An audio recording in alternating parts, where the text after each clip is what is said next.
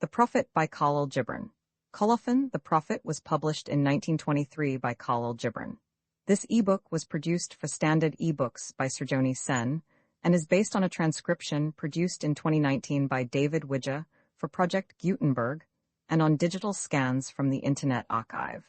The cover page is adapted from the Arab Sage, a painting completed in the 19th century by an unknown German painter. The cover and title pages feature the League Spartan and Sots Mill Gaudi typefaces created in 2014 and 2009 by the League of Movable Type. This edition was released on February 11, 2025, 7:25 p.m., and is based on revision 5092 FC0. The first edition of this ebook was released on July 17, 2019, 4:30 p.m. You can check for updates to this ebook, view its revision history, or download it for different e-reading systems at standardbooksorg/ebooks/Khalil-Gibran/The Prophet. The volunteer-driven Standard eBooks project relies on readers like you to submit typos, corrections, and other improvements. Anyone can contribute at Standard Booksorg. Then Almitra spoke, saying, "We would ask now of death." And he said, "You would know the secret of death. But how shall you find it unless you seek it in the heart of life? The owl whose night-bound eyes are blind unto the day cannot unveil the mystery of light. If you would indeed behold the spirit of death, open your heart wide unto the body of life. For life and death are one, even as the river and the sea are one. In the depth of your hopes and desires lies your silent knowledge of the beyond, and like seeds dreaming beneath the snow, your heart dreams of spring. Trust the dreams, for in them is hidden the gate to eternity. Your fear of death is but the trembling of the shepherd when he stands before the king, whose hand is to be laid upon him in honor. Is the shepherd not joyful beneath his trembling, that he shall wear the mark of the king? Yet is he not more mindful of his trembling?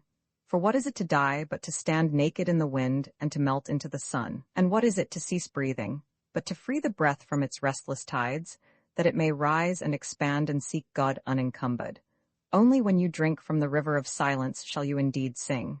And when you have reached the mountain top, then you shall begin to climb.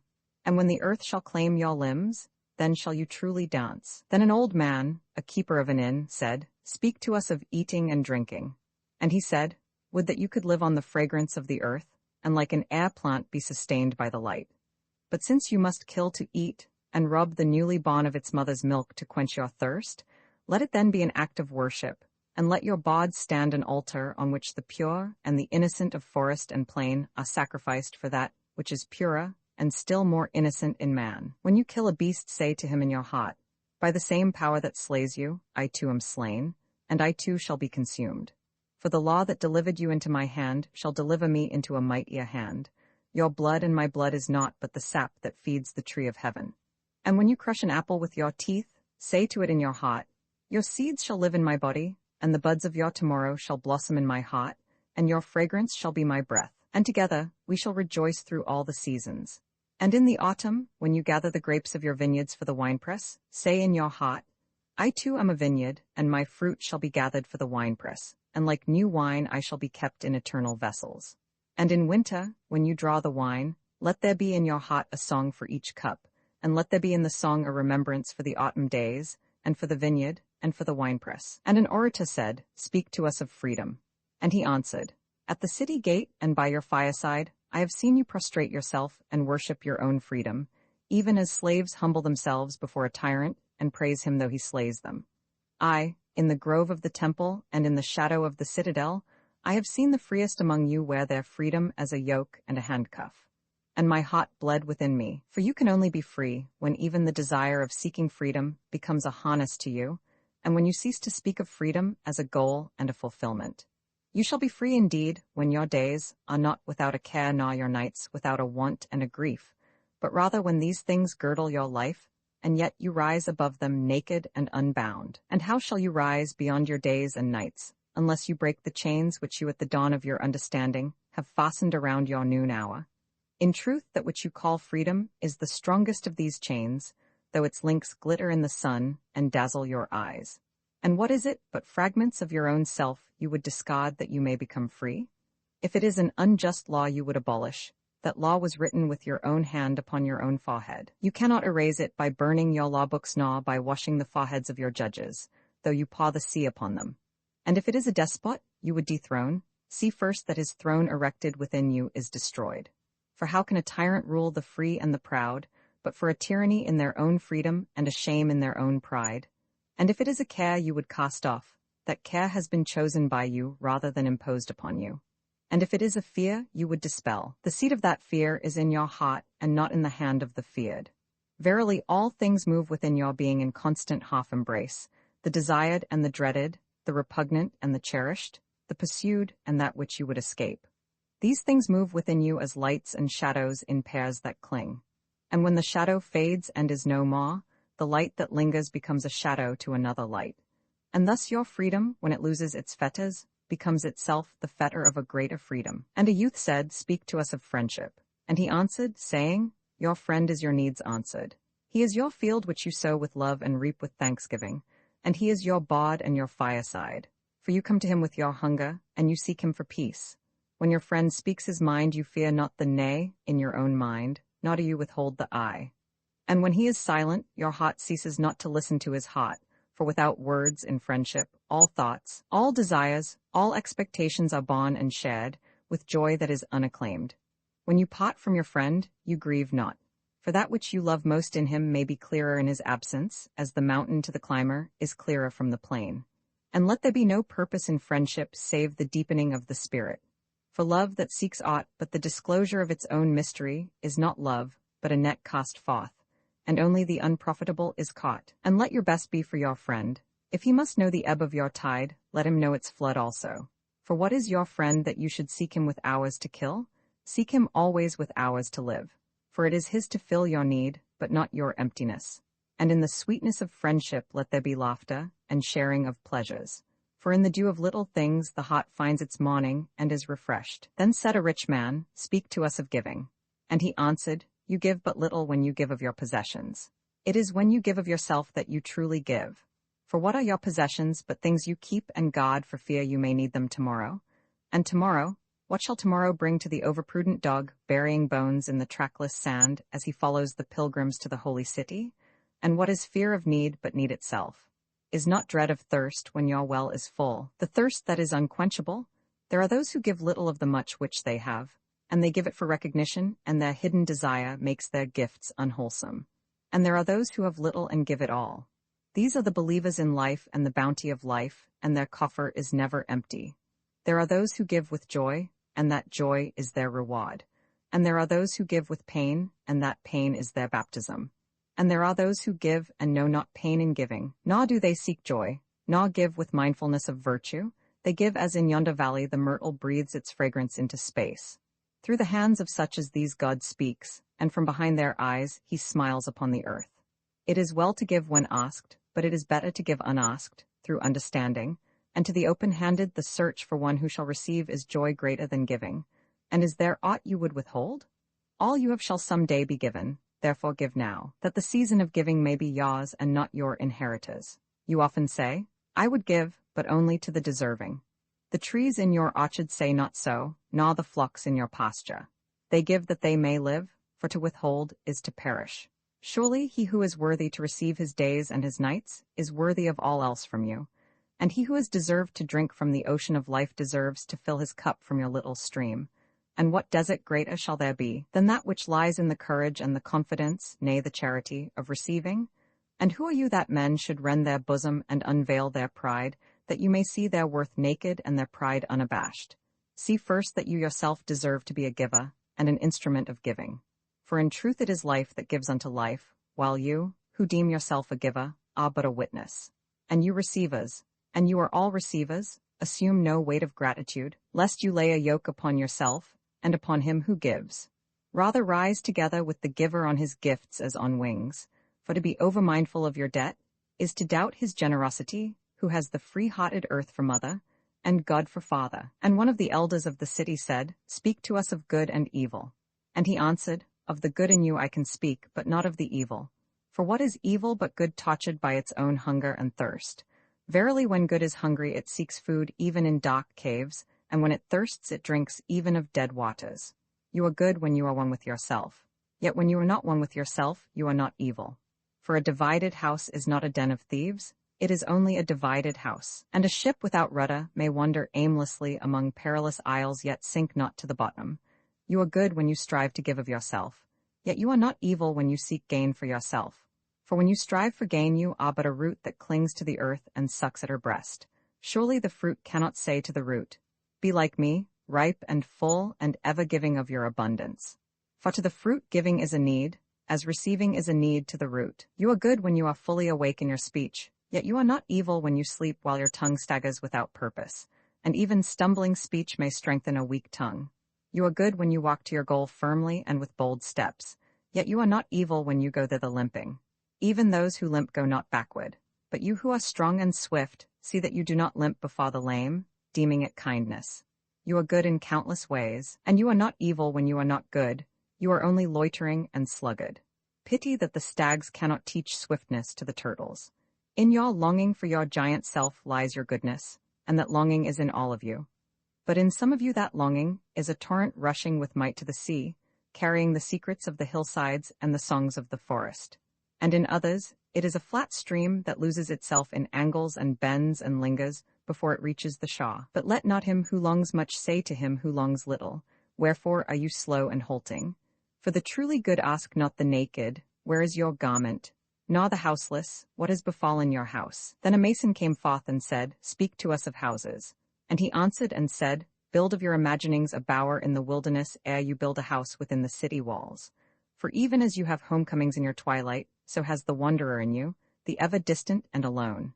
Your house is your larger body. It grows in the sun and sleeps in the stillness of the night, and it is not dreamless. Does not your house dream? And dreaming, leave the city for grove or hilltop? Would that I could gather your houses into my hand, and like a sower scatter them in forest and meadow. Would the valleys were your streets, and the green paths your alleys, that you might seek one another through vineyards, and come with the fragrance of the earth in your garments. But these things are not yet to be. In their fear your forefathers gathered you too near together, and that fear shall endure a little longer. A little longer shall your city walls separate your hearths from your fields. And tell me, people of Orphalese, what have you in these houses? And what is it you guard with fastened doors? Have you peace, the quiet urge that reveals your power? Have you remembrances, the glimmering arches that span the summits of the mind? Have you beauty, that leads the heart from things fashioned of wood and stone to the holy mountain? Tell me, have you these in your houses? Or have you only comfort, and the lust for comfort, that stealthy thing that enters the house a guest, and then becomes a host, and then a master, aye, and it becomes a tamer, and with hook and scourge makes puppets of your larger desires. Though its hands are silken, its heart is of iron. It lulls you to sleep only to stand by your bed and jeer at the dignity of the flesh. It makes mock of your sound senses, and lays them in thistledown like fragile vessels. Verily the lust for comfort murders the passion of the soul, and then walks grinning in the funeral. But you, children of space, you restless in rest, you shall not be trapped nor tamed. Your house shall be not an anchor but a mast. It shall not be a glistening film that covers a wound, but an eyelid that guards the eye. You shall not fold your wings that you may pass through doors, nor bend your heads that they strike not against a ceiling, nor fear to breathe lest walls should crack and fall down. You shall not dwell in tombs made by the dead for the living. And though of magnificence and splendor, your house shall not hold your secret nor shelter your longing. For that which is boundless in you abides in the mansion of the sky, whose door is the morning mist, and whose windows are the songs and the silences of night. Then a woman said, "Speak to us of joy and sorrow." And he answered, "Your joy is your sorrow unmasked, and the self-same well from which your laughter rises was oftentimes filled with your tears. And how else can it be? The deeper that sorrow carves into your being, the more joy you can contain. Is not the cup that holds your wine the very cup that was burned in the potter's oven? And is not the lute that soothes your spirit the very wood that was hollowed with knives? When you are joyous, look deep into your heart, and you shall find it is only that which has given you sorrow that is giving you joy. When you are sorrowful, look again in your heart, and you shall see that in truth you are weeping for that which has been your delight. Some of you say, joy is greater than sorrow, and others say, nay, sorrow is the greater. But I say unto you, they are inseparable. Together they come, and when one sits alone with you at your board, remember that the other is asleep upon your bed. Verily, you are suspended like scales between your sorrow and your joy. Only when you are empty are you at standstill and balanced.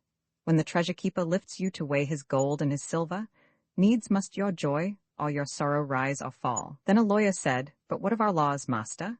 And he answered, "You delight in laying down laws, yet you delight more in breaking them.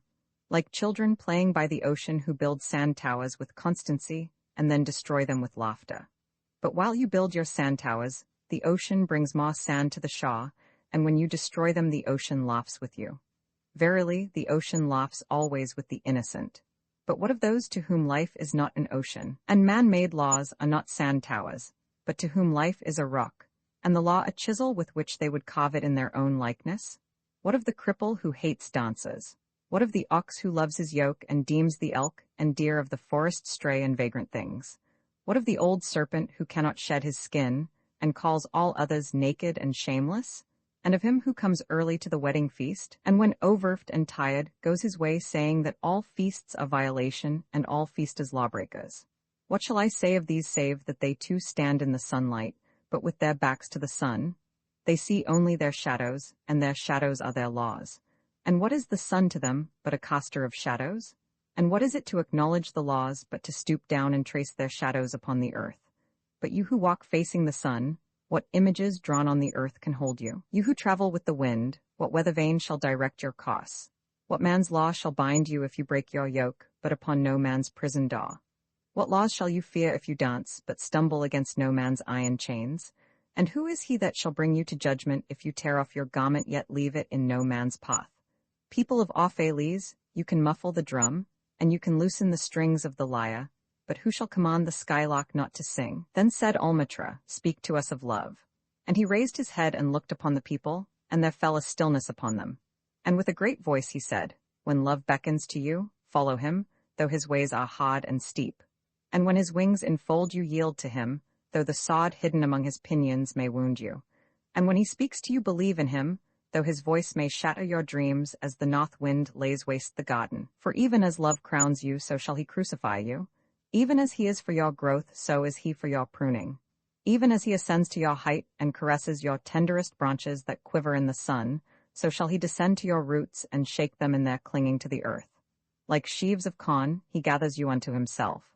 He threshes you to make you naked. He sifts you to free you from your husks. He grinds you to whiteness. He kneads you until you are pliant, and then he assigns you to his sacred fire, that you may become sacred bread for God's sacred feast.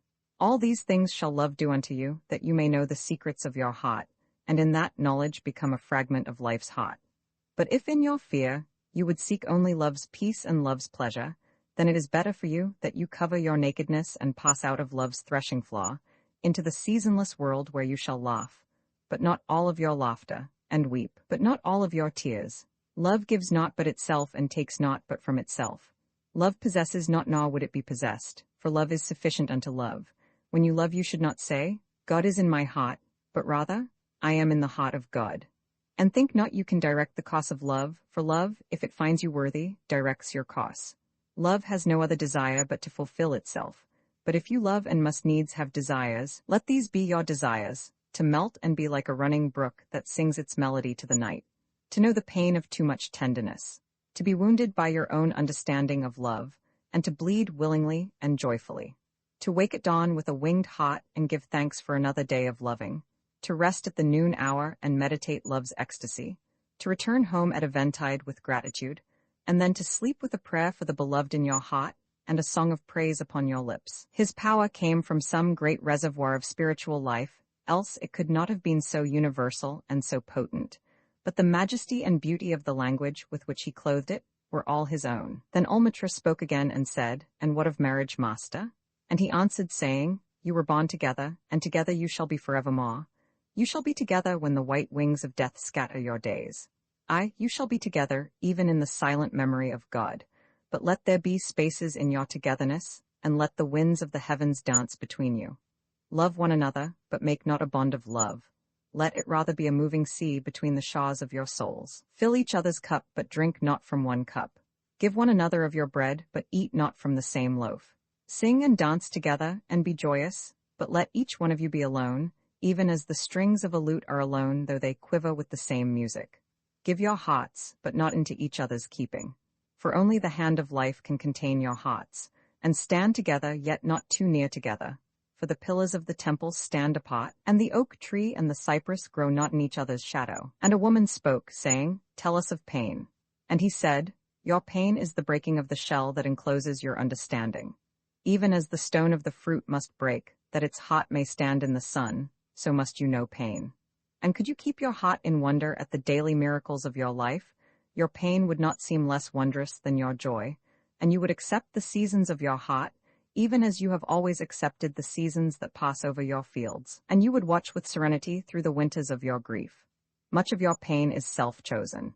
It is the bitter potion by which the physician within you heals your sick self.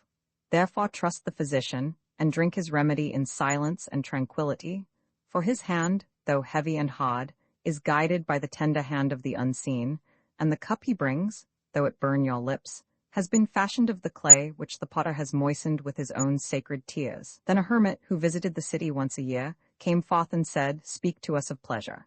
And he answered, saying, Pleasure is a freedom song, but it is not freedom. It is the blossoming of your desires, but it is not their fruit.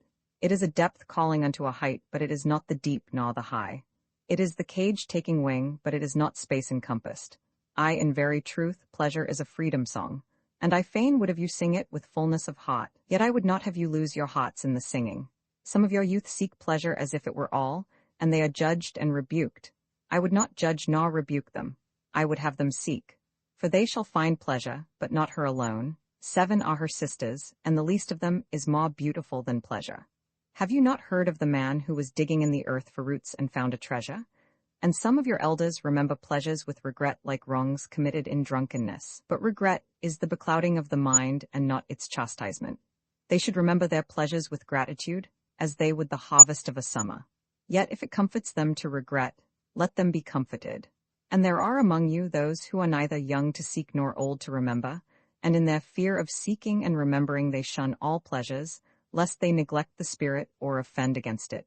But even in their foregoing is their pleasure. And thus they too find a treasure, though they dig for roots with quivering hands. But tell me, who is he that can offend the spirit?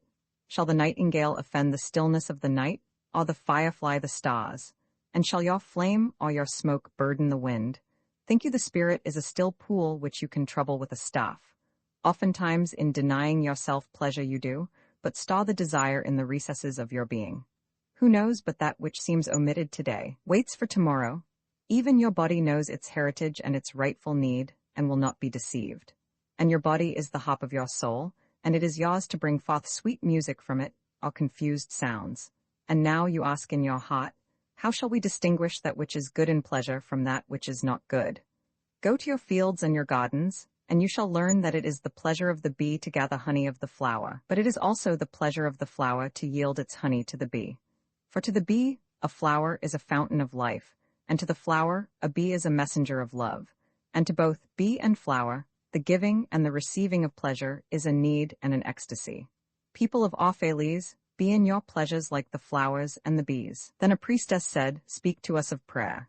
And he answered, saying, You pray in your distress and in your need. Would that you might pray also in the fullness of your joy and in your days of abundance. For what is prayer but the expansion of yourself into the living ether? And if it is for your comfort to pour your darkness into space, it is also for your delight to pour forth the dawning of your heart. And if you cannot but weep when your soul summons you to prayer, she should spur you again, and yet again, though weeping, until you shall come laughing. When you pray, you rise to meet in the air those who are praying at that very hour, and whom save in prayer you may not meet. Therefore let your visit to that temple invisible be for naught but ecstasy and sweet communion. For if you should enter the temple for no other purpose than asking you shall not receive, and if you should enter into it to humble yourself, you shall not be lifted. Or even if you should enter into it to beg for the good of others, you shall not be heard. It is enough that you enter the temple invisible. I cannot teach you how to pray in words. God listens not to your words save when he himself utters them through your lips. And I cannot teach you the prayer of the seas and the forests and the mountains. But you who are born of the mountains and the forests and the seas can find their prayer in your heart. And if you but listen in the stillness of the night, you shall hear them saying in silence, Our God, who art our winged self, it is thy will in us that willeth. It is thy desire in us that desireth. It is thy urge in us that would turn our nights, which are thine, into days which are thine also. We cannot ask thee for aught, For thou knowest our needs before they are born in us. Thou art our need, and in giving us more of thyself thou givest us all. And the priestess spoke again and said, Speak to us of reason and passion. And he answered, saying, Your soul is oftentimes a battlefield, upon which your reason and your judgment wage war against your passion and your appetite. Would that I could be the peacemaker in your soul, that I might turn the discord and the rivalry of your elements into oneness and melody. But how shall I, unless you yourselves be also the peacemakers, nay, the lovers of all your elements? Your reason and your passion are the rudder and the sails of your seafaring soul. If either your sails or your rudder be broken, you can but toss and drift, or else be held at a standstill in mid-seas. For reason, ruling alone, is a force confining, and passion, unattended, is a flame that burns to its own destruction. Therefore let your soul exalt your reason to the height of passion, that it may sing, and let it direct your passion with reason, that your passion may live through its own daily resurrection, and like the phoenix rise above its own ashes. I would have you consider your judgment and your appetite, even as you would two loved guests in your house. Surely you would not honor one guest above the other, for he who is more mindful of one loses the love and the faith of both. Among the hills, when you sit in the cool shade of the white poplars, sharing the peace and serenity of distant fields and meadows, then let your heart say in silence, God rests in reason. And when the storm comes, and the mighty wind shakes the forest, and thunder and lightning proclaim the majesty of the sky, then let your heart say in awe, God moves in passion. And since you are a breath in God's sphere, and a leaf in God's forest, you too should rest in reason and move in passion. And an old priest said, Speak to us of religion. And he said, Have I spoken this day of aught else? Is not religion all deeds and all reflection, and that which is neither deed nor reflection, but a wonder and a surprise ever springing in the soul, even while the hands hew the stone or tend the loom? Who can separate his faith from his actions, or his belief from his occupations? Who can spread his hours before him, saying, This for God and this for myself, this for my soul, and this other for my body? All your hours are wings that beat through space from self to self. He who wears his morality, but as his best garment were better naked. The wind and the sun will tear no holes in his skin. And he who defines his conduct by ethics imprisons his songbird in a cage. The freest song comes not through bars and wires. And he to whom worshipping is a window, to open but also to shut, has not yet visited the house of his soul, whose windows are from dawn to dawn. Your daily life is your temple and your religion. Whenever you enter into it, take with you your all. Take the plough and the forge and the mallet and the lute, the things you have fashioned in necessity, or for delight. For in reverie, you cannot rise above your achievements nor fall lower than your failures. And take with you all men, for in adoration, you cannot fly higher than their hopes nor humble yourself lower than their despair. And if you would know God, be not therefore a solver of riddles. Rather look about you, and you shall see him playing with your children. And look into space, you shall see him walking in the cloud, outstretching his arms in the lightning and descending in rain. You shall see him smiling in flowers, then rising and waving his hands in trees. And a man said, Speak to us of self-knowledge. And he answered, saying, Your hearts know in silence the secrets of the days and the nights, but your ears thirst for the sound of your heart's knowledge. You would know in words that which you have always known in thought. You would touch with your fingers the naked body of your dreams, and it is well you should. The hidden wellspring of your soul must needs rise and run murmuring to the sea, and the treasure of your infinite depths would be revealed to your eyes. But let there be no scales to weigh your unknown treasure, and seek not the depths of your knowledge with staff or sounding line. For self is a sea boundless and measureless. Say not, I have found the truth, but rather, I have found a truth. Say not, I have found the path of the soul. Say rather, I have met the soul walking upon my path. For the soul walks upon all paths. The soul walks not upon a line, neither does it grow like a reed. The soul unfolds itself, like a lotus of countless petals. And then a scholar said, Speak of talking. And he answered, saying, You talk when you cease to be at peace with your thoughts. And when you can no longer dwell in the solitude of your heart, you live in your lips, and sound is a diversion and a pastime. And in much of your talking, thinking is half murdered. For thought is a bird of space, that in a cage of words may indeed unfold its wings, but cannot fly. There are those among you who seek the talkative through fear of being alone. The silence of aloneness reveals to their eyes their naked selves, and they would escape. And there are those who talk, and without knowledge or forethought, reveal a truth which they themselves do not understand. And there are those who have the truth within them, but they tell it not in words. In the bosom of such as these the Spirit dwells in rhythmic silence. When you meet your friend on the roadside or in the marketplace, let the Spirit in you move your lips and direct your tongue. Let the voice within your voice speak to the ear of his ear. For his soul will keep the truth of your heart, as the taste of the wine is remembered when the color is forgotten, and the vessel is no more. Then said a teacher, Speak to us of teaching. And he said, No man can reveal to you aught but that which already lies half asleep in the dawning of your knowledge. The teacher who walks in the shadow of the temple, among his followers, gives not of his wisdom, but rather of his faith and his lovingness. If he is indeed wise, he does not bid you enter the house of his wisdom, but rather leads you to the threshold of your own mind. The astronomer may speak to you of his understanding of space, but he cannot give you his understanding. The musician may sing to you of the rhythm which is in all space, but he cannot give you the ear which arrests the rhythm, nor the voice that echoes it.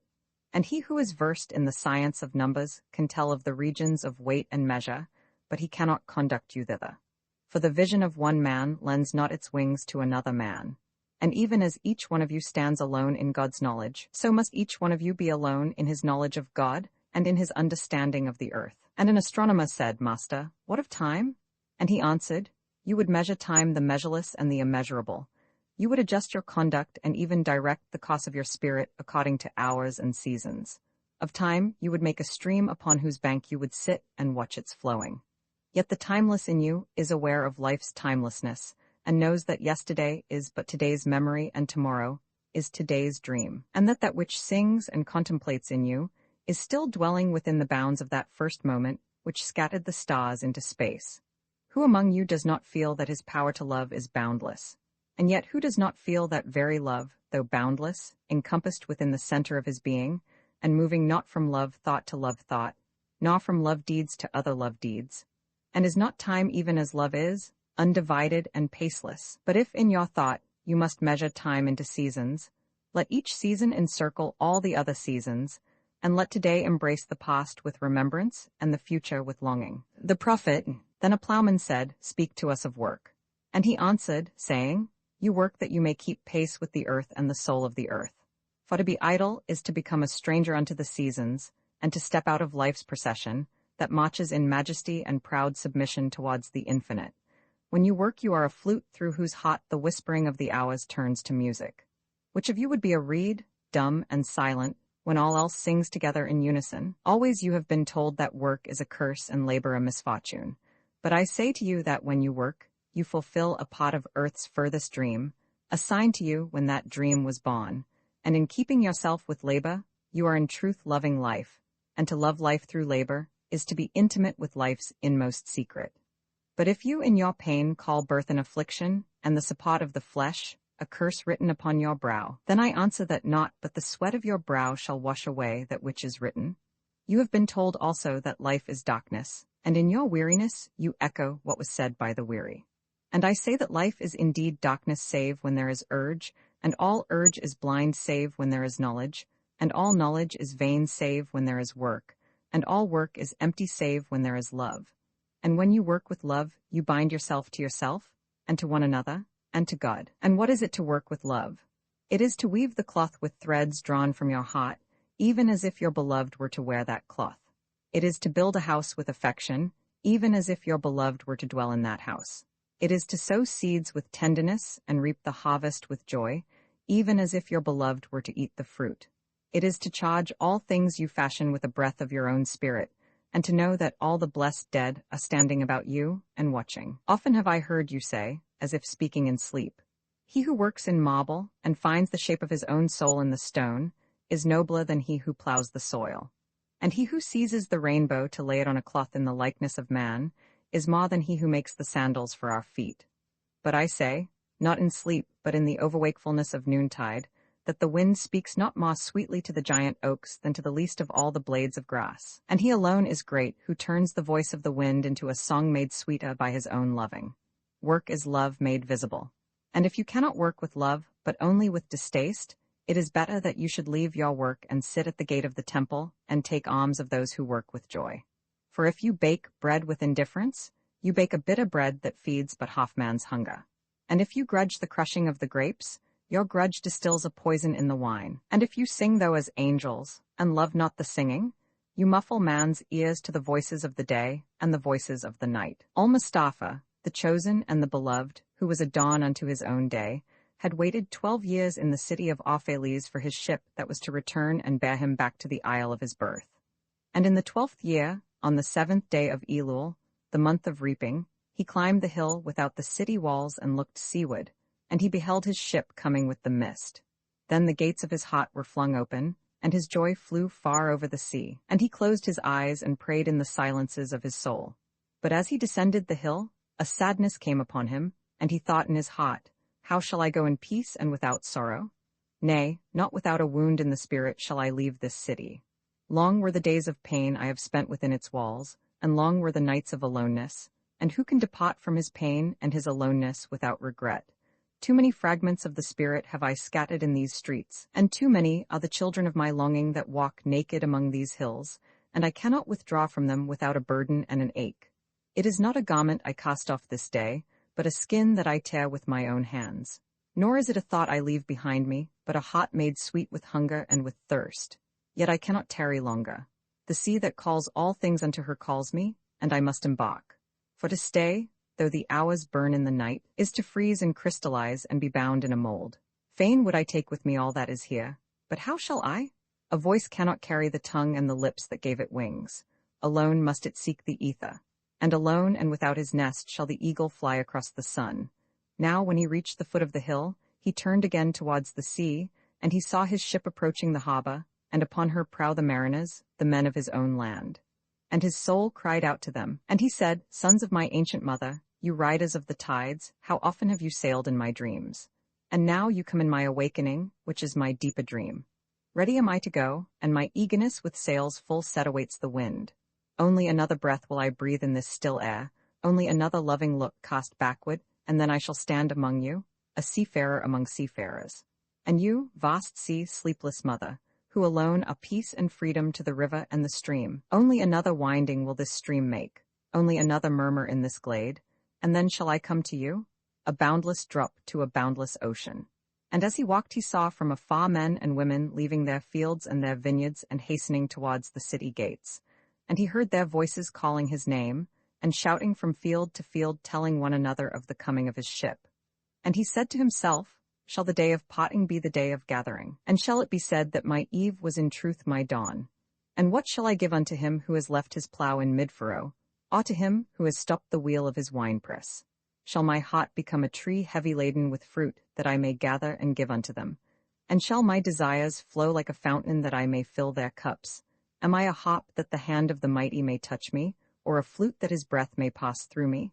A seeker of silences am I, and what treasure have I found in silences that I may dispense with confidence? If this is my day of harvest, in what fields have I sowed the seed, and in what unremembered seasons? If this indeed be the hour in which I lift up my lantern, it is not my flame that shall burn therein. Empty and dark shall I raise my lantern, and the guardian of the night shall fill it with oil, and he shall light it also. These things he said in words, but much in his heart remained unsaid, for he himself could not speak his deep a secret. And when he entered into the city, all the people came to meet him, and they were crying out to him as with one voice. And the elders of the city stood forth and said, Go not yet away from us. A noontide have you been in our twilight, and your youth has given us dreams to dream. No stranger are you among us, nor a guest, but our son and our dearly beloved. Suffer not yet our eyes to hunger for your face. And the priests and the priestesses said unto him, Let not the waves of the sea separate us now, and the years you have spent in our midst become a memory. You have walked among us a spirit, and your shadow has been a light upon our faces. Much have we loved you. But speechless was our love, and with veils has it been veiled. Yet now it cries aloud unto you, and would stand revealed before you. And ever has it been that love knows not its own depth, until the hour of separation. And others came also and entreated him. But he answered them not. He only bent his head, and those who stood near saw his tears falling upon his breast. And he and the people proceeded towards the great square before the temple. And there came out of the sanctuary a woman whose name was Almitra, and she was a seeress. And he looked upon her with exceeding tenderness, for it was she who had first sought and believed in him when he had been but a day in their city. And she hailed him, saying, Prophet of God, in quest of the uttermost, Long have you searched the distances for your ship. And now your ship has come, and you must needs go. Deep is your longing for the land of your memories and the dwelling place of your greater desires, and our love would not bind you nor our needs hold you. Yet this we ask ere you leave us, that you speak to us and give us of your truth. And we will give it unto our children, and they unto their children, and it shall not perish. In your aloneness you have watched with our days, and in your wakefulness you have listened to the weeping and the laughter of our sleep. Now therefore disclose us to ourselves, and tell us all that has been shown you of that which is between birth and death. And he answered, People of Opheles, of what can I speak save of that which is even now moving within your souls? And now it was evening. And Almitra the seeress said, Blessed be this day and this place and your spirit that has spoken. And he answered, Was it I who spoke? Was I not also a listener? Then he descended the steps of the temple, and all the people followed him. And he reached his ship and stood upon the deck. And facing the people again, he raised his voice and said, People of Opheles, the wind bids me leave you. Less hasty am I than the wind, yet I must go. We wanderers, ever seeking the lonely away, begin no day where we have ended another day, and no sunrise finds us where sunset left us. Even while the earth sleeps we travel. We are the seeds of the tenacious plant, and it is in our ripeness and our fullness of heart that we are given to the wind and are scattered. Brief were my days among you, and briefer still the words I have spoken. But should my voice fade in your ears, and my love vanish in your memory, then I will come again, and with a richer heart and lips more yielding to the Spirit will I speak. Yea, I shall return with the tide, and though death may hide me, and the greater silence enfold me, yet again will I seek your understanding. And not in vain will I seek. If aught I have said is truth, that truth shall reveal itself in a clearer voice, and in words more kin to your thoughts. I go with the wind, people of Opheles, but not down into emptiness, and if this day is not a fulfillment of your needs and my love, then let it be a promise till another day. Man's needs change, but not his love, nor his desire that his love should satisfy his needs. Know, therefore, that from the greatest silence I shall return. The mist that drifts away at dawn, leaving but dew in the fields, shall rise and gather into a cloud and then fall down in rain. And not unlike the mist have I been.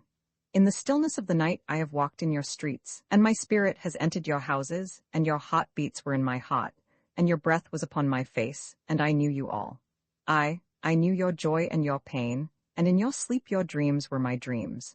And oftentimes I was among you a lake among the mountains. I mirrored the summits in you and the bending slopes, and even the passing flux of your thoughts and your desires. And to my silence came the laughter of your children in streams, and the longing of your youths in rivers. And when they reached my depth, the streams and the rivers ceased not yet to sing. But sweeter still than laughter and greater than longing came to me. It was the boundless in you, the vast man in whom you are all but cells and sinews, he in whose chant all your singing is but a soundless throbbing. It is in the vast man that you are vast, and in beholding him that I beheld you and loved you. For what distances can love reach that are not in that vast sphere? What visions, what expectations, and what presumptions can outsaw that flight? Like a giant oak tree covered with apple blossoms is the vast man in you. His might binds you to the earth, his fragrance lifts you into space, and in his durability you are deathless. You have been told that, even like a chain, you are as weak as your weakest link. This is but half the truth. You are also as strong as your strongest link. To measure you by your smallest deed is to reckon the power of ocean by the frailty of its foam. To judge you by your failures is to cast blame upon the seasons for their inconstancy. You are like an ocean, and though heavy-grounded ships await the tide upon your shores, yet, even like an ocean, you cannot hasten your tides. And like the seasons you are also, and though in your winter you deny your spring, yet spring, reposing within you, smiles in her drowsiness and is not offended. Think not I say these things in order that you may say the one to the other. He praised us well. He saw but the good in us. I only speak to you in words of that which you yourselves know in thought. And what is word knowledge but a shadow of wordless knowledge?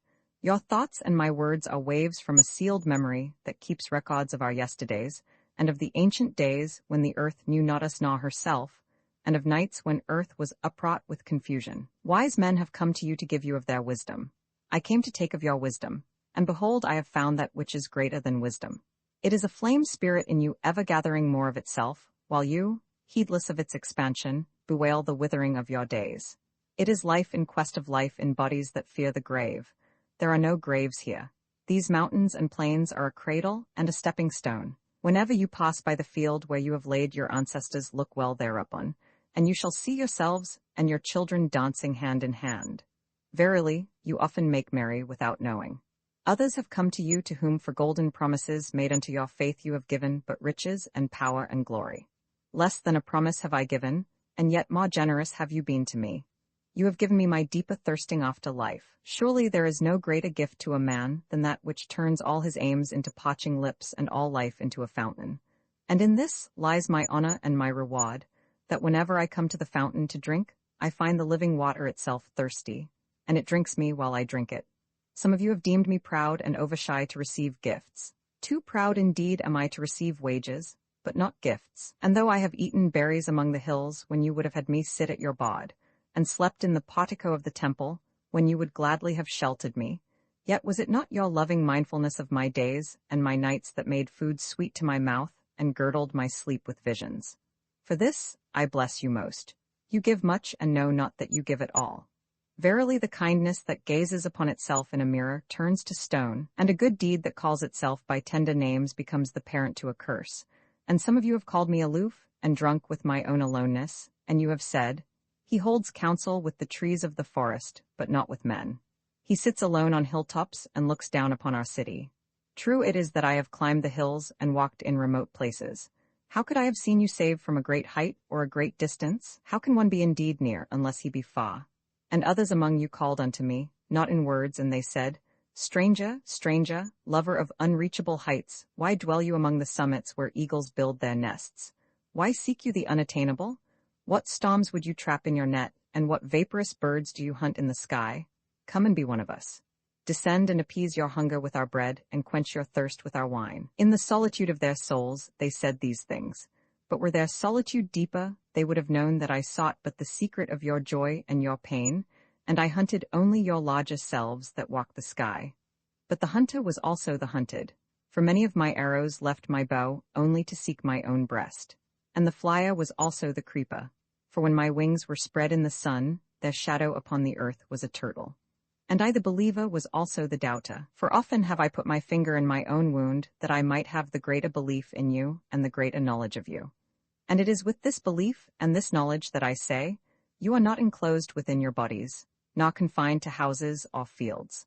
That which is you dwells above the mountain and roves with the wind. It is not a thing that crawls into the sun for warmth, or digs holes into darkness for safety, but a thing free, a spirit that envelops the earth and moves in the ether. If these be vague words, then seek not to clear them. Vague and nebulous is the beginning of all things, but not their end, and I fain would have you remember me as a beginning. Life, and all that lives, is conceived in the mist and not in the crystal. And who knows but a crystal is mist in decay? This would I have you remember in remembering me, that which seems most feeble and bewildered in you, is the strongest and most determined. Is it not your breath that has erected and hardened the structure of your bones? And is it not a dream which none of you remember having dreamt, that builded your city and fashioned all there is in it? Could you but see the tides of that breath, you would cease to see all else. And if you could hear the whispering of the dream, you would hear no other sound. But you do not see, nor do you hear, and it is well. The veil that clouds your eyes shall be lifted by the hands that wove it, and the clay that fills your ears shall be pierced by those fingers that kneaded it. And you shall see, and you shall hear, yet you shall not deplore having known blindness, nor regret having been deaf. For in that day you shall know the hidden purposes in all things, and you shall bless darkness as you would bless light. After saying these things he looked about him, and he saw the pilot of his ship standing by the helm and gazing now at the full sails and now at the distance. And he said, Patient, over-patient is the captain of my ship. The wind blows and restless are the sails, even the rudder begs direction, yet quietly my captain awaits my silence. And these my mariners who have heard the choir of the great sea, they too have heard me patiently. Now they shall wait no longer. I am ready. The stream has reached the sea, and once more the great mother holds her son against her breast. Fare you well, people of Opheles. This day has ended. It is closing upon us even as the water lily upon its own tomorrow. What was given us here we shall keep, and if it suffices not, then again must we come together, and together stretch our hands unto the giver. Forget not that I shall come back to you. A little while, and my longing shall gather dust and foam for another body. A little while, a moment of rest upon the wind, and another woman shall bear me. Farewell to you and the youth I have spent with you. It was but yesterday we met in a dream. You have sung to me in my aloneness, and I of your longings have built a tower in the sky. But now our sleep has fled and our dream is over, and it is no longer dawn. The noontide is upon us and our half-waking has turned to fuller day, and we must part. If in the twilight of memory we should meet once more, we shall speak again together, and you shall sing to me a deeper song. And if our hands should meet in another dream, we shall build another tower in the sky. So saying he made a signal to the seamen, and straightway they weighed anchor and cast the ship loose from its moorings, and they moved eastward. And a cry came from the people as from a single heart, and it rose into the dusk, and was carried out over the sea like a great trumpeting. Only Almatra was silent, gazing after the ship until it had vanished into the mist. And when all the people were dispersed, she still stood alone upon the sea-wall, remembering in her heart his saying, "A little while, a moment of rest upon the wind, and another woman shall bear me." The Prophet by Khalil Gibran. Uncopyright. May you do good and not evil. May you find forgiveness for yourself and forgive others. May you share freely, never taking more than you give. Copyright pages exist to tell you that you can't do something. Unlike them, this uncopyright page exists to tell you that the writing and artwork in this ebook are believed to be in the United States public domain. That is, they are believed to be free of copyright restrictions in the United States. The United States public domain represents our collective cultural heritage, and items in it are free for anyone in the United States to do almost anything at all with, without having to get permission. Copyright laws are different all over the world, and the source text or artwork in this ebook may still be copyrighted in other countries. If you're not located in the United States, you must check your local laws before using this ebook. Standard ebooks makes no representations regarding the copyright status of the source text or artwork in this ebook in any country other than the United States. Non-authorship activities performed on items that are in the public domain, so-called sweat of the brow, work, don't create a new copyright. That means that nobody can claim a new copyright on an item that is in the public domain for, among other things, work like digitization, mock-up, or typography. Regardless, the contributors to this ebook released their contributions under the terms in the CC 01.0 Universal Public Domain dedication, thus dedicating to the worldwide public domain all of the work they've done on this ebook, including but not limited to metadata, the title page, imprint, colophon, this uncopyright, and any changes or enhancements to, or mock-up on, the original text and artwork. This dedication doesn't change the copyright status of the source text or artwork. We make this dedication in the interest of enriching our global cultural heritage, to promote free and libre culture around the world, and to give back to the unrestricted culture that has given all of us so much. Table of Contents Landmarks. Imprint. This ebook is the product of many hours of hard work by volunteers for standard ebooks, and builds on the hard work of other literature lovers made possible by the public domain. This particular ebook is based on a transcription from Project Gutenberg and on digital scans from the Internet Archive. The source text and artwork in this ebook are believed to be in the United States public domain. That is, they are believed to be free of copyright restrictions in the United States. They may still be copyrighted in other countries, so users located outside of the United States must check their local laws before using this ebook. The creators of, and contributors to, this ebook dedicate their contributions to the worldwide public domain via the terms in the CC 01.0 Universal Public Domain dedication.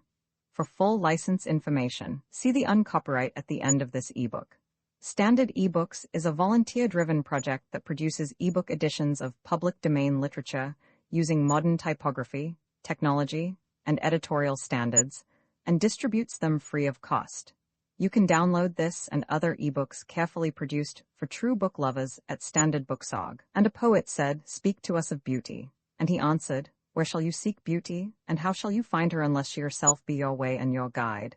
And how shall you speak of her except she be the weaver of your speech?" The aggrieved and the injured say, "Beauty is kind and gentle. Like a young mother half shy of her own glory, she walks among us." And the passionate say, "Nay, beauty is a thing of might and dread. Like the tempest she shakes the earth beneath us and the sky above us." The tired and the weary say, "Beauty is of soft whisperings. She speaks in our spirit. Her voice yields to our silences like a faint light that quivers in fear of the shadow." But the restless say, We have heard her shouting among the mountains, and with her cries came the sound of hoofs, and the beating of wings, and the roaring of lions. At night the watchmen of the city say, Beauty shall rise with the dawn from the east, and at noontide the toilers and the wayfarers say, We have seen her leaning over the earth from the windows of the sunset. In winter say the snow-bound, She shall come with the spring leaping upon the hills. And in the summer heat the reapers say, We have seen her dancing with the autumn leaves, and we saw a drift of snow in her hair. All these things have you said of beauty, yet in truth you spoke not of her but of needs unsatisfied, and beauty is not a need but an ecstasy. It is not a mouth thirsting nor an empty hand stretched forth, but rather a heart inflamed and a soul enchanted.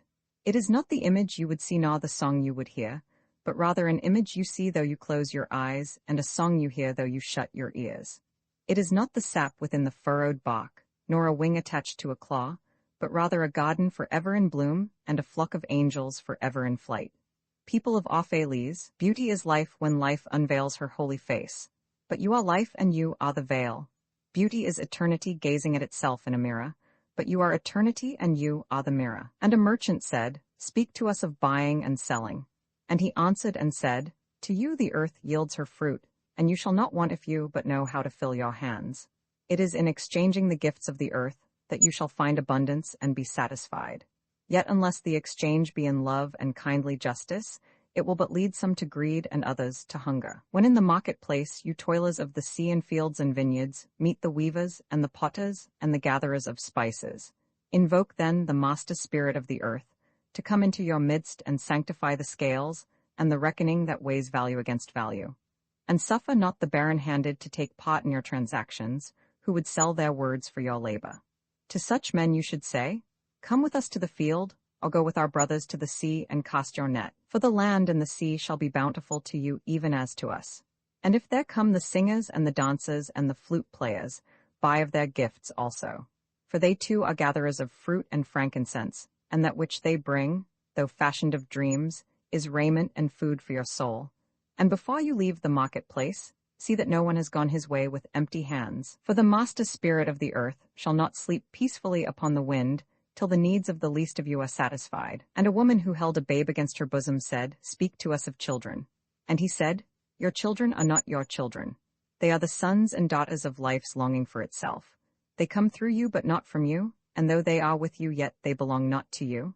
You may give them your love but not your thoughts, for they have their own thoughts. You may house their bodies but not their souls, for their souls dwell in the house of tomorrow, which you cannot visit, not even in your dreams. You may strive to be like them, but seek not to make them like you. For life goes not backward nor tarries with yesterday. You are the bows from which your children as living arrows are sent forth. The archer sees the mark upon the path of the infinite, and he bends you with his might that his arrows may go swift and far. Let your bending in the archer's hand be for gladness, for even as he loves the arrow that flies, so he loves also the bow that is stable. And the weaver said, Speak to us of clothes. And he answered, Your clothes conceal much of your beauty, yet they hide not the unbeautiful. And though you seek in garments the freedom of privacy, you may find in them a harness and a chain. Would that you could meet the sun and the wind with more of your skin and less of your raiment, for the breath of life is in the sunlight and the hand of life is in the wind. Some of you say, It is the north wind who has woven the clothes we wear. And I say, Aye, it was the north wind, but shame was his loom, and the softening of the sinews was his thread. And when his work was done, he laughed in the forest. Forget not that modesty is for a shield against the eye of the unclean, and when the unclean shall be no more, what were modesty but a fetter and a fouling of the mind? And forget not that the earth delights to feel your bare feet, and the winds long to play with your hair. Then one of the judges of the city stood forth and said, Speak to us of crime and punishment. And he answered, saying, It is when your spirit goes wandering upon the wind, that you, alone and unguarded, commit a wrong unto others and therefore unto yourself. And for that wrong committed must you knock and wait a while unheeded at the gate of the blessed. Like the ocean is your God self, it remains forever undefiled. And like the ether it lifts but the winged. Even like the sun is your God self, it knows not the ways of the mole, nor seeks at the holes of the serpent. But your God self dwells not alone in your being. Much in you is still man, and much in you is not yet man, but a shapeless pygmy that walks asleep in the mist searching for its own awakening. And of the man in you would I now speak. For it is he, and not your God self, nor the pygmy in the mist, that knows crime and the punishment of crime. Oftentimes have I heard you speak of one who commits a wrong, as though he were not one of you, but a stranger unto you, and an intruder upon your world. But I say that even as the holy and the righteous cannot rise beyond the highest which is in each one of you, so the wicked and the weak cannot fall lower than the lowest which is in you also.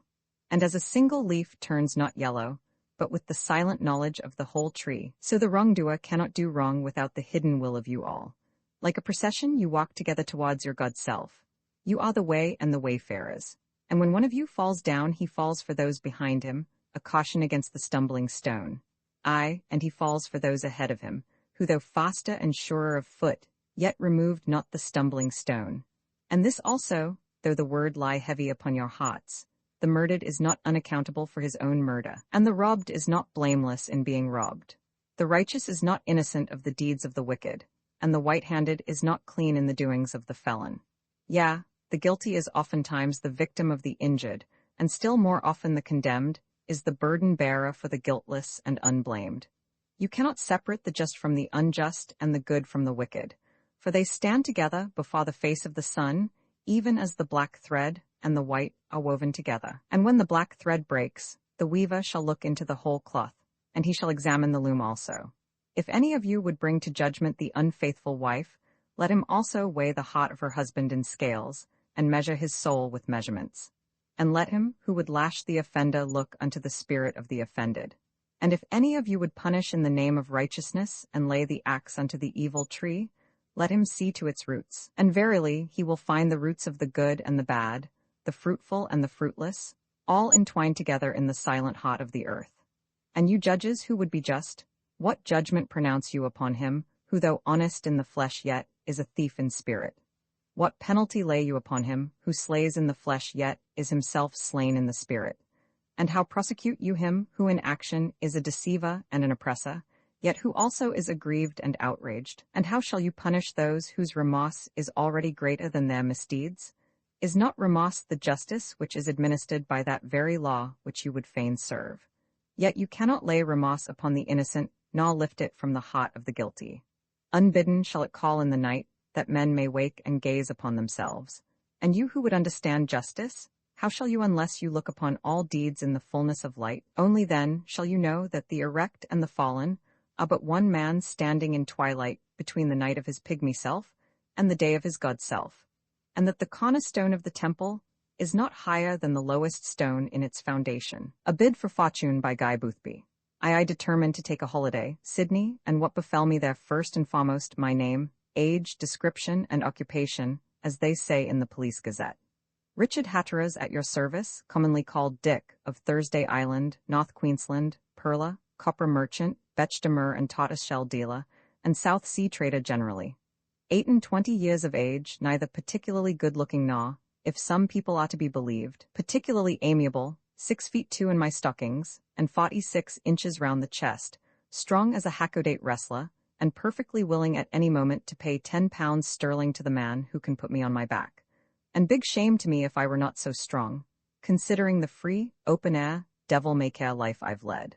Why, I was doing man's work at an age when most boys are wondering when they're going to be taken out of knickerbockers. I'd been half round the world before I was 15, and had been wrecked twice and marooned once before my beard showed signs of sprouting. My father was an Englishman, not very much profit to himself, so he used to say, but of a kindly disposition, and the best husband to my mother, during their short married life, that any woman could possibly have desired. She, poor soul, died of fever in the Philippines the year I was born, and he went to the bottom in the schooner Helen of Troy, a degree west of the Line Islands, within 6 months of her decease, struck the tail end of a cyclone, it was thought, and went down, lock, stock, and barrel, leaving only one man to tell the tale. So I lost father and mother in the same 12 months, and that being so, when I put my cabbage tree on my head it covered, as far as I knew, all my family in the world. Any way you look at it, it's calculated to give you a turn, at 15 years of age, to know that there's not a living soul on the face of God's globe that you can take by the hand and call relation. That old saying about blood being thicker than water is a pretty true one, I reckon.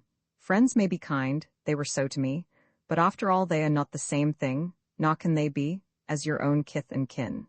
However, I had to look my trouble in the face and stand up to it as a man should, and I suppose this kept me from brooding over my loss as much as I should otherwise have done. At any rate, 10 days after the news reached me, I had shipped aboard the little Emily, trading schooner, for Papeete, booked for 5 years among the islands, where I was to learn to water copra, to cook my balances, and to lay the foundation of the strange adventures that I am going to tell you about in this book. After my time expired, and I had served my trading company on half the mud banks of the Pacific, I returned to Australia and went up inside the Great Barrier Reef to Somerset, the pearling station that had just come into existence on Cape York. They were good days there then, before all the newfangled laws that now regulate the pearling trade had come into force, days when a man could do almost as he liked among the islands in those seas. I don't know how other folk liked it, but the life just suited me. So much so that, when Somerset proved inconvenient and the settlement shifted across to Thursday, I went with it, and what was more to the point, with money enough at my back to fit myself out with a brand new lugger and full crew, so that I could go pearling on my own account. For many years I went at it head down, and this brings me up to 4 years ago, when I was a grown man, the owner of a house, 2 luggers, and as good a diving plant as any man could wish to possess. What was more, just before this, I had put some money into a mining concern on the mainland, which had, contrary to most ventures of the sort, turned up trumps, giving me as my share the nice round sum of £5,000. With all this wealth at my back, and having been in harness for a greater number of years on end than I cared to count, I made up my mind to take a holiday and go home to England to see the place where my father was born and had lived his early life. I found the name of it written in the flyleaf of an old Latin book he left me, and to have a look at a country I'd heard so much about, but never thought to have the good fortune to set my foot upon. Accordingly, I packed my traps, let my house, sold my luggers and gear, intending to buy new ones when I returned, said goodbye to my friends and shipmates, and set off to join an Orient liner in Sydney. You will see from this that I intended doing the thing in style, and why not? I'd got more money to my hand to play with than most of the swells who patronized the first saloon. I had earned it honestly, and was resolved to enjoy myself with it to the top of my bent, and hang the consequences. I reached Sydney a week before the boat was advertised to sail, but I didn't fret much about that. There's plenty to see and do in such a big place, and when a man's been shut away from theatres and amusements for years at a stretch, he can put in his time pretty well looking about him.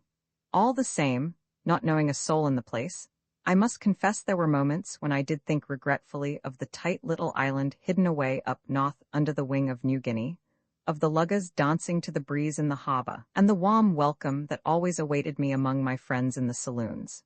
Take my word for it, there's something in even being a ladder on a small island. Anyway, it's better than being a deadbeat in a big city like Sydney, where nobody knows you, and your next-door neighbour wouldn't miss you if he never saw or heard of you again. I used to think of these things as I marched about the streets looking in at shop windows, or took excursions up and down the harbour. There's no place like Sydney Harbour in the wide, wide world for beauty, and before I'd been there a week, I was familiar with every part of it. Still, it would have been more enjoyable, as I hinted just now, if I had had a friend to tour about with me, and by the same token I'm doing one man an injustice. There was one fellow, I remember, who did offer to show me round. I fell across him in a saloon in George Street. He was tall and handsome, and as spick and span as a new pin till you came to look under the surface. When he entered the bar, he winked at the girl who was serving me, and as soon as I'd finished my drink asked me to take another with him. Seeing what his little game was, and wanting to teach him a lesson, I lured him on by consenting. I drank with him, and then he drank with me. "Been long in Sydney?" he inquired casually, looking at me, and at the same time stroking his fair moustache. "Just come in," was my reply. "Don't you find it dull work going about alone?" he inquired. "I shall never forget my first week of it." "You're about right," I answered. "It is dull. I don't know a soul bar my banker and lawyer in the town. Dear me," more curling of the moustache, "if I can be of any service to you while you're here, I hope you'll come on me. For the sake of auld lang syne, don't you know? I believe we're both Englishmen, eh?" "It's very good of you," I replied modestly, affecting to be overcome by his condescension. "I'm just off to lunch. I am staying at the Quebec. Is it far enough for a hansom?" As he was about to answer, a lawyer, with whom I had done a little business the day before, walked into the room. I turned to my patronizing friend and said, "Will you excuse me for one moment? I want to speak to this gentleman on business." He was still all graciousness. I'll call a hansom and wait for you in it." When he had left the saloon, I spoke to the new arrival. He had noticed the man I had been talking to, and was kind enough to warn me against him. "That man," he said, "bears a very bad reputation. He makes it his trade to meet new arrivals from England, weak-brained young pigeons with money. He shows them round Sydney, and plucks them so clean that, when they leave his hands, in 9 cases out of 10, they haven't a feather left to fly with. You ought not, with your experience of rough customers, to be taken in by him." "Nor am I," I replied. "I am going to teach him a lesson. Would you like to see it? Then come with me." Arm in arm, we walked into the street, watched by Mr. Hawk from his seat in the cab. When we got there, we stood for a moment chatting, and then strolled together down the pavement. Next moment, I heard the cab coming along after us, and my friend hailing me in his silkiest tones, but though I looked him full in the face, I pretended not to know him. Seeing this, he drove past us, pulled up a little further down, and sprang out to wait for me. "I was almost afraid I had missed you," he began, as we came up with him. "Perhaps as it is such a fine day you would rather walk than ride?" "I beg your pardon," I answered. "I'm really afraid you have the advantage of me, but you have asked me to lunch with you at the Quebec. You told me to call a hansom." "Pardon me again, but you are really mistaken. I said I was going to lunch at the Quebec, and asked you if it was far enough to be worth while taking a hansom. That is your hansom, not mine. If you don't require it any longer, I should advise you to pay the man and let him go." "You are a swindler, sir. I refuse to pay the cabman. It is your hansom." I took a step closer to my fine gentleman, and looking him full in the face, said as quietly as possible, for I didn't want all the street to hear, "Mr. Dorinda Dodson, let this be a lesson to you. Perhaps you'll think twice next time before you try your little games on me." He stepped back as if he had been shot, hesitated a moment, and then jumped into his cab and drove off in the opposite direction. When he had gone, I looked at my astonished companion. "Well now," he ejaculated at last, "how on earth did you manage that?" "Very easily," I replied. "I happen to remember having met that gentleman up in our part of the world when he was in a very awkward position, very awkward for him. By his action just now, I should say that he has not forgotten the circumstance any more than I have." "I should rather think not. Good day." We shook hands and parted, he going on down the street while I branched off to my hotel. That was the first of the only 2 adventures of any importance I met with during my stay in New South Wales. And there's not much in that, I fancy I can hear you saying. Well, that may be so, I don't deny it, but it was nevertheless through that I became mixed up with the folk who figure in this book, and indeed it was to that very circumstance, and that alone, I owe my connection with the queer story I have set myself to tell. And this is how it came about. 3 days before the steamer sailed, and about 4 o'clock in the afternoon, I chanced to be walking down Castlereagh Street, wondering what on earth I should do with myself, until dinner time, when I saw approaching me the very man whose discomfiture I have just described. Being probably occupied planning the plucking of some unfortunate new chum, he did not see me. And as I had no desire to meet him again, after what had passed between us, I crossed the road and meandered off in a different direction, eventually finding myself located on a seat in the domain, lighting a cigarette and looking down over a broad expanse of harbor. One thought led to another, and so I sat on and on long after dusk had fallen, never stirring, until a circumstance occurred on a neighboring path that attracted my attention. A young and well-dressed lady was pursuing her way in my direction, evidently intending to leave the park by the entrance I had used to come into it. But unfortunately for her, at the junction of 2 paths to my right, 3 of Sydney's typical larrikins were engaged in earnest conversation. They had observed the girl coming towards them, and were evidently preparing some plan for accosting her. When she was only about 50 yards away, 2 of them walked to a distance, leaving the 3rd and biggest ruffian to waylay her. He did so, but without success. She passed him and continued her walk at increased speed. The man thereupon quickened his pace, and, secure in the knowledge that he was unobserved, again accosted her.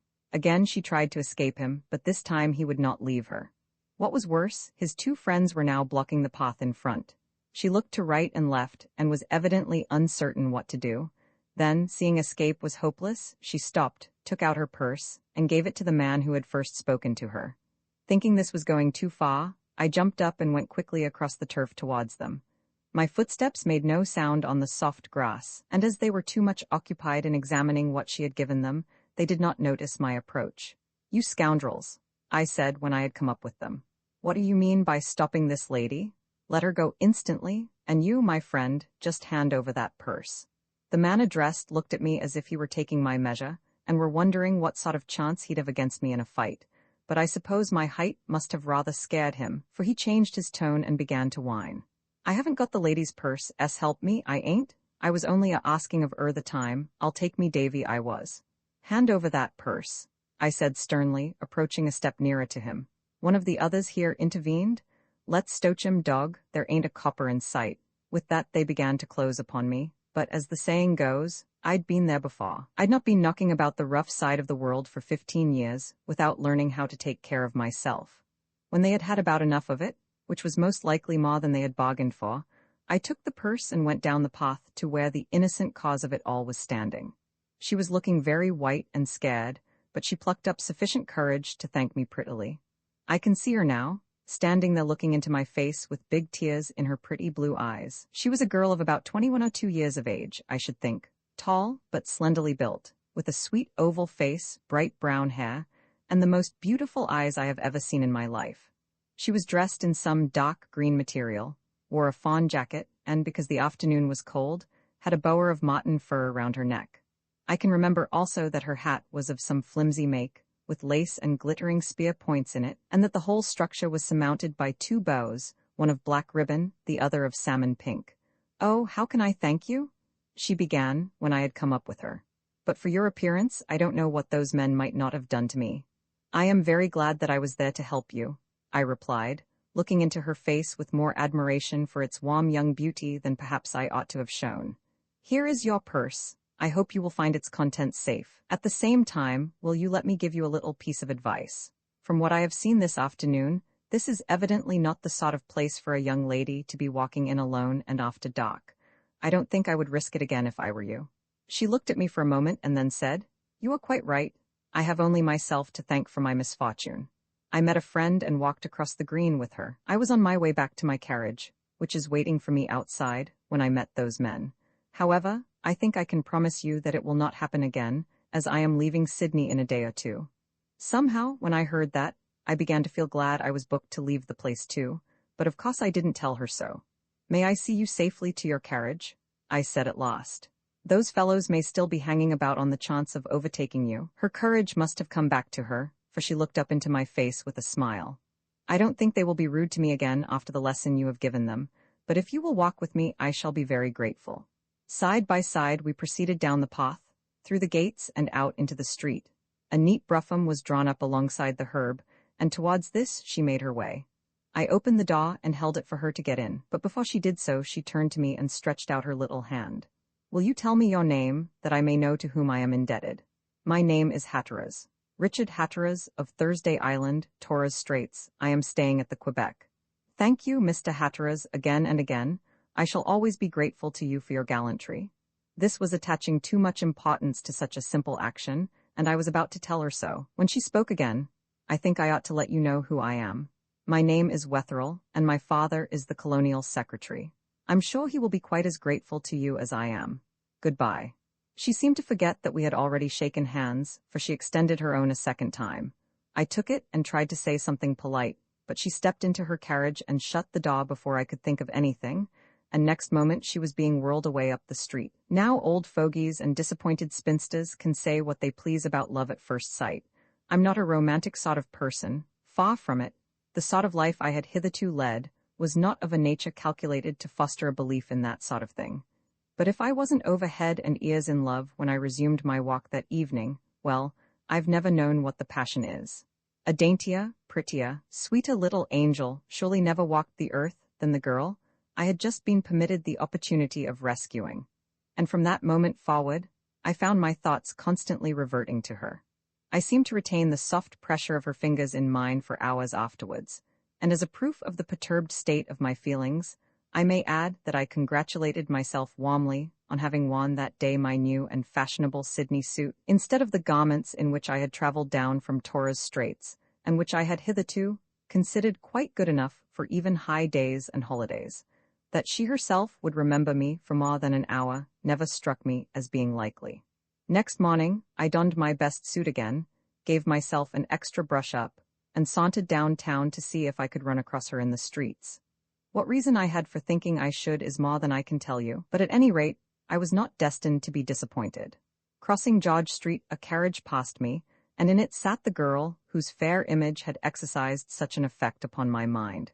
That she saw and recognized me was evidenced by the gracious bow and smile with which she favored me. Then she passed out of sight, and it was a wonder that that minute didn't see the end of my career, for I stood like one in a dream, looking in the direction in which she had gone, and it was not until two hansoms and a brewer's wagon had nearly run me down that I realized it would be safer for me to pursue my meditations on the sidewalk. I got back to my hotel by lunchtime, and during the progress of that meal, a brilliant idea struck me. Supposing I plucked up courage and called? Why not? It would be only a polite action to inquire if she were any the worse for her fright. The thought was no sooner born in my brain than I was eager to be off, but it was too early for such a formal business, so I had to cool my heels in the hall for an hour. Then, hailing a hansom and inquiring the direction of their residence, I drove off to Potts Point. The house was the last in the street, an imposing mansion standing in well-laid-out grounds. The butler answered my ring, and in response to my inquiry, dashed my hopes to the ground by informing me that Miss Wetherill was out. "She's very busy, you see, at present, sir. She and the master leave for England on Friday in the Orizaba." "What?" I cried, almost forgetting myself in my astonishment. "You don't mean to say that Miss Wetherill goes to England in the Orizaba?" "I do, sir, and I do hear she's going home to be presented at court, sir." "Ah, thank you. Will you give her my card and say that I hope she is none the worse for her fright last evening?"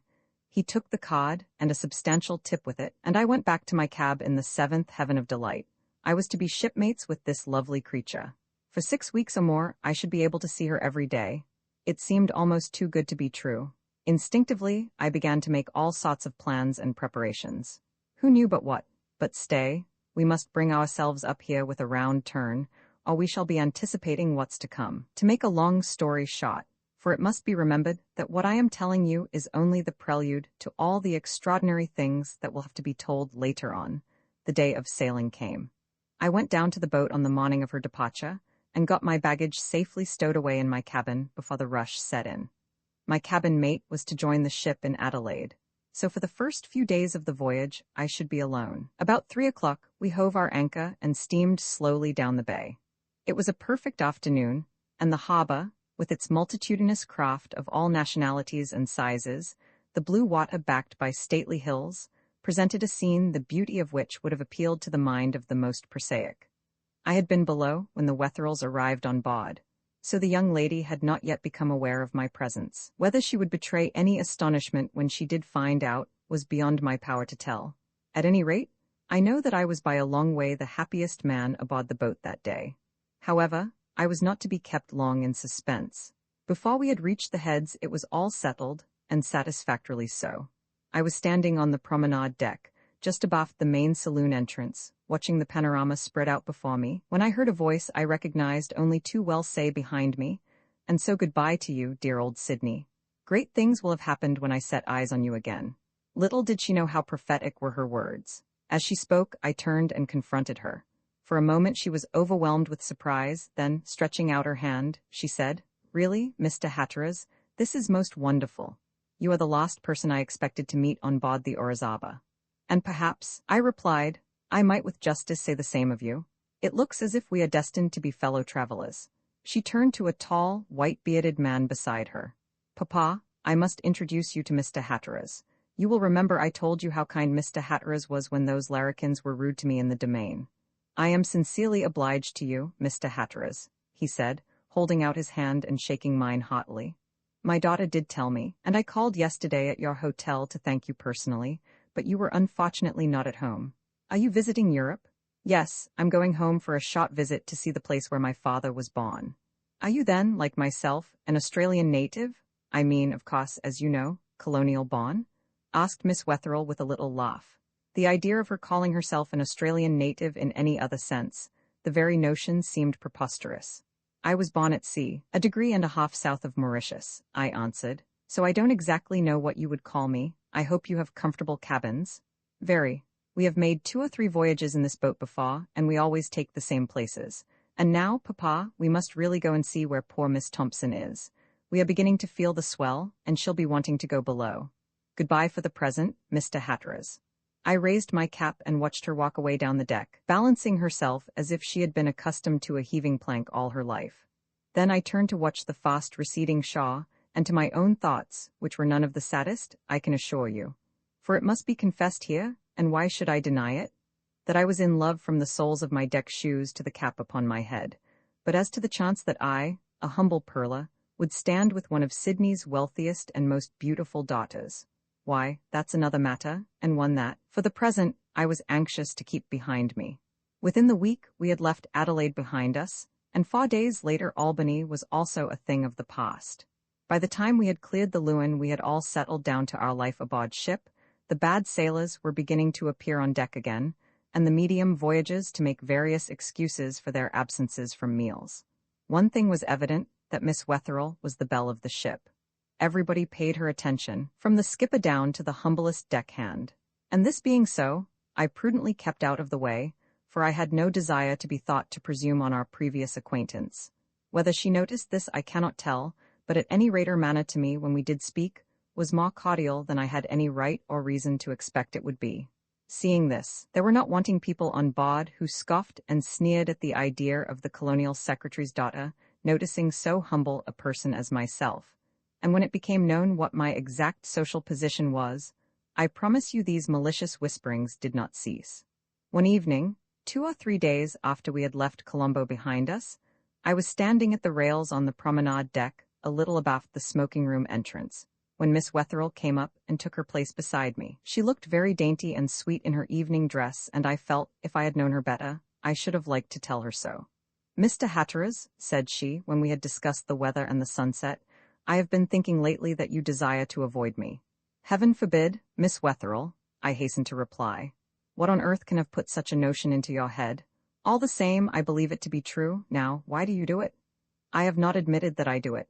But, perhaps, if I do seem to deny myself the pleasure of being with you as much as some other people I could mention, it is only because I fail to see what possible enjoyment you can derive from my society." "That is a very pretty speech," she answered, smiling, "but it does not tell me what I want to know." "And what is it that you want to know, my dear young lady?" "I want to know why you are so much changed towards me. At first we got on splendidly. You used to tell me of your life in Torres Straits, of your trading ventures in the southern seas, and even of your hopes for the future. Now, however, all that is changed. It is good morning, Miss Wetherill, good evening, Miss Wetherill, and that is all. I must own I don't like such treatment. I must crave your pardon, but, no, we won't have any buts. If you want to be forgiven, you must come and talk to me as you used to do. You will like the rest of the people, I'm sure, when you get to know them. They are very kind to me. And you think I shall like them for that reason? No, no, how silly you are, but I do so want you to be friendly." After that there was nothing for it but for me to push myself into a circle where I had the best reasons for knowing that I was not wanted. However, it had its good side. I saw more of Miss Wetherill, so much more indeed that I began to notice that her father did not quite approve of it. But whatever he may have thought, he said nothing to me on the subject. A fortnight or so later, we were at Aden, leaving that barren rock about 4 o'clock, and entering the Red Sea the same evening. The Suez Canal passed through, and Pott said behind us, we were in the Mediterranean, and for the first time in my life I stood in Europe. At Naples the Wetherills were to say goodbye to the boat, and continue the rest of their journey home across the continent. As the hour of separation approached, I must confess I began to dread it more and more. And somehow, I fancy, she was not quite as happy as she used to be. You will probably ask what grounds I had for believing that a girl like Miss Wetherill would take any interest in a man like myself, and it is a question I can no more answer than I can fly. And yet, when I came to think it all out, I was not without my hopes. We were to reach Pott the following morning. The night was very still, the water almost unruffled. Somehow it came about that Miss Wetherill and I found ourselves together in the same sheltered spot where she had spoken to me on the occasion referred to before. The stars in the east were paling preparatory to the rising of the moon. I glanced at my companion as she leant against the rails scanning the quiet sea, and noticed the sweet wistfulness of her expression. Then suddenly a great desire came over me to tell her of my love. Surely, even if she could not return it, there would be no harm in letting her know how I felt towards her. For this reason I drew a little closer to her. "And so, Miss Wetherill," I said, "tomorrow we are to bid each other goodbye, never, perhaps, to meet again." "Oh no, Mr. Hatteras," she answered, "we won't say that. Surely we shall see something of each other somewhere." The world is very tiny after all. To those who desire to avoid each other, perhaps, but for those who wish to find it is still too large. Well then, we must hope for the best. Who knows but that we may run across each other in London? I think it is very probable. And will that meeting be altogether distasteful to you? I asked, quite expecting that she would answer with her usual frankness. But to my surprise, she did not speak, only turned half away from me. Had I offended her? Miss Wetherell, pray forgive my rudeness, I said hastily. I ought to have known I had no right to ask you such a question. And why shouldn't you? She replied, this time turning her sweet face towards me. No, Mr. Hatteras, I will tell you frankly, I should very much like to see you again. With that, all the blood in my body seemed to rush to my head. Could I be dreaming? Or had she really said she would like to see me again? I would try my luck now, whatever came of it. You cannot think how pleasant our intercourse has been to me, I said. And now I have to go back to my lonely, miserable existence again. But you should not say that. You have your work in life. Yes, but what is that to me when I have no one to work for? Can you conceive anything more awful than my loneliness? Remember, as far as I know, I am absolutely without kith and kin. There is not a single soul to care for me in the whole world, not one to whom my death would be a matter of the least concern. Oh, don't say that. Her voice faltered so that I turned from the sea and contemplated her. It is true, Miss Wetherell, bitterly true. It is not true, it cannot be true. If only I could think it would be some little matter of concern to you, I should go back to my work with a happier heart. Again she turned her face from me. My arm lay beside hers upon the bulwarks, and I could feel that she was trembling. Brutal though it may seem to say so, this gave me fresh courage. I said slowly, bending my face a little towards her, would it affect you, Phyllis? One little hand fell from the bulwarks to her side, and as I spoke I took possession of it. She did not appear to have heard my question, so I repeated it. Then her head went down upon the bulwarks, but not before I had caught the whispered yes that escaped her lips. Before she could guess what was going to happen, I had taken her in my arms and smothered her face with kisses. Nor did she offer any resistance. I knew the whole truth now. She was mine, she loved me. Me. The whole world seemed to reach her the news, the very sea to ring with it, and just as I learned from her own dear lips the story of her love, the great moon rose as if to listen. Can you imagine my happiness, my delight? She was mine, this lovely girl, my very own, bound to me by all the bonds of love. Oh, happy hour! Oh, sweet delight! I pressed her to my heart again and again. She looked into my face and then away from me, her sweet eyes suffused with tears, then suddenly her expression changed. I turned to see what ailed her, and to my discomfiture discovered her father stalking along the silent deck towards us. Whispering to her to leave us, she sped away, and I was left alone with her angry parent. That he was angry I judged from his face, nor was I wrong in my conjecture. Mr. Hatteras, he said severely, pray what does this mean? How is it that I find you in this undignified position with my daughter? Mr. Wetherell, I answered, I can see that an explanation is due to you. Just before you came up I was courageous enough to tell your daughter that I loved her. She has been generous enough to inform me that she returns my affection. And now the best course for me to pursue is to ask your permission to make her my wife. You presume, sir, upon the service you rendered my daughter in Sydney. I did not think you would follow it up in this fashion. Your daughter is free to love whom she pleases, I take it? I said, my temper, fanned by the tone he adopted, getting a little the better of my judgment. She has been good enough to promise to marry me, if I can obtain your permission. Have you any objection to raise? Only one, and that one is insuperable. Understand me, I forbid it once and for all. In every particular, without hope of change, I forbid it. As you must see it as a matter which affects the happiness of 2 lives, I feel sure you will be good enough to tell me your reasons. I must decline any discussion on the matter at all. You have my answer, I forbid it. This is to be final then? I am to understand that you are not to be brought to change your mind by any actions of mine? No, sir, I am not. What I have said is irrevocable. The idea is not to be thought of for a moment. And while I am on this subject, let me tell you that your conduct towards my daughter on board this ship has been very distasteful to me. I have the honor to wish you a very good evening. Stay, Mr. Wetherell, I said, as he turned to go. You have been kind enough to favor me with your views. Now I will give you mine. Your daughter loves me. I am an honest and an industrious man, and I love her with my whole heart and soul. I tell you now, and though you decline to treat me with proper fairness, I give you warning that I intend to marry her if she will still have me, with your consent or without it. You are insolent, sir. I assure you I have no desire to be. I endeavor to remember that you are her father, though I must own you lack her sense of what is fair and right. I will not discuss the question any further with you. You know my absolute decision. Good night. Good night. With anger and happiness struggling in my breast for the mastery, I paced that deck for hours. My heart swelled with joy at the knowledge that my darling loved me, but it sank like lead when I considered the difficulties which threatened us if her father persisted in his present determination. At last, just as 8 bells was striking 12 o'clock, I went below to my cabin. My fellow passenger was fast asleep, a fact which I was grateful for when I discovered propped against my bottle rack a tiny envelope with my name inscribed upon it. Tearing it open, I read the following: My own dearest, my father has just informed me of his interview with you. I cannot understand it or ascribe a reason for it. But whatever happens, remember that I will be your wife, and the wife of no other. May God bless and keep you always. Your own, Phillies. P.S. Before we leave the ship, you must let me know your address in London. With such a letter under my pillow, can it be doubted that my dreams were good?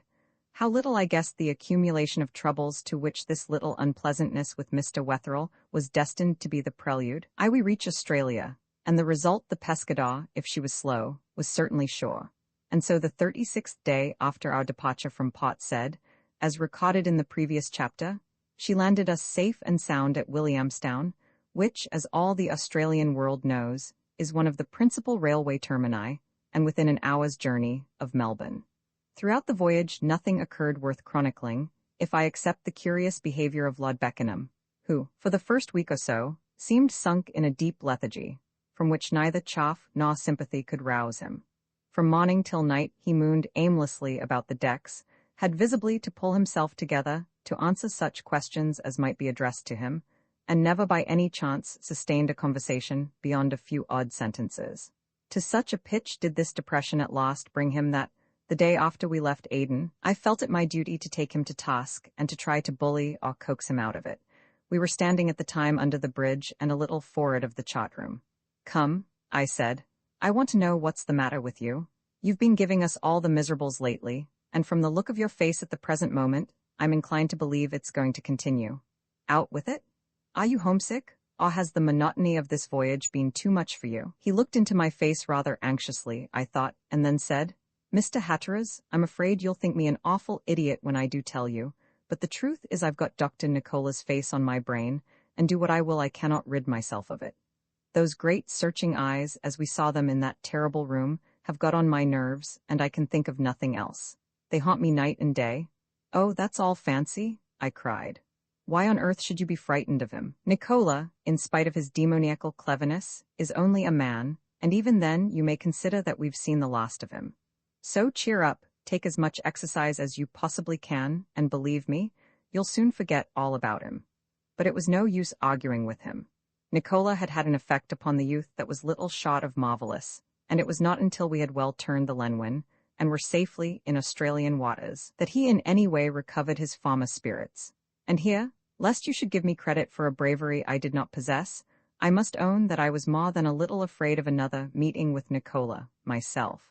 I had had 4 opportunities afforded me of judging of his cleverness, once in the restaurant off Oxford Street, once in the Green Sailor public house in the East India Dock Road, once in the West of England Express, and lastly, in the house in Port Said. I had not the slightest desire, therefore, to come to close quarters with him again. Arriving in Melbourne, we caught the afternoon express for Sydney, reaching that city the following morning a little after breakfast. By the time we arrived at our destination, we had held many consultations over our future, and the result was a decision to look for a quiet hotel on the outskirts of the city, and then to attempt to discover what the mystery, in which we had been so deeply involved, might mean. The merits of all the various suburbs were severally discussed, though I knew but little about them, and the Marquis less. Parramatta, Penrith, Woollahra, Balmain, and even many of the bays and harbours received attention, until we decided on the last named as the most likely place to answer our purpose.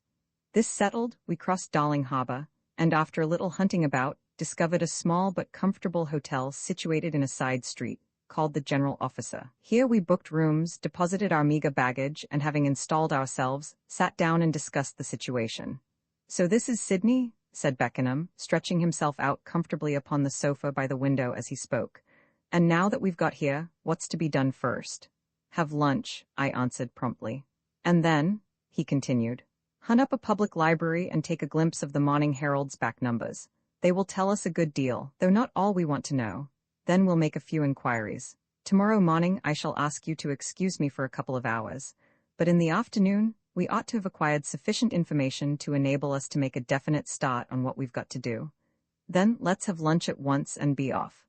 I'm all eagerness to get to work. We accordingly ordered lunch, and when it was finished, set off in search of a public library. Having found it, and it was not a very difficult matter, we sought the reading room and made for a stand of Sydney Morning Heralds in the corner. Somehow I felt as certain of finding what I wanted there as any man could possibly be, and as it happened, I was not disappointed. On the second page, beneath a heading in bold type, was a long report of a horse show, held the previous afternoon, at which it appeared a large viceregal and fashionable party were present. The list included His Excellency the Governor and the Countess of Amberley, the ladies Maud and Ermintrude, their daughters, the Marquis of Beckenham, Captain Barrington, an aide-de-camp, and Mr. Baxter. In a voice that I hardly recognized as my own, so shaken was it with excitement, I called Beckenham to my side and pointed out to him his name. He stared, looked away, then stared again, hardly able to believe his eyes. "What does it mean?" he whispered, just as he had done in Pot said. "What does it mean?" I led him out of the building before I answered and then clapped him on the shoulder. "It means, my boy," I said, "that there's been a hitch in their arrangements and that we're not too late to circumvent them after all. But where do you think they are staying, these two scoundrels?" "At Government House, to be sure. Didn't you see that the report said the Earl and Countess of Amberley and a distinguished party from Government House, including the Marquis of Beckenham, etc.? Then let us go to Government House at once and unmask them. That is our bounden duty to society." Then all I can say is, if it is our duty to society, society will have to wait. No, we must find out first what their little game is. That once decided, the unmasking will fall in as a natural consequence. Don't you understand? I am afraid I don't quite. However, I expect you're right. By this time, we were back again at the ferry. It was not time for the boat to start, so while we waited, we amused ourselves staring at the placards pasted about on the wharf hoardings. Then a large theatrical poster caught my eye and drew me towards it. It announced a grand viceregal command night at one of the principal theatres for that very evening, and further set forth the fact that the most noble the Marquis of Beckenham would be amongst the distinguished company present. "Here we are," I called to my companion, who was at a little distance. "We'll certainly go to this. The Marquis of Beckenham shall honour it with his patronage and presence after all." Noting the name and address of the theatre, we went back to our hotel for dinner, and as soon as it was eaten returned to the city to seek the theatre. When we entered it, the building was crowded, and the arrival of the Government House party was momentarily expected. Presently there was a hush, then the orchestra and audience rose while God Save the Queen was played, and the governor and a brilliant party entered the viceregal box. You may be sure of all that vast concourse of people there were none who stared harder than Beckenham and myself. And it was certainly enough to make any man stare, for there, sitting on her ladyship's right hand, faultlessly dressed, was the exact image of the young man by my side. The likeness was so extraordinary that for a moment I could hardly believe that Beckenham had not left me to go up and take his seat there. And if I was struck by the resemblance, you may be sure that he was a dozen times more so. Indeed, his bewilderment was most comical, and must have struck those people round us, who were watching, as something altogether extraordinary. I looked again, and could just discern behind the front row the smug, self-satisfied face of the tutor Baxter. Then the play commenced, and we were compelled to turn and give it our attention. Here I must stop to chronicle one circumstance that throughout the day had struck me as peculiar. When our vessel arrived at Williamstown, it so happened that we had travelled up in the train to Melbourne with a tall, handsome, well-dressed man of about 30 years of age. Whether he, like ourselves, was a new arrival in the colony, and only passing through Melbourne, I cannot say. At any rate, he went on to Sydney in the mail train with us. Then we lost sight of him, only to find him standing near the public library when we had emerged from it that afternoon, and now here he was sitting in the stalls of the theatre, not half a dozen chairs from us. Whether this continual companionship was designed or only accidental, I could not of course say, but I must own that I did not like the look of it. Could it be possible, I asked myself, that Nicola, learning our departure for Australia in the Pescador, had cabled from Port Said to this man to watch us? It seemed hardly likely, and yet we had had sufficient experience of Nicola to teach us not to consider anything impossible for him to do.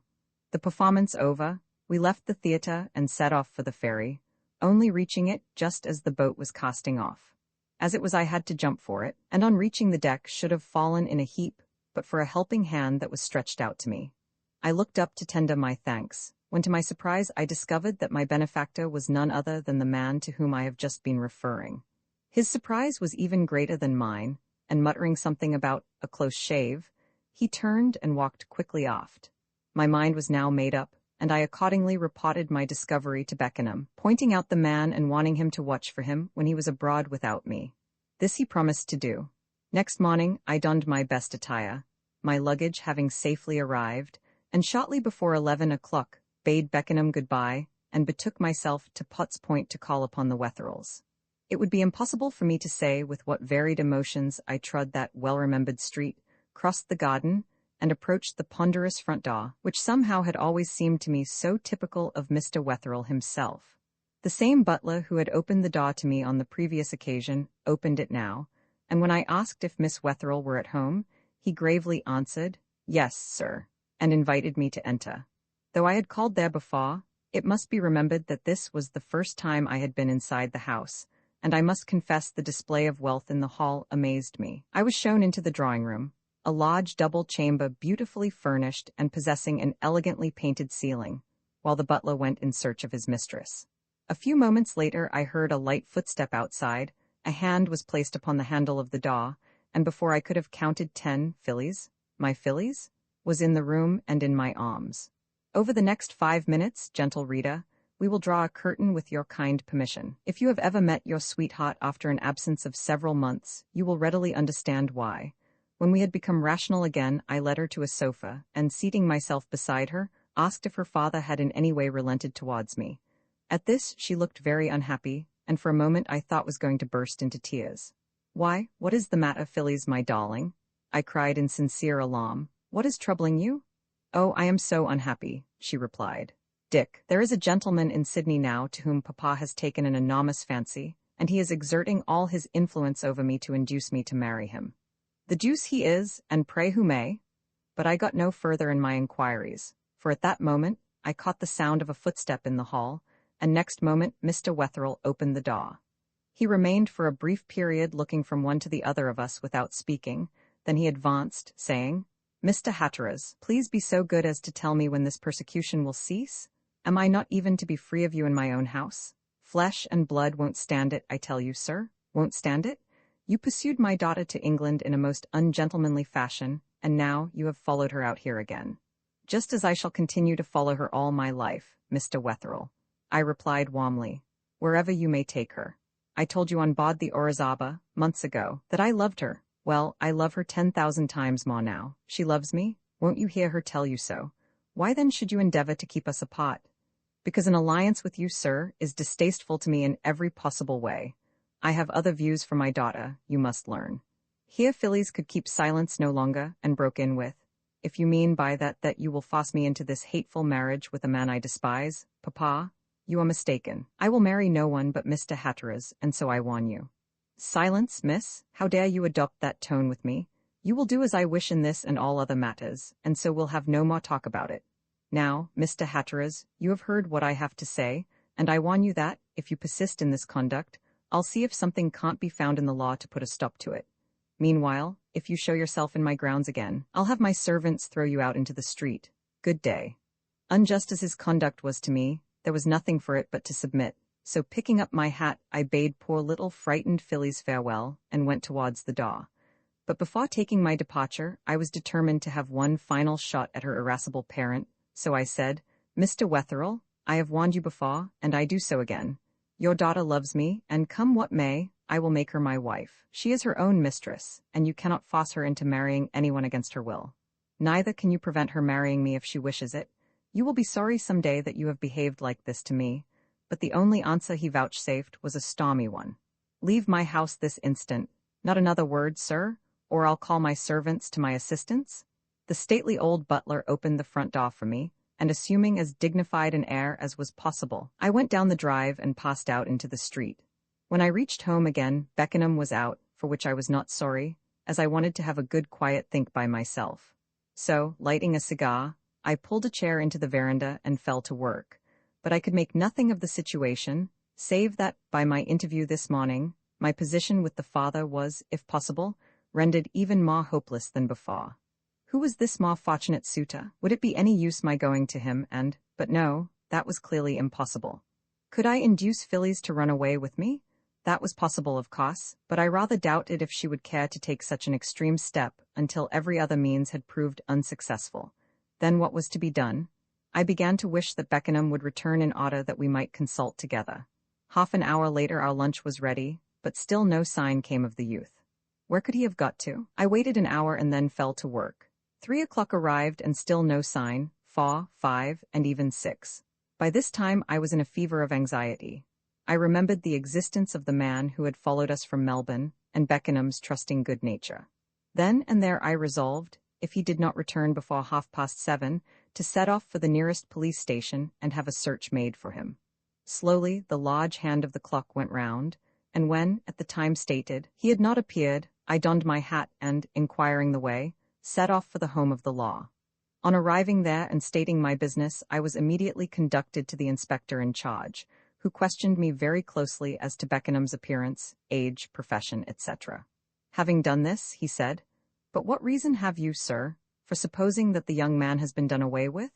He has only been absent from his abode, according to your statement, about 8 or 9 hours. Simply because," I answered, "I have the best of reasons for knowing that ever since his arrival in Australia, he has been shadowed. This morning he said he would only go for a short stroll before lunch, and I am positively certain, knowing my anxiety about him, he would not have remained away so long of his own accord without communicating with me. Is there any motive you can assign for this shadowing? My friend is heir to an enormous property in England. Perhaps that may assist you in discovering one. Very possibly. But still I am inclined to think you are a little hasty in coming to so terrible a conclusion, Mr. Hatteras is my name, and I am staying at the General Officer Hotel in Palgrave Street. Well, Mr. Hatteras, if I were you, I would go back to your hotel. You will probably find your friend there eating his dinner and thinking about instituting a search for you. If, however, he has not turned up, and does not do so by tomorrow morning, call here again and report the matter, and I will give you every assistance in my power." Thanking him for his courtesy, I left the station and walked quickly back to the hotel, hoping to find Beckenham safely returned and at his dinner. But when the landlady met me in the veranda and asked if I had any news of my friend, I realized that a disappointment was in store for me. By this time the excitement and worry were getting too much for me. What with Nicola, the spy, Beckenham, Phyllis, the unknown lover, and old Mr. Wetherill, I had more than enough to keep my brain occupied. I sat down on a chair on the veranda with a sigh and reviewed the whole case. 9 o'clock struck by the time my reverie was finished. Just as I did so, a newspaper boy came down the street lustily crying his wares. To divert my mind from its unpleasant thoughts, I called him up and bought an Evening Mercury. Haying done, so I passed into my sitting room to read it. The first, second, and third pages held nothing of much interest to me, but on the fourth was an item which was astonishing enough to almost make my hair stand on end. It ran as follows: "Rumored important engagement in high life. We have it on the very best authority that an engagement will shortly be announced between a certain illustrious young nobleman, now a visitor in our city, and the beautiful daughter of one of Sydney's most prominent politicians, who has lately returned from a visit to England. The Evening Mercury tenders the young couple their sincerest congratulations." Could this be the solution of the whole mystery? Could it be that the engagement of Baxter, the telegram, the idea of travel, the drugging, the imprisonment in Portstead, the substitution of the false marquis were all means to this end? Was it possible that this man, who was masquerading as a man of title, was to marry Phyllis? For there could be no possible doubt as to the persons to whom that paragraph referred. The very thought of such a thing was not to be endured. There must be no delay now, I told myself, in revealing all I knew. The villains must be unmasked this very night. Wetherill should know all as soon as I could tell him. As I came to this conclusion, I crushed my paper into my pocket and set off, without a moment's delay, for Potts Point. The night was dark, and now a thick drizzle was falling. Though it really did not take me very long, it seemed an eternity before I reached the house and rang the bell. The butler opened the door, and was evidently surprised to see me. "Is Mr. Wetherell at home?" I asked. For a moment he looked doubtful as to what he should say, then compromising matters, answered that he would see. "I know what that means," I said in reply. "Mr. Wetherell is in, but you don't think he'll see me. But he must. I have news for him of the very utmost importance. Will you tell him that?" He left me and went along the hall and upstairs. Presently he returned, shaking his head. "I'm very sorry, sir, but Mr. Wetherell's answer is, if you have anything to tell him you must put it in writing. He cannot see you." "But he must. In this case I can accept no refusal. Tell him, will you, that the matter upon which I wish to speak to him has nothing whatsoever to do with the request I made to him this morning. I pledge him my word on that." Again the butler departed, and once more I was left to cool my heels in the portico. When he returned, it was with a smile upon his face. "Mr. Wetherell will be glad if you will step this way, sir." I followed him along the hall and up the massive stone staircase. Arriving at the top, he opened a door on the left-hand side and announced, "Mr. Hatteras." I found Mr. Wetherell seated in a low chair opposite the fire, and from the fact that his right foot was resting on a sort of small trestle, I argued that he was suffering from an attack of his old enemy, the gout. "Be good enough to take a chair, Mr. Hatteras," he said, when the door had been closed. "I must own I am quite at a loss to understand what you can have to tell me of so much importance as to bring you to my house at this time of night." "I think I shall be able to satisfy you on that score, Mr. Wetherell," I replied, taking the Evening Mercury from my pocket and smoothing it out. "In the first place, will you be good enough to tell me if there is any truth in the inference contained in that paragraph?" I handed the paper to him and pointed to the lines in question. Having put on his glasses, he examined it carefully. "I am sorry they should have made it public so soon, I must admit," he said. "But I don't deny that there is a considerable amount of truth in what that paragraph reports." "You mean by that you intend to try and marry Phyllis, Miss Wetherell, to the Marquis of Beckenham? The young man has paid her a very considerable amount of attention ever since he arrived in the colony, and only last week he did me the honor of confiding his views to me. You see, I am candid with you." "I thank you for it. I, too, will be candid with you. Mr. Wetherell, you may set your mind at rest at once. This marriage will never take place. And pray be so good as to tell me your reason for such a statement. If you want it bluntly, because the young man now staying at Government House is no more the Marquis of Beckenham than I am. He is a fraud, an impostor, a cheat of the first water, put up to play his part by one of the cleverest scoundrels unhung. Mr. Hatteras, this is really going too far. I can quite understand your being jealous of his lordship, but I cannot understand your having the audacity to bring such a foolish charge against him. I, for one, must decline to listen to it. If he had been the fraud you make him out, how would his tutor have got those letters from His Grace the Duke of Glenboth? Do you imagine His Excellency the Governor, who has known the family all his life, would not have discovered him ere this? No, no, sir, it won't do. If you think so, who has schooled him so cleverly? Who has pulled the strings so wonderfully? Why, Nicola, to be sure. Had I clapped a revolver to the old gentleman's head, or had the walls opened and Nicola himself stepped into the room, a greater effect of terror and consternation could not have been produced in the old gentleman's face than did those 5 simple words. He fell back in his chair, gasping for breath. His complexion became ashen in its pallor, and for a moment his whole nervous system seemed unstrung. I sprang to his assistance, thinking he was going to have a fit, but he waved me off, and when he had recovered himself sufficiently to speak, said hoarsely, "What do you know of Dr. Nicola? Tell me, for God's sake. What do you know of him? Quick, quick." Thereupon I set to work and told him my story, from the day of my arrival in Sydney from Thursday Island up to the moment of my reaching his house, described my meeting and acquaintance with the real Beckenham, and all the events consequent upon it. He listened, with an awful terror growing in his face, and when I had finished my narrative with the disappearance of my friend, he nearly choked. "Mr. Hatteras," he gasped, "will you swear this is the truth you are telling me?" "I solemnly swear it," I answered, "and will do so in public when and where you please. Then before I do anything else I will beg your pardon for my conduct to you. You have taken a noble revenge. I cannot thank you sufficiently. But there is not a moment to lose. My daughter is at a ball at Government House at the present moment. I should have accompanied her, but my gout would not permit me. Will you oblige me by ringing that bell?" I rang the bell as requested, and then asked what he intended doing. "Going off to His Excellency at once, gout or no gout, and telling him what you have told me. If it is as you have said, we must catch these scoundrels and rescue your friend without an instant's delay." Here the butler appeared at the door. Tell Jenkins to put the grey mare in my brougham and bring her round at once. Half an hour later, we were at Government House waiting in His Excellency's study for an interview. The music of the orchestra in the ballroom came faintly in to us, and when Lord Amberley entered the room, he seemed surprised, as well he might be, to see us. But as soon as he had heard what we had to tell him, his expression changed. "Mr. Wetherell, this is a very terrible charge you bring against my guest. Do you think it can possibly be true?" "I sadly fear so," said Mr. Wetherell, "but perhaps Mr. Hatteras will tell you the story exactly as he told it to me."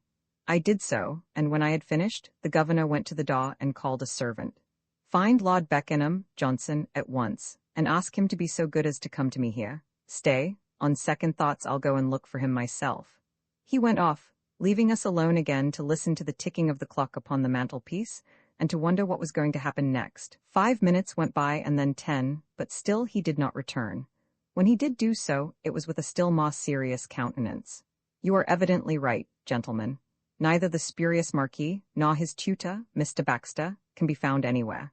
I have discovered, too, that all their valuables and light luggage have been smuggled out of the house tonight without the knowledge of my servants. This is a very terrible business, but I have given instructions, and the police will be communicated with at once. Now we must do our best to find the real Beckenham." "Lord Amberley," said Wetherell, in a choking voice, "do you think one of your servants could tell my daughter to come to me at once? I am not feeling very well." The governor hesitated a moment, and then said, "I am sorry to say, Mr. Wetherell, your daughter left the house an hour ago. A message was brought to her that you had been suddenly taken ill and needed her. She went off at once." Wetherell's anxiety was piteous to see. "My God," he cried in despair. "If that is so, I am ruined. This is Nicola's revenge."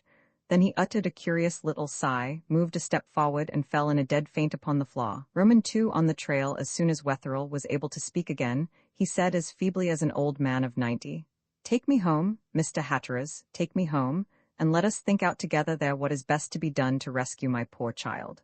The governor rose to his feet and gave him his arm. "I think you're right, Mr. Wetherell," he said.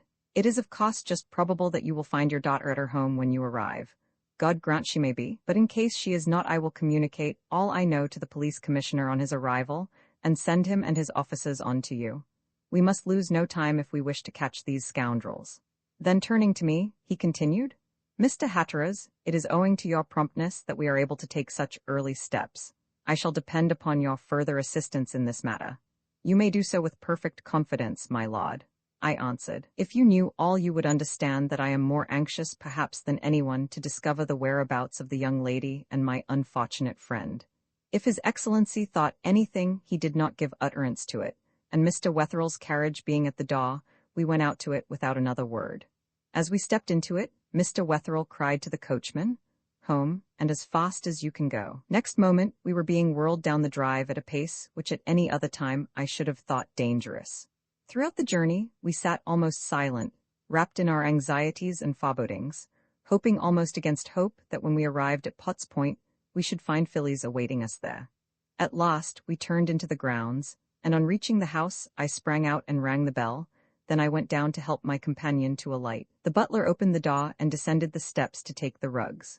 Wetherell stopped him almost angrily, crying, "Where is your mistress? Has she come home?"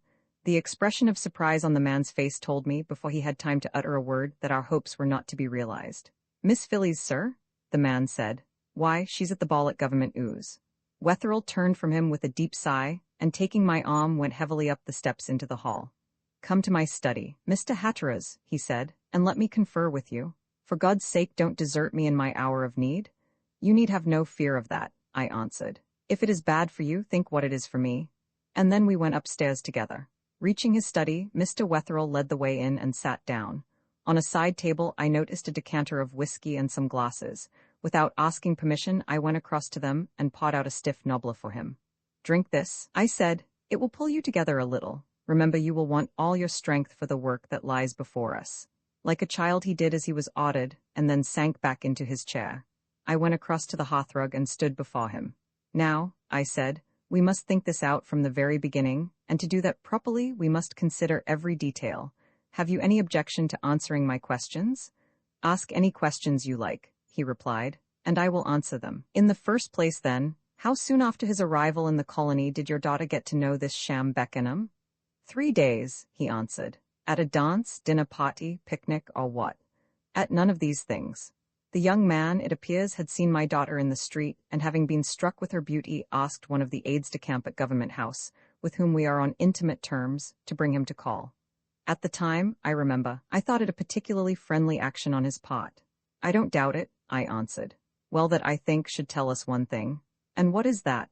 That his instructions were to get to know your daughter without delay. But what could his reason have been, do you think? Ah, that I cannot tell you just yet.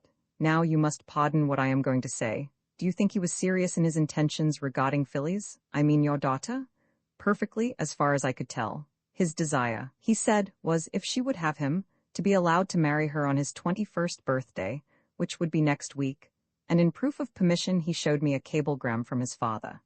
A forgery, I don't doubt. Well then, the only construction I can put upon it is that the arrival of the real Beckenham in Sydney must have frightened him, thus compelling the gang to resort to other means of obtaining possession of her at once. Now our next business must be to find out how that dastardly act was accomplished. May I ring the bell and have up the coachman who drove your daughter to the ball? By all means. Please act in every way in this matter, as if this house were your own. I rang the bell, and when the butler appeared to answer it, Mr. Wetherell instructed him to find the man I wanted and send him up. The servant left the room again, and for 5 minutes we awaited his reappearance in silence. When he did come back he said, "Thompson has not come home yet, sir." "Not come home yet? Why, it's nearly 11 o'clock. Send him in directly he arrives." "Hark, what bell is that?" "Front door, sir." "Go down and answer it then, and if it should be the Commissioner of Police, show him up here at once." As it turned out, it was not the Commissioner of Police, but an inspector. "Good evening," said Mr. Wetherell. "You have come from Government House, I presume?" "Exactly so, sir," replied the inspector. "His Excellency gave us some particulars and then sent us on to you. You know the nature of the case?" "His Excellency informed us himself." "And what steps have you taken?" "Well, sir, to begin with, we have given orders for a thorough search throughout the city and suburbs for the tutor and the sham nobleman. At the same time, more men are out looking for the real Lord Beckenham. We are also trying to find your coachman, who is supposed to have driven Miss Wetherell away from Government House, and also the carriage, which is certain to be found before very long." He had hardly finished speaking before there was another loud ring at the bell, and presently the butler entered the room once more. Crossing to Mr. Wetherell, he said, "2 policemen are at the front door, and they have brought Thompson home, sir." "Ah, we are likely to have a little light thrown upon the matter now. Let them bring him up here instantly." "He's not in a very nice state, sir." "Never mind that. Let them bring him up here, instantly?" Again the butler departed, and a few moments later heavy footsteps ascended the stairs and approached the study door. Then 2 stalwart policemen entered the room, supporting between them a miserable figure in coachman's livery. His hat and coat were gone and his breeches were stained with mud, while a large bruise totally obscured his left eye. His master surveyed him with unmitigated disgust. "Stand him over there opposite me," said Mr. Wetherell, pointing to the side of the room furthest from the door. The policemen did as they were ordered, while the man looked more dead than alive. "Now, Thompson," said Wetherell, looking sternly at him, "what have you got to say for yourself?" But the man only groaned. Seeing that in his present state he could say nothing, I went across to the table and mixed him a glass of grog. When I gave it to him, he drank it eagerly. It seemed to sharpen his wits, for he answered instantly, "It wasn't my fault, sir. If I'd only known what their game was, I'd have been killed afore I'd have let them do anything to hurt the young lady. But they was too cunning for me, sir." "Be more explicit, sir," said Wetherell sternly. "Don't stand there whining, but tell your story straightforwardly and at once." The poor wretch pulled himself together and did his best. "It was in this way, sir," he began. "Last week I was introduced by a friend of mine to as nice a spoken man as ever I saw. He was from England, he said, and having a little money thought he'd like to try his and at a bit o' racing in Australia, like. He was on the lookout for a smart man, he said, who'd be able to put him up to a wrinkle or two, and maybe train for him later on. He went on to say that he'd heard a lot about me, and thought I was just the man for his money. Well, we got more and more friendly till the other night, Monday, when he said as how he'd settled on a farm a bit out in the country, and was going to sign the agreement, as he called it, for to rent it next day. He was going to start a stud, farm, and training establishment combined, and would I take the billet of manager at 300 a year? Anyway, as he said, don't be in a hurry to decide. Take your time and think it over. Meet me at the Canary Bird Hotel on Thursday night, that's tonight, sir, and give me your decision. Well, sir, I drove Miss Wetherill to Government Ooze, sir, according to orders, and then, common ohm, went round by the canary bird to give him my answer, thinking no harm could ever come of it. When I drove up, he was standing at the door smoking his cigar, and Bain, an affable sort of fellow, invited me inside to take a drink. I don't like to leave the box, I said. Oh, never mind your hoss, says he. Here's a man as will stand by it for 5 minutes. He gave a respectable-looking chap alongside the lamppost a sixpence, and he eld the oss, so in I went. When we got inside, I was for going to the bar, but he says, no, this is an important business matter, and we don't want to be overheard. With that, he leads the way into a private room at the end of the passage and shuts the door. What's yours? Says he. A nobbler o' rum, says I. Then he orders a nobbler of rum for me, and a nobbler of whiskey for himself. And when it was brought, we sat talkin' of the place he'd thought o' tackin' and the osses he was going to buy, and then he says, "Ullo, somebody listenin' at the door." I eared a step. Jump up and look. I got up and ran to the door, but there was nobody there, so I sat down again and we went on talking. Then he says, tacking up his glass, "Heirs to your health, Mr. Thompson, and success to the farm." We both drank it and went on talkin' till I felt that sleepy I didn't know what to do. Then I dropped off, and after that I don't remember nothin' of what happened till I woke up in the domain, without my hat and coat, and found a policeman shacking me by the shoulder. "The whole thing is as plain as daylight," cried Wetherill bitterly. "It is a thoroughly organized conspiracy, having me for its victim. Oh, my girlie, my poor little girlie, what has my obstinacy brought you to?" Seeing the old man in this state very nearly broke me down, but I mastered myself with an effort and addressed a question to the unfortunate coachman. "Pull yourself together, Thompson, and try and tell me as correctly as you can what this friend of yours was like." I fully expected to hear him give an exact description of the man who had followed us from Melbourne, but I was mistaken. "I don't know, sir," said Thompson, as I could rightly tell you, my mind being still a bit dizzy-like. He was tall, but not by any manner of means big-made. He had very small hands and feet, a sort o' what they call death's eed complexion. His hair was black as soot, and so was his eyes, and they sparkled like 2 diamonds in his eed. Do you remember noticing if he had a curious gold ring on his little finger, like a snake? He had, sir, with 2 eyes made of some black stone. That's just as true as you're born. Then it was Nicola, I cried in an outburst of astonishment, and he followed us to Australia after all. Wetherill gave a deep sigh that was more like a groan than anything else. Then he became suddenly a new man. "Mr. Inspector," he cried to the police officer, "that man, or traces of him, must be found before daylight. I know him, and he is as slippery as an eel. If you lose a minute, he'll be through your fingers." "One moment first," I cried. "Tell me this, Thompson, when you drove up to the Canary Bird Hotel, where did you say this man was standing?" "In the veranda, sir." "Had he his hat on?" "Yes, sir." "And then you went towards the bar, but it was crowded, so he took you to a private room?" "Yes, sir." "And once there he began giving you the details of this farm he proposed starting. Did he work out any figures on paper?" "Yes, sir." "On what?" "On a letter or envelope, I'm not certain which of course he took from his pocket." "Yes, sir." "Very good," I said. Then turning to the police officer, "Now, Mr. Inspector, shall we be off to the Canary Bird?" "If you wish it, sir. In the meantime, I'll send instructions back by these men to the different stations. Before breakfast time, we must have the man who held the hoss in our hands." "You don't know him, I suppose?" I asked Thompson.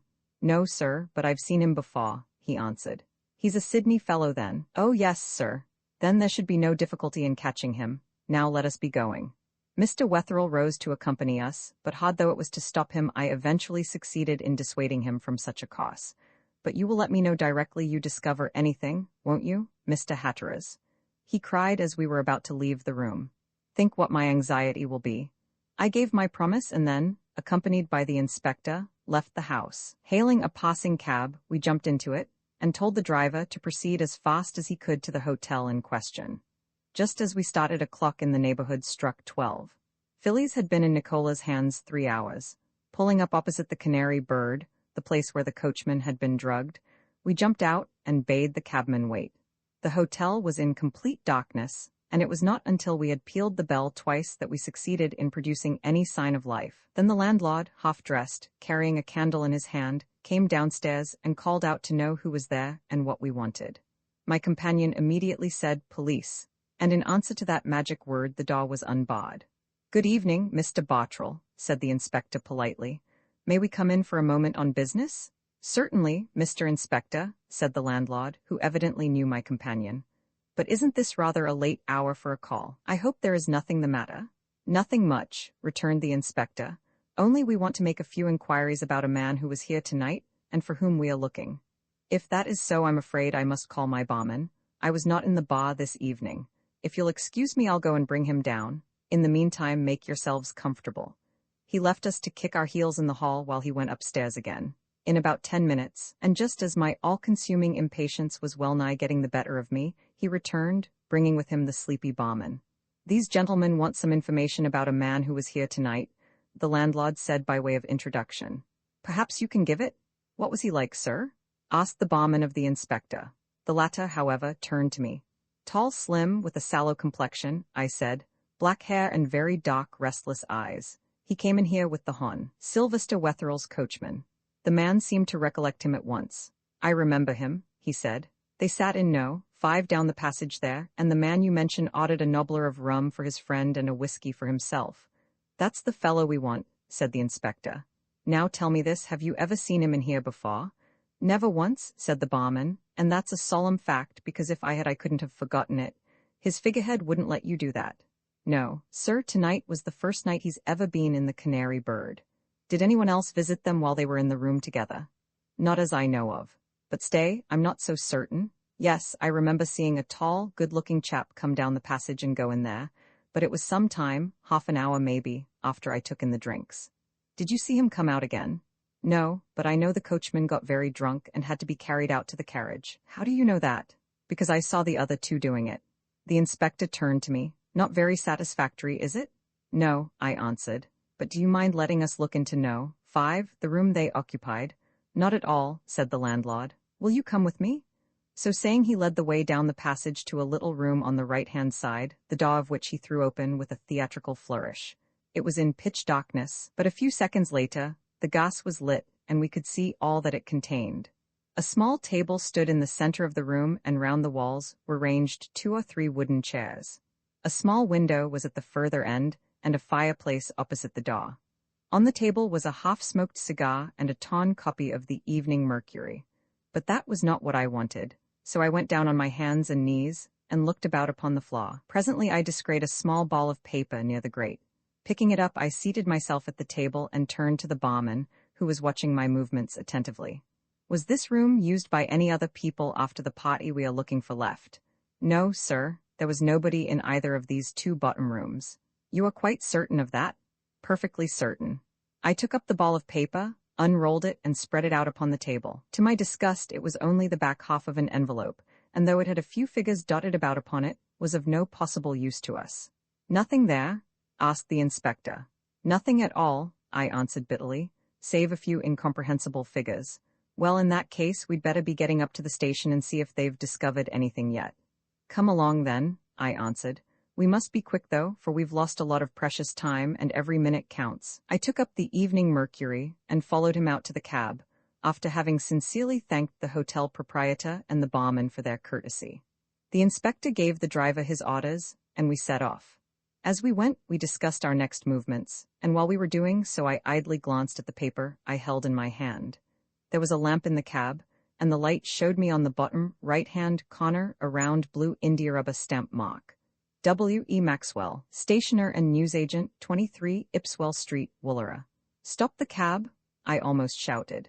Tell the man to drive us back to the Canary Bird as fast as he can go. The order was given, the cab faced round, and in less than a minute we were on our way back. What's up now? Asked the astonished inspector. Only that I believe I've got a clue, I cried. I did not explain any further, and in 5 minutes we had brought the landlord downstairs again. I'm sorry to trouble you in this fashion, I cried, but life and death depend on it. I want you to let me see No. 5 again. He conducted us to the room, and once more the gas was lit. The small strip of envelope lay upon the table just as I had thrown it down. I seated myself and again looked closely at it. Then I sprang to my feet. I thought so, I cried excitedly, pointing to the paper. I told you I had a clue. Now, Mr. Inspector, who wrote those figures? The man you call Nicola, I suppose. That's right. Now who would have bought this newspaper? You must remember that Thompson only left his box to come in here. Nicola, I suppose. Very good. Then according to your own showing, Nicola owned this piece of envelope and this Evening Mercury. If that is certain, look here. He came round and looked over my shoulder. I pointed to what was evidently part of the gummed edge of the top of the envelope. On it were these 3 important words: Swell Street, Woollera. Well, he said, what about it? Why, look here, I said, as I opened the Evening Mercury and pointed to the stamp mark at the bottom.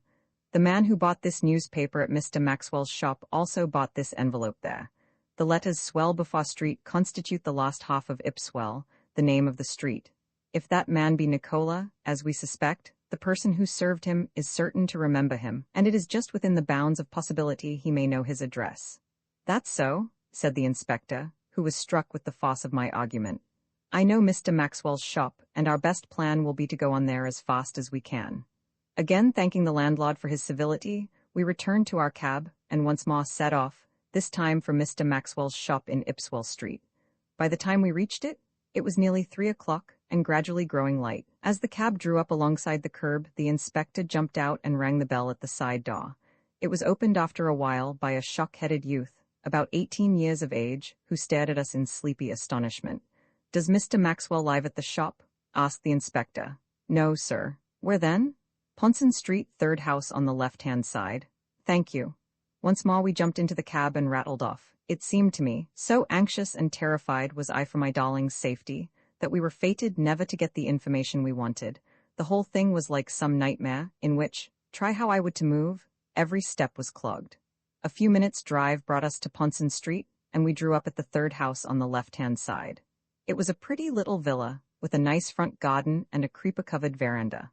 We rang the bell and waited. Presently we heard someone coming down the passage, and a moment later the door was unlocked. "Who is there?" cried a voice from within. "Police," said my companion as before. The door was immediately opened, and a very small sandy-complexioned man, dressed in a flaring suit of striped pajamas, stood before us. "Is anything wrong, gentlemen?" he asked nervously.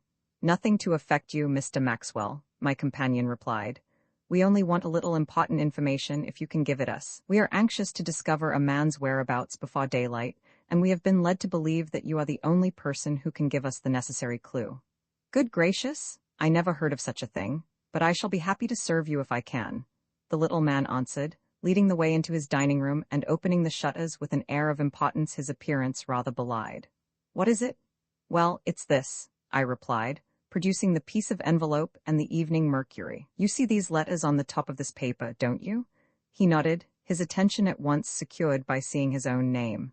"Well, that envelope was evidently purchased in your shop. So was this newspaper." "How can you tell that?" "In the case of the envelope, by these letters; in that of the paper, by your rubber stamp on the bottom." "Ah, well now, and in what way can I help you?" "We want to know the address of the man who bought them." "That will surely be difficult. Can you give me any idea of what he was like?" "Tall, slightly foreign in appearance, distinctly handsome, sallow complexion, very dark eyes, black hair, small hands and feet." As my description progressed, the little man's face brightened. Then he cried with evident triumph, "I know the man. He came into the shop yesterday afternoon." "And his address is?" His face fell again. His information was not quite as helpful as he had expected it would be. "There I can't help you, I'm sorry to say. He bought a packet of paper and envelopes and the Evening Mercury and then left the shop. I was so struck by his appearance that I went to the door and watched him cross the road." "And in which direction did he go?" "Over to Podge's chemist's shop across the way. That was the last I saw of him." "I'm obliged to you, Mr. Maxwell," I said, shaking him by the hand, "but I'm sorry you can't tell us something more definite about him." Then turning to the inspector, "I suppose we had better go off and find Podge's. But if we have to spend much more time in rushing about like this, we shall be certain to lose them altogether. Let us be off to Podge's then, as fast as we can go." Bidding Mr. Maxwell goodbye, we set off again, and in 10 minutes had arrived at the shop and had Mr. Podge's downstairs. We explained our errand as briefly as possible, and gave a minute description of the man we wanted. "I remember him perfectly," said the sedate Podges. "He came into my shop last night and purchased a bottle of chloroform. You made him sign the poison book, of course?" "Naturally I did, Mr. Inspector. Would you like to see his signature?" "Very much," we both answered at once, and the book was accordingly produced. Podges ran his finger down the list. "Brown, Williams, Davis, here it is. Chloroform, J. Venage, 22, Calliope Street, Woollera." "Venage," I cried. "Why, that's not his name?" "Very likely not," replied Podges, "but it's the name he gave me." Never mind, we'll try 22 Calliope Street on the chance, said the inspector. Come along, Mr. Hatteras. Again we drove off, this time at increased pace. In less than 15 minutes we had turned into the street we wanted and pulled up about 100 yards from the junction. It was a small thoroughfare, with a long line of second-class villa residences on either side. A policeman was sauntering along on the opposite side of the way, and the inspector called him over. He saluted respectfully and waited to be addressed. What do you know of number 22? Asked the inspector briefly. The constable considered for a few moments and then said, Well, to tell you the truth, sir, I didn't know until yesterday that it was occupied. Have you seen anybody about there? I saw 3 men go in just as I came on the beat tonight. What were they like? Well, I don't know that I looked much at them. They were all pretty big, and they seemed to be laughing and enjoying themselves. Did they? Well, we must go in there and have a look at them. You had better come with us. We walked on down the street till we arrived at No. 22. Then opening the gate we went up the steps to the hall door. It was quite light enough by this time to enable us to see everything distinctly. The inspector gave the bell a good pull, and the peal reechoed inside the house. But not a sound of any living being came from within an answer. Again the bell was pulled, and once more we waited patiently, but with the same result. Either there's nobody at home or they refuse to hear, said the inspector. Constable, you remain where you are and collar the first man you see. Mr. Hatteras, we will go round to the back and try to effect an entrance from there. We left the front door, and finding a path reached the yard. The house was only a small one, with a little veranda at the rear on to which the back door opened.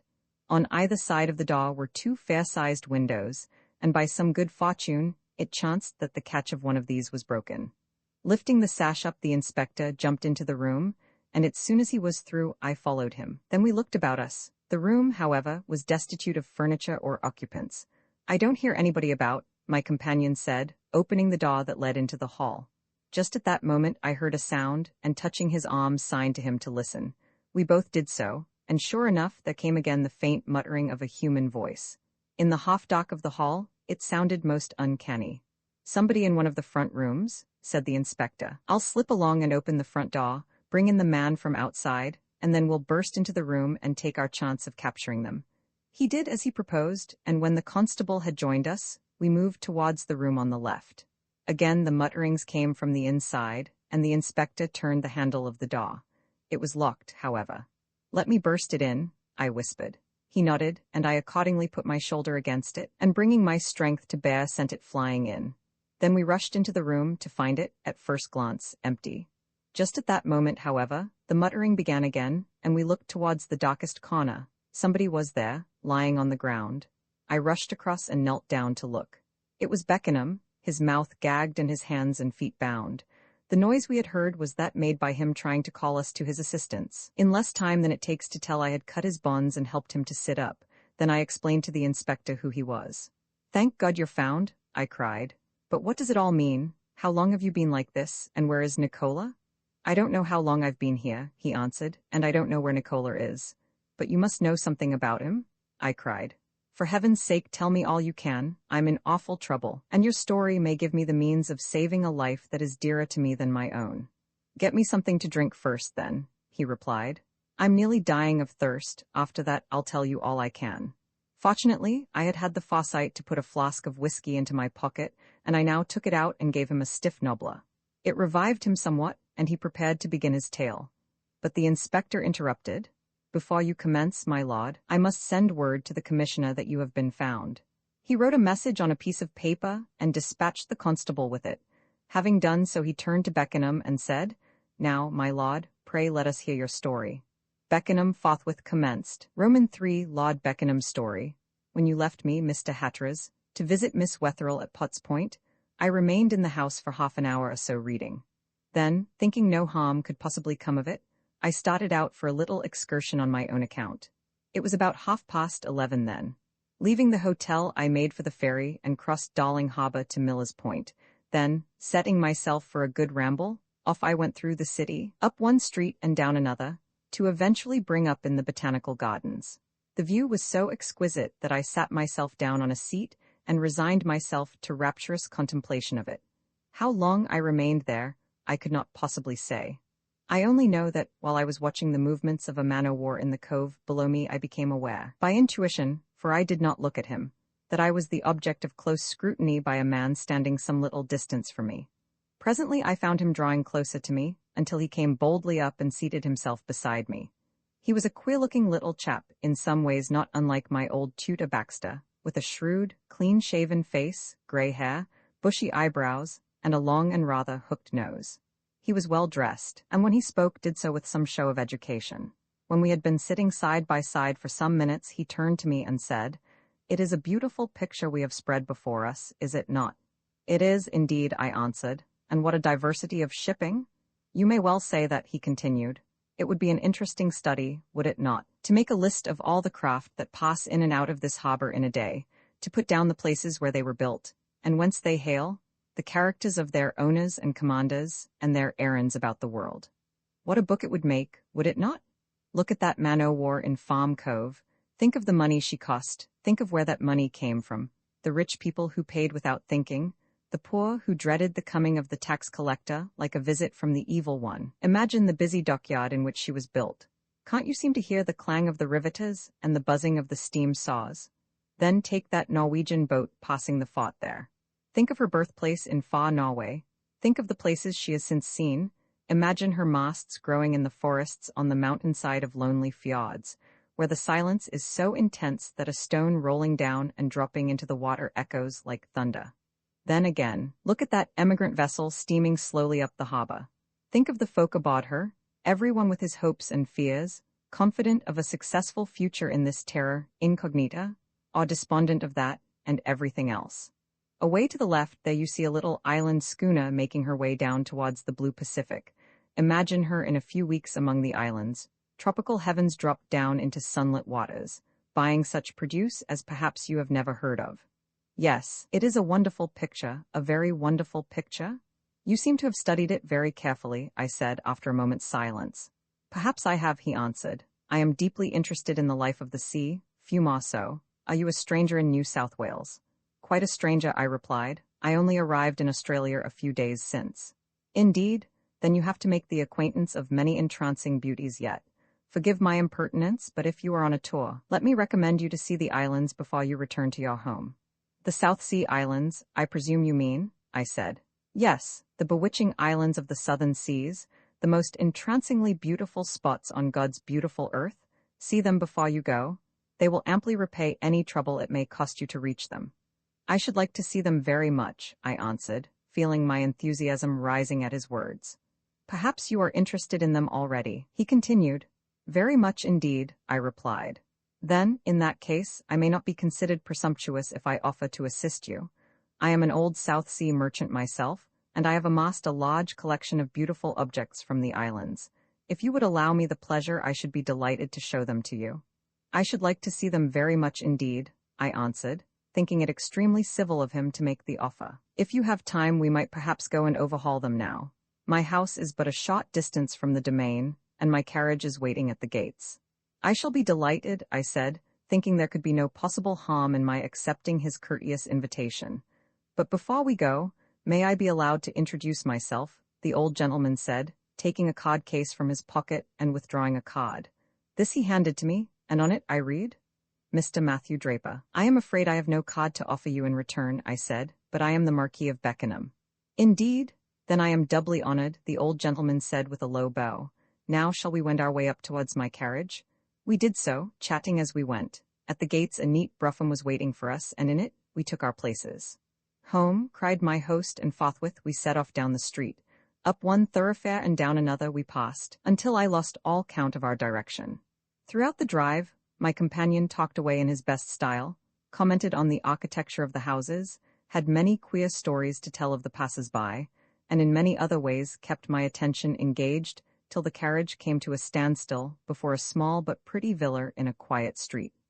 Mr. Draper immediately alighted, and when I had done so, dismissed his coachman, who drove away as we passed through the little garden and approached the dwelling. The front door was opened by a dignified manservant, and we entered. The hall, which was a spacious one for so small a dwelling, was filled with curios and weapons, but I had small time for observing them, as my host led me towards a room at the back.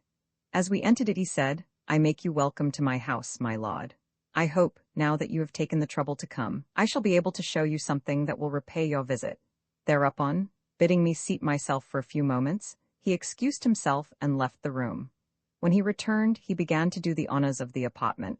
First we examined a rack of Australian spears, nulla-nullas, and boomerangs, then another containing New Zealand hatchets and clubs. After this, we crossed to a sort of alcove, where reposed in cases a great number of curios collected from the further islands of the Pacific. I was about to take up one of these when the door on the other side of the room opened, and someone entered. At first I did not look round, but hearing the newcomer approaching me, I turned, to find myself, to my horrified surprise, face to face with no less a person than Dr. Nicola. He was dressed entirely in black. His coat was buttoned and displayed all the symmetry of his peculiar figure, while his hair seemed blacker, and his complexion even paler than before. He had evidently been prepared for my visit, for he held out his hand and greeted me without a sign of astonishment upon his face. "This is indeed a pleasure, my lord," he said, still with his hand outstretched, looking hard at me with his peculiar cat-like eyes. "I did not expect to see you again so soon, and you are evidently a little surprised at meeting me." "I am more than surprised," I answered bitterly, seeing how easily I had been entrapped. "I am horribly mortified and angry." "Mr. Draper, you had an easy victim." Mr. Draper said nothing, but Dr. Nicola dropped into a chair and spoke for him. "You must not blame my old friend Draper," he said suavely. "We have been wondering for the last 24 hours how we might best get hold of you, and the means we have employed so successfully seemed the only possible way. Have no fear, my lord, you shall not be hurt. In less than 24 hours, you will enjoy the society of your energetic friend Mr. Hatteras again." "What is your reason for abducting me like this?" I asked. "You are foolish to do so, for Mr. Hatteras will leave no stone unturned to find me." "I do not doubt that at all," said Dr. Nicola quietly, "but I think Mr. Hatteras will find he will have all his work cut out for him this time." "If you imagine that your plans are not known in Sydney, you are mistaken," I cried. "The farce you are playing at Government House is detected, and Mr. Hatteras, directly he finds I am lost, will go to Lord Amberley and reveal everything." "I have not the slightest objection," returned Dr. Nicola quietly. "By the time Mr. Hatteras can take those steps, indeed, by the time he discovers your absence at all, we shall be beyond the reach of his vengeance." I could not follow his meaning, of course, but while he had been speaking, I had been looking stealthily round me for a means of escape. The only way out of the room was, of course, by the door, but both Nicola and his ally were between me and that.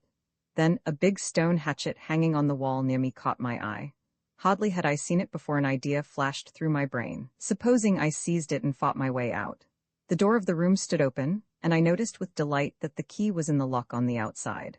One rush, armed with the big hatchet, would take me into the passage. Then before my foes could recover their wits, I might be able to turn the key, and having locked them in, make my escape from the house before I could be stopped. Without another thought, I made up my mind, sprang to the wall, wrenched down the hatchet, and prepared for my rush. But by the time I had done it, both Nicola and Draper were on their feet. "Out of my way," I cried, raising my awful weapon aloft. "Stop me at your peril." With my hatchet in the air, I looked at Nicola. He was standing rigidly erect with one arm outstretched, the hand pointing at me. His eyes glared like living coals, and when he spoke his voice came from between his teeth like a serpent's hiss. "Put down that axe," he said. With that the old horrible fear of him which had seized me on board ship came over me again. His eyes fascinated me so that I could not look away from them. I put down the hatchet without another thought. Still he gazed at me in the same hideous fashion. "Sit down in that chair," he said quietly. "You cannot disobey me." And indeed I could not. My heart was throbbing painfully, and an awful dizziness was creeping over me.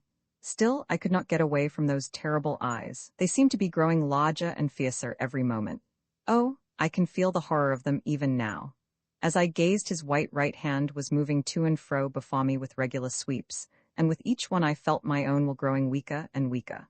That I was being mesmerized, I had no doubt, but if I had been going to be murdered, I could not have moved a finger to save myself. Then there came a sudden but imperative knock at the door, and both Nicola and Draper rose. Next moment the man whom we had noticed in the train as we came up from Melbourne, and against whom you, Mr. Hatteras, had warned me in Sydney, entered the room. He crossed and stood respectfully before Nicola. "Well, Mr. Eastover, what news?" asked the latter. "Have you done what I told you?" "Everything," the man answered, taking an envelope from his pocket. "Here is the letter you wanted." Nicola took it from his subordinate's hand, broke the seal, and having withdrawn the contents, read it carefully. All this time, seeing resistance was quite useless. I did not move. I felt too sick and giddy for anything. When he had finished his correspondence, Nicola said something in an undertone to Draper, who immediately left the room. During the time he was absent, none of us spoke. Presently he returned, bringing with him a wine glass filled with water, which he presented to Nicola. "Thank you," said that gentleman, feeling in his waistcoat pocket. Presently he found what he wanted and produced what looked like a small silver scent bottle. Unscrewing the top, he poured from it into the wine glass a few drops of some dark-colored liquid. Having done this, he smelt it carefully and then handed it to me. "I must ask you to drink this, my lord," he said. "You need have no fear of the result. It is perfectly harmless." Did ever man hear such a cool proposition? Very naturally I declined to do as he wished. "You must drink it," he reiterated. "Pray do so at once. I have no time to waste bandying words with you." "I will not drink it," I cried, rising to my feet and prepared to make a fight for it if need should be. Once more those eyes grew terrible, and once more that hand began to make the passes before my face. Again I felt the dizziness stealing over me. His will was growing every moment too strong for me. I could not resist him. So when he once more said, "Drink," I took the glass and did as I was ordered. After that I remember seeing Nicola, Draper, and the man they called Eastover engaged in earnest conversation on the other side of the room.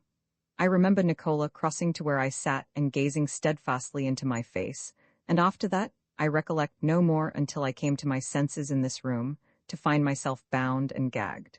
For what seemed like hours I lay in agony, then I heard footsteps in the veranda, and next moment the sound of voices. I tried to call for help, but could utter no words. I thought you would go away without discovering me, but fortunately for me, you did not do so. Now, Mr. Hatteras, I have told you everything. You know my story from the time you left me up to the present moment.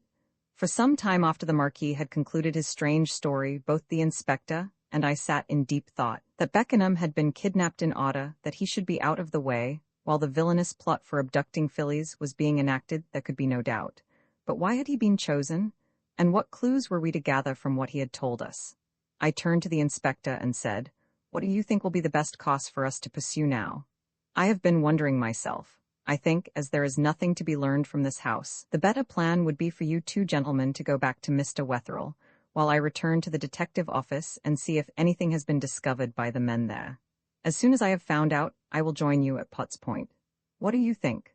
I agreed that it would be the best course, so, taking the Marquis by the arms, for he was still too weak to walk alone, we left the house and were about to step into the street when I stopped, and asking them to wait for me ran back into the room again. In the corner, just as it had been thrown down, lay the rope with which Beckenham had been bound and the pad which had been fitted over his mouth. I picked both up and carried them into the veranda. "Come here, Mr. Inspector," I cried. "I thought I should learn something from this. Take a look at this rope and this pad, and tell me what you make of them." He took each up in turn and looked them over and over, but he only shook his head. "I don't see anything to guide us," he said as he laid them down again. "Don't you?" I cried. "Why, they tell me more than I have learnt from anything else I've seen. Look at the two ends of this." Here I took up the rope and showed it to him. "They're seized?" I looked triumphantly at him, but he only stared at me in surprise and said, "What do you mean by seized?" "Why, I mean that the ends are bound up in this way. Look for yourself." Now not one landsman in 100 seizes a rope's end. This line was taken from some ship in the harbour, and, by Jove, here's another discovery. "What now?" he cried, being by this time almost as excited as I was myself. "Why, look here," I said, holding the middle of the rope up to the light so that we could get a better view of it. "Not very many hours ago this rope was running through a block, and that block was rather an uncommon one." "How do you know that it was an uncommon one?" "Because it has been newly painted, and what's funnier still, painted green of all other colors. Look at this streak of paint along the line, see how it's smudged. Now let's review the case as we walk along." So saying, with the Marquis between us, we set off down the street, hoping to be able to pick up an early cab. "First and foremost," I said, "remember old Draper's talk of the South Seas. Remember the collection of curios he possessed. Probably he owns a schooner, and it's more than probable that this line and this bit of canvas came from it." "I see what you're driving at," said the inspector. "It's worth considering. Directly I get to the office I will set men to work to try and find this mysterious gentleman. You would know him again, my lord?" "I should know him anywhere," was Beckenham's immediate reply. "And have you any idea at all where this house, to which he conducted you, is located?" None at all. I only know that it was about halfway down a street of which all the houses, save the one at the corner, which was a grocer's shop, were one-storied villas. Nothing a little more definite, I suppose. Stay, I remember that there was an empty house with broken windows almost opposite, and that on either side of the steps leading up to the front door were two stone eagles with outstretched wings. The head of one of the eagles, the left, I think, was missing. The inspector noted these things in his pocketbook, and just as he had finished, we picked up a cab and called it to the sidewalk. When we had got in and given the driver Mr. Wetherell's address, I said to the inspector, "What are you going to do first?" "Put some men on to find Mr. Draper, and some more to find an island schooner with her blocks newly painted green. You won't be long in letting us know what you discover, will you?" I said. "Remember how anxious we are." "You may count on my coming to you at once with any news I may procure," he answered. A few moments later we drew up at Mr. Wetherell's door. Bidding the inspector goodbye, we went up the steps and rang the bell. By the time the cab was out in the street again, we were in the house making our way, behind the butler, to Mr. Wetherell's study. The old gentleman had not gone to bed, but sat just as I had left him so many hours before. As soon as we were announced, he rose to receive us. "Thank God, Mr. Hatteras, you have come back," he said. "I have been in a perfect fever waiting for you. What have you to report?" "Not very much, I'm afraid," I answered. "But first let me have the pleasure of introducing the real Marquis of Beckenham to you, whom we have had the good fortune to find and rescue." Mr. Wetherell bowed gravely and held out his hand. "My lord," he said, "I am thankful that you have been discovered. I look upon it as one step towards the recovery of my poor girl. I hope now that both you and Mr. Hatteras will take up your abode with me during the remainder of your stay in the colony. You have had a scurvy welcome to New South Wales. We must see if we can't make up to you for it, but you look thoroughly worn out. I expect you would like to go to bed." He rang the bell, and when his butler appeared, gave him some instructions about preparing rooms for us. 10 minutes later, the man returned and stated that our rooms were ready, whereupon Mr. Wetherell himself conducted Beckenham to the apartment assigned to him. When he returned to me, he asked if I would not like to retire too, but I would not hear of it. I could not have slept a wink, so great was my anxiety. Seeing this, he seated himself and listened attentively while I gave him an outline of Beckenham's story. I had hardly finished before I heard a carriage roll up to the door. There was a ring at the bell, and presently the butler, who, like ourselves, had not dreamt of going to bed, though his master had repeatedly urged him to do so, entered and announced the inspector. Wetherell hobbled across to receive him with an anxious face. "Have you any better tidings for me?" he asked. "Not very much, I'm afraid, sir," the inspector said, shaking his head. "The best I have to tell you is that your carriage and horse have been found in the yard of an empty house off Pitt Street. Have you been able to discover any clue as to who put them there?" "Not one. The horse was found out of the shafts tied to the wall. There was not a soul about the place." Wetherell sat down again and covered his face with his hands. At that instant, the telephone bell in the corner of the room rang sharply. I jumped up and went across to it. Placing the receivers to my ears, I heard a small voice say, "Is that Mr. Wetherell's house, Potts Point?" "Yes," I answered. "Who is speaking?" "Mr. Hatteras. Mr. Wetherell, however, is in the room. Who are you?" "Detective officer. Will you tell Mr. Wetherell that Mr. Draper's house has been discovered?" I communicated the message to Mr. Wetherell, and then the inspector joined me at the instrument and spoke. "Where is the house?" he inquired. 83 Charlemagne Street, North Side." "Very good. Inspector Murdkin speaking. Let plain-clothes men be stationed at either end of the street and tell them to be on the lookout for Draper, and to wait for me. I'll start for the house at once." "Very good, sir." He rang off and then turned to me. "Are you too tired to come with me, Mr. Hatteras?" he inquired. "Of course not," I answered. "Let us go at once." "God bless you," said Wetherell. "I hope you may catch the fellow." Bidding him goodbye, we went downstairs again and jumped into the cab, which was directed to the street in question. Though it was a good distance from our starting point, in less than half an hour we had pulled up at the corner. As the cab stopped, a tall man, dressed in blue serge, who had been standing near the lamppost, came forward and touched his hat. "Good morning, Williams," said the inspector. "Any sign of our man?" "Not one, sir. He hasn't come down the street since I've been here." "Very good. Now come along and we'll pay the house a visit." So saying, he told the cabman to follow us slowly, and we proceeded down the street. About halfway along he stopped and pointed to a house on the opposite side. "That is the house his lordship mentioned, with the broken windows, and this is where Mr. Draper dwells. If I am not much mistaken, see the eagles are on either side of the steps, just as described." It was exactly as Beckenham had told us, even to the extent of the headless eagle on the left of the walk. It was a pretty little place and evidently still occupied, as a maid was busily engaged cleaning the steps. Pushing open the gate, the inspector entered the little garden and accosted the girl. "Good morning," he said politely. "Pray, is your master at home?" "Yes, sir. He's at breakfast just now." "Well, would you mind telling him that 2 gentlemen would like to see him?" "Yes, sir." The girl rose to her feet and, wiping her hands on her apron, led the way into the house.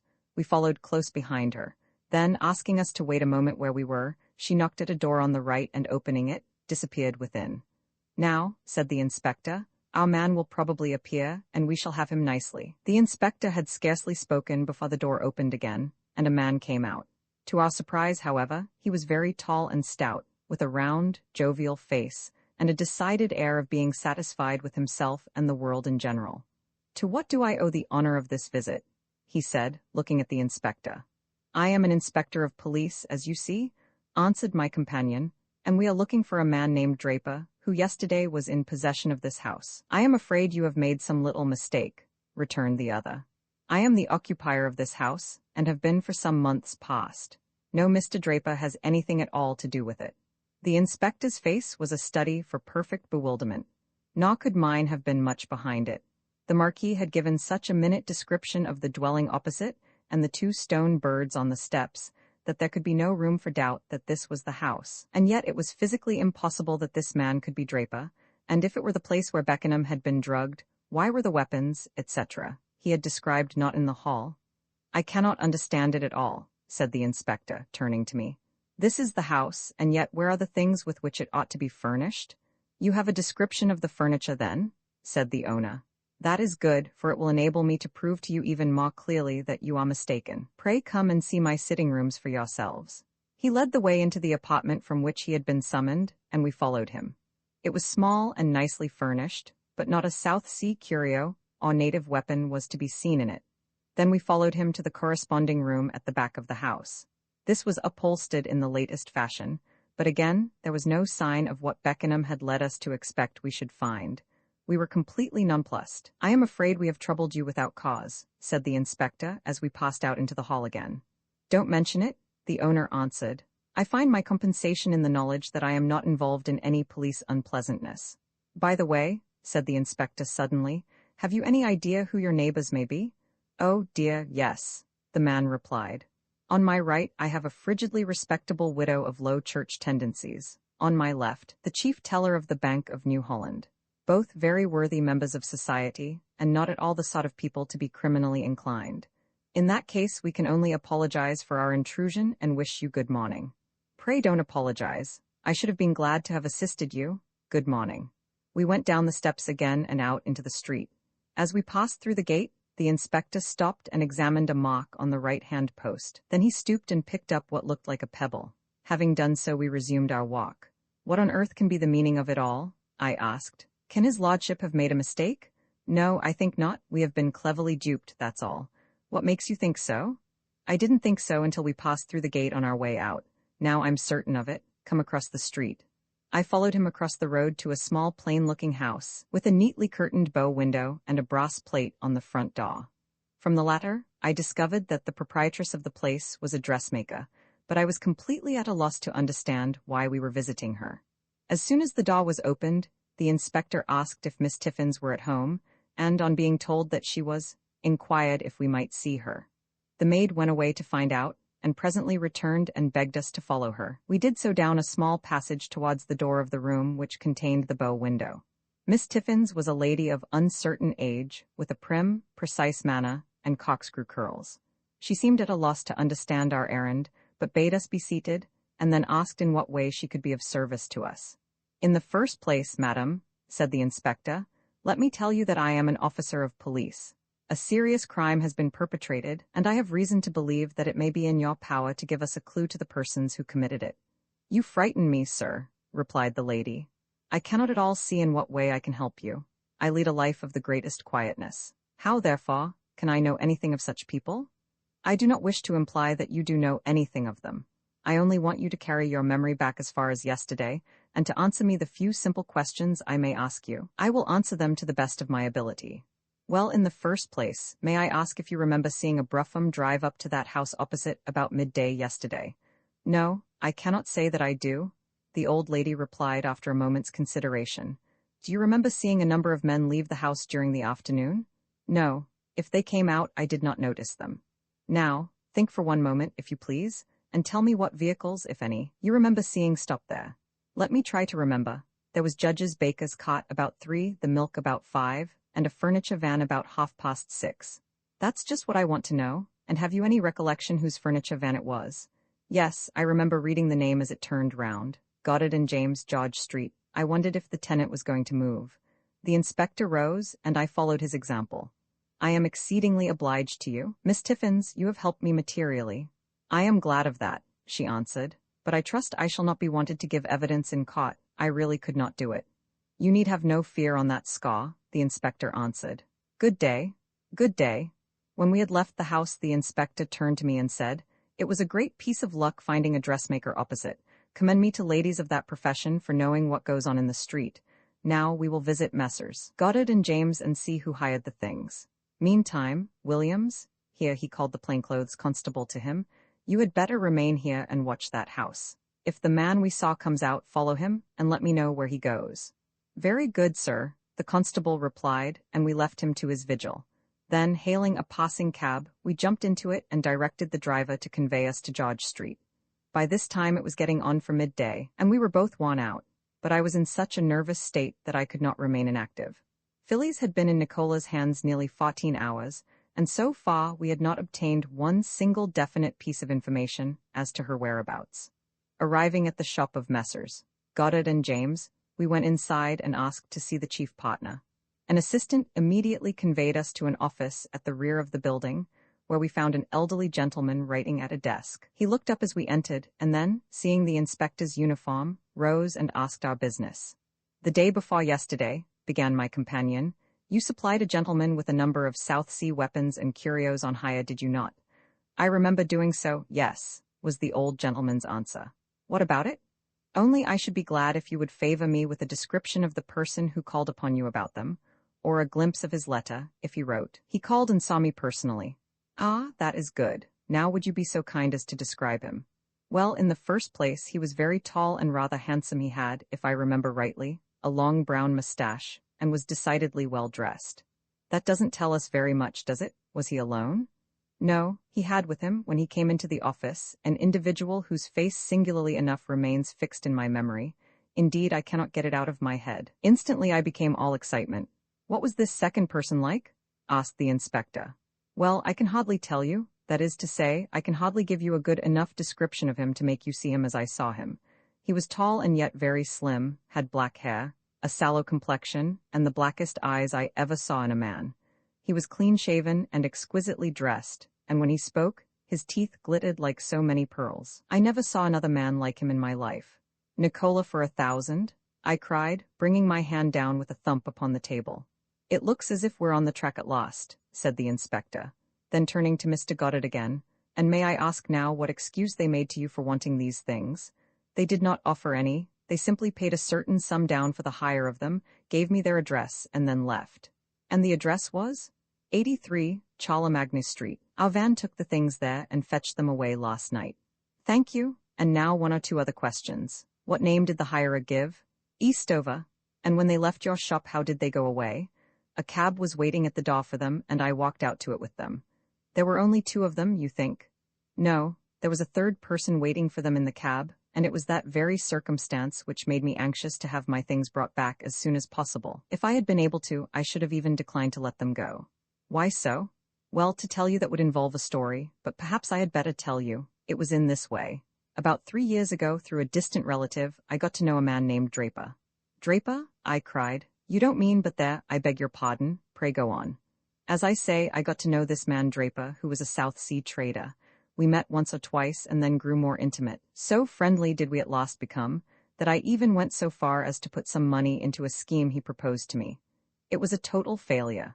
Draper proved a perfect fraud and a most unbusinesslike person, and all I got out of the transaction was the cases of curios and weapons which this man Eastover hired from me.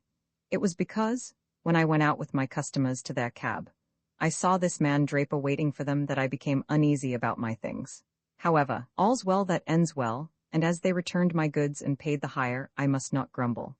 And now tell me what you know of Draper's present life, the inspector said. Ah, I'm afraid of that I can tell you but little. He has been twice declared bankrupt, and the last time there was some fuss made over his schooner, the Mary Duchess. He possesses a schooner then? Oh yes, a nice boat. She's in harbor now, I fancy. Thank you very much, Mr. Goddard. I am obliged to you for your assistance in this matter. Don't mention it. I hope that what I have told you may prove of service to you. I'm sure it will. Good day. Good day, gentlemen. He accompanied us to the dock and then bade us farewell. Now what are we to do? I asked. Well, first I am going back to the office to put a man on to find this schooner, and then I'm going to take an hour or two's rest. By that time we shall know enough to be able to lay our hands on Dr. Nicola and his victim, I hope. God grant we may. Where are you going now? Back to Potts Point, I answered. We thereupon bade each other farewell and set off in different directions. When I reached Mr. Wetherell's house, I learned from the butler that his master had fallen asleep in the library. Not wishing to disturb him, I inquired the whereabouts of my own bedroom, and on being conducted to it, laid myself down fully dressed upon the bed. So utterly worn out was I, that my head had no sooner touched the pillow than I was fast asleep. How long I lay there I do not know, but when I woke, it was to find Mr. Wetherell standing beside me, holding a letter in his hand. He was white as a sheet and trembling in every limb. Read this, Mr. Hatteras, he cried. For heaven's sake, tell me what we ought to do. I sat up on the side of the bed and read the letter he handed to me.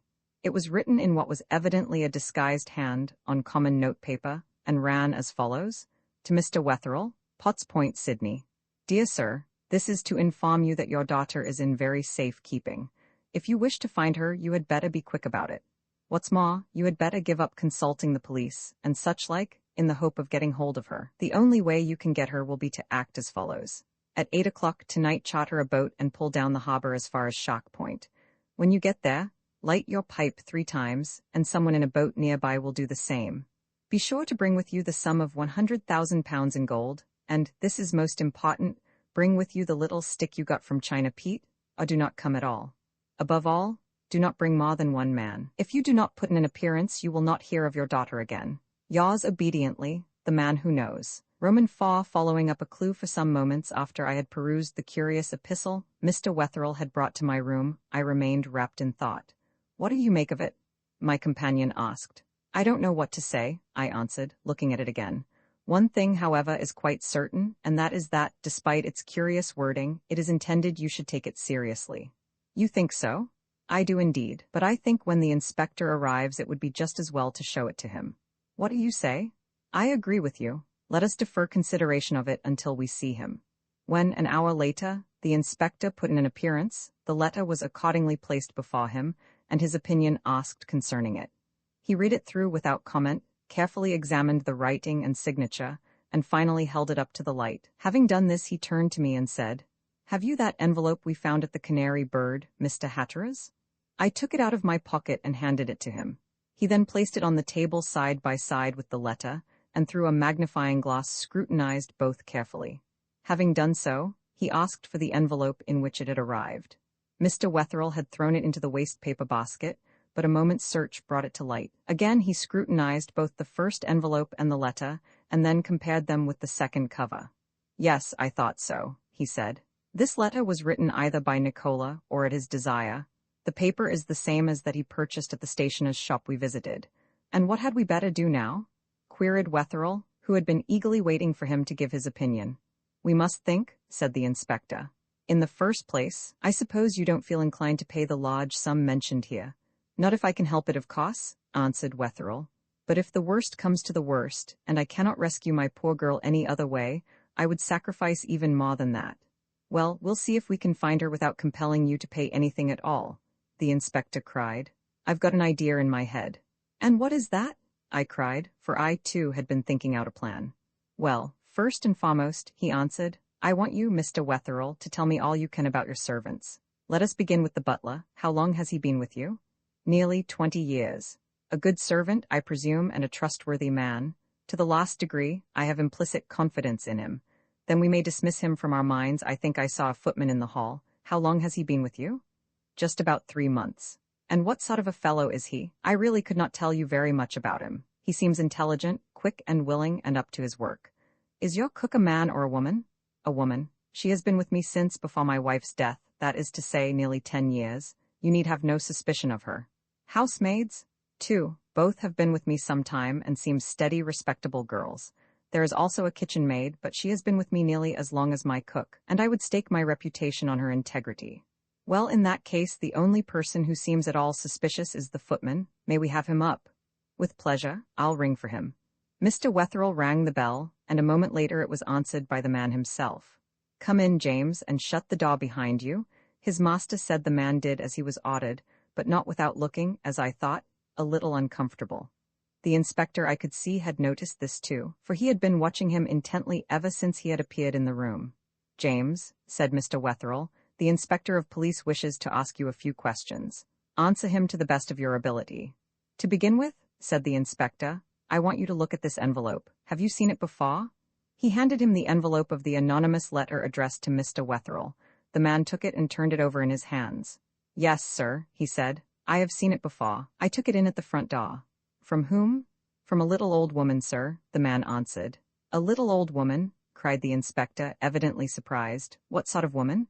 Well, sir, I don't know that I can give you much of a description of her. She was very small, had a sort of nutcracker face, a little black poke bonnet, and walked with a stick. Should you know her again if you saw her? Oh, yes, sir. Did she say anything when she gave you the letter? Only, for Mr. Wetherell, young man, that was all, sir. And you didn't ask if there was an answer? That was rather a singular omission on your part, was it not? She didn't give me time, sir. She just put it into my hand and went down the steps again. That will do. Now, Mr. Wetherell, I think we'd better see about getting that money from the bank. You need not wait, my man. The footman thereupon left the room, while both Mr. Wetherell and I stared at the inspector in complete astonishment. He laughed. You are wondering why I said that, he remarked at last. I must confess it struck me as curious, answered Wetherell. Well, let me tell you I did it with a purpose. Did you notice that young man's face when he entered the room and when I gave him the letter? There can be no doubt about it, he is in the secret. You mean that he is in Nicola's employ? Then why don't you arrest him? Because I want to be quite certain first. I said that about the money because if he is Nicola's agent, he will carry the information to him, and by so doing keep your daughter in Sydney for at least a day longer. Do you see? I do, and I admire your diplomacy. Now what is your plan? May I first tell mine? I said. Do, said the inspector, for mine is not quite matured yet. Well, I said, my idea is this. I propose that Mr. Wetherell shall obtain from his bank a number of gold bags, fill them with lead discs to represent coin, and let it leak out before this man that he has got the money in the house. Then tonight Mr. Wetherell will set off for the waterside. I will row him down the harbour disguised as a boatman. We will pick up the boat, as arranged in that letter. In the meantime, you must start from the other side in a police boat, pull up to meet us, and arrest the man. Then we will force him to disclose Miss Wetherell's whereabouts and act upon his information. What do you say? It certainly sounds feasible, said the inspector, and Mr. Wetherell nodded his head approvingly. At that moment, the Marquis entered the room, looking much better than when we had found him on the preceding night, and the conversation branched off into a different channel. My plot seemed to commend itself so much to Mr. Wetherell's judgment that he ordered his carriage and drove off there, and then to his bank, while I went down to the harbour, arranged about a boat, and having done so, proceeded up to the town, where I purchased a false beard, an old dungaree suit, such as a man loafing about the harbour might wear, and a slouch hat of villainous appearance. By the time I got back to the house, Mr. Wetherell had returned. With great delight he conducted me to his study, and, opening his safe, showed me a number of canvas bags, on each of which was printed £1,000. But surely there are not £100,000 there. No, said the old gentleman with a chuckle, there is the counterfeit of £50,000 there. For the rest I propose to show them these. So saying, he dived his hand into a drawer and produced a sheaf of crisp banknotes. There, these are notes for the balance of the amount. But you surely are not going to pay. I thought we were going to try to catch the rascals without letting any money change hands. So we are, do not be afraid. If you will only glance at these notes you will see that they are dummies, every one of them. They are for me to exhibit to the man in the boat. In the dock they'll pass muster, never fear. Very good indeed, I said with a laugh. By the time they can be properly examined, we shall have the police at hand ready to capture him. I believe we shall, the old gentleman cried, rubbing his hands together in his delight. I believe we shall. And a nice example we'll make of the rascals. Nicola thinks he can beat me. I'll show him how mistaken he is. And for some time the old gentleman continued in this strain, confidently believing that he would have his daughter with him again by the time morning came. Nor was I far behind him in confidence. Since Nicola had not spirited her out of the country, my plot seemed the one of all others to enable us to regain possession of her, and not only that, but we hoped it would give us an opportunity of punishing those who had so schemed against her. Suddenly an idea was born in my brain, and instantly I acted on it. "Mr. Wetherell," I said, "supposing, when your daughter is safe with you again, I presume so far as once more to offer myself for your son-in-law, what will you say?" "What will I say?" he cried. "Why, I will tell you that you shall have her, my boy, with 10,000 blessings on your head. I know you now, and since I've treated you so badly, and you've taken such a noble revenge, why, I'll make it up to you, or my name's not Wetherell. But we won't talk any more about that till we have got possession of her. We have other and more important things to think of. What time ought we to start tonight? The letter fixes the meeting for 10 o'clock. We had better be in the boat by 9:30. In the meantime, I should advise you to take a little rest. By the way, do you think your footman realizes that you have the money? He ought to, for he carried it up to this room for me, and what's more, he has applied for a holiday this afternoon. That's to carry the information. Very good. Everything is working excellently. Now I'm off to rest for a little while. I'll follow your example. In the meantime, I'll give orders for an early dinner." We dined at 7 o'clock sharp, and at 8:30 I went off to my room to don my disguise, then, bidding the Marquis goodbye, much to the young gentleman's disgust, for he was most anxious to accompany us, I slipped quietly out of my window, crossed the garden, I hoped unobserved, and then went down to the harbour side, where the boat I had chartered was waiting for me. A quarter of an hour later Wetherell's carriage drove up, and on seeing it, I went across and opened the door. My disguise was so perfect that for a moment the old gentleman seemed undecided whether to trust me or not. But my voice, when I spoke, reassured him, and then we set to work carrying the bags of spurious money down to the boat. As soon as this was accomplished, we stepped in. I seated myself amidships and got out the oars, Mr. Wetherell taking the yoke lines in the stern. Then we shoved off, and made our way out into the harbour. It was a dull, cloudy night, with hardly a sign of a star in the whole length and breadth of heaven, while every few minutes a cold, cheerless wind swept across the water. So chilly indeed was it that before we had gone very far, I began to wish I had added an overcoat to my other disguises. We hardly spoke, but pulled slowly down towards the island mentioned in the letter. The strain on our nerves was intense, and I must confess to feeling decidedly nervous, as I wondered what would happen if the police boat did not pull up to meet us, as we had that morning arranged. 9:15 chimed from some church ashore as we approached within 100 yards of our destination. Then I rested on my oars and waited.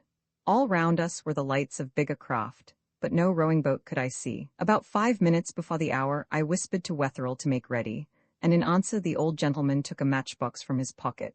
Exactly as the town clock struck the hour he lit a vesta. It flared a little, and then went out.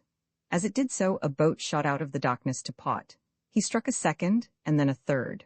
As the last one burned up and then died away, the man rowing the boat I have just referred to struck a light, then another, in rapid succession. Having finished his display, he took up his oars and propelled his boat towards us. When he was within talking distance, he said in a gruff voice, "Is Mr. Wetherell aboard?" To this my companion immediately answered, not however without a tremble in his voice, "Yes, here I am. Money all right. Can you see if I hold it up?" asked Mr. Wetherell. As he spoke, a long black boat came into view on the other side of our questioner and pulled slowly towards him. It was the police boat. "No, I don't want to see," said the voice again. "But this is the message I was to give you. Pull in towards Circular Quay and find the maid of the Mist bark. Go aboard her and take your money down into the cuddy. There you'll get your answer." "Nothing more?" cried Mr. Wetherell. "That's all I was told," answered the man, and then said, "Good night." At the same moment the police boat pulled up alongside him and made fast. I saw a dark figure enter his boat, and next moment the glare of a lantern fell upon the man's face. I picked up my oars and pulled over to them, getting there just in time to hear the inspector ask the man his name. "James Burbage," was the reply. "I don't know as how you've got anything against me. I'm a licensed waterman, I am." "Very likely," said the inspector, "but I want a little explanation from you. How do you come to be mixed up in this business?" "What, about this air message, do you mean?" "Yes, about this message. Where is it from? Who gave it to you?" Well, if you'll let me go, I'll tell you all about it, growled the man. I was up at the hen and chickens this evenin', just afaw dock, tackin' a nobbler along with a friend. Presently in comes a cove in a cloak. He beckons me outside and says, do you want to earn a suffering? A suffering is 20 bob.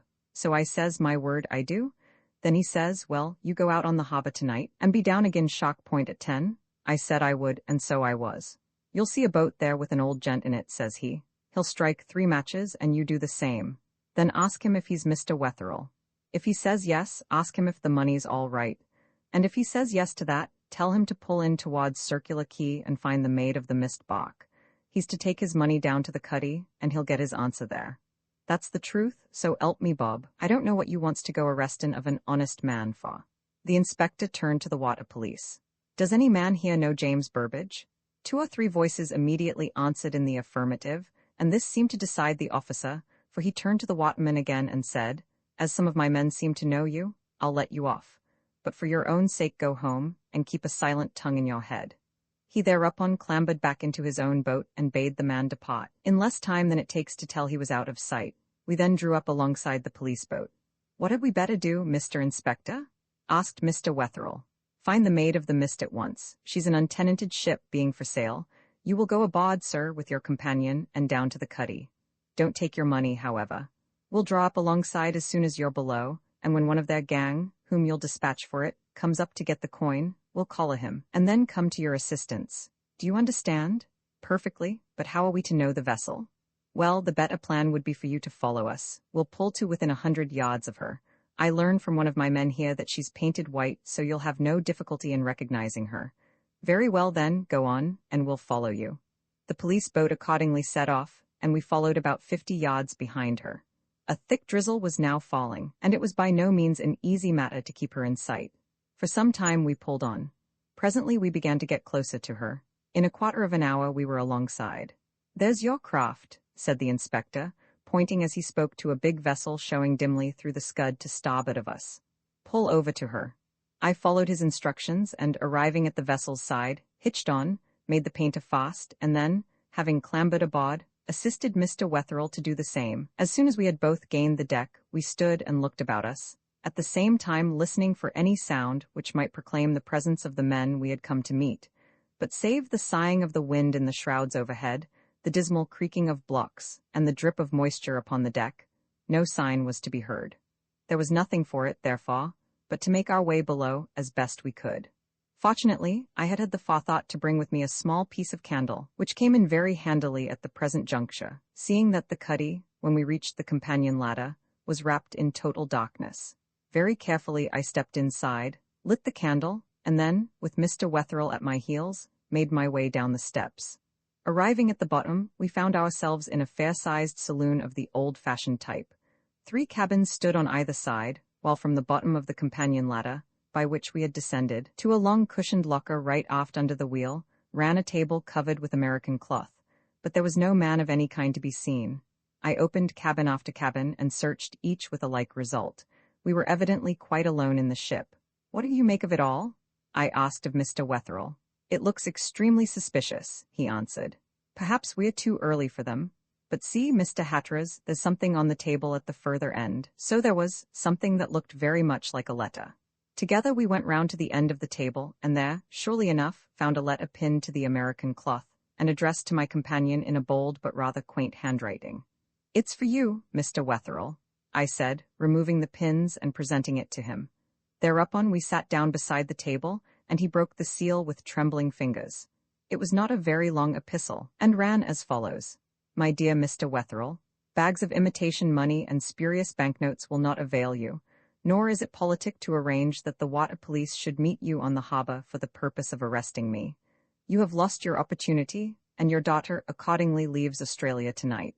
I will, however, give you one more chance. Take care that you make the most of it. The sum I now ask is £150,000, with the stick given you by China Pete, and must be paid without inquiry of any sort. If you are agreeable to this, advertise as follows. I will pay W, and give stick, in the Agony column Sydney Morning Herald on the 18th, 19th, and 20th of this present month. Further arrangements will then be made with you. The man who knows. Oh, my God, I've ruined all? Cried Mr. Wetherell as he put the letter down on the table. And who knows, I may have killed my poor child. Seeing his misery, I did my best to comfort him, but it was no use. He seemed utterly broken down by the failure of our scheme, and if the truth must be told, my own heart was quite as heavy. One thing was very certain, there was a traitor in our camp. Someone had overheard our plans and carried them elsewhere. Could it be the footman? If so, he should have it made hot for him when I got sufficient proof against him. I could promise him that most certainly. While I was thinking over this, I heard a footstep on the companion stairs, and a moment later the inspector made his appearance.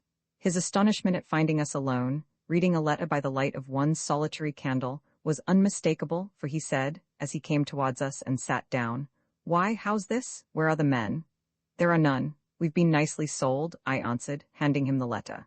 He perused it without further remark, and when he had done so, sat drumming with his fingers upon the table and thought, "We shall have to look in your own house for the person who has given us away, Mr. Wetherell," he said at last. "The folk who are running this affair are as cute as men are made nowadays. It's a pleasure to measure swords with them. What do you think our next move had better be? Get home as fast as we can. I'll return with you, and we'll talk it over there. It's no use our remaining here." We accordingly went on deck, and descended to our wherry again. This time the inspector accompanied us, while the police boat set off down the harbor on other business. When we had seen it pull out into the darkness, we threw the imitation money overboard, pushed off for the Shaw, landed where we had first embarked, and then walked up to Mr. Wetherell's house. It was considerably after 2 o'clock by the time we reached it, but the butler was still sitting up for us. His disappointment seemed as keen as ours when he discovered that we had returned without his young mistress. He followed us up to the study with spirits and glasses, and then at his master's instruction went off to bed. "Now, gentlemen," began Mr. Wetherell, when the door had closed upon him, "let us discuss the matter thoroughly, but before we begin, may I offer you cigars?" The inspector took one, but I declined, stating that I preferred a pipe, but my pipe was in my bedroom, which was on the other side of the passage, so asking them to wait for me, I went to fetch it. I left the room, shutting the door behind me, but it so happened that the pipe case had been moved, and it was some minutes before I could find it. Having done so, however, I blew out my candle, and was about to leave the room, which was exactly opposite the study, when I heard the green baize door at the end of the passage open, and a light footstep come along the corridor. Instantly I stood perfectly still, and waited to see who it might be. Closer and closer the step came, till I saw in the half-dark the pretty figure of one of the parlor maids. On tiptoe she crept up to the study door, and then stooping down, listened at the keyhole. Instantly I was on the alert, every nerve strained to watch her. For nearly 5 minutes she stood there, and then with a glance round, tiptoed quietly along the passage again, closing the baize door after her. When she was safely out of hearing, I crossed to the study. Both the inspector and Mr. Wetherell saw that something had happened, and were going to question me, but I held up my hand. "Don't ask any questions, but tell me as quickly, and as nearly as you can, what you have been talking about during the last 5 minutes, I said. "Why? Don't stop to ask questions, believe in the importance of my haste. What was it?" "I have only been giving Mr. Wetherell a notion of the steps I propose to take," said the inspector. "Thank you, now I'm off. Don't sit up for me, Mr. Wetherell. I'm going to follow up a clue that may put us on the right scent at last. I don't think you had better come, Mr. Inspector, but I'll meet you here again at 6 o'clock. "You can't explain, I suppose?" said the latter, looking a little huffed. "I'm afraid not," I answered, "but I'll tell you this much. I saw one of the female servants listening at this door just now. She'll be off, if I mistake not, with the news she has picked up, and I want to watch her. Good night." "Good night, and good luck to you." Without another word, I slipped off my boots and, carrying them in my hand, left the room, and went downstairs to the morning room. This apartment looked out over the garden, and possessed a window shaded by a big tree. Opening it, I jumped out and carefully closed it after me. Then, pausing for a moment to resume my boots, I crept quietly down the path, jumped a low wall, and so passed into the back street. About 50 yards from the tradesman's entrance, but on the opposite side of the road, there was a big Moreton Bay fig tree. Under this I took my stand, and turned a watchful eye upon the house. Fortunately, it was a dark night, so that it would have been extremely difficult for anyone across the way to have detected my presence. For some minutes I waited, and was beginning to wonder if I could have been deceived, when I heard the soft click of a latch, and next moment a small dark figure passed out into the street, and closed the gate after it. Then, pausing a moment as if to make up her mind, for the mysterious person was a woman, she set off quickly in the direction of the city. I followed about 100 yards behind her. With the exception of one policeman, who stared very hard at me, we did not meet a soul. Once or twice I nearly lost her, and when we reached the city itself, I began to see that it would be well for me to decrease the difference that separated us, if I did not wish to bid goodbye to her altogether. I accordingly hastened my steps, and in this fashion we passed up one street and down another, until we reached what I cannot help thinking must have been the lowest quarter of Sydney. On either hand were Chinese names and signboards, marine stores, slop shops, with pawnbrokers and public houses galore, while in this locality, few of the inhabitants seemed to have any idea of what bed meant. Groups of sullen-looking men and women were clustered at the corners, and on one occasion the person I was pursuing was stopped by them. But she evidently knew how to take care of herself, for she was soon marching on her way again. At the end of one long and filthily dirty street, she paused and looked about her. I had crossed the road just before this, and was scarcely 10 yards behind her. Pulling my hat well down to shade his face, and sticking my hands in my pockets, I staggered and reeled along, doing my best to imitate the gait of a drunken man. Seeing only me about, she went up to the window of a corner house, and tapped with her knuckles thrice upon the glass. Before one could have counted 20 the door of the dwelling was opened, and she passed in. Now I was in a nasty fix. Either I must be content to abandon my errand, or I must get inside the building, and trust to luck to procure the information I wanted.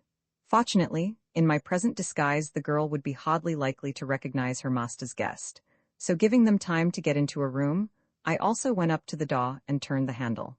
To my delight, it was unlocked. I opened it and entered the house. The passage was in total darkness, but I could make out where the door of the room I wanted to find was located by a thin streak of light low down upon the floor. As softly as I possibly could, I crept up to it and bent down to look through the keyhole. The view was necessarily limited, but I could just make out the girl I had followed sitting upon a bed, while leaning against the wall, a dirty clay pipe in her mouth, was the vilest old woman I have ever in my life set eyes on. She was very small, with a pinched-up nutcracker face, dressed in an old bit of tawdry finery, more than 3 sizes too large for her. Her hair fell upon her shoulders in a tangled mass, and from under it, her eyes gleamed out like those of a wicked little Scotch terrier ready to bite. As I bent down to listen, I heard her say, "Well, my pretty dear, and what information have you got for the gentleman that brings you down at this time of night?" "Only that the coppers are going to start at daylight looking for the Merry Duchess. I heard the inspector say so himself." "At daylight, are they?" croaked the old hag. "Well, I wish 'em joy of their search, I do them. Any more news, my dear?" "The master and that long-legged slab of a Hatteras went out tonight down the harbour. The old man brought home a lot of money bags, but what was in 'em was only dummies." "I know that too, my dear. Nicely they was sold." "Ha, ha?" She chuckled like an old fiend, and then began to cut up another pipe of tobacco in the palm of her hand like a man. She smoked Negro head, and the reek of it came out through the keyhole to me. But the younger woman was evidently impatient, for she rose and said, "When do they sail with the girl, Sally?" "They're gone, my dear. They went at 10 tonight." At this piece of news my heart began to throb painfully, so much indeed that I could hardly listen for its beating. "They weren't long about it," said the younger girl critically. "That Nicola's not long about anything," remarked the old woman. "I hope Peepa Lanu will agree with her health. The stuck-up minx, I do," the younger remarked spitefully. "Now, where's the money he said I was to have? Give it to me and let me be off. I shall get the sack if this is found out." "It was £5 I was to give ya, wasn't it?" the elder woman said, pushing her hand deep down into her pocket.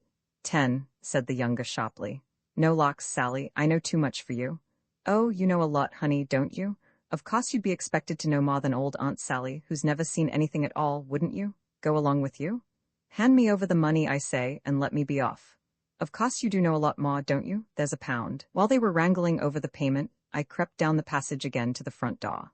Once I had reached it, I opened it softly and went out, closing it carefully behind me. Then I took to my heels and ran down the street in the direction I had come.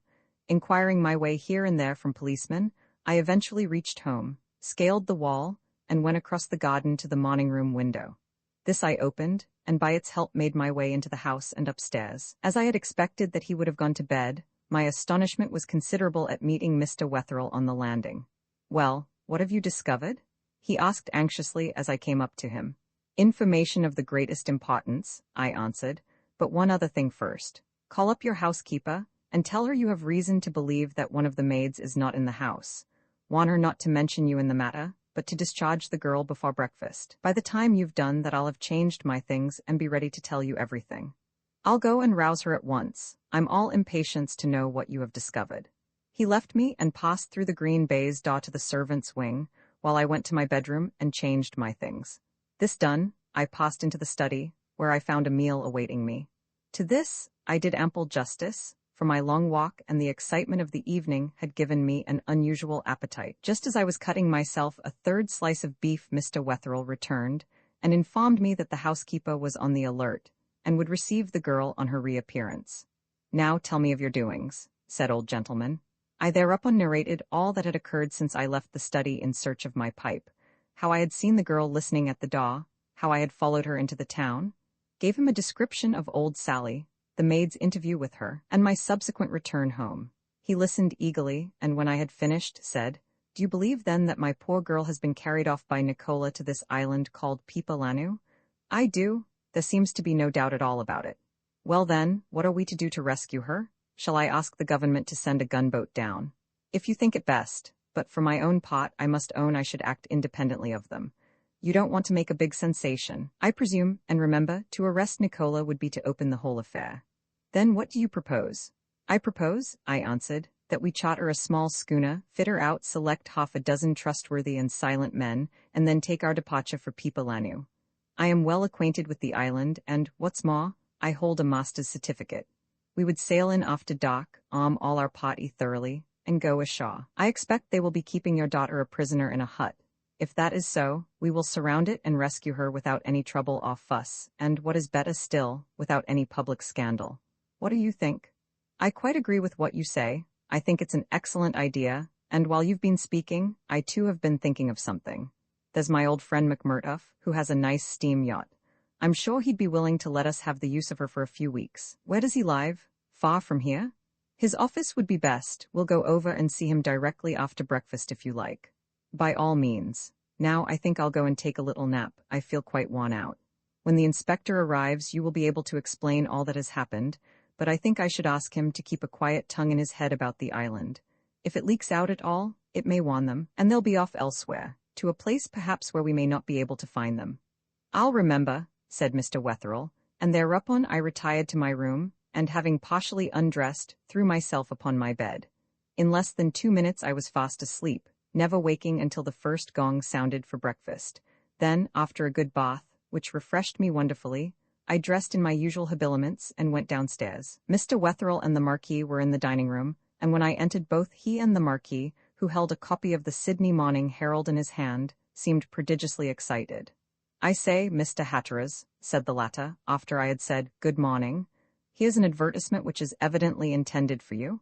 "What is it about?" I asked. "Who wants to advertise for me?"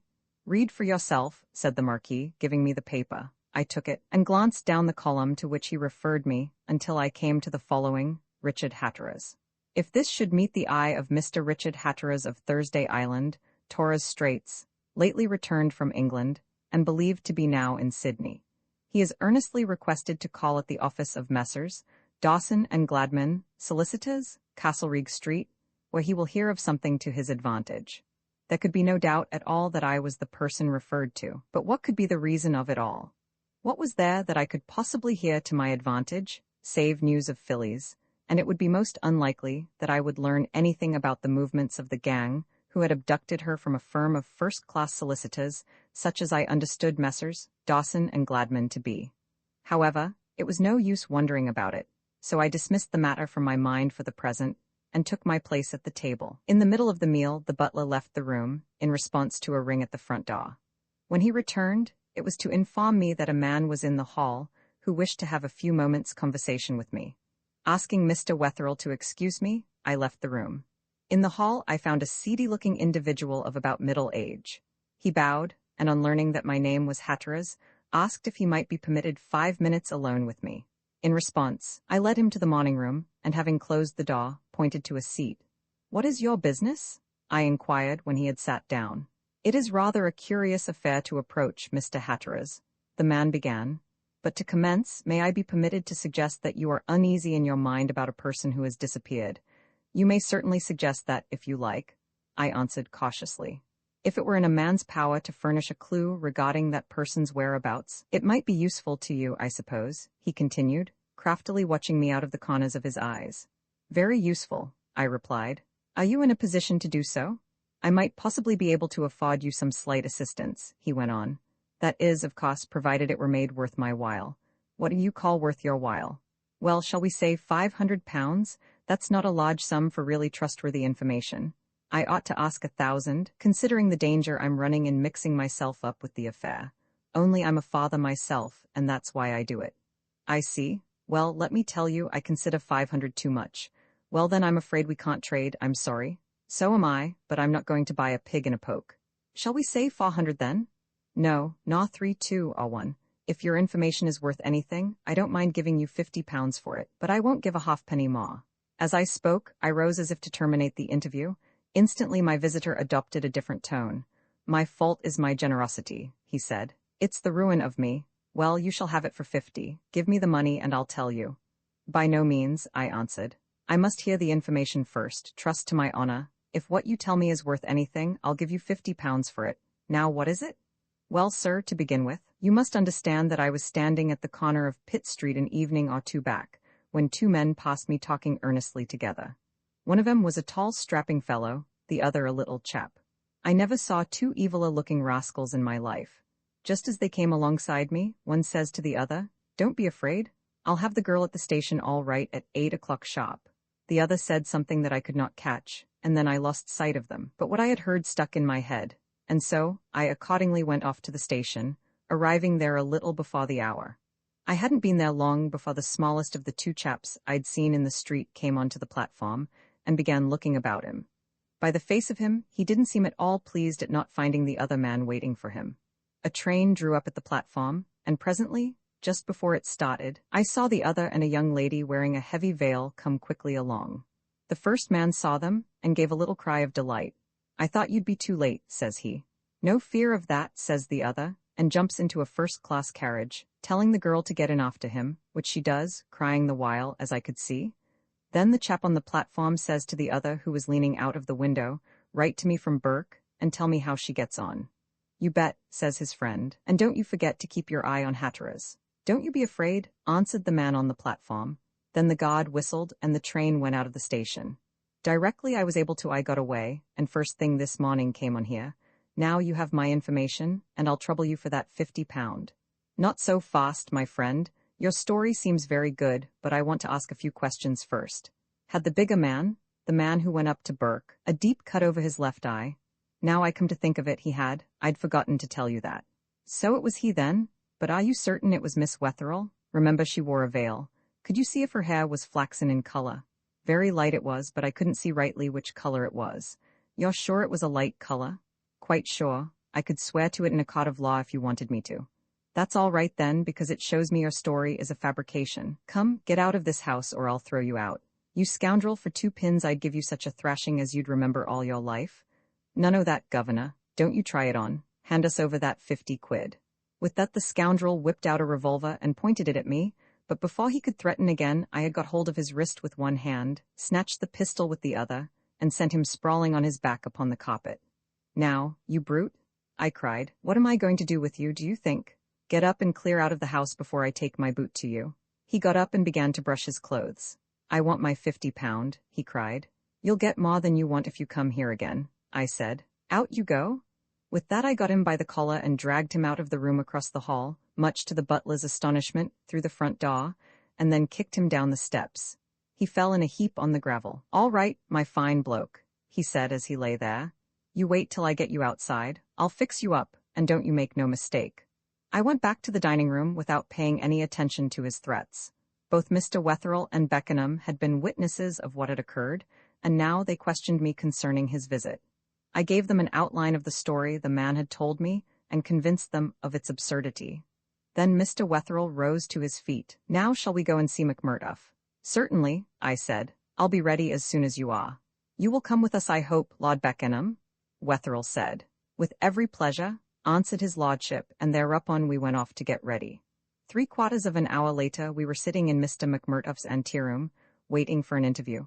At the end of 10 minutes, a commissionaire came in to inform us that Mr. McMurtough was disengaged, and forthwith conducted us to his room. We found him a small, gray-haired, pleasant-looking gentleman, full of life and fun.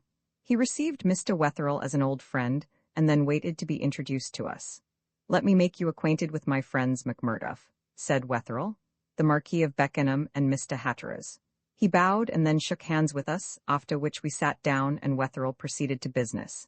The upshot of it all was that he fell in with our plans as soon as we had uttered them, and expressed himself delighted to lend his yacht in such a good cause. "I only wish I could come with you," he said, "but unfortunately that is quite impossible. However, you are more than welcome to my boat. I will give you a letter, or send one to the captain, so that she may be prepared for sea today. Will you see about provisioning her, or shall I?" "We will attend to that," said Wetherill. "All the expenses must of course be mine." "As you please about that, my old friend," returned McMurtough. "Where is she lying?" asked Wetherill. The owner gave us the direction, and then having sincerely thanked him, we set off in search of her. She was a nice craft of about 150 tons burden, and looked as if she ought to be a good sea-boat. Chartering a wherry, we were pulled off to her. The captain was below when we arrived, but a hail brought him on deck. Mr. Wetherill then explained our errand, and gave him his owner's letter. He read it through, and having done so, said, "I am at your service, gentlemen. From what Mr. McMurtough says here, I gather that there is no time to lose, so with your permission I'll get to work at once.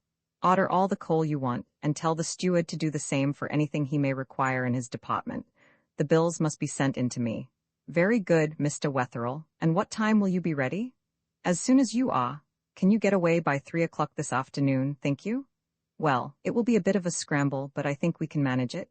Anyhow, I'll do my best, you may be sure of that, sir." "I'm sure you will. There is grave need for it. Now we'll go back and arrange a few matters ashore. My man shall bring our baggage down later on." "Very good, sir. I'll have your berths prepared." With that, we descended to the boat again and were pulled ashore. Arriving there, Mr. Wetherill asked what we should do first. "Hadn't we better go up to the town and purchase a few rifles and some ammunition?" I said. "We can have them sent down direct to the boat and so save time." "A very good suggestion. Let us go at once." We accordingly set off for George Street, to a shop I remembered having seen. There we purchased half a dozen Winchester repeaters, with a good supply of ammunition. They were to be sent down to the yacht without fail that morning. This done, we stood on the pavement debating what we should do next. Finally, it was decided that Mr. Wetherill and Beckenham should go home to pack, while I made 1 or 2 other small purchases, and then join them. Accordingly, bidding them goodbye, I went on down the street, completed my business, and was about to hail a cab and follow them, when a thought struck me. Why should I not visit Messrs. Dawson and Gladman, and find out why they were advertising for me? This I determined to do, and accordingly set off for Castlereagh Street. Without much hunting about, I discovered their office, and went inside. In a small room leading off the main passage, 3 clocks were seated. To them I addressed myself, asking if I might see the partners. "Mr. Dawson is the only one in town, sir," said the boy to whom I spoke. "If you'll give me your name, I'll take it in to him." "My name is Hatteras," I said. "Mr. Richard Hatteras." "Indeed, sir," answered the lad. "If you'll wait, Mr. Dawson will see you in a minute, I'm sure." On hearing my name, the other clocks began whispering together, at the same time throwing furtive glances in my direction. In less than 2 minutes the clock returned, and begged me to follow him, which I did. At the end of a long passage we passed through a curtained doorway, and I stood in the presence of the chief partner, Mr. Dawson. He was a short, podgy man, with white whiskers and a bald head, and painfully precise. "I have great pleasure in making your acquaintance, Mr. Hatteras," he said, as I came to an anchor in a chair. "You have noticed our advertisement, I presume?" "I saw it this morning," I answered, "and it is on that account I am here. One moment before we proceed any further. Forgive what I am about to say, but you will see yourself that it is a point I am compelled not to neglect. Can you convince me as to your identity?" "Very easily," I replied, diving my hand into my breast pocket and taking out some papers. "First and foremost, here is my bank book. Here is my card case, and here are 2 or 3 letters addressed to me by London and Sydney firms. The Hon. Sylvester Wetherill, Colonial Secretary, will be glad, I'm sure, to vouch for me. Is that sufficient to convince you?" "More than sufficient," he answered, smiling. "Now let me tell you for what purpose we desired you to call upon us." Here he opened a drawer and took out a letter. "First and foremost, you must understand that we are the Sydney agents of Messrs. Atwin, Dobbs and Forsyth of Furnival's Inn, London. From them, by the last English mail, we received this letter. I gather that you are the son of James Dymoke Hatteras, who was drowned at sea in the year 1880, is that so? I am. Your father was the third son of Sir Edward Hatteras of Myrtlestone in the county of Hampshire. He was, and the brother of Sir William, who had one daughter Gwendoline Mary. That is so. Well, Mr. Hatteras, it is my sad duty to inform you that within a week of your departure from England your cousin, the young lady just referred to, was drowned by accident in a pond near her home, and that her father, who had been ailing for some few days, died of heart disease on hearing the sad tidings. In that case, so my correspondents inform me, there being no nearer issue, you succeed to the title and estates, which I also learn are of considerable value, including the house and park, 10 farms, and a large amount of house property, a rent roll of 15,000 a year, and accumulated capital of nearly £100,000. Good gracious, is this really true? Quite true. You can examine the letter for yourself. I took it up from the table and read it through, hardly able to believe my eyes. You are indeed a man to be envied, Mr. Hatteras, said the lawyer. The title is an old one, and I believe the property is considered one of the best in that part of England. It is, but I can hardly believe that it is really mine. There is no doubt about that, however. You are a baronet as certainly as I am a lawyer. I presume you would like us to take whatever action is necessary in the matter? By all means. This afternoon I am leaving Sydney for a week or two for the islands. I will sign any papers when I come back. I will bear that in mind, and your address in Sydney is, care of the Honourable Sylvester Wetherell, Potts Point. Thank you, and by the way, my correspondents have desired me on their behalf to pay into your account at the Oceania the sum of £5,000. This I will do today. I am obliged to you. Now I think I must be going. To tell the truth, I hardly know whether I am standing on my head or my heels. Oh, you will soon get over that. Good morning. Good morning, Sir Richard. With that, I bade him farewell and went out of the office, feeling quite dazed by my good fortune. I thought of the poor idiot whose end had been so tragic, and of the old man as I had last seen him, shaking his fist at me from the window of the house. And to think that that lovely home was mine, and that I was a baronet, the principal representative of a race as old as any in the countryside, it seemed too wonderful to be true. Hearty were the congratulations showered upon me at Pot Point, you may be sure, when I told my tale, and my health was drunk at lunch with much goodwill.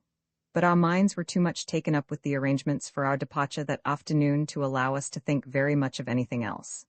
By 2 o'clock we were ready to leave the house. By half-past we were on board the yacht. At 3:15 the anchor was up, and a few moments later we were ploughing our way down the harbour. Our search for fillies had reached another stage, the islands, and what we found there to those who have had no experience of the South Pacific, the constantly recurring beauties of our voyage, would have seemed like a foretaste of heaven itself. From Sydney, until the Loyalty group lay behind us, we had one long spell of exquisite weather. By night under the winking stars, and by day in the warm sunlight, our trim little craft ploughed her way across smooth seas, and our only occupation was to promenade or loaf about the decks, and to speculate as to the result of the expedition upon which we had embarked. Having sighted the Isle of Pines, we turned our bows almost due north and headed for the New Hebrides. Every hour our impatience was growing greater. In less than 2 days, all being well, we should be at our destination, and 24 hours after that, if our fortune proved in the ascendant, we ought to be on our way back with fillies in our possession once more. And what this would mean to me, I can only leave you to guess. One morning, just as the faint outline of the coast of Anatium was peering up over the horizon ahead, Wetherell and I chanced to be sitting in the bows. The sea was as smooth as glass, and the tinkling of the water round the little vessel's nose as she turned it off in snowy lines from either bow was the only sound to be heard. As usual, the conversation, after wandering into other topics, came back to the subject nearest our hearts. This led us to make a few remarks about Nicola and his character. There was one thing I had always noticed when the man came under discussion, and that was the dread Wetherell had of him. My curiosity had been long excited as to its meaning, and having an opportunity now, I could not help asking him for an explanation. "You want to know how it is that I am so frightened of Nicola?" he asked, knocking the ash off his cigar on the upturned fluke of the anchor alongside him. "Well, to give you my reason will necessitate my telling you a story. I don't mind doing that at all, but what I am afraid of is that you may be inclined to doubt its probability. I must confess it is certainly more like the plot of a Wilkie Collins novel than a bit of sober reality. However, if you want to hear it you shall. I should like to above all things, I replied, making myself comfortable and taking another cigar from my pocket. I have been longing to ask you about it for some time past, but could not quite screw up my courage. Well, in the first place, Mr. Wetherell said, you must understand that before I became a minister of the Crown, or indeed a member of Parliament at all, I was a barrister with a fairly remunerative practice. That was before my wife's death, and when Phyllis was at school. Up to the time I am going to tell you about, I had taken part in no very sensational case. But my opportunity for earning notoriety was, though I did not know it, near at hand. One day I was briefed to defend a man accused of the murder of a Chinaman aboard a Sydney vessel on a voyage from Shanghai.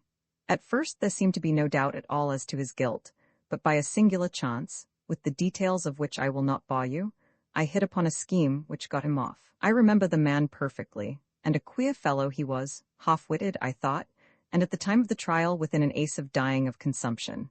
His gratitude was the more pathetic because he had not the wherewithal to pay me. However, he made it up to me in another way, and that's where my real story commences. One wet night, a couple of months or so after the trial, I was sitting in my drawing room listening to my wife's music, when a servant entered to tell me that a woman wanted to see me. I went out into the passage to find waiting there a tall buxom lass of about 25 years of age. She was poorly dressed, but in a great state of excitement. "Are you Mr. Wetherell?" she said, "the gentleman as defended China Pete in the trial the other day?" "I am," I answered. "What can I do for you? I hope China Pete is not in trouble again." "He's in a worse trouble this time, sir," said the woman. "He's dyin', and he sent me to fetch you to 'im before he goes." "But what does he want me for?" I asked rather suspiciously.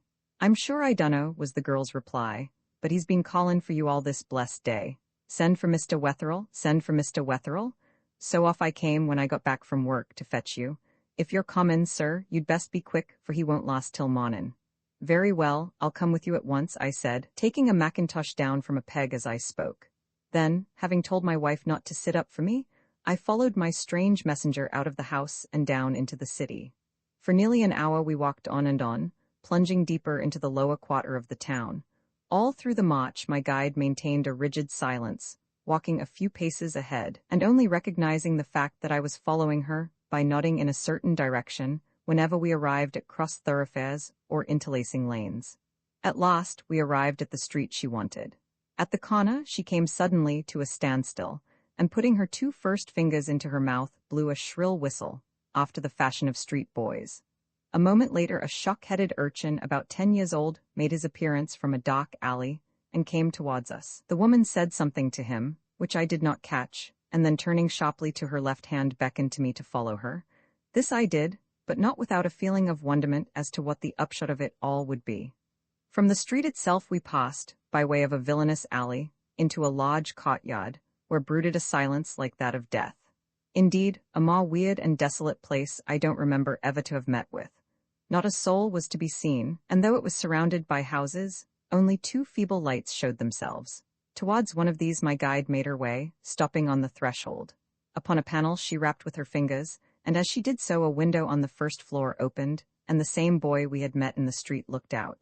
"How many?" inquired the woman who had brought me, in a loud whisper. "None now," replied the boy, "but there's been a power of Chinkies hereabouts all the evenin', and off an hour ago there was a gent in a cloak." Without waiting to hear any more, the woman entered the house, and I followed close on her heels. The adventure was clearly coming to a head now. When the door had been closed behind us, the boy appeared at the top of a flight of stairs with a lighted candle. We accordingly ascended to him, and having done so made our way towards a door at the end of the abominably dirty landing. At intervals, I could hear the sound of coughing coming from a room at the end. My companion, however, bade me stop while she went herself into the room, shutting the door after her. I was left alone with the boy, who immediately took me under his protection, and for my undivided benefit performed a series of highly meritorious acrobatic performances upon the feeble banisters, to his own danger, but apparent satisfaction. Suddenly, just as he was about to commence what promised to be the most successful item in his repertoire, he paused, lay flat on his stomach upon the floor, and craned his head over the side, where once banisters had been, and gazed into the half-dark well below. All was quiet as the grave. Then, without warning, an almond-eyed, pig-tailed head appeared on the stairs and looked upwards. Before I could say anything to stop him, the youth had divested himself of his one slipper, taken it in his right hand, leaned over a bit further, and struck the ascending celestial a severe blow on the mouth with the heel of it. There was the noise of a hasty descent and the banging of the street door a moment later, then all was still again, and the youngster turned to me. "That was Ah Chong," he said confidentially. "He's the 6th Chinky I've landed that way since dark." This important piece of information he closed with a double-jointed oath of remarkable atrocity, and, having done so, would have recommenced the performance of acrobatic feats had I not stopped him by asking the reason of his action. He looked at me with a grin and said, "I dunno, but all I cares is that China Pete in there gives me a sprat, 6pence, for every chinky what I keeps out of the ooze. He's a rum one is China Pete, and can't he cough, my word." I was about to put another question when the door opened, and the girl who had brought me to the house beckoned me into the room. I entered, and she left me alone with the occupant. Of all the filthy places I have ever seen, and I have had the ill luck to discover a good many in my time, that one eclipsed them all.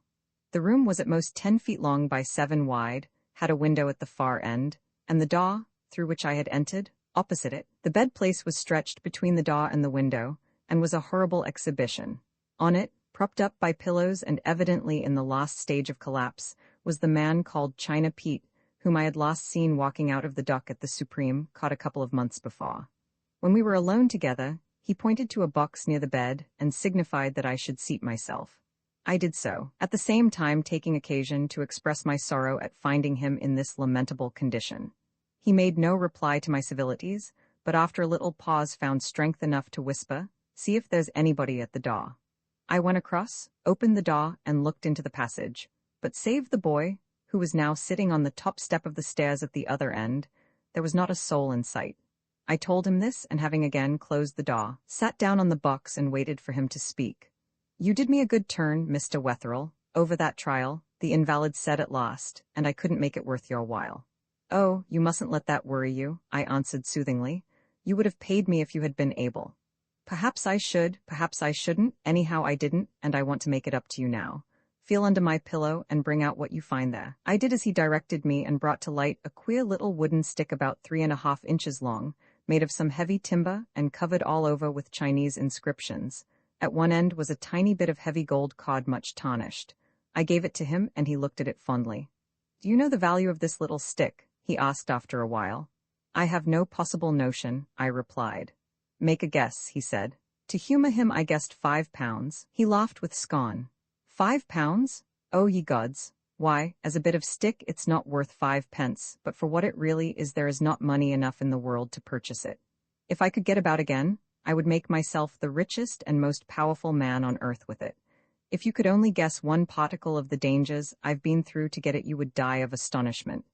And the sarcasm of it all is that now I've got it, I can't make use of it. On 6 different occasions, the priests of the Lamaserai in Peking have tried to murder me to get hold of it. I brought it down from the center of China, disguised as a wandering beggar. That business connected with the murder of the Chinaman on board the ship, against which you defended me, was on account of it. And now, I lie here dying like a dog, with the key to over 10 millions in my hand. Nicola has tried for 5 years to obtain it, without success however. He little dreams I've got it after all. If he did, I'd be a dead man by this time. "Who is this Nicola then?" I asked. "Dr. Nicola? Well, he's Nicola, and that's all I can tell you. If you're a wise man, you'll want to know no more. Ask the Chinese mothers nursing their almond-dyed spawn in Peking who he is. Ask the Japanese, ask the Malays, the Hindus, the Burmese, the coal potters in Pot Said, the Buddhist priests of Ceylon. Ask the King of Korea, the men up in Tibet, the Spanish priests in Manila, or the Sultan of Borneo, the ministers of Siam, or the French in Saigon. They'll all know Dr. Nicola and his cat, and take my word for it, they fear him." I looked at the little stick in my hand and wondered if the man had gone mad. "What do you wish me to do with this?" I asked. "Take it away with you," he answered, "and guard it like your life, and when you have occasion, use it. Remember you have in your hand what will raise 1,000,000 men, and the equivalent of over 10 mil. At this point, a violent fit of coughing seized him and nearly tore him to pieces. I lifted him up a little in the bed, but before I could take my hands away, a stream of blood had gushed from his lips. Like a flash of thought, I ran to the door to call the girl. The boy on the stairs re-echoed my shout, and in less time than it takes to tell the woman, was in the room. But we were too late. China Pete was dead. After giving her all the money I had about me to pay for the funeral, I bade her goodbye, and with the little stick in my pocket returned to my home. Once there, I sat myself down in my study, took my legacy out of my pocket, and carefully examined it. As to its peculiar power and value, as described to me by the dead man, I hardly knew what to think. My own private opinion was that China Pete was not sane at the time he told me. And yet, how was I to account for the affray with the Chinaman on the boat, and the evident desire the Celestials in Sydney had to obtain information concerning it? After half an hour's consideration of it, I locked it up in a drawer of my safe and went upstairs to bed. Next day China Pete was buried, and by the end of the month I had well nigh forgotten that he had ever existed, and had hardly thought of his queer little gift, which still reposed in the upper drawer of my safe, but I was to hear more of it later on. One night, about a month after my coming into possession of the stick, my wife and I were entertaining a few friends at dinner. The ladies had retired to the drawing room, and I was sitting with the gentlemen at the table over our wine. Curiously enough, we had just been discussing the main aspects of the politics of the East when a maidservant entered to say that a gentleman had called, and would be glad to know if he might have an interview with me on important business. I replied to the effect that I was engaged, and told her to ask him if he would call again in the morning. The servant left the room, only to return with the information that the man would be leaving Sydney shortly after daylight, but that if I would see him later on in the evening he would endeavour to return. I therefore told the girl to say I would see him about 11 o'clock, and then dismissed the matter from my mind. As the clock struck 11, I said good night to the last of my guests upon the doorstep. The carriage had not gone 50 yards down the street before a hansom drew up before my door, and a man dressed in a heavy cloak jumped out. Bidding the driver wait for him, he ran up my steps. "Mr. Wetherill, I believe?" he said. I nodded and wished him good evening, at the same time asking his business. "I will tell you with pleasure," he answered, "if you will permit me 5 minutes alone with you. It is most important, and as I leave Sydney early tomorrow morning, you will see that there is not much time to spare." I led the way into the house and to my study, which was in the rear, overlooking the garden. Once there, I bade him be seated, taking up my position at my desk. Then, in the light of the lamp, I became aware of the extraordinary personality of my visitor. He was of middle height, but beautifully made. His face was oval in shape, with a deadly white complexion. In contrast to this, however, his eyes and hair were dark as night. He looked at me very searchingly for a moment, and then said, "My business will surprise you a little, I expect, Mr. Wetherill. First, if you will allow me, I will tell you something about myself, and then ask you a question. You must understand that I am pretty well known as an Eastern traveler. From Port Said to the Kuriles, there is hardly a place with which I am not acquainted. I have a hobby. I am a collector of Eastern curios, but there is one thing I have never been able to obtain. And that is a Chinese executioner's symbol of office. But how can I help you in that direction?" I asked, completely mystified. "By selling me one that has lately come into your possession," he said. "It is a little black stick, about 3 inches long and covered with Chinese characters. I happened to hear, quite by chance, that you had one in your possession, and I have taken a journey of some thousands of miles to endeavor to purchase it from you." I went across to the safe, unlocked it, and took out the little stick China Pete had given me. When I turned round, I almost dropped it with surprise as I saw the look of eagerness that rose in my visitor's face. But he pulled himself together and said, as calmly as he had yet addressed me, "That is the very thing. If you will allow me to purchase it, it will complete my collection. What value do you place upon it?" "I have no sort of notion of its worth," I answered, putting it down on the table and looking at it. Then in a flash a thought came into my brain, and I was about to speak when he addressed me again. "Of course my reason for wishing to buy it is rather a harebrained one, but if you care to let me have it, I will give you £50 for it with pleasure." "Not enough, Dr. Nicola," I said with a smile. He jumped as if he had been shot, and then clasped his hands tight on the arm of his chair. My random bolt had gone straight to the heart of the bullseye. This man, then, was Dr. Nicola, the extraordinary individual against whom China Pete had warned me. I was determined now that, come what might, he should not have the stick. "Do you not consider the offer I make you a good one, then, Mr. Wetherill?" he asked. "I'm sorry to say I don't think the stick is for sale," I answered. "It was left to me by a man in return for a queer sort of service I rendered him, and I think I should like to keep it as a souvenir." "I will raise my offer to £100 in that case," said Nicola. "I would rather not part with it," I said, and as I spoke, as if to clinch the matter, I took it up and returned it to the safe, taking care to lock the door upon it. "I will give you £500 for it," cried Nicola, now thoroughly excited. Surely that will tempt you? I'm afraid an offer of 10 times that amount would make no difference, I replied, feeling more convinced than ever that I would not part with it. He laid himself back in his chair, and for nearly a minute and a half stared me full in the face. You have seen Nicola's eyes, so I needn't tell you what a queer effect they are able to produce. I could not withdraw mine from them, and I felt that if I did not make an effort I should soon be mesmerized. So, pulling myself together, I sprang from my chair, and by doing so, let him see that our interview was at an end. However, he was not going without a last attempt to drive a bargain. When he saw that I was not to be moved, his temper gave way, and he bluntly told me that I would have to sell it to him. There is no compulsion in the matter, I said warmly. The curio is my own property, and I will do just as I please with it. He thereupon begged my pardon, asked me to attribute his impatience to the collector's eagerness, and after a few last words bade me good night, and left the house. When his cab had rolled away, I went back to my study and sat thinking for a while. Then something prompted me to take the stick out from the safe. I did so, and sat at my table gazing at it, wondering what the mystery might be to which it was the key. That it was not what Dr. Nicola had described it I felt certain. At the end of half an hour I put it in my pocket, intending to take it upstairs to show my wife, locked the safe again, and went off to my dressing room. When I had described the interview, and shown the stick to my wife, I placed it in the drawer of the looking-glass and went to bed. Next morning, about 3 o'clock, I was awakened by the sound of someone knocking violently at my door. I jumped out of bed and inquired who it might be. To my intense surprise, the answer was police. I therefore donned my dressing gown, and went out to find a sergeant of police on the landing waiting for me. "What is the matter?" I cried. "A burglar," was his answer. "We've got him downstairs, caught him in the act." I followed the officer down to the study. What a scene was there! The safe had been forced, and its contents lay scattered in every direction. One drawer of my writing table was wide open, and in a corner, handcuffed and guarded by a stalwart constable, stood a Chinaman.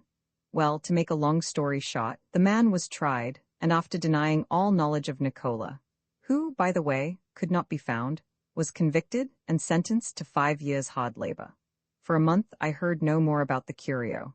Then a letter arrived from an English solicitor in Shanghai demanding from me, on behalf of a Chinaman residing in that place, a little wooden stick covered with Chinese characters, which was said to have been stolen by an Englishman, known in Shanghai as China Pete. This was very clearly another attempt on Nicola's part to obtain possession of it, so I replied to the effect that I could not entertain the request.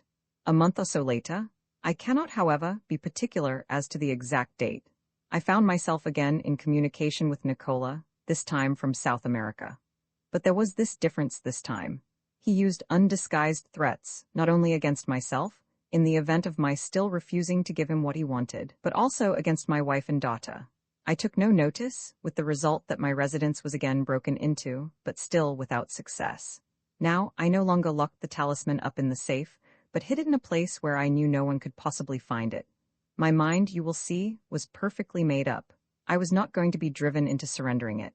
One night, a month after my wife's death, returning to my house, I was garroted and searched within 100 yards of my own front door, but my assailants could not find it on me. Then peculiar pressure from other quarters was brought to bear. My servants were bribed, and my life became almost a burden to me. What was more, I began to develop that extraordinary fear of Nicola, which seems to seize upon everyone who has any dealings with him. When I went home to England some months back, I did it because my spirits had got into such a depressed state that I could not remain in Australia. But I took care to deposit the stick with my plate in the bank before I left. There it remained till I returned, when I put it back in its old hiding place again. The day after I reached London, I happened to be crossing Trafalgar Square. Believing that I had left him at least 10,000 miles away, you may imagine my horror when I saw Dr. Nicola watching me from the other side of the road. Then and there I returned to my hotel, bade Phillies pack with all possible dispatch, and that same afternoon we started to return to Australia. The rest you know. Now what do you think of it all? It's an extraordinary story. Where is the stick at the present moment? In my pocket. Would you like to see it? Very much, if you would permit me to do so. He unbuttoned his coat, and from a carefully contrived pocket under the arm, drew out a little piece of wood of exactly the length and shape he had described. I took it from him and gazed at it carefully. It was covered all over with Chinese writing, and had a piece of gold silk attached to the handle. There was nothing very remarkable about it, but I must own I was strangely fascinated by it, when I remembered the misery it had caused, the changes and chances it had brought about, the weird story told by China Pete, and the efforts that had been made by Nicola to obtain possession of it. I gave it back to its owner, and then stood looking out over the smooth sea, wondering where Phillies was and what she was doing. Nicola, when I met him, would have a heavy account to settle with me, and if my darling reported any further cruelty on his part, I would show no mercy. But why had Mr. Wetherill brought the curio with him now? I put the question to him. For one very good reason, he answered. If it is the stick Nicola is after, as I have every right to suppose, he may demand it as a ransom for my girl, and I am quite willing to let him have it. The wretched thing has caused sufficient misery to make me only too glad to be rid of it. I hope, however, we shall be able to get her without giving it up, I said. Now let us go off to lunch. The day following we were within 100 miles of our destination, and by midday of the day following that again, were near enough to render it advisable to hold a council over our intended movements. Accordingly, a little before lunchtime the Marquis, Wetherill, the skipper and myself met under the after awning to consider our plan of war. The vessel herself was hove to, for we had no desire to put in an appearance at the island during daylight. The first matter to be taken into consideration, I think, Mr. Wetherill, said the skipper, is the point as to which side of the island we shall bring up on. You will be able to settle that, answered Wetherill, looking at me. You are acquainted with the place and can best advise us. I will do so to the best of my ability, I said, sitting down on the deck and drawing an outline with a piece of chalk. The island is shaped like this. There is no reef. Here is the best anchorage, without doubt, but here is the point where we shall be most likely to approach without being observed. The trend of the land is all upward from the shore, and as far as I remember, the most likely spot for a hut, if they are detaining Miss Wetherill there, as we suppose, will be on a little plateau looking south, and hard by the only fresh water on the island. And what sort of anchorage shall we get there, do you think? Asked the skipper, who very properly wished to run no risk with his owner's boat. Mostly coral. None too good, perhaps, but as we shall have steam up, quite safe enough. And how do you propose that we shall reach the hut when we land? Is there any undergrowth, or must we climb the hill under the enemy's fire? I have been thinking that out, I said, and I have come to the conclusion that the best plan would be for us to approach the island after dark, to heave to about 3 miles out and pull ashore in the boat. We will then ascend the hill by the eastern slope and descend upon them. They will probably not expect us from that quarter, and it will at least be easier than climbing the hill in the face of a heavy fire. What do you say? They all agreed that it seemed practicable. Very good then, said the skipper. We'll have lunch and afterwards begin our preparations. Then turning to me, I'll get you to come into my cabin, Mr. Hatteras, by and by, and take a look at the Admiralty chart. If you will be able probably to tell me if you think it can be relied on. I'll do so with pleasure, I answered, and then we went below. Directly our meal was over I accompanied the skipper to look at the chart, and upon it we marked our anchorage. Then an adjournment was made aft, and our equipment of rifles and revolvers thoroughly overhauled. We had decided earlier that our landing party should consist of 8 men, Wetherill, Beckenham, the mate of the yacht, myself, and 4 of the crew, each of whom would be supplied with a Winchester repeating rifle, a revolver, and a dozen cartridges. Not a shot was to be fired, however, unless absolutely necessary, and the greatest care was to be taken in order to approach the hut, if possible, without disturbing its inmates. When the arms had been distributed and carefully examined, the 16-foot surf-boat was uncovered, and preparations made for hoisting her overboard. By the time this was done, it was late in the afternoon, and almost soon enough for us to be thinking about overcoming the distance which separated us from our destination. Exactly at 4 o'clock, the telegraph on the bridge signaled "Go ahead," and we were on our way once more. To tell the truth, I think we were all so nervous that we were only too thankful to be moving again. About dusk, I was standing aft, leaning against the taffrail, when Beckenham came up and stood beside me. It was wonderful what a difference these few months had made in him.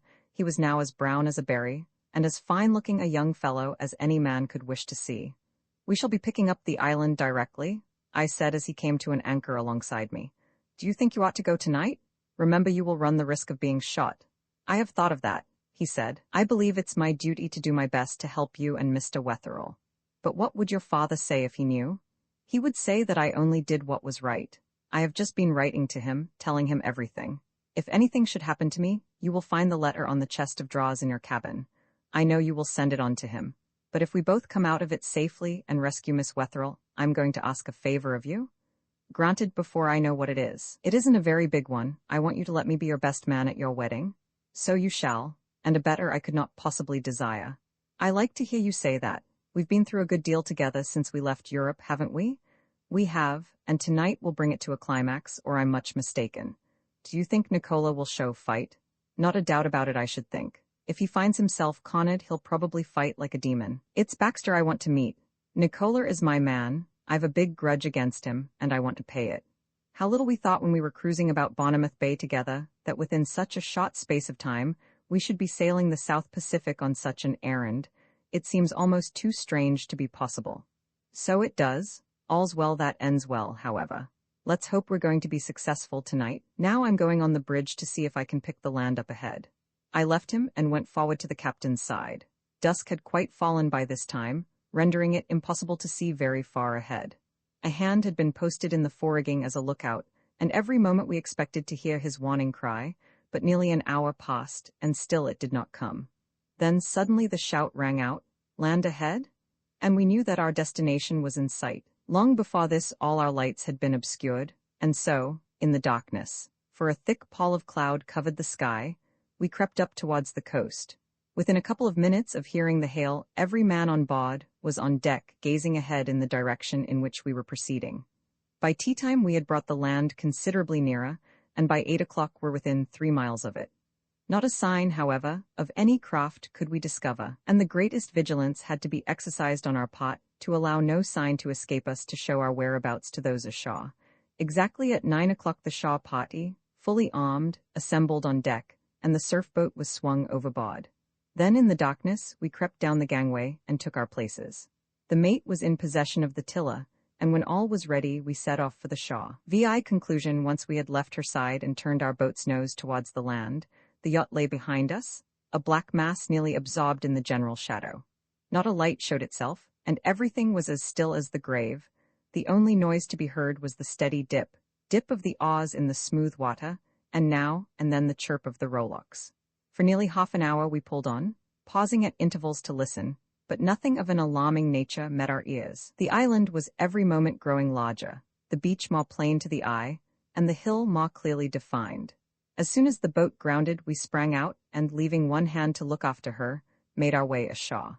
It was a strange experience, that landing on a strange beach on such an errand, and at such an hour, but we were all too much taken up with the work which lay before us to think of that. Having left the water's edge, we came to a standstill beneath a group of palms and discussed the situation.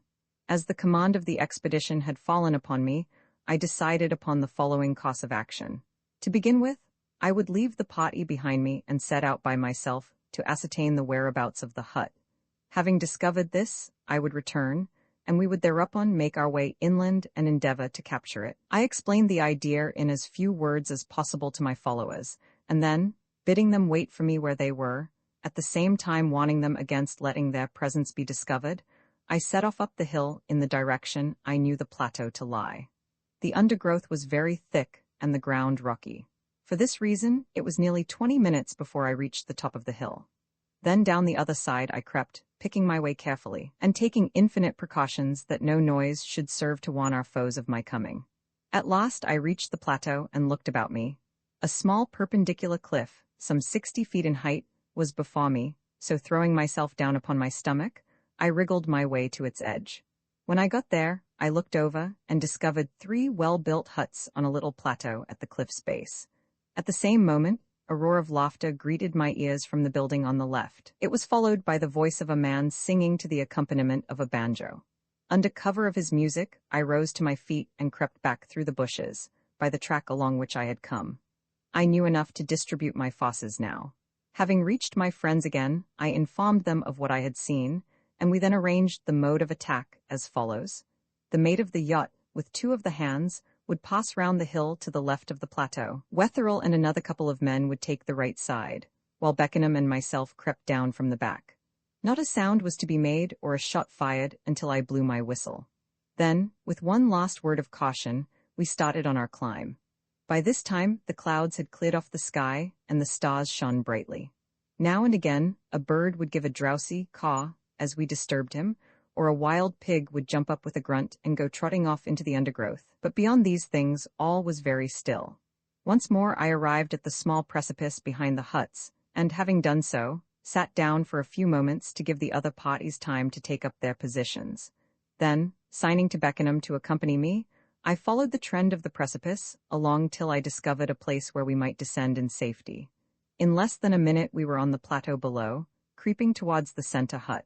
Still, our approach was undetected. Bidding Beckenham in a whisper wait for me, I crept cautiously round to the front, keeping as much as possible in the shadow. As soon as I had found the door, I tiptoed towards it and prepared to force my way inside, but I had an adventure in store for me which I had not anticipated. Seated in the doorway, almost hidden in the shadow, was the figure of a man. He must have been asleep, for he did not become aware of my presence until I was within a foot of him. Then he sprang to his feet and was about to give the alarm. Before he could do so, however, I was upon him. A desperate hand-to-hand struggle followed, in which I fought solely for his throat. This once obtained, I tightened my fingers upon it and squeezed until he fell back unconscious. It was like a horrible nightmare, that combat without noise in the dark entry of the hut, and I was more than thankful that it ended so satisfactorily for me. As soon as I had disentangled myself, I rose to my feet and proceeded across his body into the hut itself. A swing door led from the porch, and this I pushed open. "Who is it, and what do you want?" said a voice which I should have recognized everywhere. In answer, I took Phyllis in my arms and, whispering my name, kissed her over and over again. She uttered a little cry of astonishment and delight. Then, bidding her step quietly, I passed out into the starlight, leading her after me. As we were about to make for the path by which I had descended, Beckenham stepped forward, and at the same instant the man with whom I had been wrestling came to his senses and gave a shout of alarm. In an instant, there was a noise of scurrying feet and a great shouting of orders.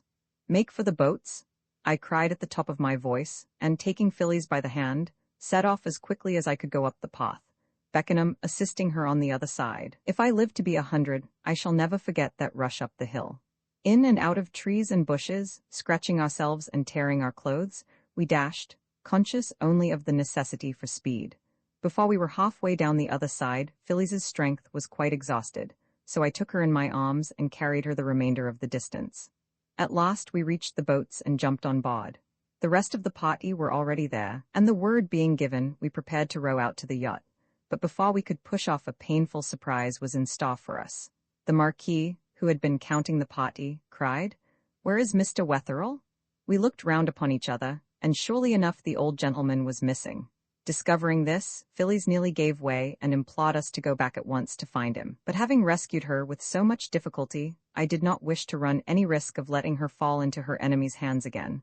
So selecting 4 volunteers from the party, I bade the rest pull the boat out to the yacht and give Miss Wetherell into the captain's charge, while the balance accompanied me ashore again in search of her father. Having done this, the boat was to return and wait for us. Quickly we splashed our way back to the beach, and then, plunging into the undergrowth, began our search for the missing man. As we did not know where to search, it was like looking for a needle in a bundle of hay, but presently one of the hands remembered having seen him descending the hill, so we devoted our attentions to that side. For nearly 2 hours we toiled up and down, but without success. Not a sign of the old gentleman was to be seen. Could he have mistaken his way and be even now searching for us on another beach? To make sure of this, we set off and thoroughly searched the 2 bays in the direction he would most likely have taken, but still without success. Perhaps he had been captured and carried back to the huts. In that case, we had better proceed thither and try to rescue him. This, however, was a much more serious undertaking, and you may imagine it was with considerable care that we approached the plateau again. When we reached it, the huts were as quiet as when I had first made their acquaintance. Not a sound came up to the top of the little precipice, save the rustling of the wind in the palms at its foot. It seemed difficult to believe that there had been such a tumult on the spot so short a time before. Again, with infinite care, we crept down to the buildings, this time, however, without encountering a soul. The first was empty, so was the second, and so was the third. This result was quite unexpected, and rendered the situation even more mysterious than before. By the time we had thoroughly explored the plateau and its surroundings, it was nearly daylight, and still we had discovered no trace of the missing man. Just as the sun rose above the sea line, we descended the hill again and commenced a second search along the beach, with no better luck, however, than on the previous occasion. Wetherell and our assailants seemed to have completely disappeared from the island. About 6 o'clock, thoroughly worn out, we returned to the spot where the boat was waiting for us. What was to be done? We could not for obvious reasons leave the island and abandon the old gentleman to his fate, and yet it seemed useless to remain there looking for him when he might have been spirited away elsewhere. Suddenly, one of the crew, who had been loitering behind, came into view waving something in his hand. As he approached, we could see that it was a sheet of paper, and when he gave it into my hands, I read as follows. If you cross the island to the north beach, you will find a small cliff in which is a large cave, a little above high water mark. There you will discover the man for whom you are searching. There was no signature to this epistle, and the writing was quite unfamiliar to me, but I had no reason to doubt its authenticity. Where did you discover this? I inquired of the man who had brought it. Fastened to one of them prickly bushes up on the beach there, sir, he answered. Well, the only thing for us to do now is to set off to the North Shore and hunt for the cave. Two of you had better take the boat back to the yacht and ask the captain to follow us round. As soon as the boat was underway, we picked up our rifles and set off for the North Beach. It was swelteringly hot by this time, and as may be imagined, we were all dead tired after our long night's work. However, the men knew they would be amply rewarded if we could effect the rescue of the man for whom we had been searching, so they pushed on. At last, we turned the cape and entered the bay, which constituted the north end of the island. It was not a large beach on this side, but it had, at its western end, a curious line of small cliffs, in the center of which a small black spot could be discerned looking remarkably like the entrance to a cave. Towards this we pressed, forgetting our weariness in the excitement of the search. It was a cave, and large one. So far the letter was correct. Preparing ourselves in case of surprise, we approached the entrance, calling Mr. Wetherell's name. As our shouts died away, a voice came out in answer, and thereupon we rushed in. A remarkable sight met our eyes. In the center of the cave was a stout upright post, some 6 or 8 feet in height, and securely tied to this was the Colonial Secretary of New South Wales. In less time almost than it takes to tell, we had cast loose the ropes which bound him, and led him, for he was too weak to stand alone, out into the open air. While he was resting he inquired after his daughter, and having learned that she was safe, gave us the following explanation. Addressing himself to me, he said, "When you cried make for the boats, I ran up the hill with the others as fast as I could go, but I'm an old man and could not get along as quickly as I wanted to, and for this reason was soon left far behind. I must have been halfway down the hill when a tall man, dressed in white, stepped out from behind a bush, and raising a rifle bade me come to a standstill. Having no time to lift my own weapon, I was obliged to do as he ordered me, and he thereupon told me to lay down my weapon and right about face. In this fashion, I was marched back to the huts we had just left, and then, another man having joined my captor, was conducted across the island to this beach, where a boat was in waiting. In it, I was pulled out to a small schooner lying at anchor in the bay, and ordered to board her. 5 minutes later, I was conducted to the saloon, where 2 or 3 persons were collected. "Good evening, Mr. Wetherell. This is indeed a pleasure," said a man sitting at the further end of the table. He was playing with a big black cat, and directly I heard his voice I knew that I was in the presence of Dr. Nicola. "And how do you think I am going to punish you, my friend, for giving me all this trouble?" he said when I made no reply to his first remark. "You dare not do anything to me," I answered. "I demand that you let me go this instant. I have a big score to settle with you." "If you will be warned by me, you will cease to demand," he answered, his eyes the while burning like coals. "You are an obstinate man, but though you have put me to so much trouble and expense, I will forgive you and come to terms with you. Now listen to me, if you will give me." At that moment, the little vessel gave a heavy roll, and in trying to keep my footing on the sloping deck, I fell over upon the table. As I did so, the little Chinese stick slipped out of my pocket and went rolling along directly into Nicola's hands. He sprang forward and seized it, and you may imagine his delight. With a cry of triumph that made the cat leap from his shoulder, he turned to a tall man by his side and said, "I've got it at last. Now let a boat's crew take this man ashore and tie him to the stake in the cave. Then devise some means of acquainting his friends of his whereabouts. Be quick, for we sail in an hour." Having given these orders, he turned to me again and said, "Mr. Wetherell, this is the last transaction we shall probably ever have together. All things considered, you are lucky in escaping so easily. It would have saved you a good deal if you had complied with my request at first. However, all's well that ends well, and I congratulate you upon your charming daughter. Now, goodbye, In an hour I am off to effect a coup with this stick, the magnitude of which you would never dream.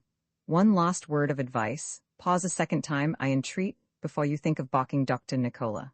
I was going to reply, when I was twisted round and led up on deck, where that scoundrel Baxter had the impudence to make me a low bow. In less than a quarter of an hour, I was fastened to the post in that cave. The rest you know. Now let us get on board. I see the boat is approaching. As soon as the surf boat had drawn up on the beach, we embarked and were pulled out to the yacht. In a few moments we were on deck, and Phyllis was in her father's arms again. Over that meeting, with its rapturous embraces and general congratulations, I must draw a curtain. Suffice it that by midday the island had disappeared under the sea line, and by nightfall we were well on our way back to Sydney. That evening, after dinner, Phyllis and I patrolled the deck together and finally came to a standstill aft. It was as beautiful an evening as any man or woman could desire. All round us was the glassy sea, rising and falling as if asleep, while overhead the tropic stars shone down with their wonderful brilliance. "Phyllis," I said, taking my darling's hand in mine and looking into her face, "what a series of adventures we have both passed through since that afternoon I first saw you in the domain. Do you know that your father has at last consented to our marriage?" "I do. And as it is to you, Dick, I owe my rescue," she said, coming a little closer to me. "He could do nothing else. You have a perfect right to me." "I have, and I mean to assert it," I answered. "If I had not found you, I should never have been happy again. But, Dick, there is one thing I don't at all understand. At dinner this evening the captain addressed you as Sir Richard. What does that mean?" "Why, of course you have not heard," I cried. "Well, I think it means that though I cannot make you a marchioness, I can make you a baronet's wife. It remains with you to say whether you will be Lady Hatteras or not." "But are you a baronet, Dick? How did that come about?" "It's a long story, but do you remember my describing to you the strange call I paid, when in England, on my only two relatives in the world? The old man and his daughter in the New Forest? Yes, I remember. Well, they are both dead, and, as the next of kin, I have inherited the title and estates. What do you think of that?" Her only reply was to kiss me softly on the cheek. She had scarcely done so before her father and Beckenham came along the deck. "Now, Phyllis," said the farmer, leading her to a seat, "supposing you give us the history of your adventures. Remember, we have heard nothing yet." "Very well. Where shall I begin? At the moment I left the house for the ball." "Very good. Well, you must know that when I arrived at Government House I met Mrs. Mayford, the lady who had promised to chaperone me, in the cloakroom, and we passed into the ballroom together. I danced the first dance with Captain Hackworth, one of the aides, and engaged myself for the fourth to the Marquis of Beckenham. The sham Marquis, unfortunately, put in the real one. It proved to be unfortunate for me also," continued Phyllis. "As it was a square, we sat it out in the anteroom leading off the drawing-room, and while we were there, the young gentleman did me the honor of proposing to me. It was terribly embarrassing for me, but I allowed him to see, as unmistakably as possible, that I could give him no encouragement, and, as the introduction to the next waltz started, we parted the best of friends. About half an hour later, just as I was going to dance the lancers, Mrs. Mayford came towards me and drew me into the drawing-room. Mr. Baxter, his lordship's tutor, was with her, and I noticed that they both looked supernaturally grave. "What is the matter?" I asked, becoming alarmed by her face. "My dear," said she, "you must be brave. I have come to tell you that your father has been taken ill and has sent for you." "Papa ill?" I cried. "Oh, I must go home to him at once." "I have taken the liberty of facilitating that," said Mr. Baxter, "by ordering the servants to call up your carriage, which is now waiting for you at the door. If you will allow me, I will conduct you to it." I apologized to my partner for being compelled to leave him, and then went to the cloakroom. As soon as I was ready, I accompanied Mr. Baxter to the door, where the brougham was waiting. Without looking at the coachman, I got in, at the same time thanking my escort for his kindness. He shut the door and cried home to the coachman. Next moment we were spinning down the drive. As I was far too much occupied thinking of you, Papa, I did not notice the direction we were taking, and it was not until the carriage stopped before a house in a back street that I realized that something was wrong. Then the door was opened, and a gentleman in evening dress begged me to alight. I did so, almost without thinking what I was doing. "I am sorry to say your father is not at all well, Miss Wetherell," said the person who helped me out. "If you will be good enough to step into my house, I will let the nurse take you to him." Like a person in a dream, I followed him into the dwelling, and as soon as I was inside, the door was shut upon me. "Where is my father, and how is it that he is here?" I cried, beginning to get frightened. "You will know all when you see him," said my companion, throwing open the door of a bedroom. I went in, and that door was also shut upon me. Then I turned and faced the man. "What was he like?" cried Wetherell. "He was the man you were telling us about at dinner, Dr. Nicola." "Ah, and then?" "He politely but firmly informed me that I was his prisoner, and that until you gave up something he had for years been trying to obtain, he would be compelled to detain me. I threatened, entreated, and finally wept, but he was not to be moved. He promised that no effort should be spared to make me comfortable, but he could not let me go until you had complied with his request. So I was kept there until late one night, when I was informed that I must be ready to leave the house. A brougham was at the door, and in this, securely guarded, I was conducted to the harbor, where a boat was in waiting. In this we were rowed out to a schooner, and I was placed on board her. A comfortably furnished cabin was allotted to me, and everything I could possibly want was given me. But though the greatest consideration in all other matters was shown me, I could gather nothing of where we were going or what my fate was to be, nor could I discover any means of communicating with the Shah. About midnight, we got under way and commenced our voyage. Our destination was the island where you found me. "And how did Nicola treat you during the voyage and your stay on Pipalanu?" I asked. "With invariable courtesy," she replied. "A more admirable host no one could desire. I had but to express a wish, and it was instantly gratified. When we were clear of the land, I was allowed on deck. My meals were served to me in a cabin adjoining my own, and a stewardess had been specially engaged to wait upon me. As far as my own personal treatment, when I have nothing to complain of. But oh, you can't tell how thankful I was to get away. I had begun to imagine all sorts of horrors." "Well, God be thanked, it's all done with now," I said earnestly. "And what is more," said Wetherell, "you have won one of the best husbands in the world. Mr. Hatteras, your hand, sir. Phyllis, my darling, yours. God bless you both." Now what more is there to tell? A week later the eventful voyage was over, and we were back in Sydney again. Then came our marriage. But with your kind permission, I will only give you a very bare description of that. It took place at the cathedral, the primate officiating. The Marquis of Beckenham was kind enough to act as my best man, while the colonial secretary, of course, gave his daughter away. But now I come to think of it, there is one point I must touch upon in connection with that happy occasion, and that was the arrival of an important present on the evening prior to the event. We were sitting in the drawing-room when the butler brought in a square parcel on a salver and handed it to Phyllis. "Another present, I expect," she said, and began to untie the string that bound it. When the first cover was removed, a layer of tissue paper revealed itself, and after that a large Russia leather case came into view.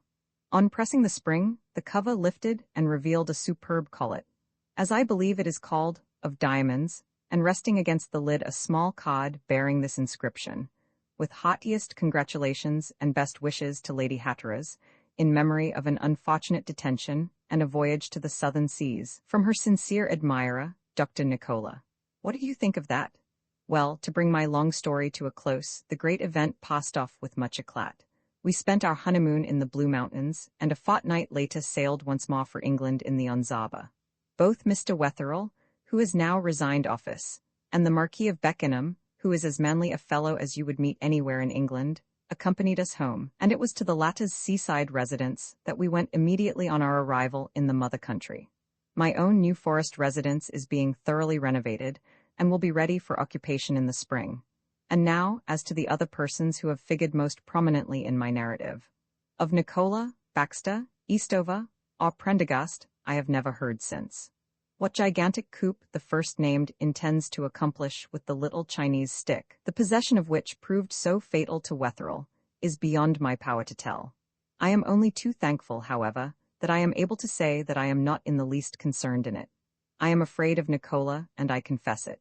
And with this honest expression of my feelings, and my thanks for your attention and forbearance, I will beg your permission to ring the curtain down upon the narrative of my bid for fortune. Roman 2 London. Now that I come to think the matter out, I don't know that I could give you any definite idea of what my first impressions of London were.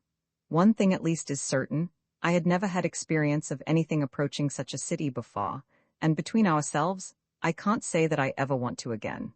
The constant rush and roar of traffic, the crowds of people jostling each other on the pavements, the happiness and the misery, the riches and the poverty, all mixed up together in one jumble, like good and bad fruit in a basket, fairly took my breath away. And when I went down, that first afternoon, and saw the park in all its summer glory, my amazement may be better imagined than described. I could have watched the carriages, horsemen, and promenaders for hours on end without any sense of weariness. And when a bystander, seeing that I was a stranger, took compassion upon my ignorance and condescended to point out to me the various celebrities present, my pleasure was complete. There certainly is no place like London for show and glitter, I'll grant you that. But all the same, I'd no more think of taking up my permanent abode in it than I'd try to cross the Atlantic in a Chinese sampan. Having before I left Sydney been recommended to a quiet hotel in a neighborhood near the Strand, convenient both for sightseeing and business, I had my luggage conveyed thither, and prepared to make myself comfortable for a time. Every day I waited eagerly for a letter from my sweetheart, the more impatiently because its non-arrival convinced me that they had not yet arrived in London. As it turned out, they had delayed their departure from Naples for 2 days, and had spent another 3 in Florence, 2 in Rome, and a day and a half in Paris. One morning, however, my faithful watch over the letter rack, which was already becoming a standing joke in the hotel, was rewarded.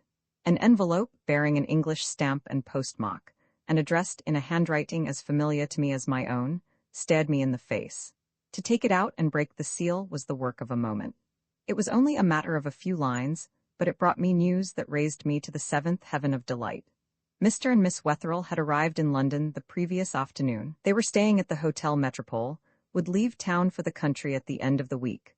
But in the meantime, if I wished to see her, my sweetheart would be in the entrance hall of the British Museum the following morning at 11 o'clock. How I conducted myself in the interval between my receipt of the letter and the time of the appointment, I have not the least remembrance. I know, however, that 10:30 on the following morning found me pacing up and down the street before that venerable pile, scanning with eager eyes every conveyance that approached me from the right or left. The minutes dragged by with intolerable slowness, but at length the time arrived. A kindly church clock in the neighborhood struck the hour, and others all round it immediately took up the tale. Before the last stroke had died away, a hansom turned towards the gates from Berry Street, and in it, looking the picture of health and dainty beauty, sat the girl who, I had good reason to know, was more than all the world to me. To attract her attention and signal to the driver to pull up was the work of a second, and a minute later I had helped her to alight, and we were strolling together across the square towards the building. "Ah, Dick," she said, with a roguish smile, in answer to a question of mine, "you don't know what trouble I had to get away this morning. Papa had a dozen places he wished me to go to with him, but when I told him that I had some very important business of my own to attend to before I could go calling, he was kind enough to let me off." "I'll be bound he thought you meant business with a dressmaker," I laughingly replied, determined to show her that I was not unversed in the ways of women. "I'm afraid he did," she answered, blushing, "and for that very reason alone I feel horribly guilty. But my heart told me I must see you at once, whatever happened. Could any man desire a prettier speech than that? If so, I was not that man." We were inside the building by this time, ascending the great staircase. A number of pretty, well-dressed girls were to be seen moving about the rooms and corridors, but not one who could in any way compare with the fair Australian by my side. As we entered the room at the top of the stairs, I thought it a good opportunity to ask the question I had been longing to put to her. "Phyllis, my sweetheart," I said, with almost a tremor in my voice, "it is a fortnight now since I spoke to you. You have had plenty of time to consider our position. Have you regretted giving me your love? We came to a standstill and leant over a case together, but what it contained I'm sure I haven't the very vaguest idea." She looked up into my face with a sweet smile. "Not for one single instant, Dick. Having once given you my love, is it likely I should want it back again? I don't know. Somehow I can't discover sufficient reason for your giving it to me at all. Well, be sure I'm not going to tell you. You might grow conceited. Isn't it sufficient that I do love you, and that I am not going to give you up, whatever happens?" "More than sufficient," I answered solemnly. "But, Phyllis, don't you think I can induce your father to relent? Surely as a good parent he must be anxious to promote your happiness at any cost to himself. I can't understand it at all. He has been so devoted to me all my life that his conduct now is quite inexplicable.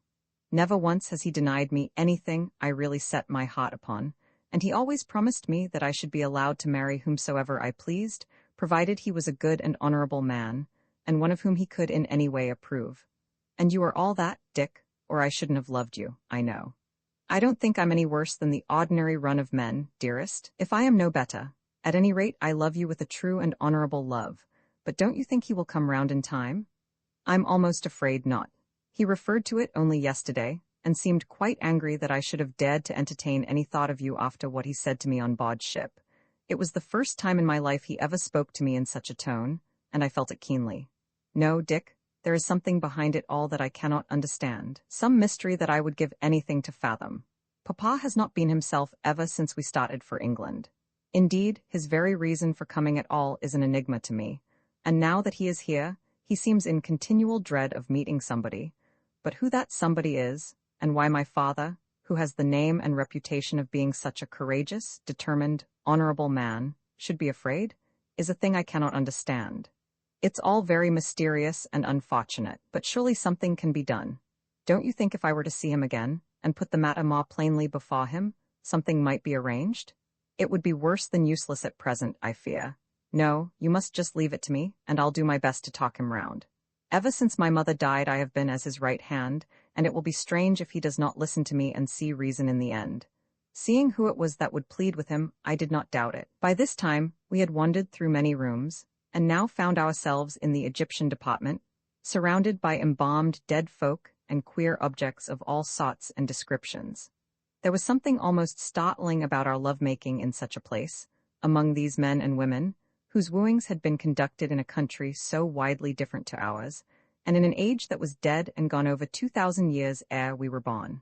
I spoke of this to Phyllis. She laughed and gave a little shiver. I wonder, she said, looking down on the swathed-up figure of a princess of the royal house of Egypt, lying stretched out in the case beside which we sat, if this great lady, who lies so still and silent now, had any trouble with her love affair. Perhaps she had more than one bow to her string, and not being allowed to have one took the other. I answered, though from what we can see of her now, she doesn't look as if she were ever capable of exercising much fascination, does she? As I spoke I looked from the case to the girl, and compared the swaddled-up figure with the healthy, living, lovely creature by my side. But I hadn't much time for comparison. My sweetheart had taken her watch from her pocket and was glancing at the dial. 11:45? She cried in alarm. Oh, Dick, I must be going. I promised to meet Papa at 12, and whatever happens I must not keep him waiting. She rose and was about to pull on her gloves, but before she had time to do so I had taken a little case from my pocket and opened it. When she saw what it contained, she could not help a little womanly cry of delight. Oh, Dick, you naughty, extravagant boy. Why, dearest? Why naughty or extravagant to give the woman I love a little token of my affection? As I spoke I slipped the ring over her pretty finger and raised the hand to my lips. Will you try, I said, whenever you look at that ring, to remember that the man who gave it to you loves you with his whole heart and soul, and will count no trouble too great, or no exertion too hard, to make you happy? I will remember, she said solemnly, and when I looked I saw that tears stood in her eyes. She brushed them hastily away, and after an interlude which it hardly becomes me to mention here, we went down the stairs again and out into the street, almost in silence. Having called a cab, I placed her in it and nervously asked the question that had been some time upon my mind. When shall I see you again? I cannot tell, she answered. Perhaps next week, but I'll let you know. In the meantime don't despair, all will come right yet. Goodbye. Goodbye and God bless you. I lifted my hat. She waved her hand, and next moment the hansom had disappeared round the corner. Having seen the last of her, I wandered slowly down the pavement towards Oxford Street, then turning to my left hand, made my way citywards. My mind was full of my interview with the sweet girl who had just left me, and I wandered on, wrapped in my own thoughts, until I found myself in a quarter of London into which I had never hitherto penetrated. The streets were narrow, and, as if to be in keeping with the general air of gloom, the shops were small, and their wares of a peculiarly sodded nature. Handcarts, barrows, and stalls lined the grimy pavements, and the noise was deafening. A church clock somewhere in the neighborhood struck 1, and as I was beginning to feel hungry, and knew myself to be a long way from my hotel, I cast about me for a lunching place. But it was some time before I encountered the class of restaurant I wanted. When I did, it was situated at the corner of 2 streets, carried a foreign name over the door, and, though considerably the worse for wear, presented a cleaner appearance than any other I had as yet experienced. Pushing the door open, I entered. An unmistakable Frenchman, whose appearance, however, betokened long residence in England, stood behind a narrow counter polishing an absinthe glass. He bowed politely and asked my business. Can I have lunch? I asked. Oui, monsieur. Certainly. If monsieur will walk upstairs, I will take his order. Waving his hand in the direction of a staircase in the corner of the shop, he again bowed elaborately, while I, following the direction he indicated, proceeded to the room above. It was long and lofty, commanded an excellent view of both thoroughfares, and was furnished with a few inferior pictures, a much-worn oilcloth, half a dozen small marble-top tables, and 4 times as many chairs. When I entered, 3 men were in occupation. 2 were playing chess at a side table, while the third, who had evidently no connection with them, was watching the game from a distance, at the same time pretending to be absorbed in his paper. Seating myself at a table near the door, I examined the bill of fare, selected my lunch, and in order to amuse myself while it was preparing, fell to scrutinizing my companions. Of the chess players, one was a big, burly fellow, with enormous arms, protruding rheumy eyes, a florid complexion, and a voluminous red beard. His opponent was of a much smaller build, with pale features, a tiny moustache, and watery blue eyes. He wore a pince-nez, and from the length of his hair and a dab of crimson lake upon his shirt cuff, I argued him an artist. Leaving the chess players, my eyes lighted on the stranger on the other side. He was more interesting in every way. Indeed, I was surprised to see a man of his stamp in the house at all. He was tall and slim, but exquisitely formed, and plainly the possessor of enormous strength. His head, if only from a phrenological point of view, was a magnificent one, crowned with a wealth of jet-black hair.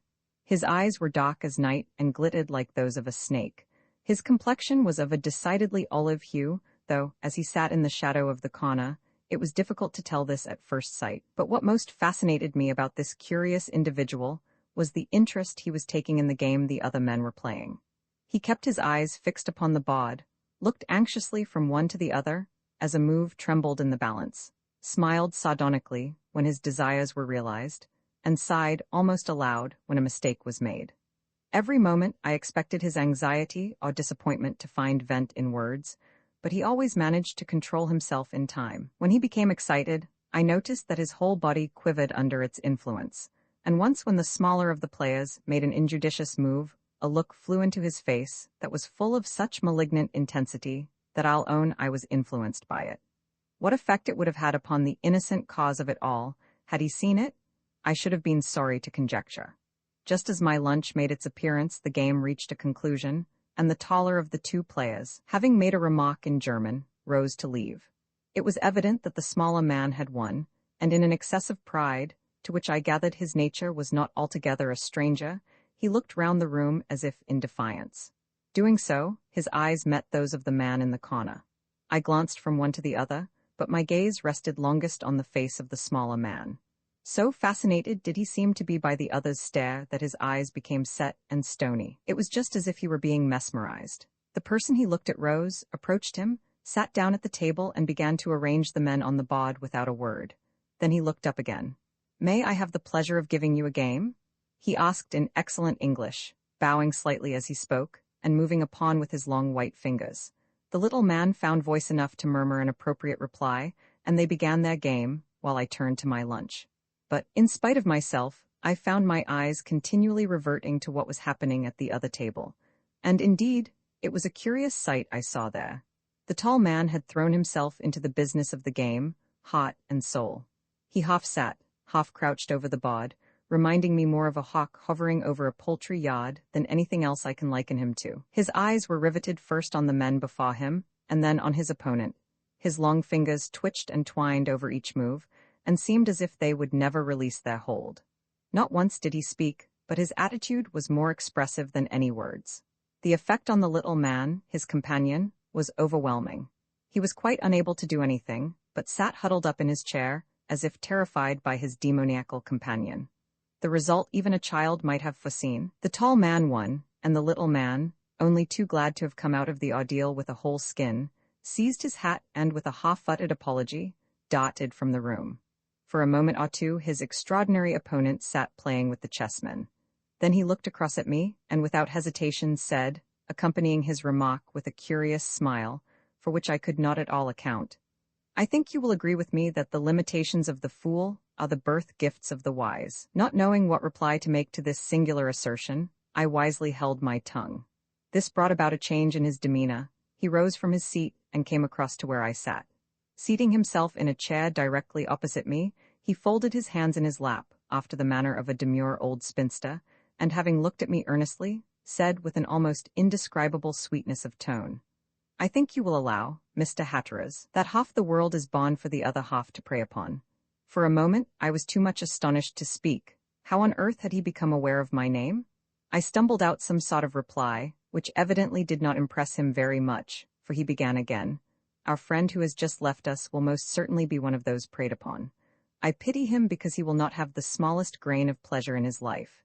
You, Mr. Hatteras, on the other hand, will, unwittingly, be in the other camp. Circumstances will arrange that for you. Some have, of course, no desire to prey, but necessity forces it on them. Yourself, for instance. Some only prey when they are quite sure there will be no manner of risk. Our German friend who played the previous game is an example. Others, again, never lose an opportunity. Candidly speaking, to which class should you imagine I belong?" He smiled as he put the question, and, his thin lips parting, I could just catch the glitter of the shot teeth with which his mouth was furnished. For the third time since I had made his acquaintance, I did not know which way to answer. However, I made a shot and said something. "I really know nothing about you," I answered. "But from your kindness in giving our artist friend a game, and now in allowing me the benefit of your conversation, I should say you only prey upon your fellow men when dire extremity drives you to it. And you would be wrong. I am of the last class I mentioned. There is only one spot of any interest to me in life, and that is the opportunity of making capital out of my fellow humans. You see, I am candid with you, Mr. Hatteras. Pray excuse me, but you know my name. As I have never, to my knowledge, set eyes on you before, would you mind telling me how you became acquainted with it?" "With every pleasure. But before I do so, I think it only fair to tell you that you will not believe my explanation, and yet it should convince you. At any rate, we'll try. In your right-hand top waistcoat pocket you have 3 cards." Here he leant his head on his hands and shut his eyes. "One is crinkled and torn, but it has written on it, in pencil, the name of Edward Braithwaite, Macquarie Street, Sydney. I presume the name is Braithwaite, but the T and E are almost illegible. The second is rather a high-sounding one, the Hon. Sylvester Wetherill, Potts Point, Sydney, New South Wales, and the third is, I take it, your own Richard Hatteras. Am I right?" I put my fingers in my pocket and drew out what it contained, a half-sovereign, a shilling, a small piece of pencil, and 3 cards. The first, a well-worn piece of pasteboard, bore, surely enough, the name of Edward Braithwaite, and was that of the solicitor with whom I transacted my business in Sydney. The second was given me by my sweetheart's father the day before we left Australia, and the third was certainly my own. Was this witchcraft or only some clever conjuring trick? I asked myself the question, but could give it no satisfactory answer. At any rate, you may be sure it did not lessen my respect for my singular companion. "Ah, I am right then?" he cried exultingly. "Isn't it strange how the love of being right remains with us, when we think we have safely combated every other self-conceit? Well, Mr. Hatteras, I am very pleased to have made your acquaintance. Somehow I think we are destined to meet again, where I cannot say. At any rate, let us hope that that meeting will be as pleasant and successful as this has been." But I hardly heard what he said. I was still puzzling my brains over his extraordinary conjuring trick, for trick I am convinced it was. He had risen and was slowly drawing on his gloves when I spoke. "I have been thinking over those cards," I said, "and I am considerably puzzled. How on earth did you know they were there? If I told you, you would have no more faith in my powers, so with your permission I will assume the virtue of modesty. Call it a conjuring trick, if you like. Many curious things are hidden under that comprehensive term, but that is neither here nor there. Before I go, would you like to see one more?" "Very much indeed, if it's as good as the last," I replied. In the window stood a large glass dish, half full of water, and having a dark brown fly paper floating on the surface. He brought it across to the table at which I sat, and having drained the water into a jug nearby, left the paper sticking to the bottom. This done, he took a tiny leather case from his pocket and a small bottle out of that again. From this bottle, he poured a few drops of some highly pungent liquid onto the paper, with the result that it grew black as ink and threw off a tiny vapor, which licked the edges of the bowl and curled upwards in a faint spiral column. "There, Mr. Hatteras, this is a trick I learned from an old woman in Benares. It is a better one than the last and will repay your interest. If you will look on that paper for a moment and try to concentrate your attention, you will see something that will, I think, astonish you." Hardly believing that I should see anything at all, I looked, but for some seconds without success. My skepticism, however, soon left me. At first I saw only the coarse grain of the paper and the thin vapor rising from it. Then the knowledge that I was gazing into a dish vanished. I forgot my companion and the previous conjuring trick. I saw only a picture opening out before me, that of a handsomely furnished room, in which was a girl sitting in an easy chair crying as if her heart were breaking. The room I had never seen before, but the girl I should have known among 1,000. She was Phyllis, my sweetheart. I looked, and as I gazed at her I heard her call my name. "Oh, Dick, Dick, come to me?" Instantly I sprang to my feet, meaning to cross the room to her. Next moment I became aware of a loud crash. The scene vanished, my senses came back to me, and to my astonishment I found myself standing alongside the overturned restaurant table. The glass dish lay on the floor, shattered into 1,000 fragments. My friend, the conjurer, had disappeared. Having righted the table again, I went downstairs and explained my misfortune. When I had paid my bill, I took my departure, more troubled in mind than I cared to confess. That it was only what he had called it, a conjuring trick, I felt I ought to be certain, but still it was clever and uncanny enough to render me very uncomfortable. In vain, I tried to drive the remembrance of the scene I had witnessed from my brain, but it would not be dispelled. At length, to satisfy myself, I resolved that if the memory of it remained with me so vividly in the morning, I would take the bull by the horns and call at the Metropole to make inquiries. I returned to my hotel in time for dinner, but still, I could not rid myself of the feeling that some calamity was approaching. Having sent my meal away almost untouched, I called a hansom and drove to the nearest theatre, but the picture of Phyllis crying and calling for me in vain kept me company throughout the performance, and brought me home more miserable at the end than I had started. All night long I dreamed of it, seeing the same picture again and again, and hearing the same despairing cry, "Oh, Dick, Dick, come to me." In the morning there was only one thing to be done. Accordingly, after breakfast, I set off to make sure that nothing was the matter. On the way I tried to reason with myself. I asked how it was that I, Dick Hatteras, a man who thought he knew the world so well, should have been so impressed with a bit of wizardry as to be willing to risk making a fool of myself before the two lost people in the world I wanted to think me one. Once I almost determined to turn back, but while the intention held me, the picture rose again before my mind's eye, and on I went more resolved to solve the mystery than before. Arriving at the hotel, I paid my cabman and entered the hall. A gorgeously caparisoned potter stood on the steps, and of him I inquired where I could find Miss Wetherell. Imagine my surprise when he replied, "They've left, sir. Started yesterday afternoon, quite suddenly, for Paris, on their way back to Australia. Roman 3, I visit my relations. For the moment I could hardly believe my ears. Gone? Why had they gone? What could have induced them to leave England so suddenly? I questioned the hall porter on the subject, but he could tell me nothing save that they had departed for Paris the previous day, intending to proceed across the continent in order to catch the first Australian boat at Naples. Feeling that I should only look ridiculous if I stayed questioning the man any longer, I pressed a tip into his hand and went slowly back to my own hotel to try and think it all out. But though I devoted some hours to it, I could arrive at no satisfactory conclusion. The one vital point remained and was not to be disputed: they were gone. But the mail that evening brought me enlightenment in the shape of a letter, written in London and posted in Dover. It ran as follows: Monday afternoon. My own dearest, something terrible has happened to Papa. I cannot tell you what, because I do not know myself. He went out this morning in the best of health and spirits, and returned half an hour ago trembling like a leaf and white as a sheet. He had only strength enough left to reach a chair in my sitting room before he fainted dead away. When he came to himself again, he said, "Tell your maid to pack at once. There is not a moment to lose. We start for Paris this evening to catch the next boat leaving Naples for Australia." I said, "But Papa?" "Not a word," he answered. "I have seen somebody this morning whose presence renders it impossible for us to remain an instant longer in England. Go and pack at once, unless you wish my death to lie at your door." After that I could, of course, say nothing.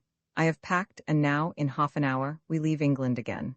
If I could only see you to say goodbye, but that, too, is impossible. I cannot tell what it all means, but that it is very serious business that takes us away so suddenly, I feel convinced. My father seems frightened to remain in London a minute longer than he can help. He even stands at the window as I write, earnestly scrutinizing everybody who enters the hotel. And now, my own? But what follows? The reiterations of her affection, her vows to be true to me, etc., etc., could have no possible interest for anyone save lovers, and even those sympathetic ones I have, unfortunately, not the leisure now to gratify. I sat like one stunned. All enjoyment seemed suddenly to have gone out of life for me. I could only sit twirling the paper in my hand and picturing the train flying remorselessly across France, bearing away from me the girl I loved better than all the world. I went down to the park, but the scene there had no longer any interest in my eyes. I went later on to a theatre, but I found no enjoyment in the piece performed. London had suddenly become distasteful to me. I felt I must get out of it, but where could I go? Every place was alike in my present humor. Then one of the original motives of my journey rose before me, and I determined to act on the suggestion. Next morning, I accordingly set off for Hampshire to try, if possible, to find my father's old home. What sort of a place it would turn out to be, I had not the very remotest idea. But I'd got the address by heart, and, with the help of a Bradshaw, for that place I steered.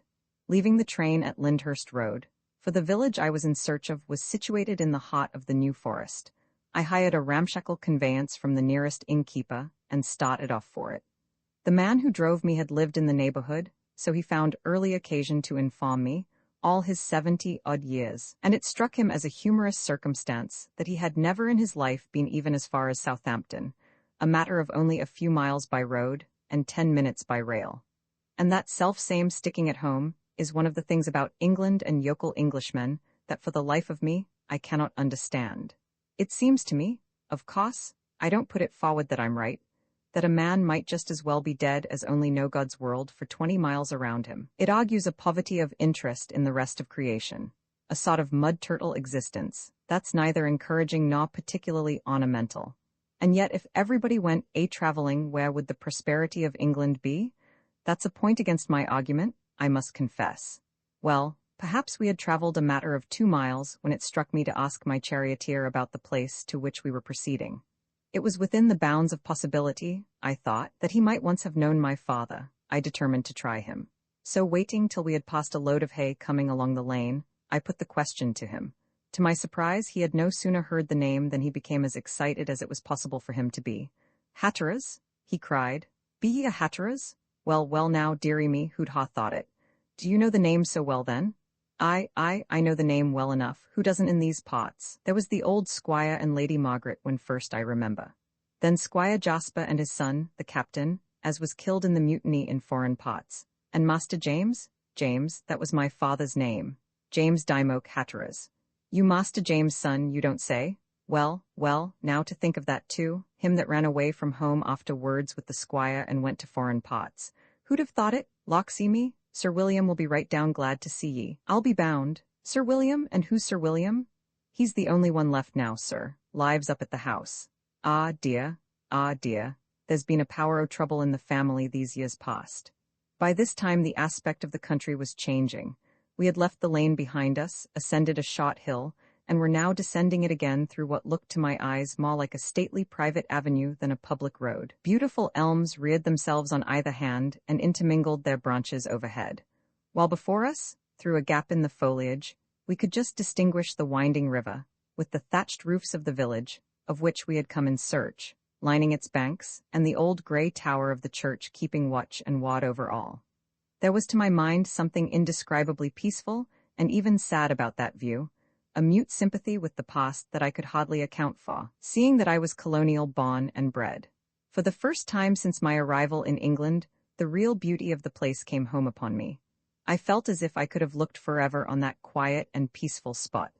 When we reached the bottom of the hill and had turned the corner, a broad, well-made stone bridge confronted us. On the other side of this was an old-fashioned country inn, with its signboard dangling from the house front, and opposite it again, a dilapidated cottage lolling beside 2 iron gates. The gates were 8 feet or more in height, made of finely wrought iron, and supported by big stone posts, on the top of which 2 stone animals, griffins, I believe they are called, holding shields in their claws, looked down on passers-by in ferocious grandeur. From behind the gates, an avenue wound and disappeared into the wood. Without consulting me, my old charioteer drove into the inn yard, and, having thrown the reins to an ostler, descended from the vehicle. I followed his example, and then inquired the name of the place inside the gates. My guide, philosopher, and friend looked at me rather queerly for a second or two, and then recollecting that I was a stranger to the place, said, "That be the hall I was telling ye about. That's where Sir William lives. Then that's where my father was born. He nodded his head, and as he did so, I noticed that the ostler stopped his work of unharnessing the horse and looked at me in rather a surprised fashion. "Well, that being so," I said, taking my stick from the trap and preparing to stroll off, "I'm just going to investigate a bit. You bring yourself to an anchor in yonder, my friend, and don't stir till I come for you again." He took himself into the inn without more ado, and I crossed the road towards the gates. They were locked, but the little entrance by the tumble-down cottage stood open, and passing through this, I started up the drive.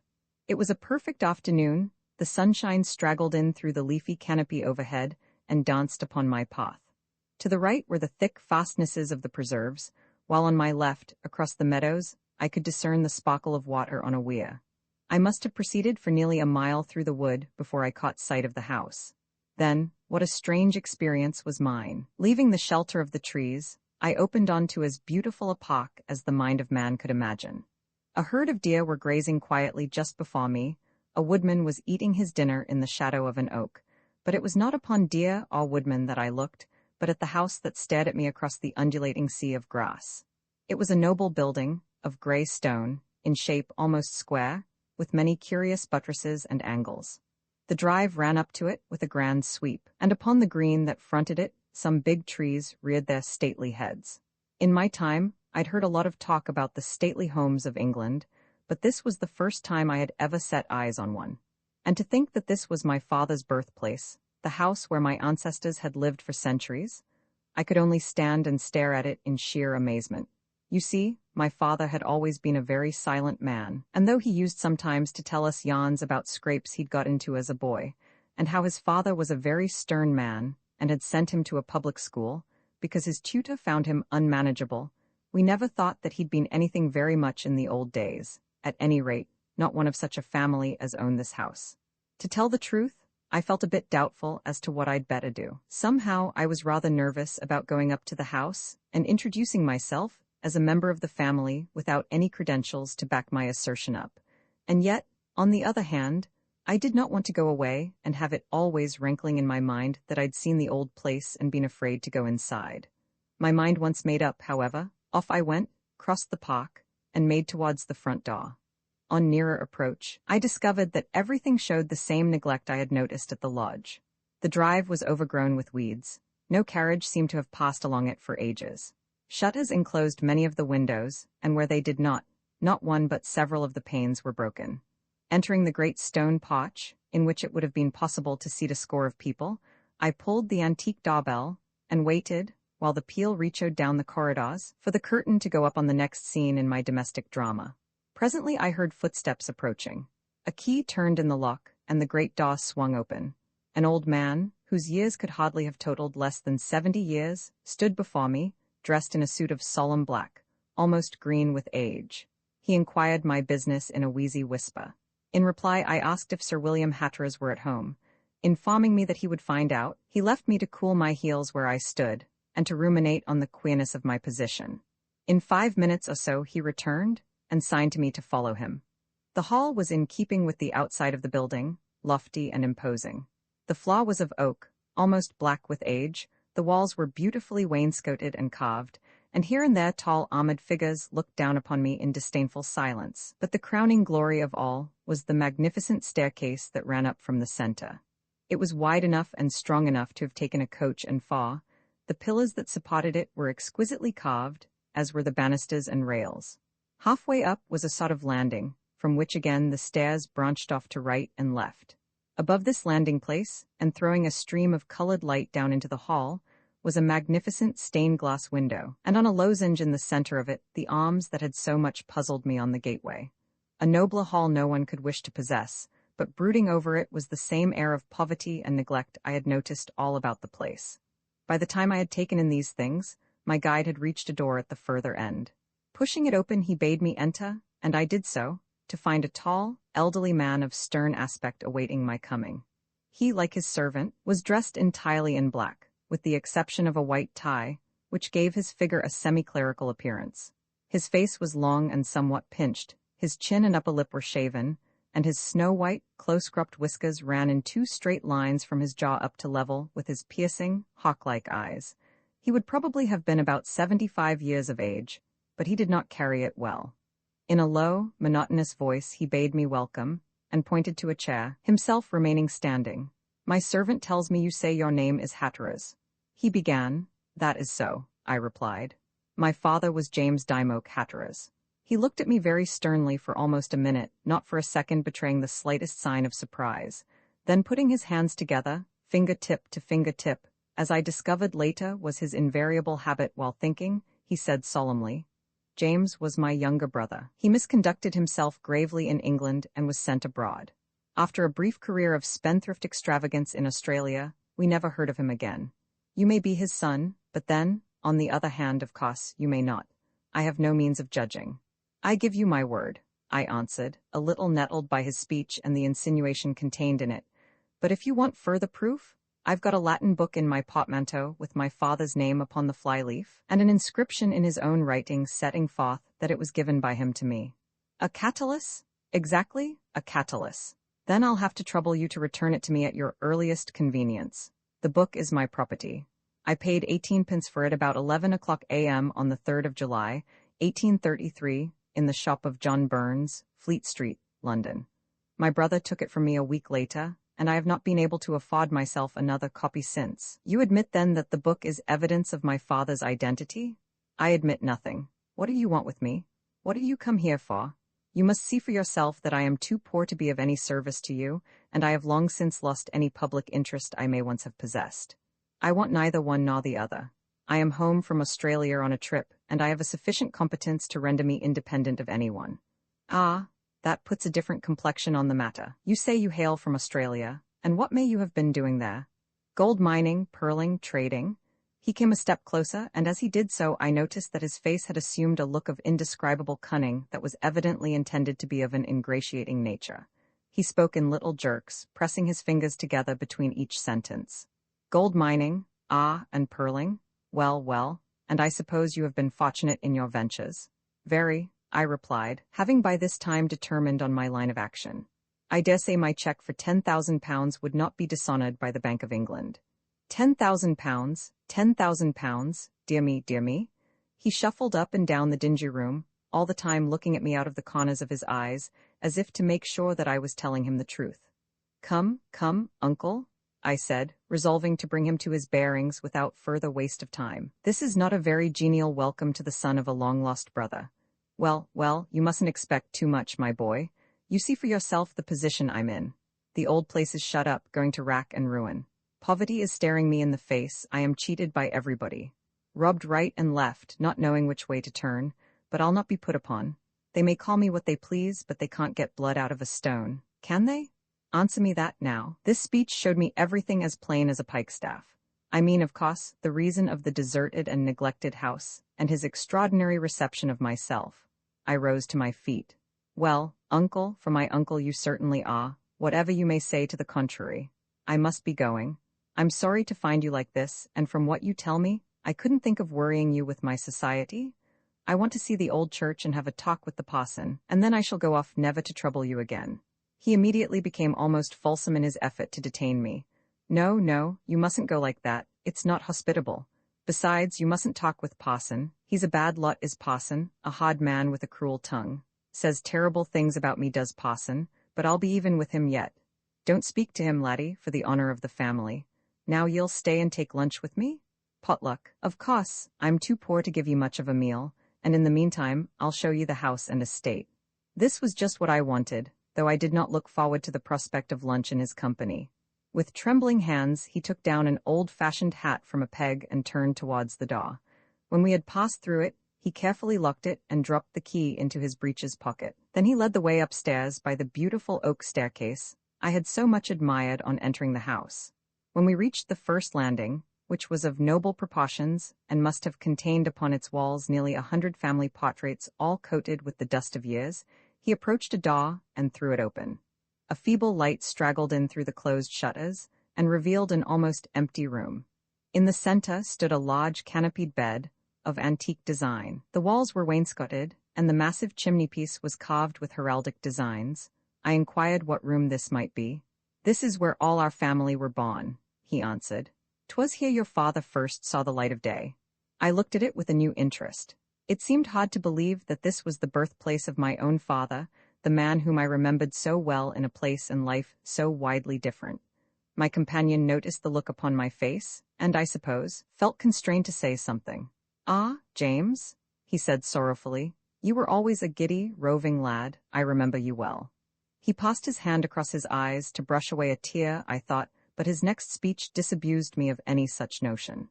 "I remember that but a day or two before you went you blooded my nose in the orchard, and the very morning ye decamped ye borrowed 50 of me, and never paid it back." A sudden something prompted me to put my hand in my pocket. I took out 50 and handed it to him without a word. He took it, looked at it longingly, put it in his pocket, took it out again, ruminated a moment, and then reluctantly handed it back to me.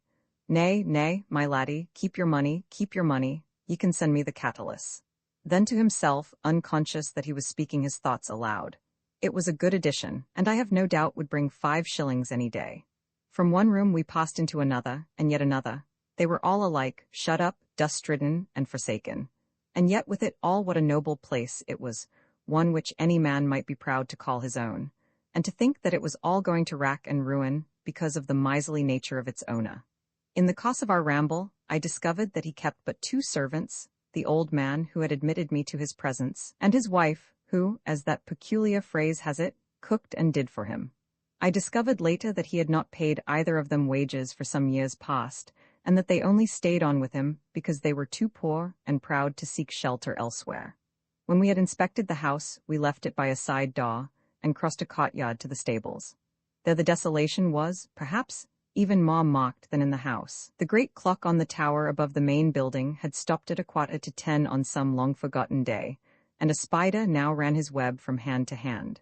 At our feet, between the stones, grass grew luxuriantly, thick moss covered the coping of the well, the doors were almost off their hinges, and rats scuttled through the empty loose boxes at our approach.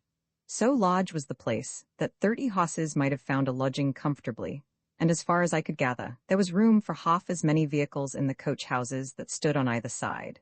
The intense quiet was only broken by the cawing of the rooks in the giant elms overhead, the squeaking of the rats, and the low grumbling of my uncle's voice as he pointed out the ruin that was creeping over everything. Before we had finished our inspection, it was lunch time, and we returned to the house. The meal was served in the same room in which I had made my relative's acquaintance an hour before. It consisted, I discovered, of 2 meager mutton chops and some homemade bread and cheese, plain and substantial fare enough in its way, but hardly the sort one would expect from the owner of such a house.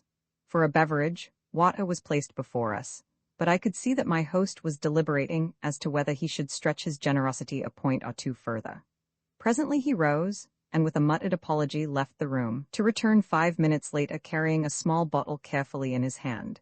This, with much deliberation and no small amount of sighing, he opened. It proved to be claret, and he poured out a glassful for me. As I was not prepared for so much liberality, I thought something must be behind it, and in this I was not mistaken. "Nephew," said he after a while, "was it 10,000 pounds you mentioned as the amount of your fortune?" I nodded. He looked at me slyly and cleared his throat to gain time for reflection. Then, seeing that I had emptied my glass, he refilled it with another scarce concealed sigh, and sat back in his chair. "And I understand you to say you are quite alone in the world, my boy." "Quite. Until I met you this morning I was unaware that I had a single relative on earth. Have I any more connections?" "Not a soul, only Gwendoline." "Gwendoline?" I cried. "And who may Gwendoline be?" "My daughter, your cousin, my only child. Would you like to see her?" "I had no idea you had a daughter. Of course I should like to see her." He left the table and rang the bell. The ancient manservant answered the summons. "Tell your wife to bring Miss Gwendoline to us." "Miss Gwendoline here, sir? You do not mean it surely, sir?" "Numbskull, numbskull, numbskull," cried the old fellow in an ecstasy of fury that seemed to spring up as suddenly as a squall does between the islands. "Bring her without another word, or I'll be the death of you." Without further remonstrance the old man left the room, and I demanded an explanation. "Good servant, but an impudent rascal, sir," he said.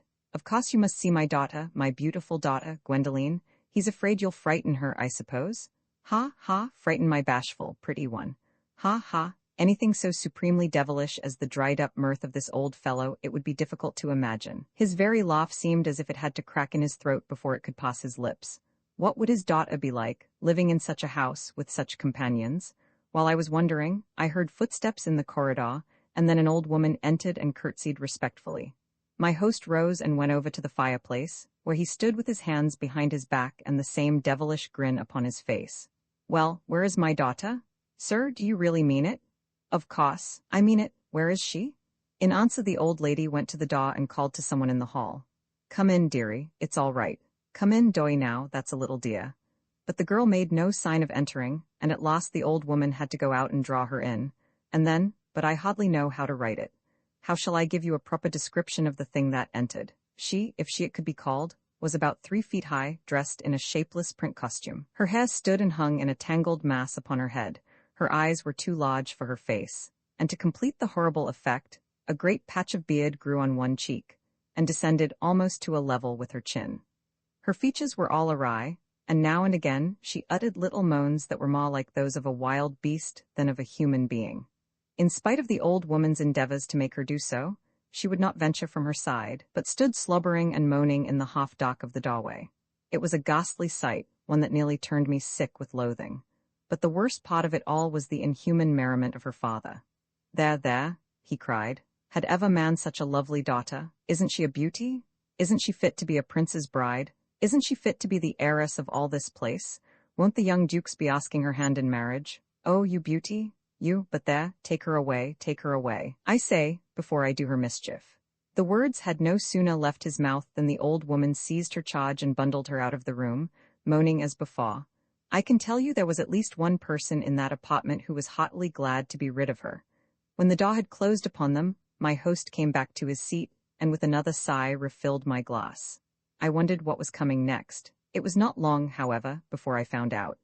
"Now you know everything," he said. "You have seen my home, you have seen my poverty, and you have seen my daughter. What do you think of it all?" "I don't know what to think." "Well then, I'll tell you. That child wants doctors, that child wants proper attendance. She can get neither here. I am too poor to help her in any way. You're rich by your own telling. I have today taken you into the bosom of my family, recognized you without doubting your assertions.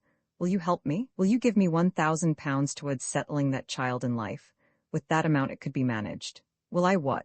I cried in utter amazement, dumbfounded by his impudence. "Will you settle £1,000 upon her to keep her out of her grave?" "Not 1 penny," I cried. "And what's more, you miserable, miserly old wretch, I'll give you a bit of my mind." And thereupon I did. Such a talking to as I suppose the old fellow had never had in his life before, and one he'd not be likely to forget in a hurry. He sat all the time, white with fury, his eyes blazing, and his fingers quivering with impotent rage. When I had done, he ordered me out of his house. I took him at his word, seized my hat, and strode across the hall through the front door, and out into the open air. But I was not to leave the home of my ancestors without a parting shot. As I closed the front door behind me, I heard a window go up, and on looking round there was the old fellow shaking his fist at me from the 2nd floor. "Leave my house, leave my park," he cried in a shrill falsetto, "or I'll send for the constable to turn you off. Bah, you came to steal, you're no nephew of mine, I disown you, you're a common cheat, a swindler, an impostor, go." I took him at his word and went. Leaving the park, I walked straight across to the rectory and inquired if I might see the clergyman. To him I told my tale and, among other things, asked if anything could be done for the child, my cousin. He only shook his head. "I fear it is hopeless, Mr. Hatteras," the clergyman said. "The old gentleman is a terrible character, and as he owns half the village and every acre of the land hereabouts, we all live in fear and trembling of him. We have no shadow of a claim upon the child, and unless we can prove that he actually ill-treats it, I'm sorry to say I think there is nothing to be done." So ended my first meeting with my father's family. From the rectory I returned to my inn. What should I do now? London was worse than a desert to me now that my sweetheart was gone from it, and every other place seemed as bad. Then an advertisement on the wall of the bar parlor caught my eye. "For sale or hire, the yacht Enchantress, 10 tons. Apply Screw and Matcham, Bournemouth." It was just the very thing. I was pining for breath of sea air again. It was perfect weather for a cruise. I would go to Bournemouth, inspect the yacht at once, and if she suited me, take her for a month or so.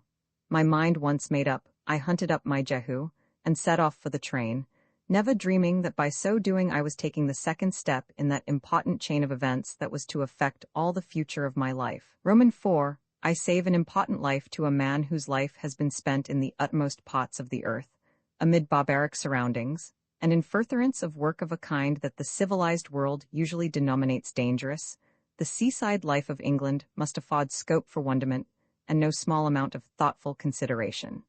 And certainly, if there is one place more than another where, winter and summer alike, amid every sort of luxury, the modern Englishman may be seen relaxing his cares and increasing his energies, the name of that place is Bournemouth.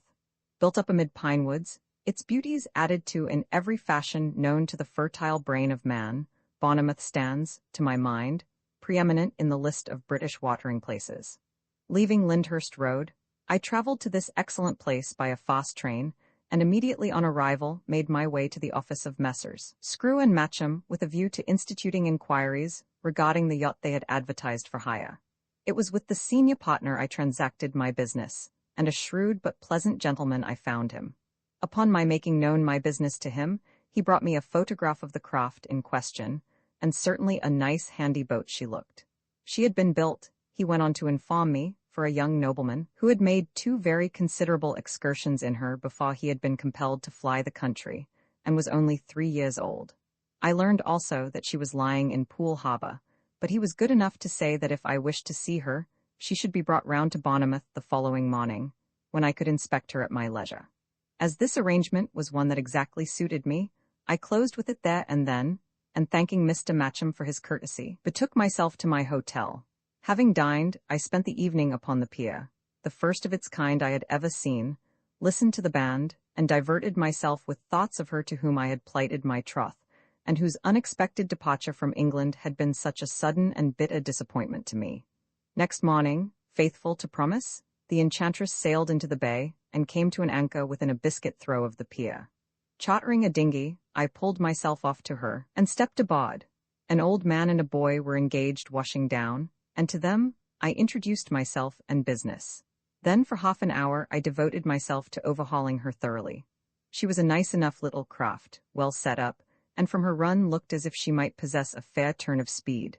The gear was in excellent order, and this was accounted for when the old man told me she had been repaired and thoroughly overhauled that self-same year. Having satisfied myself on a few other minor points, I pulled ashore and again went up through the gardens to the agent's office.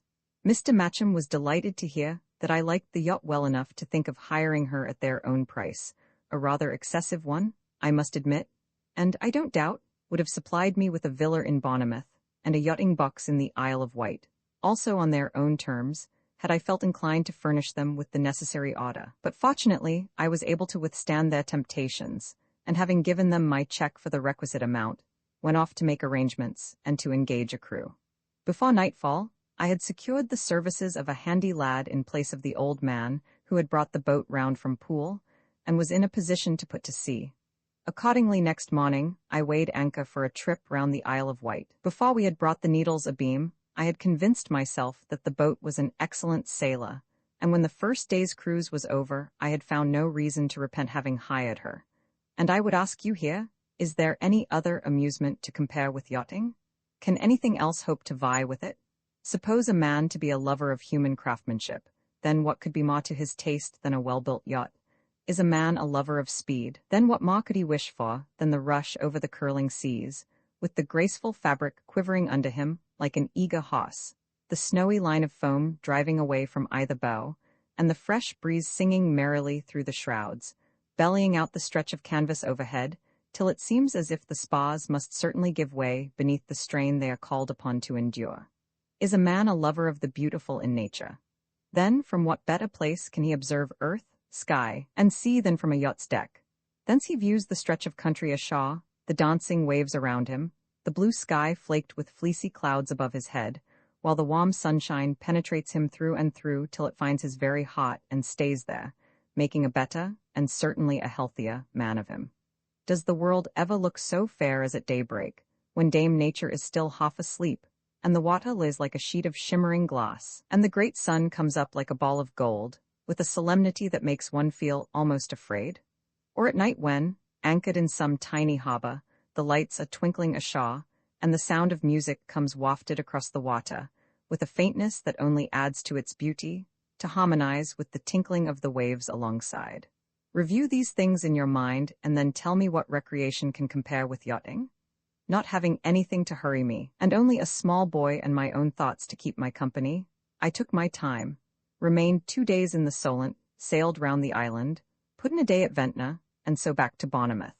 Then, after a day ashore, I picked up a nice breeze and ran down to Torquay to spend another week sailing slowly back along the coast, touching at various ports, and returning eventually to the place I had first hailed from. In relating these trifling incidents, it is not my wish to bore my readers, but to work up gradually to that strange meeting to which they were the prelude. Now that I can look back in cold blood upon the circumstances that brought it about, and reflect how narrowly I escaped missing the one event which was destined to change my whole life, I can hardly realize that I attached such small importance to it at the time. Somehow, I have always been a firm believer in fate, and indeed it would be strange, all things considered, if I were not. For when a man has passed through so many extraordinary adventures as I have, and not only come out of them unharmed, but happier and a great deal more fortunate than he has really any right to be, he may claim the privilege, I think, of saying he knows something about his subject. And mind you, I date it all back to that visit to the old home, and to my uncle's strange reception of me, for had I not gone down into the country, I should never have quarrelled with him, and if I had not quarrelled with him, I should not have gone back to the inn in such a dudgeon, and in that case I should probably have left the place without a visit to the bar, never have seen the advertisement, visited Bournemouth, hired the yacht, but there I must stop. You must work out the rest for yourself when you have heard my story.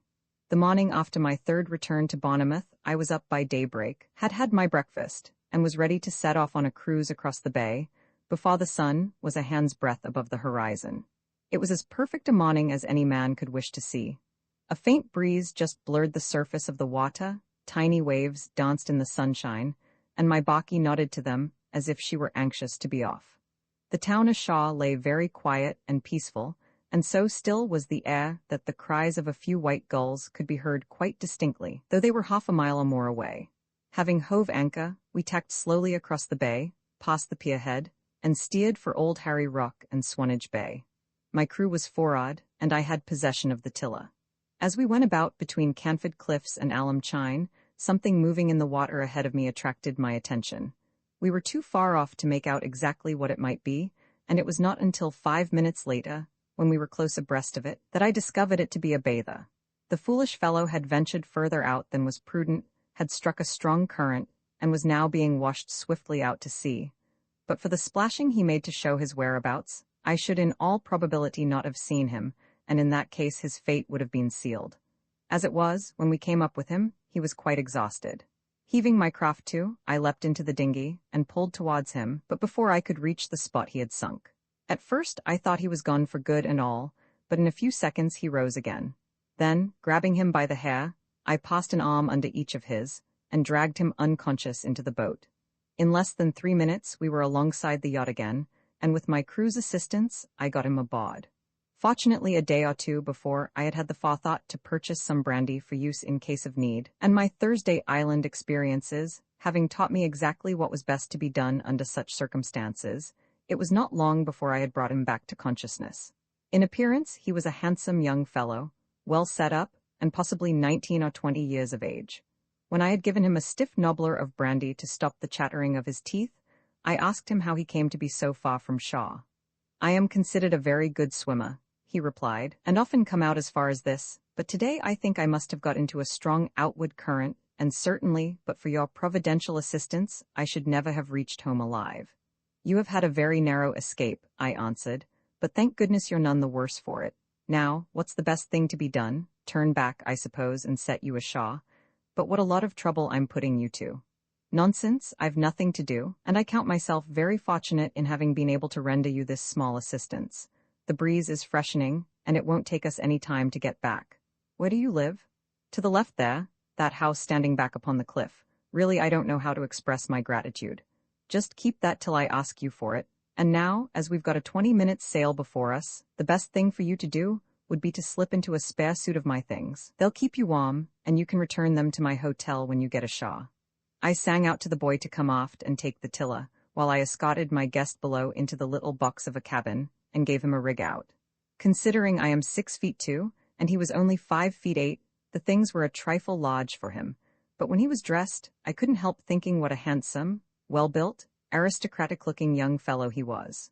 The work of fitting him out accomplished, we returned to the deck. The breeze was freshening, and the little hookah was plowing her way through it, nose down, as if she knew that under the circumstances, her best was expected of her. "Are you a stranger in Bournemouth?" my companion asked as I took the tiller again. "Almost," I answered. "I've only been in England 3 weeks. I'm home from Australia." "Australia? Really? Oh, I should so much like to go out there." His voice was very soft and low, more like a girl's than a boy's, and I noticed that he had none of the mannerisms of a man, at least, not of one who has seen much of the world. "Yes, Australia's as good a place as any other for the man who goes out there to work," I said, "but somehow you don't look to me like a chap that is used to what is called roughing it. Pardon my bluntness." "Well, you see, I've never had much chance. My father is considered by many a very peculiar man. He has strange ideas about me, and so you see I've never been allowed to mix with other people. But I'm stronger than you'd think, and I shall be 20 in October next." I wasn't very far out in his age then. "And now, if you don't mind telling me, what is your name?" "I suppose there can be no harm in letting you know it. I was told if ever I met anyone and they asked me, not to tell them. But since you saved my life, it would be ungrateful not to let you know. I am the Marquis of Beckenham." "Is that so? Then your father is the Duke of Glenbath?" "Yes, do you know him?" "Never set eyes on him in my life, but I heard him spoken of the other day." I did not add that it was Mr. Matcham who, during my conversation with him, had referred to his grace, nor did I think it well to say that he had designated him the Mad Duke. And so the boy I had saved from drowning was the young Marquis of Beckenham. Well, I was moving in good society with a vengeance. This boy was the first nobleman I had ever clapped eyes on, though I knew the Count de Panuroff well enough in Thursday Island. But then foreign counts, and shady ones at that, ought not to reckon, perhaps. "But you don't mean to tell me," I said at length, "that you've got no friends? Don't you ever see anyone at all?" "No, I am not allowed to. My father thinks it better not, and as he does not wish it, of course I have nothing left but to obey. I must own, however, I should like to see the world, to go a long voyage to Australia, for instance. But how do you put in your time? You must have a very dull life of it." "Oh no, you see, I have never known anything else, and then I have always the future to look forward to. As it is now, I bathe every morning, I have my yacht, I ride about the park, I have my studies, and I have a tutor who tells me wonderful stories of the world." "Oh, your tutor has been about, has he?" "Dear, yes. He was a missionary in the South Sea Islands, and has seen some very stirring adventures." "A missionary in the South Seas, eh? Perhaps I know him. Were you ever in those seas?" "Why, I've spent almost all my life there." "Were you a missionary?" "You bet not. The missionaries and my friends don't cotton to one another, but they are such good men." "That may be. Still, as I say, we don't somehow cotton. Do you know I'd like to set my eyes upon your tutor?" "Well, you will. I think I see him on the beach now. I expect he has been wondering what has become of me. I've never been out so long before." "Well, you're close home now, and as safe as eggs in a basket." Another minute brought us into as shallow water as I cared to go. Accordingly, heaving to, I brought the dinghy alongside, and we got into her. Then casting off, I pulled my lord ashore. A small, clean-shaven, parsonish-looking man, with the regulation white choker, stood by the water waiting for us. As I beached the boat he came forward and said, "My lord, we have been very anxious about you. We feared you had met with an accident." "I have been very nearly drowned, Mr. Baxter. Had it not been for this gentleman's prompt assistance, I should never have reached home again." "You should really be more careful, my lord. I have warned you before. Your father has been nearly beside himself with anxiety about you." "Eh?" said I to myself. Somehow this does not sound quite right. "Anyhow, Mr. Baxter, I've seen your figurehead somewhere before, but you were not a missionary then. I'll take my affidavit." Turning to me, my young lord held out his hand. "You have never told me your name," he said almost reproachfully. "Dick Hatteras," I answered, "and very much at your service." "Mr. Hatteras, I shall never forget what you have done for me. That I am most grateful to you I hope you will believe. I know that I owe you my life." Here the tutor's voice chipped in again, as I thought, rather impatiently. "Come, come, my lord, this delay will not do. Your father will be growing still more nervous about you. We must be getting home." Then they went off up the cliff path together, and I returned to my boat. "Mr. Baxter," I said to myself again as I pulled off to the yacht, "I want to know where I've seen your face before. I've taken a sudden dislike to you. I don't trust you, and if your employer's the man they say he is, well, he won't either." Then, having brought the dinghy alongside, I made the painter fast, clambered aboard, and we stood out of the bay once more. Mystery, the following morning, I was sitting in my room at the hotel idly scanning the Standard. and wondering in what way I should employ myself, until the time arrived for me to board the yacht, when I heard a carriage roll up to the door. On looking out, I discovered a gorgeous landau, drawn by a pair of fine thoroughbreds, and resplendent with much gilded and crested harness, standing before the steps. A footman had already opened the door, and I was at the window, just in time to see a tall, soldierly man alight from it. To my astonishment, 2 minutes later a waiter entered my room and announced His Grace the Duke of Glenboth. It was the owner of the carriage and the father of my young friend, if by such a title I might designate the Marquis of Beckenham. "Mr. Hatteras, I presume?" said he, advancing towards me, and using that dignified tone that only an English gentleman can assume with anything approaching success. "Yes, that is my name. I am honored by your visit. Won't you sit down?" "Thank you." He paused for a moment and then continued, "Mr. Hatteras, I have to offer you an apology.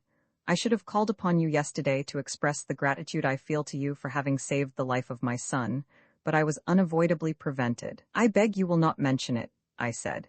"His lordship thanked me sufficiently himself, and after all, when you look at it, it was not very much to do. I would, however, venture one little suggestion. Is it wise to let him swim so far unaccompanied by a boat?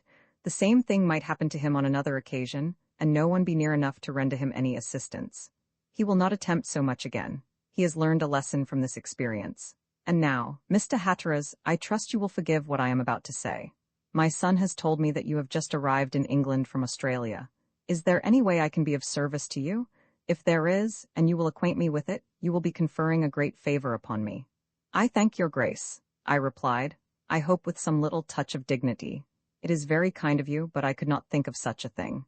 But stay, there is one service perhaps you could do me." "I am delighted to hear it, sir, and pray what may it be?"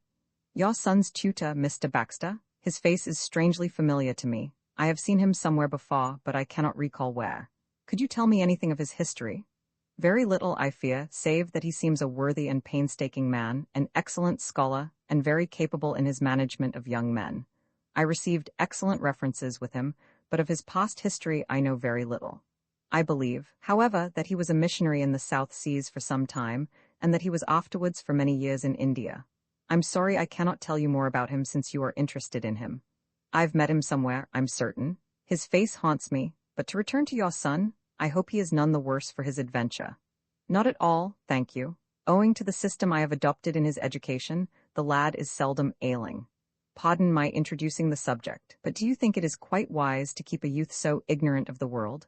I am perhaps rather presumptuous, but I cannot help feeling that such a fine young fellow would be all the better for a few companions." "You hit me on rather a tender spot, Mr. Hatteras, but, as you have been frank with me, I will be frank with you. I am one of those strange beings who govern their lives by theories. I was brought up by my father, I must tell you, in a fashion totally different from that I am employing with my son.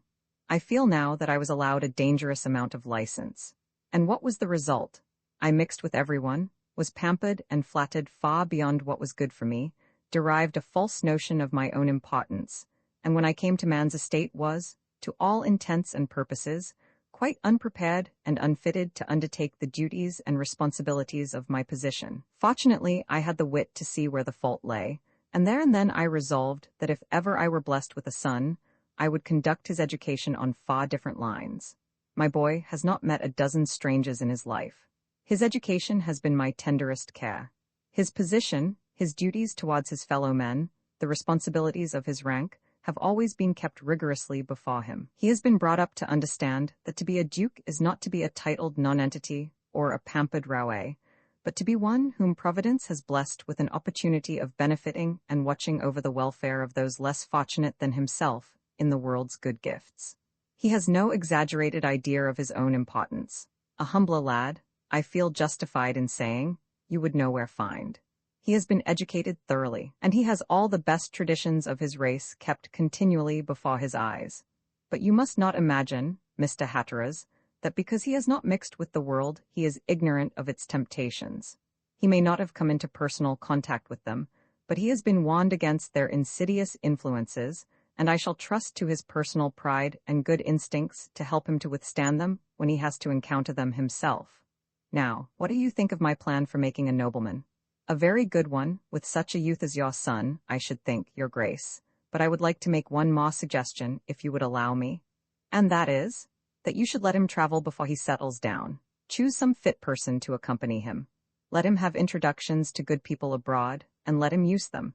Then he will derive different impressions from different countries, view men and women from different standpoints, and enter gradually into the great world and station which he is some day to adorn. I had thought of that myself, and his tutor has lately spoken to me a good deal upon the subject. I must own it is an idea that commends itself strongly to me. I will think it over. And now, sir, I must wish you good day.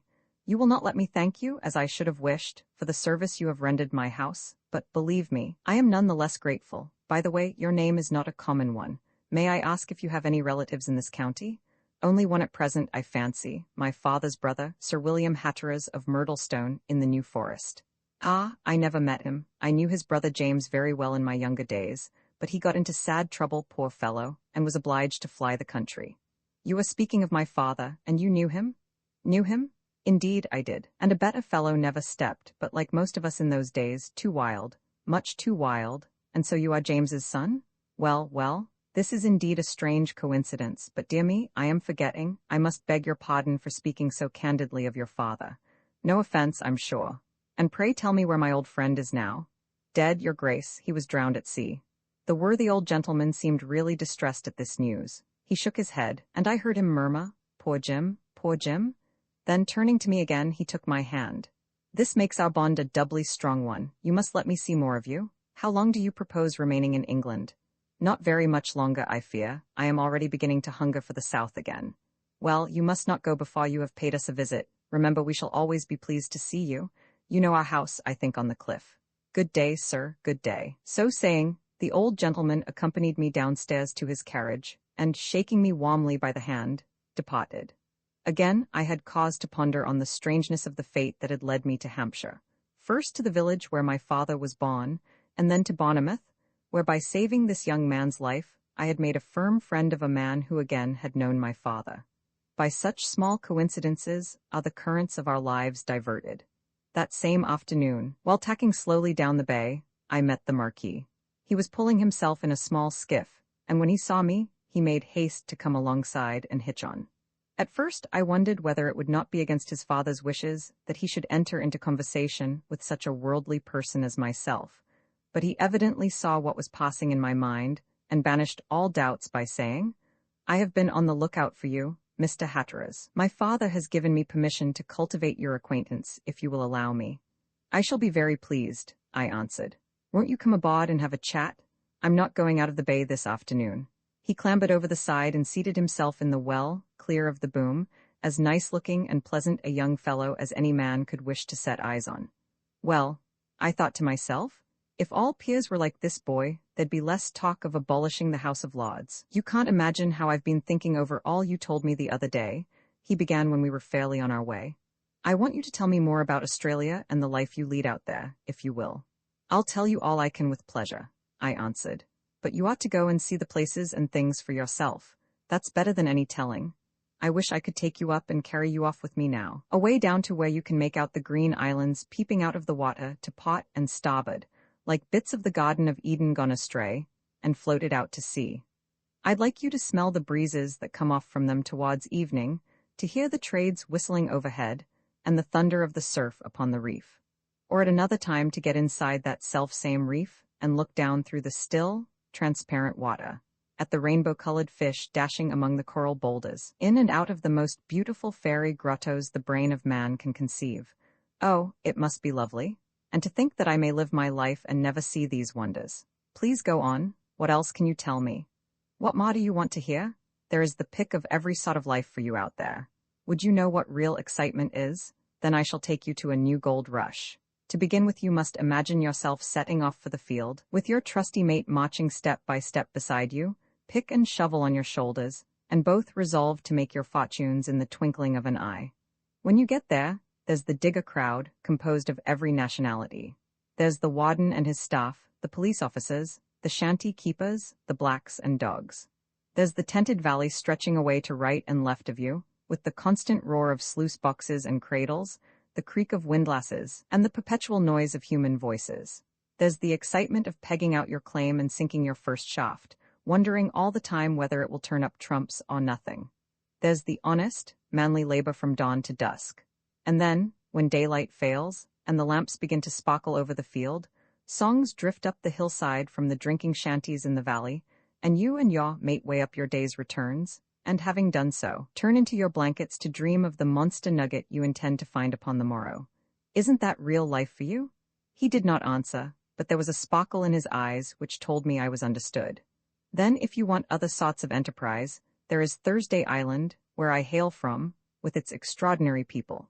Let us suppose ourselves wandering down the front at nightfall, past the Kanaka billiard saloons and the Chinese stores, into, say, the Hotel of All Nations. Who is that handsome, dark, mysterious fellow, smoking a cigarette and idly flirting with the pretty bar girl? You don't know him, but I do? There's indeed a history for you. You didn't notice, perhaps, that rakish schooner that came to anchor in the bay early in the forenoon? What lines she had. Well, that was his craft. Tomorrow she'll be gone, it is whispered, to try for pearl in prohibited Dutch waters. Can't you imagine her slinking round the islands, watching for the patrolling gunboat, and ready, directly she has passed, to slip into the bay, skim it of its shell, and put to sea again? Sometimes they're chased, and then? What then? Well, a clean pair of heels or trouble with the authorities, and possibly a year in a Dutch prison before you're brought to trial? Or would you do a pearling trip in less exciting but more honest fashion? Would you ship aboard a rugger with 5 good companions, and go a-cruising down the New Guinea coast, working hard all day long, and lying out on deck at night, smoking and listening to the lip-lap of the water against the counter, or spinning yarns of all the world? What else? Why, what more do you want? Do you hanker after a cruise aboard a stinking Bêche de Mer boat inside the Barrier Reef, or a run with the sandalwood cutters or tortoise-shell gatherers to New Guinea? Or do you want to go ashore again and try an overlanding trip half across the continent, riding behind your cattle all day long, and standing your watch at night under dripping boughs, your teeth chattering in your head, waiting for the bulls to break, while every moment you expect to hear the bunyip calling in that lonely waterhole beyond the fringe of mulga scrub? You make me almost mad with longing. And yet, somehow, it doesn't seem so fine when you're at it. It's when you come to look back upon it all from a distance of 12,000 miles that you feel its real charm. Then it calls to you to return in every rustle of the leaves ashore, in the blue of the sky above, in the ripple of the waves upon the beach. And it eats into your heart, so that you begin to think you will never be happy till you're back in the old tumultuous devil-may-care existence again. What a life you've led, and how much more to be envied, it seems, than the dull monotony of our existence here in sleepy old England. Don't you believe it? If you wanted to change, I could tell you of dozens of men, living exactly the sort of life I've described, who would only too willingly oblige you. No, believe me, you've got chances of doing things we would never dream of. Do them then, and let the other go. But all the same, I think you ought to see more of the world I've told you of before you settle down. In fact, I hinted as much to your father only yesterday. He said that you had spoken of it to him.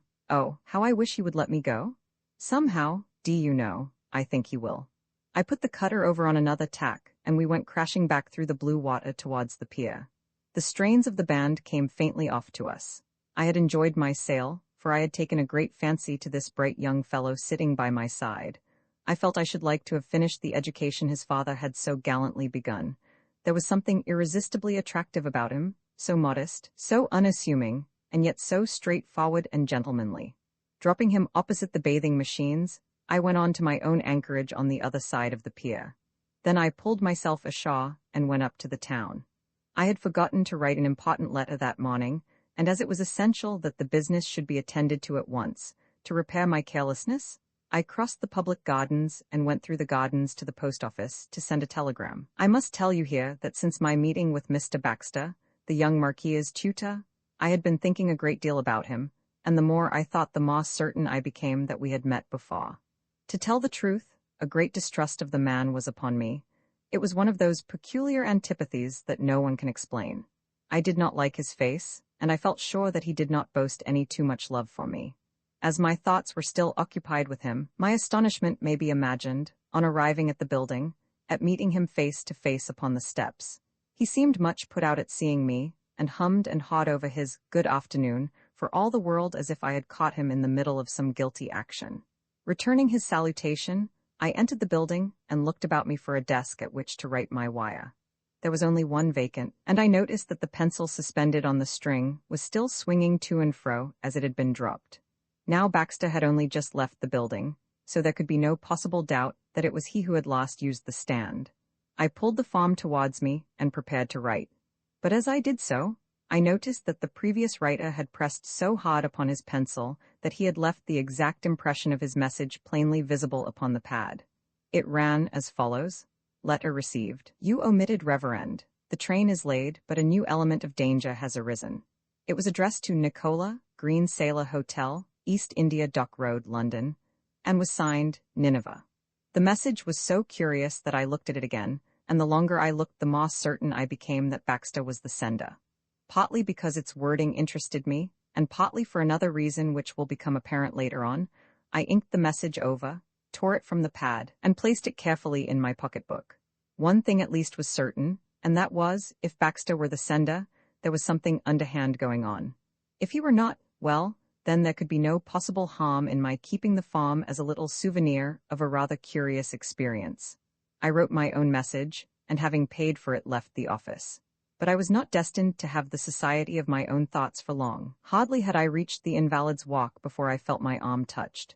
To my supreme astonishment, I found myself again confronted by Mr. Baxter. He was now perfectly calm and greeted me with extraordinary civility. Mr. Hatteras, I believe, he said. I think I had the pleasure of meeting you on the sands a few days ago. What a beautiful day it is, isn't it? Are you proceeding this way? Yes, then perhaps I may be permitted the honor of walking a short distance with you. With pleasure, I replied. I am going up the cliff to my hotel, and I shall be glad of your company. I think we met in the telegraph office just now. In the post office, I think. I had occasion to go in there to register a letter. His speech struck me as remarkable. My observation was so trivial that it hardly needed an answer, and yet not only did he vouchsafe me one, but he corrected my statement and volunteered a further one on his own account. What reason could he have for wanting to make me understand that he had gone in there to post a letter? What would it have mattered to me if he had been there, as I suggested, to send a telegram?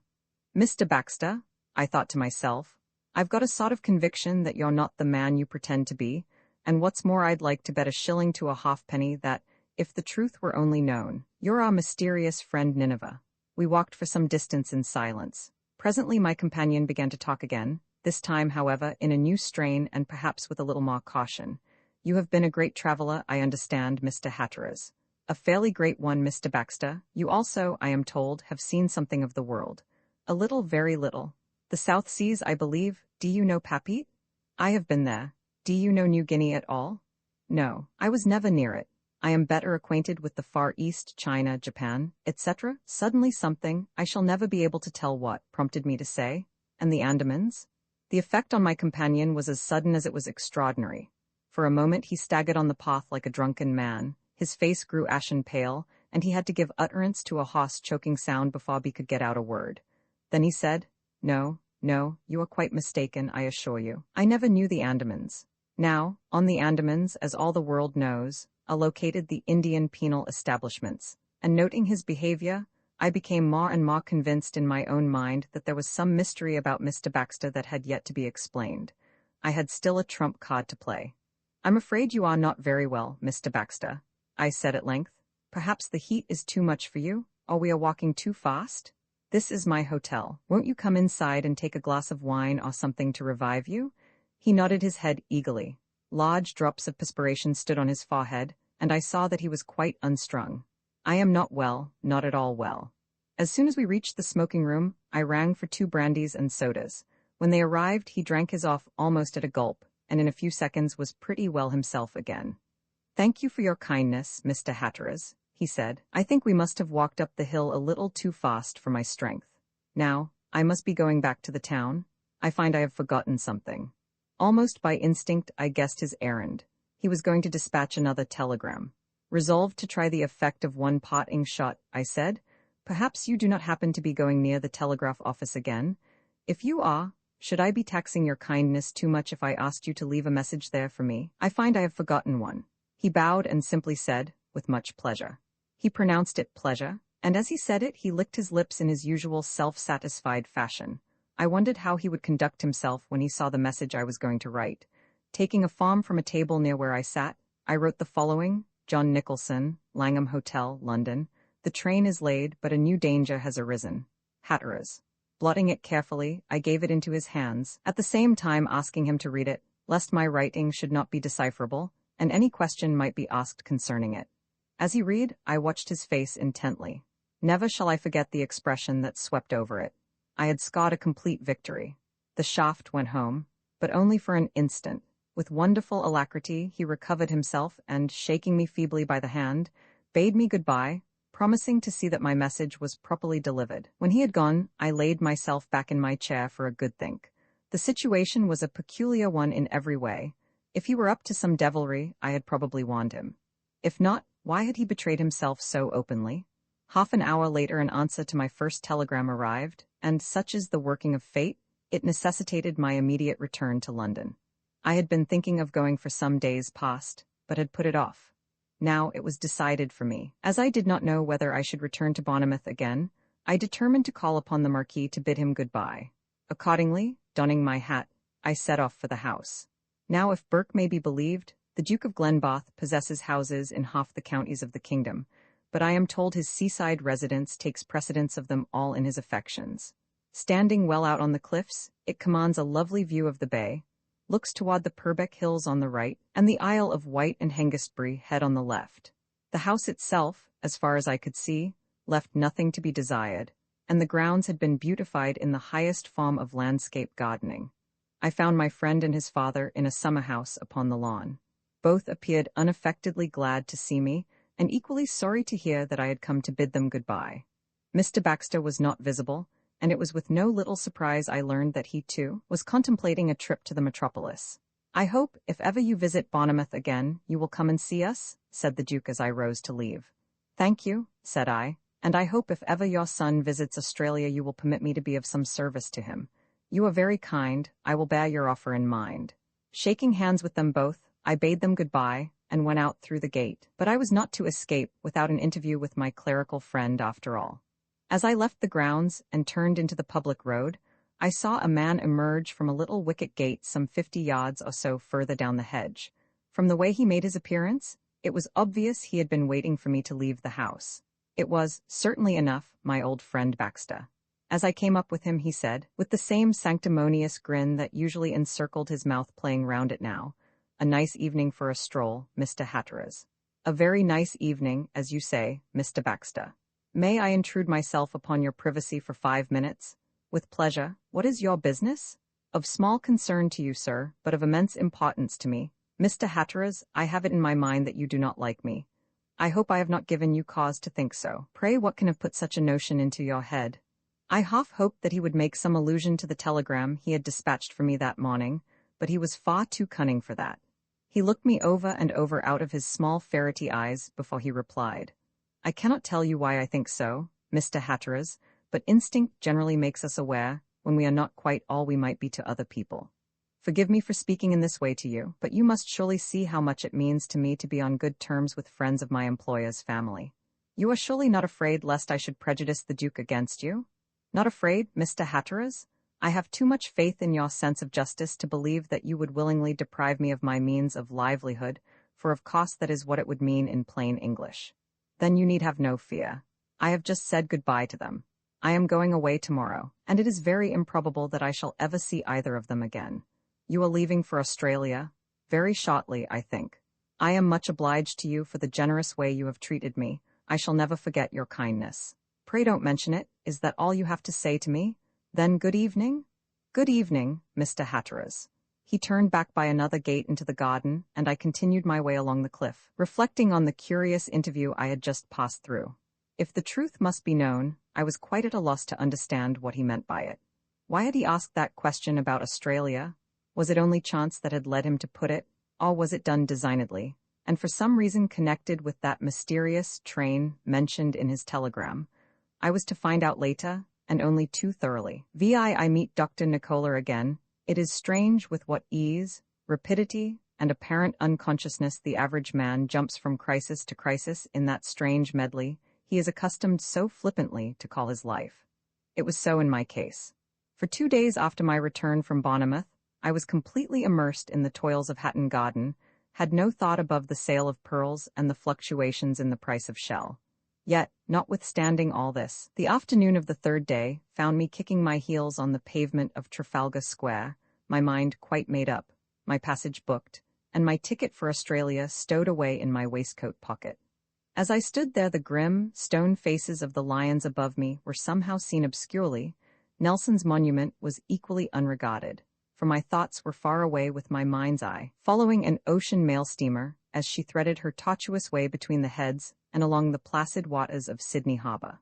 So wrapped up was I in the folds of this agreeable reverie, that when I felt a heavy hand upon my shoulder and heard a masculine voice say joyfully in my ear, "Dick Hatteras, or I'm a Dutchman," I started as if I had been shot. Brief as was the time given me for reflection, it was long enough for that voice to conjure up a complete scene in my mind. The last time I had heard it was on the bridge of the steamer Yarraman, lying in the landlocked harbour of Cairns, on the eastern Queensland coast. A canoeful of darkies were jabbering alongside, and a cargo of bananas was being shipped aboard. I turned and held out my hand. "Jim Percival?" I cried, with as much pleasure as astonishment. "How on earth does it come about that you are here?" "Arrived 3 days ago," the good-looking young fellow replied. "We're lying in the river, just off the West India docks. The old man kept us at it like galley slaves till I began to think we should never get the cargo out. Been up to the office this morning, coming back saw you standing here looking as if you were thinking of something 10,000 miles away. I tell you, I nearly jumped out of my skin with astonishment, thought there couldn't be two men with the same face and build, so smacked you on the back, discovered I was right, and here we are. Now spin your yarn. But stay, let's first find a more convenient place than this."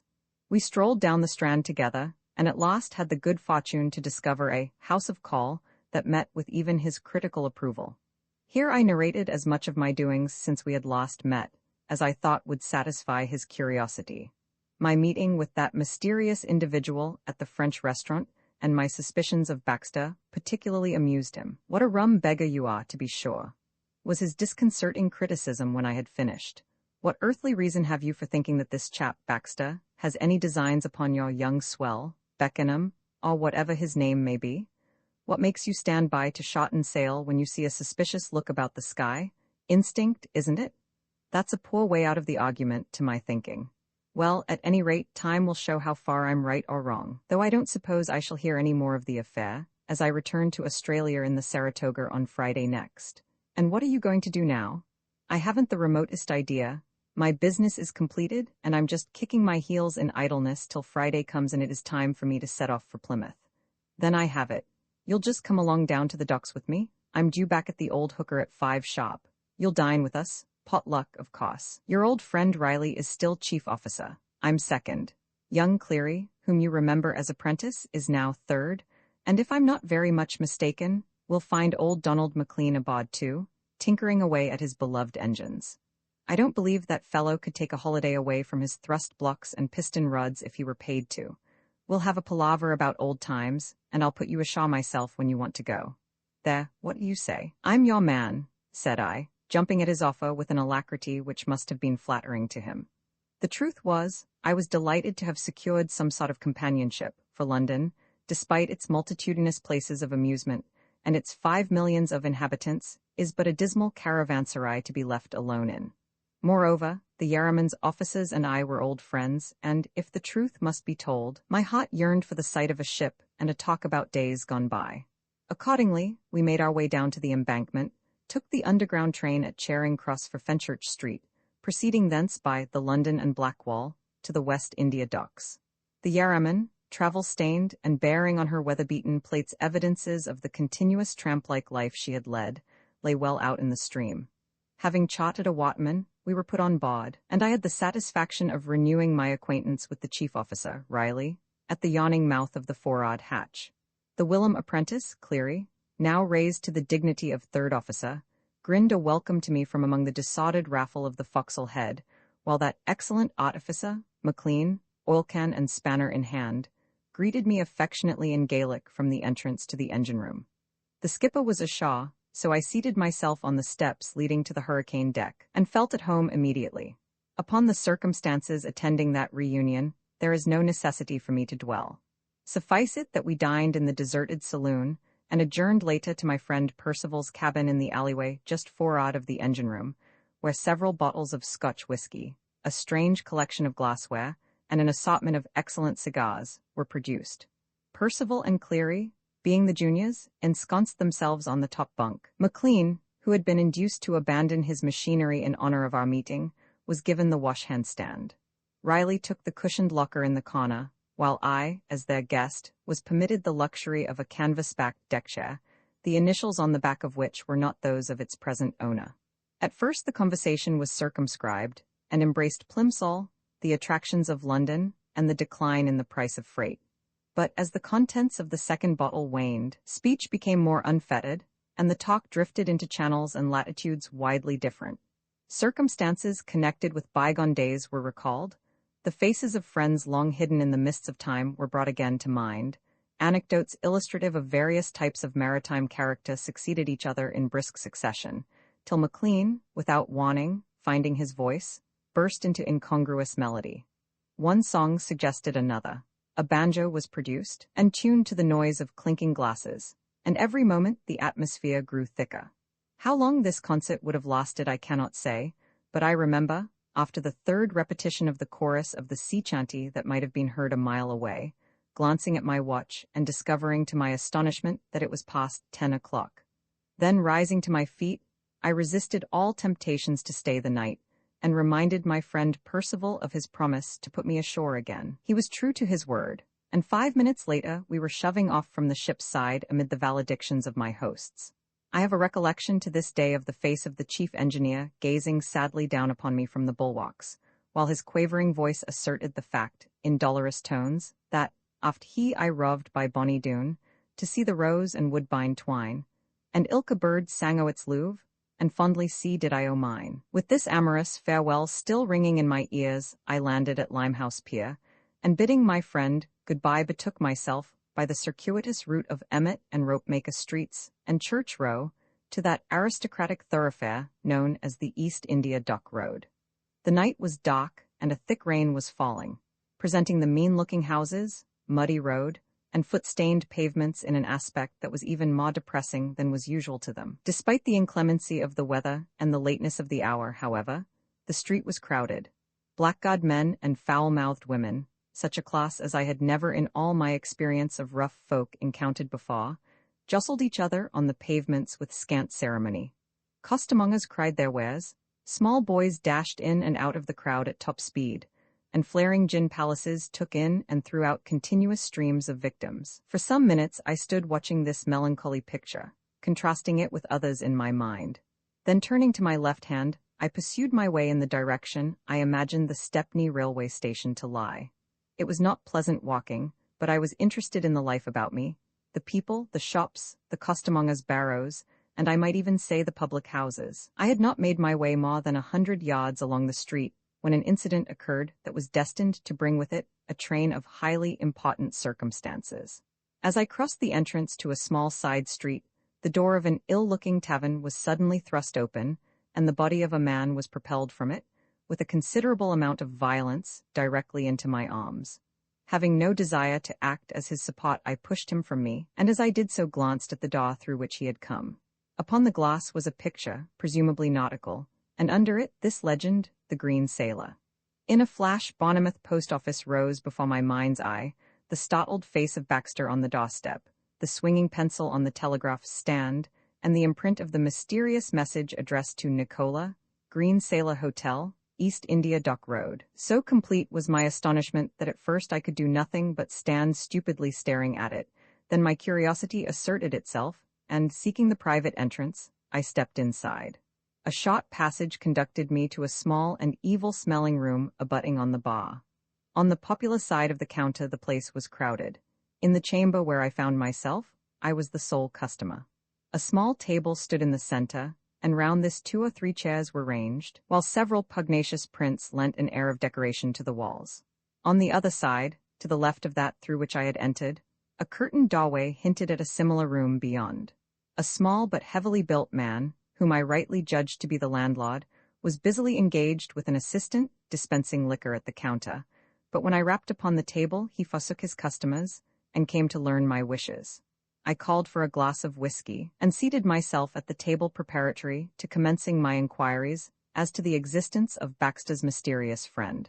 But at the moment that I was putting my first question, the door behind the half-drawn curtain, which must have been insecurely fastened, opened about an inch, and a voice greeted my ears that brought me up all standing with surprise. It was the voice of Baxter himself. "I assure you," he was saying, "it was desperate work from beginning to end, and I was never so relieved in my life as when I discovered that he had really come to say goodbye." At this juncture, one of them must have realized that the door was open, for I heard someone rise from his chair and come towards it. Acting under the influence of a curiosity, which was as baneful to himself as it was fortunate for me, before closing it, he opened the door wider and looked into the room where I sat.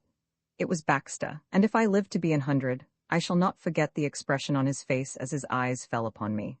"Mr. Hatteras?" he gasped, clutching at the wall for support. Resolved to take him at a disadvantage, I rushed towards him and shook him warmly by the hand, at the same time noticing that he had discarded his clerical costume. It was too late now for him to pretend that he did not know me, and as I had taken the precaution to place my foot against it, it was equally impossible for him to shut the door. Seeing this, he felt compelled to surrender, and I will do him the justice to admit that he did it with as good a grace as possible. "Mr. Baxter," I said, "this is the last place I should have expected to meet you in. May I come in and sit down?" Without giving him time to reply, I entered the room, resolved to see who his companion might be. Of course, in my own mind I had quite settled that it was the person to whom he had telegraphed from Bournemouth, in other words, Nicola. But who was Nicola, and had I ever seen him before? My curiosity was destined to be satisfied, and in a most unexpected fashion. For there, sitting at the table, a half-smoked cigarette between his fingers and his face turned towards me, was the man whom I had seen playing chess in the restaurant, the man who had told me my name by the cards in my pocket, and the man who had warned me in such a mysterious fashion about my sweetheart's departure. He was Baxter's correspondent. He was Nicola. Whatever my surprise may have been, he was not in the least disconcerted, but rose calmly from his seat and proffered me his hand, saying as he did so, "Good evening, Mr. Hatteras. I am delighted to see you, and still more pleased to learn that you and my worthy old friend, Baxter, have met before. Won't you sit down?" I seated myself on a chair at the further end of the table. Baxter meanwhile looked from one to the other of us as if uncertain whether to go or stay.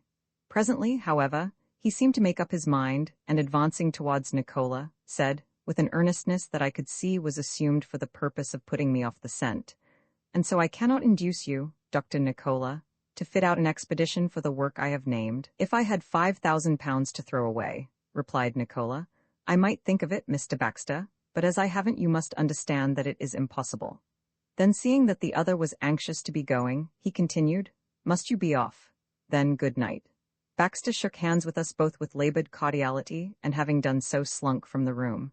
When the door closed upon him, Nicola turned to me. "There must be some fascination about a missionary's life after all," he said. "My old tutor, Baxter, as you are aware, has a comfortable position with the young Marquis of Beckenham, which, if he conducts himself properly, may lead to something really worth having in the future, and yet here he is anxious to surrender it in order to go back to his missionary work in New Guinea, to his hard life, insufficient food, and almost certain death." "He was in New Guinea then?" "5 years, so he tells me." "Are you certain of that?" "Absolutely." "Then all I can say is that, in spite of his cloth, Mr. Baxter does not always tell the truth." "I am sorry you should think that. Pray what reason have you for saying so?" "Simply because in a conversation I had with him at Bournemouth, he deliberately informed me that he had never been near New Guinea in his life." "You must have misunderstood him. However, that has nothing to do with us. Let us turn to a pleasanter subject." He rang the bell, and the landlord having answered it, ordered more refreshment. When it arrived, he lit another cigarette, and leaning back in his chair glanced at me through half-closed eyes. Then occurred one of the most curious and weird circumstances connected with this meeting. Hardly had he laid himself back in his chair, before I heard a faint scratching against the table leg, and next moment an enormous cat, black as the pit of Tophet, sprang with a bound upon the table, and stood there steadfastly regarding me, its eyes flashing and its back arched. I have seen cats without number, Chinese, Persian, Manx, the Australian wild cat, and the English tabby, but never in the whole course of my existence such another as that owned by Dr. Nicola.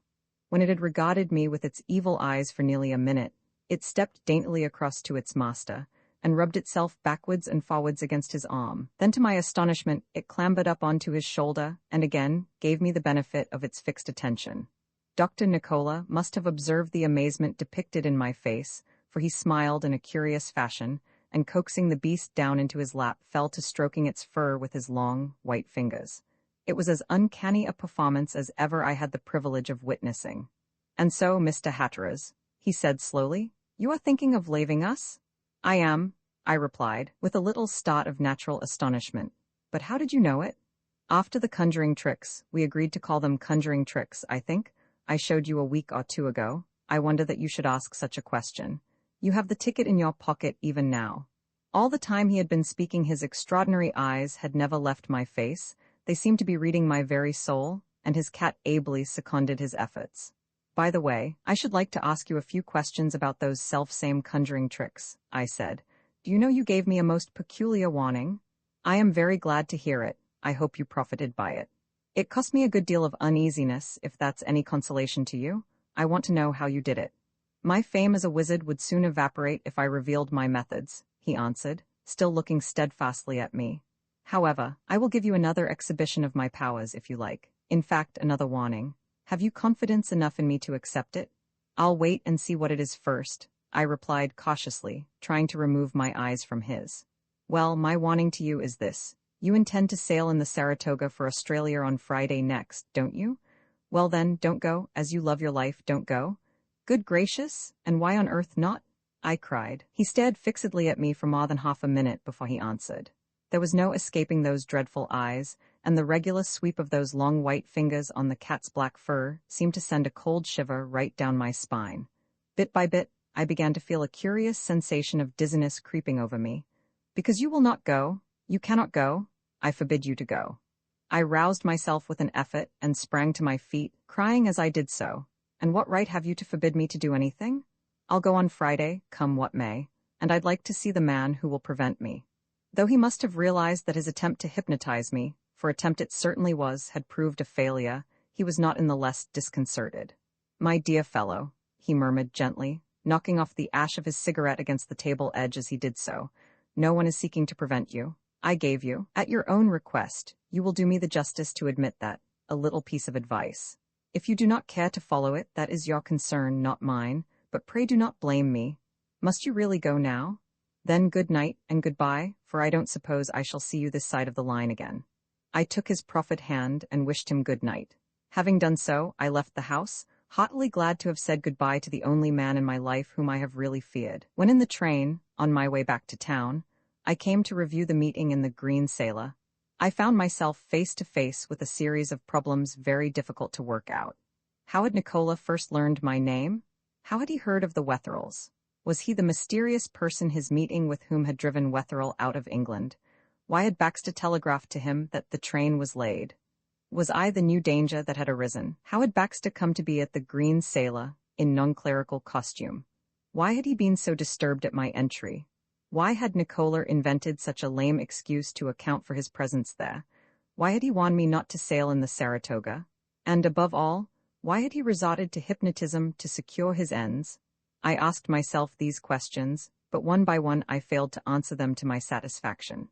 Whatever other conclusion I might have come to, however, one thing at least was certain, that was, that my original supposition was a correct one. There was a tremendous mystery somewhere. Whether or not I was to lose my interest in it after Friday remained to be seen. Arriving at Fenchurch Street, I again took the Underground, and bringing up at the Temple, walked to my hotel off the Strand.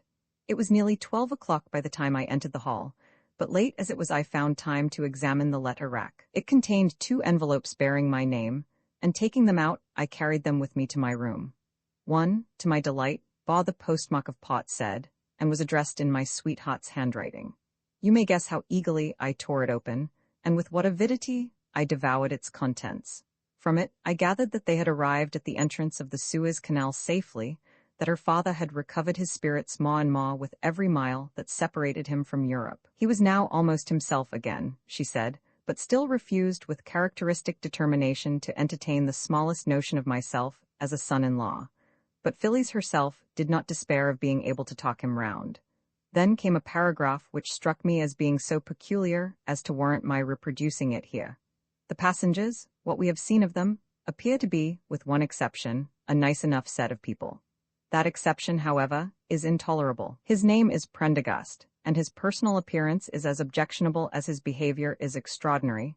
His hair is snow-white, and his face is deeply pitted with smallpox. This is, of course, not his fault, but it seems somehow to aggravate the distaste I have for him. Unfortunately, we were thrown into his company in Naples, and since then, the creature has so far presumed upon that introduction that he scarcely leaves me alone for a moment. Papa does not seem to mind him so much, but I continually thank goodness that, as he leaves the boat in Port Said, the rest of the voyage will be performed without him. The remainder of the letter has no concern for anyone but myself, so I do not give it. Having read it, I folded it up and put it in my pocket, feeling that if I had been on board the boat, I should, in all probability, have allowed Mr. Prendergast to understand that his attentions were distasteful and not in the least required.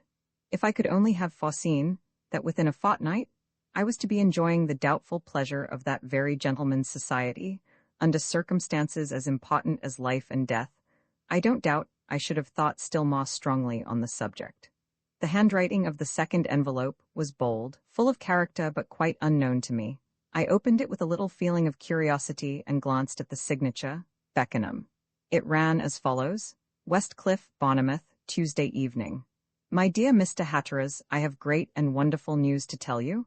This week has proved an extraordinarily eventful one for me, for what do you think? My father has suddenly decided that I shall travel. All the details have been settled in a great hurry. You will understand this when I tell you that Mr. Baxter and I sail for Sydney in the steamship Saratoga next week. My father telegraphed to Mr. Baxter, who is in London, to book our passages and to choose our cabins this morning. I can only say that my greatest wish is that you were coming with us. Is it so impossible? Cannot you make your arrangements fit in? We shall travel overland to Naples and join the boat there. This is Mr. Baxter's proposition, and you may be sure, considering what I shall see en route, I have no objection to urge against it. Our tour will be an extensive one. We visit Australia and New Zealand, go thence to Honolulu, thence to San Francisco, returning across the United States via Canada to Liverpool.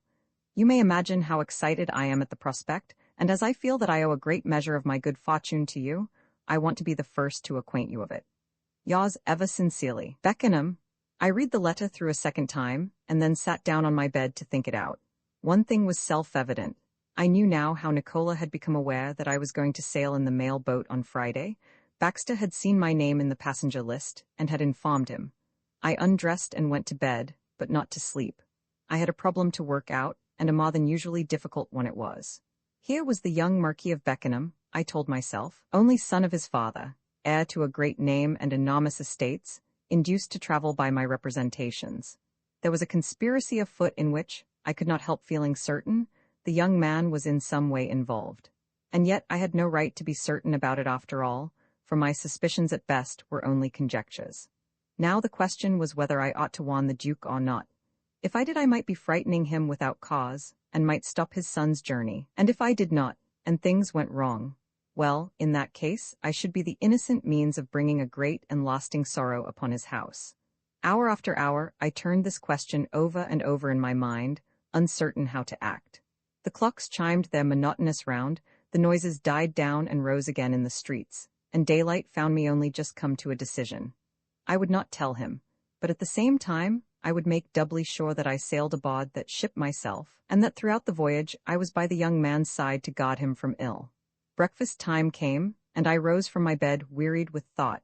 Even a bath failed to restore my spirits. I went downstairs and, crossing the hall again, examined the rack. Another letter awaited me. I passed into the dining room and, seating myself at my table, ordered breakfast. Having done so, I turned to my correspondence. Fate seemed to pursue me. On this occasion the letter was from the lad's father, the Duke of Glenbath himself, and ran as follows: Sandridge Castle, Bournemouth, Wednesday. Dear Mr. Hatteras, my son tells me he has acquainted you with the news of his departure for Australia next week. I don't doubt this will cause you some little surprise, but it has been brought about by a curious combination of circumstances. 2 days ago, I received a letter from my old friend, the Earl of Amberley, who, as you know, has for the past few years been governor of the colony of New South Wales, telling me that his term of office will expire in 4 months. Though he has not seen my boy since the latter was 2 years old, I am anxious that he should be at the head of affairs when he visits the colony. Hence this haste. I should have liked nothing better than to have accompanied him myself, but business of the utmost importance detains me in England. I am, however, sending Mr. Baxter with him, with powerful credentials, and if it should be in your power to do anything to assist them, you will be adding materially to the debt of gratitude I already owe you. Believe me, my dear Mr. Hatteras, to be very truly yours, Glenbarth. My breakfast finished, I answered both these letters, informed my friends of my contemplated departure by the same steamer, and promised that I would do all that lay in my power to ensure both the young traveller's pleasure and his safety. For the rest of the morning, I was occupied in dictating a letter to my sweetheart, informing her of my return to the colonies, and telling her all my adventures since her departure. The afternoon was spent in saying goodbye to the few business friends I had made in London, and in the evening I went for the last time to a theatre. 5 minutes to 11 o'clock next morning found me at Waterloo sitting in a first-class compartment of the West of England Express, bound for Plymouth and Australia. Though the platform was crowded to excess, I had the carriage so far to myself, and was about to congratulate myself on my good fortune, when a porter appeared on the scene, and deposited a bag in the opposite corner. A moment later, and just as the train was in motion, a man jumped in the carriage, tipped the servant, and then placed a basket upon the rack. The train was halfway out of the station before he turned round, and my suspicions were confirmed. It was Dr. Nicola. Though he must have known who his companion was, he affected great surprise. "Mr. Hatteras," he cried, "I think this is the most extraordinary coincidence I have ever experienced in my life." "Why so?" I asked. "You knew I was going to Plymouth today, and one moment's reflection must have told you that as my boat sails at 8, I would be certain to take the morning express, which lands me there at 5. Should I be indiscreet if I asked where you may be going?" "Like yourself, I am also visiting Plymouth," he answered, taking the basket, before mentioned, down from the rack, and drawing a French novel from his coat pocket. "I expect an old Indian friend home by the mail boat that arrives tonight. I am going down to meet him." I felt relieved to hear that he was not thinking of sailing in the Saratoga, and after a few polite commonplaces, we both lapsed into silence. I was too suspicious, and he was too wary, to appear over-friendly. Clapham, Wimbledon, Surbiton came and went. Weybridge and Woking flashed by at lightning speed, and even Basingstoke was reached before we spoke again. That station behind us, Dr. Nicola took the basket before mentioned on his knee, and opened it. When he had done so, the same enormous black cat, whose acquaintance I had made in the East India Dock Road, stepped proudly forth. In the daylight the brute looked even larger and certainly fiercer than before. I felt I should have liked nothing better than to have taken it by the tail, and hurled it out of the window. Nicola, on the other hand, seemed to entertain for it the most extraordinary affection. Now such was this marvelous man's power of fascination, that by the time we reached Andover Junction, his conversation had roused me quite out of myself, had made me forget my previous distrust of him, and enabled me to tell myself that this railway journey was one of the most enjoyable I had ever undertaken.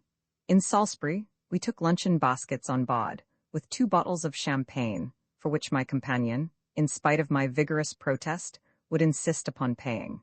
As the train rolled along the charming valley, in which lie the miniature towns of Wilton, Dinton, and Tisbury, we pledged each other in right good fellowship, and by the time Exeter was reached were friendly enough to have journeyed round the world together. Exeter behind us, I began to feel drowsy, and before the engine came to a standstill at Oakhampton was fast asleep.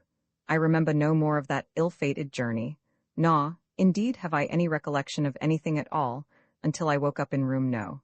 37 of the Ship and Vulture Hotel in Plymouth. The sunshine was streaming in through the slats of the Venetian blinds, and a portly gentleman with a rosy face and grey hair was standing by my bedside, holding my wrist in his hand and calmly scrutinizing me. A nurse in hospital dress stood beside him. "I think he'll do now," he said to her as he rubbed his plump hands together, "but I'll look round in the course of the afternoon." "One moment," I said feebly, for I found I was too weak to speak above a whisper. "Would you mind telling me where I am, and what is the matter with me?" "I should very much like to be able to do so," was the doctor's reply.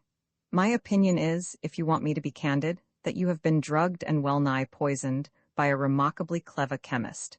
But what the drug and the poison were, and who administered it to you, and the motive for doing so is more than I can tell you. From what I can learn from the hotel proprietors, you were brought here from the railway station in a cab last night by a gentleman who happened to find you in the carriage in which you travelled down from London. You were in such a curious condition that I was sent for and this nurse procured. Now you know all about it. What day did you say this is? Saturday, to be sure. Saturday? I cried. You don't mean that? Then, by Jove, I've missed the Saratoga after all. Here, let me get up and tell them downstairs to send for the inspector of police. I have got to get to the bottom of this. I sat up in bed, but was only too glad to lie down again, for my weakness was extraordinary. I looked at the doctor. How long before you can have me fit to travel? Give yourself 3 days rest and quiet, he replied, and we'll see what we can do. 3 days? And 2 days and a half to cross the continent, that's 5.5, say 6 days. Good. I'll catch the boat in Naples and then, Dr. Nicola, if you're abroad, as I suspect, I should advise you to look out. Romans 7 Pot said, and what befell us there, fortunately for me my arrangements fitted in exactly, so that at 1:30 p.m. On the 7th day, after my fatal meeting with Dr. Nicola in the West of England Express, I had crossed the continent and stood looking out on the blue waters of Naples Bay. To my right was the hill of San Martino, behind me that of Capo di Monte, while in the distance, to the southward, rose the cloud-tipped summit of Vesuvius. The journey from London is generally considered, I believe, a long and wearisome one. It certainly proved so to me, for it must be remembered that my mind was impatient of every delay, while my bodily health was not as yet recovered from the severe strain that had been put upon it. The first thing to be done on arrival at the terminus was to discover a quiet hotel, a place where I could rest and recoup during the heat of the day, and, what was perhaps more important, where I should run no risk of meeting with Dr. Nicola or his satellites. I had originally intended calling at the office of the steamship company in order to explain the reason of my not joining the boat in Plymouth, planning afterwards to cast about me, among the various hotels, for the Marquis of Beckenham and Mr. Baxter. But, on second thoughts, I saw the wisdom of abandoning both these causes. If you have followed the thread of my narrative, you will readily understand why. Nor for the same reason did I feel inclined to board the steamer which I could see lying out in the harbour, until darkness had fallen. I ascertained, however, that she was due to sail at midnight, and that the mails were already being got aboard. Almost exactly as 8 o'clock was striking, I mounted the gangway, and strolled down the promenade deck to the first saloon entrance. Then calling a steward to my assistance, I had my baggage conveyed to my cabin, where I set to work arranging my little knickknacks, and making myself comfortable for the 5 weeks' voyage that lay before us. So far I had seen nothing of my friends, and on making inquiries, I discovered that they had not yet come aboard. Indeed, they did not do so until the last boat had discharged its burden at the gangway. Then I met Lord Beckenham on the promenade deck, and unaffected was the young man's delight at seeing me. "Mr. Hatteras," he cried, running forward to greet me with outstretched hand. This was all that was wanting to make my happiness complete. "I am glad to see you. I hope your cabin is near ours." "I'm on the port side just abaft the pantry," I answered, shaking him by the hand. "But tell me about yourself. I expect you had a pleasant journey across the continent." "Delightful," was his reply. "We stayed a day in Paris and another in Rome, and since we have been here we have been rushing about seeing everything, like a regulation pair of British tourists." At this moment, Mr. Baxter, who had been looking after the luggage, I suppose, made his appearance, and greeted me with more cordiality than I had expected him to show. To my intense surprise, however, he allowed no sign of astonishment to escape him at my having joined the boat after all. But a few minutes later, as we were approaching the companion steps, he said, "I understood from his lordship, Mr. Hatteras, that you were to embark at Plymouth. Was I mistaken, therefore, when I thought I saw you coming off with your luggage this evening?" "No, you were not mistaken," I answered, being able now to account for his lack of surprise. "I came across the continent like yourselves, and only joined the vessel a couple of hours ago." Here the Marquis chimed in and diverted the conversation into another channel. "Where is everybody?" he asked, when Mr. Baxter had left us and gone below. "There are a lot of names on the passenger list, and yet I see nobody about." "They are all in bed," I answered. "It is getting late, you see, and if I am not mistaken, we shall be under way in a few minutes. Then, I think, if you'll excuse me for a few moments, I'll go below to my cabin. I expect Mr. Baxter will be wondering where I am." When he had left me, I turned to the bulwarks and stood looking across the water at the gleaming lights ashore. One by one the boats alongside pushed off, and from the sounds that came from forward, I gathered that the anchor was being got aboard. 5 minutes later, we had swung round to our course and were facing for the open sea. For the first mile or so, my thoughts chased each other in rapid succession. You must remember that it was in Naples I had learnt that my darling loved me, and it was in Naples now that I was bidding goodbye to Europe and to all the strange events that had befallen me there. I leant upon the rail, looked at the fast-receding country in our wake, at old Vesuvius, fire-capped, away to pot, at the Great Bear swinging in the heavens to the northward, and then thought of the Southern Cross which, before many weeks were past, would be lifting its head above our bows to welcome me back to the sunny land, and to the girl I loved so well. Somehow I felt glad that the trip to England was over, and that I was really on my way home at last. The steamer ploughed her almost silent course, and 3/4 of an hour later we were abreast of Capri. As I was looking at it, Lord Beckenham came down the deck and stood beside me. His first speech told me that he was still under the influence of his excitement. Indeed, he spoke in rapturous terms of the enjoyment he expected to derive from his tour. "But are you sure you will be a good sailor?" I asked. "Oh, I have no fear of that," he answered confidently. "As you know, I have been out in my boat in some pretty rough weather and never felt in the least ill, so I don't think it is likely that I shall begin to be a bad sailor on a vessel the size of the Saratoga. By the way, when are we due to reach port?" said. "Next Thursday afternoon, I believe, if all goes well. Will you let me go ashore with you if you go? I don't want to bother you, but after all you have told me about the place, I should like to see it in your company." "I'll take you with pleasure," I answered. "Provided Mr. Baxter gives his consent, I suppose we must regard him as skipper." "Oh, I don't think we need fear his refusing. He is very good-natured, you know, and lets me have my own way a good deal." "Where is he now?" "Down below, asleep. He has had a lot of running about today and thought he would turn in before we got under way. I think I had better be going now. Good night." "Good night," I answered, and he left me again. When I was alone, I returned to my thoughts of Phillies and the future, and as soon as my pipe was finished, went below to my bunk. My berthmate I had discovered earlier in the evening was a portly English merchant of the old school, who was visiting his agents in Australia, and, from the violence of his snores, I should judge had not much trouble on his mind.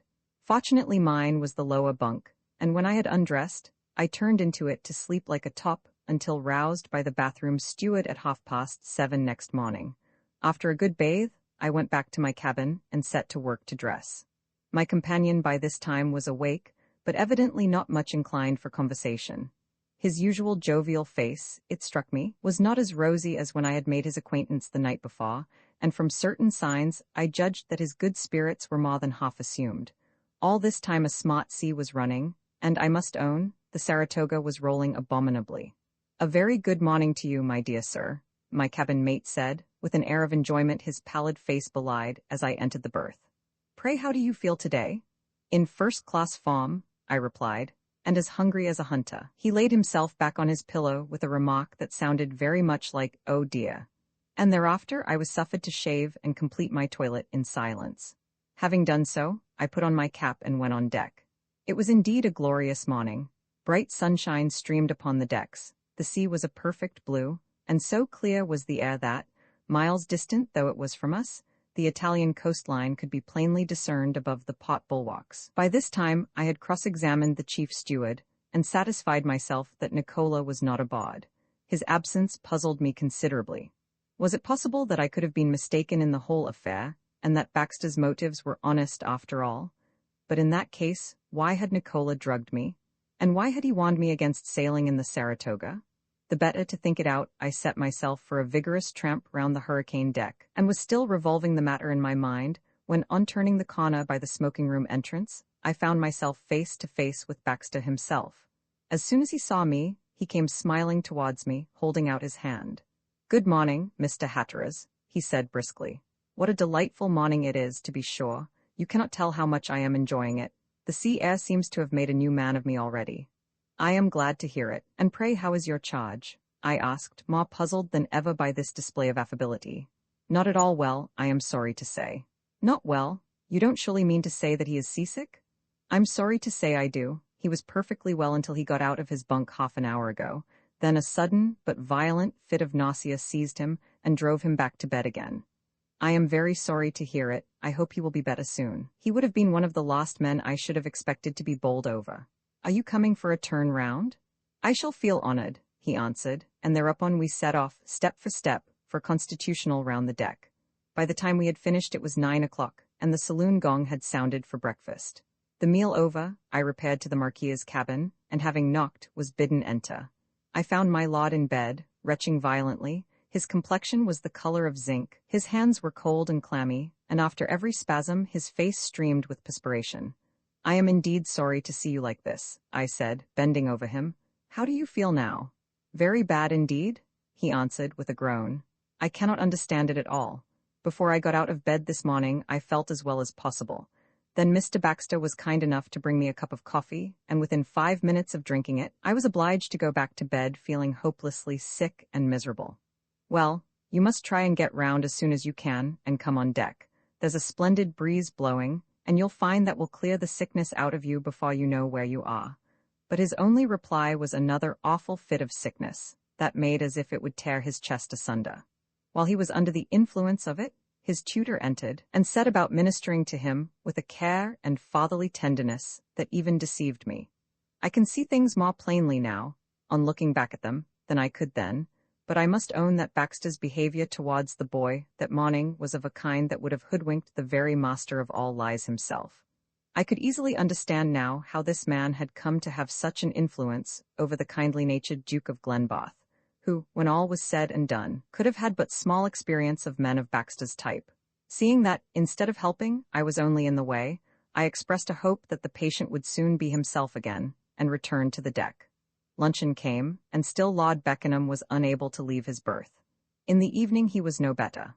The following morning he was, if anything, stronger, but towards midday, just as he was thinking of getting up, his nausea returned upon him, and he was obliged to postpone the attempt. On Wednesday there was no improvement, and indeed, it was not until Thursday afternoon, when the low-lying coast of Portshead was showing above the sea-line, that he felt in any way fit to leave his bunk. In all my experience of seasickness, I had never known a more extraordinary case. It was almost dark before we dropped our anchor off the town, and as soon as we were at a standstill, I went below to my friend's cabin. He was sitting on the locker fully dressed. "Portshead," I announced. "Now, how do you feel about going ashore? Personally, I don't think you had better try it." "Oh, but I want to go. I have been looking forward to it so much. I am much stronger than I was, believe me, and Mr. Baxter doesn't think it could possibly hurt me." "If you don't tire yourself too much," that gentleman put in. "Very well then," I said. "In that case I'm your man. There are plenty of boats alongside, so we'll have no difficulty about getting there. Won't you come, too, Mr. Baxter?" "I think not, thank you," he answered. "Portshead is not a place of which I am very fond, and as we shall not have much time here, I am anxious to utilize our stay in writing His Grace a letter detailing our progress so far." "In that case I think we had better be going," I said, turning to his lordship. We made our way on deck and, after a little chaffering, secured a boat, in which we were pulled ashore. Having arrived there, we were immediately beset by the usual crowd of beggars and donkey boys, but withstanding their importunities, we turned into the Rue de Commerce and made our way inland. To my companion, the crowded streets, the diversity of nationalities and costume, and the strange variety of shops and wares were matters of absorbing interest. This will be the better understood when it is remembered that, poor though Portshead is in Orientalism, it was nevertheless the first Eastern port he had encountered. We had both a few purchases to make, and this business satisfactorily accomplished, we hired a guide and started off to see the sights. Passing out of the Rue de Commerce, our attention was attracted by a lame young beggar who, leaning on his crutches, blocked our way while he recited his dismal catalogue of woes. Our guide bade him be off, and indeed, I was not sorry to be rid of him, but I could see, by glancing at his face, that my companion had taken his case more seriously. In fact, we had not proceeded more than 20 yards before he asked me to wait a moment for him, and taking to his heels ran back to the spot where we had left him. When he rejoined us, I said, "You don't mean to say that you gave that rascal money?" "Only half a sovereign," he answered. "Perhaps you didn't hear the pitiful story he told us. His father is dead, and now, if it were not for his begging, his mother and 5 young sisters would all be starving." I asked our guide if he knew the man, and whether his tale were true. "No, monsieur," he replied promptly. "It is all one big lie. His father is in the jail, and if she had her rights, his mother would be there too." Not another word was said on the subject, but I could see that the boy's generous heart had been hurt. How little he guessed the effect that outburst of generosity was to have upon us later on. At our guide's suggestion, we passed from the commercial, through the European quarter, to a large mosque situated in Arab town. It was a long walk, but we were promised that we should see something there that would amply compensate us for any trouble we might be put to reach it. This turned out to be the case, but hardly in the fashion he had predicted. The mosque was certainly a fine building, and at the time of our visit was thronged with worshippers. They knelt in 2 long lines, reaching from end to end, their feet were bare, and their heads turned towards the east. By our guide's instructions, we removed our boots at the entrance, but fortunately, seeing what was to transpire later, took the precaution of carrying them into the building with us. From the main hall, we passed into a smaller one, where a number of Egyptian standards, relics of the War of '82, were unrolled for our inspection. While we were examining them, our guide, who had for a moment left us, returned with a scared face to inform us that there were a number of English tourists in the mosque who had refused to take their boots off, and were evidently bent on making trouble. As he spoke, the ominous hum of angry voices drifted into us, increasing in volume as we listened. Our guide pricked up his ears and looked anxiously at the door. "There will be trouble directly," he said solemnly, "if those young men do not behave themselves. If messieurs will be guided by me, they will be going. I can show them a back way out." For a moment I felt inclined to follow his advice, but Beckenham's next speech decided me to stay. "You will not go away and leave those stupid fellows to be killed?" he said, moving towards the door into the mosque proper. "However foolish they may have been, they are still our countrymen, and whatever happens we ought to stand by them." "If you think so, of course we will," I answered, "but remember it may cost us our lives. You still want to stay? Very good then, come along, but stick close to me." We left the small anteroom in which we had been examining the flags and passed back into the main hall. Here an extraordinary scene presented itself. In the furthest corner, completely hemmed in by a crowd of furious Arabs, were 3 young Englishmen, whose faces plainly showed how well they understood the dangerous position into which their own impudence and folly had enticed them. Elbowing our way through the crowd, we reached their side, and immediately called upon them to push their way towards the big doors. But before this maneuver could be executed, someone had given an order in Arabic, and we were all borne back against the wall. "There is no help for it," I cried to the biggest of the strangers. "We must fight our way out. Choose your men and come along." So saying, I gave the man nearest me one under the jaw to remember me by, which laid him on his back, and then, having room to use my arms, sent down another to keep him company. All this time my companions were not idle, and to my surprise, I saw the young Marquis laying about him with a science that I had to own afterwards did credit to his education. Our assailants evidently did not expect to meet with this resistance, for they gave way and began to back towards the door. 1 or 2 of them drew knives, but the space was too cramped for them to do much harm with them. "One more rush," I cried, "and we'll turn them out." We made the rush, and next moment the doors were closed and barred on the last of them. This done, we paused to consider our position. True, we had driven the enemy from the citadel, but then, unless we could find a means of escape, we ourselves were equally prisoners in it. What was to be done? Leaving 3 of our party to guard the doors, the remainder searched the adjoining rooms for a means of escape. But though we were unsuccessful in our attempt to find an exit, we did what was the next best thing to it, discovered our cowardly guide in a corner skulking in a curious sort of cupboard. By the time we had proved to him that the enemy were really driven out, and that we had possession of the mosque, he recovered his wits a little, and managed, after hearing our promise to throw him to the mob outside, unless he discovered a means of escape for us, to cudgel his brains and announce that he knew of one. No sooner did we hear this, than we resolved to profit by it. The mob outside was growing every moment more impatient, and from the clang of steel-shod rifle butts on the stone steps, we came to the conclusion that the services of a force of soldiery had been called in.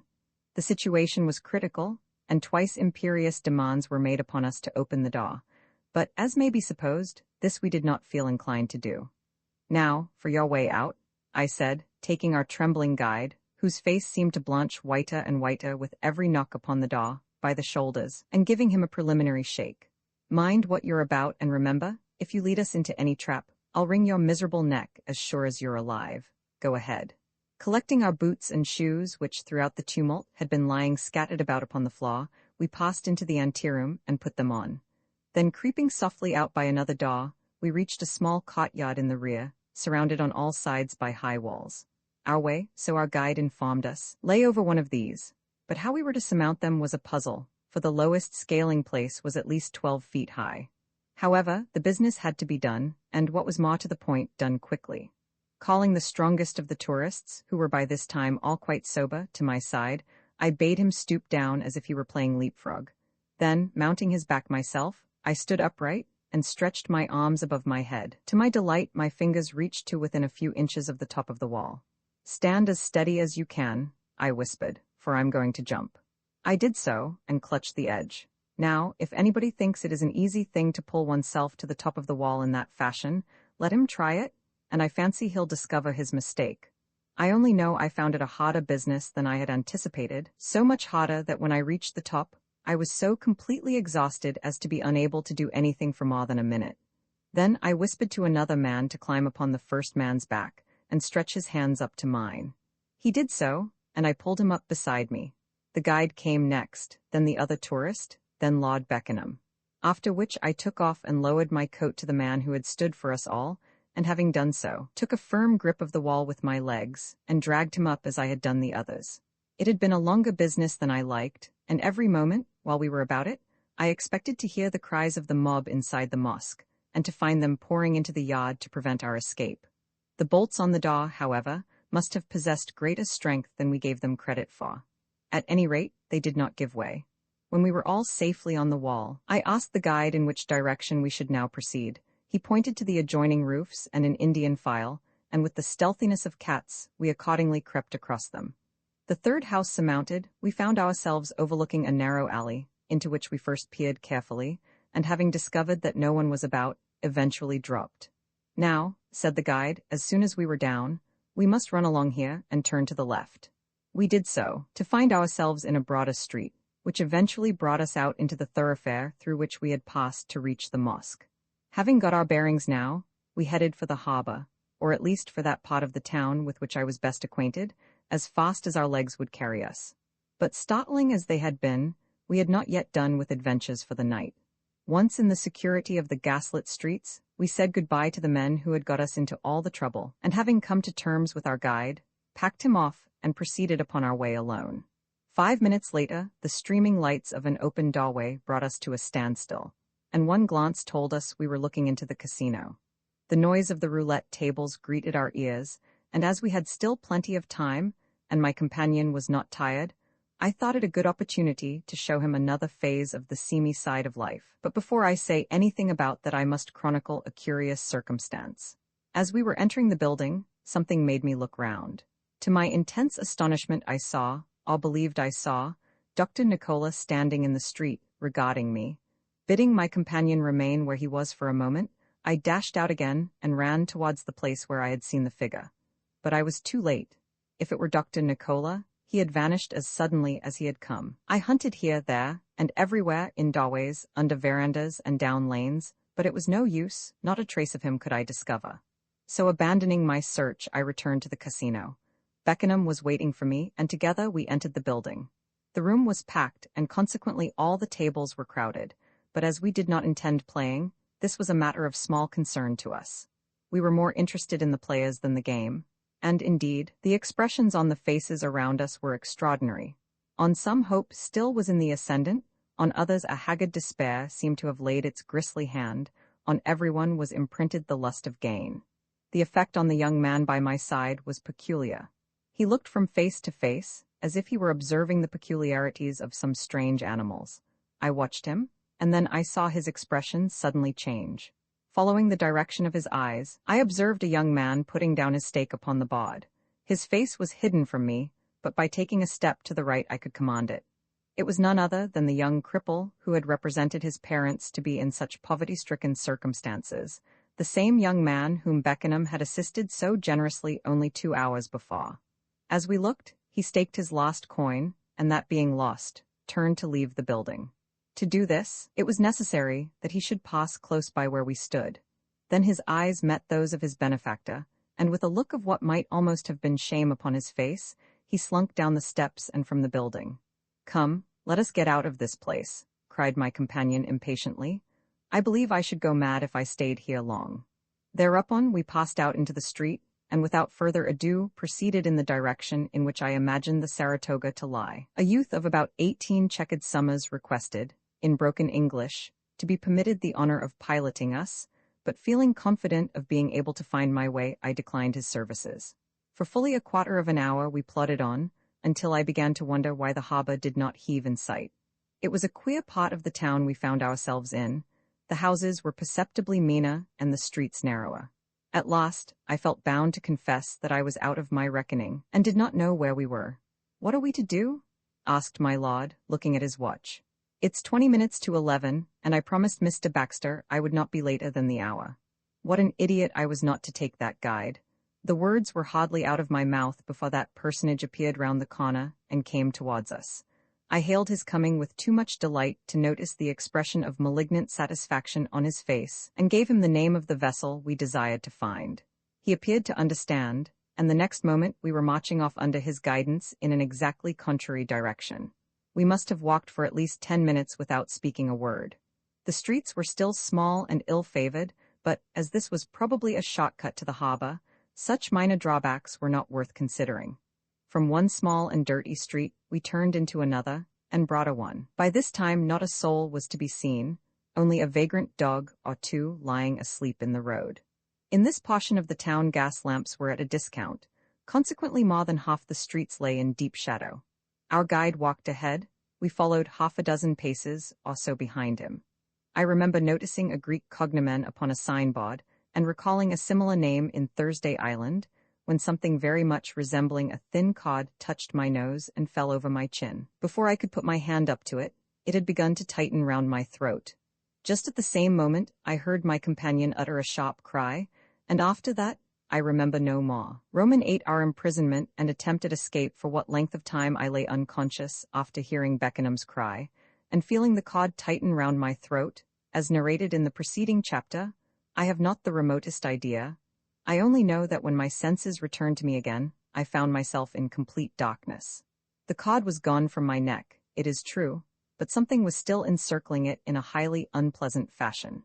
On putting my hand up to it, to my intense astonishment, I discovered it to be a collar of iron, padlocked at the side, and communicating with a wall at the back by means of a stout chain fixed in a ring, which again was attached to a swivel.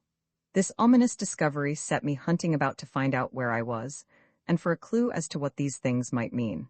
That I was in a room was evident from the fact that, by putting my hands behind me, I could touch 2 walls forming a corner. But in what part of the town such a room might be was beyond my telling.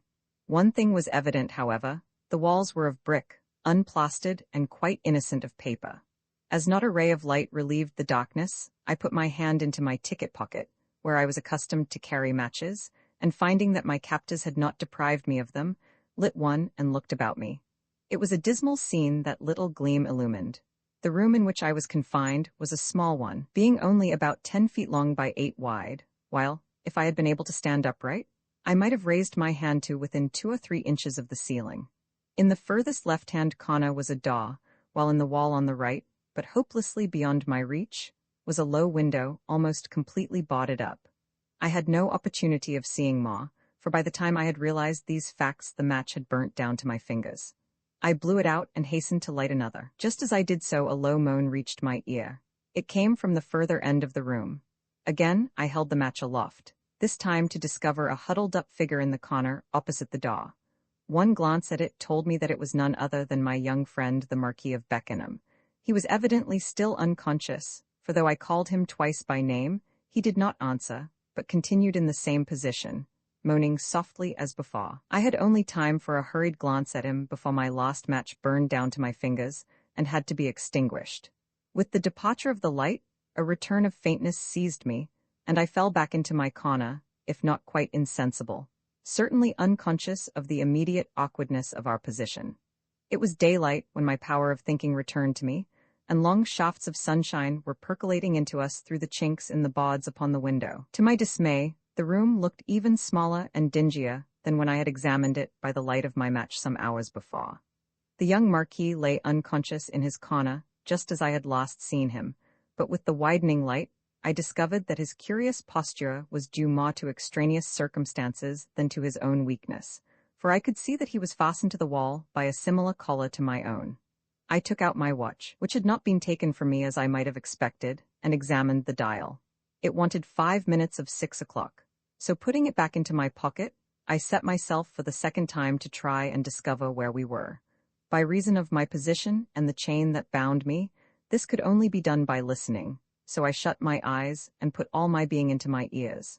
For some moments no sound rewarded my attention. Then a cock in a neighboring yard on my right crowed lustily, a dog on my left barked, and a moment later I heard the faint sound of someone coming along the street.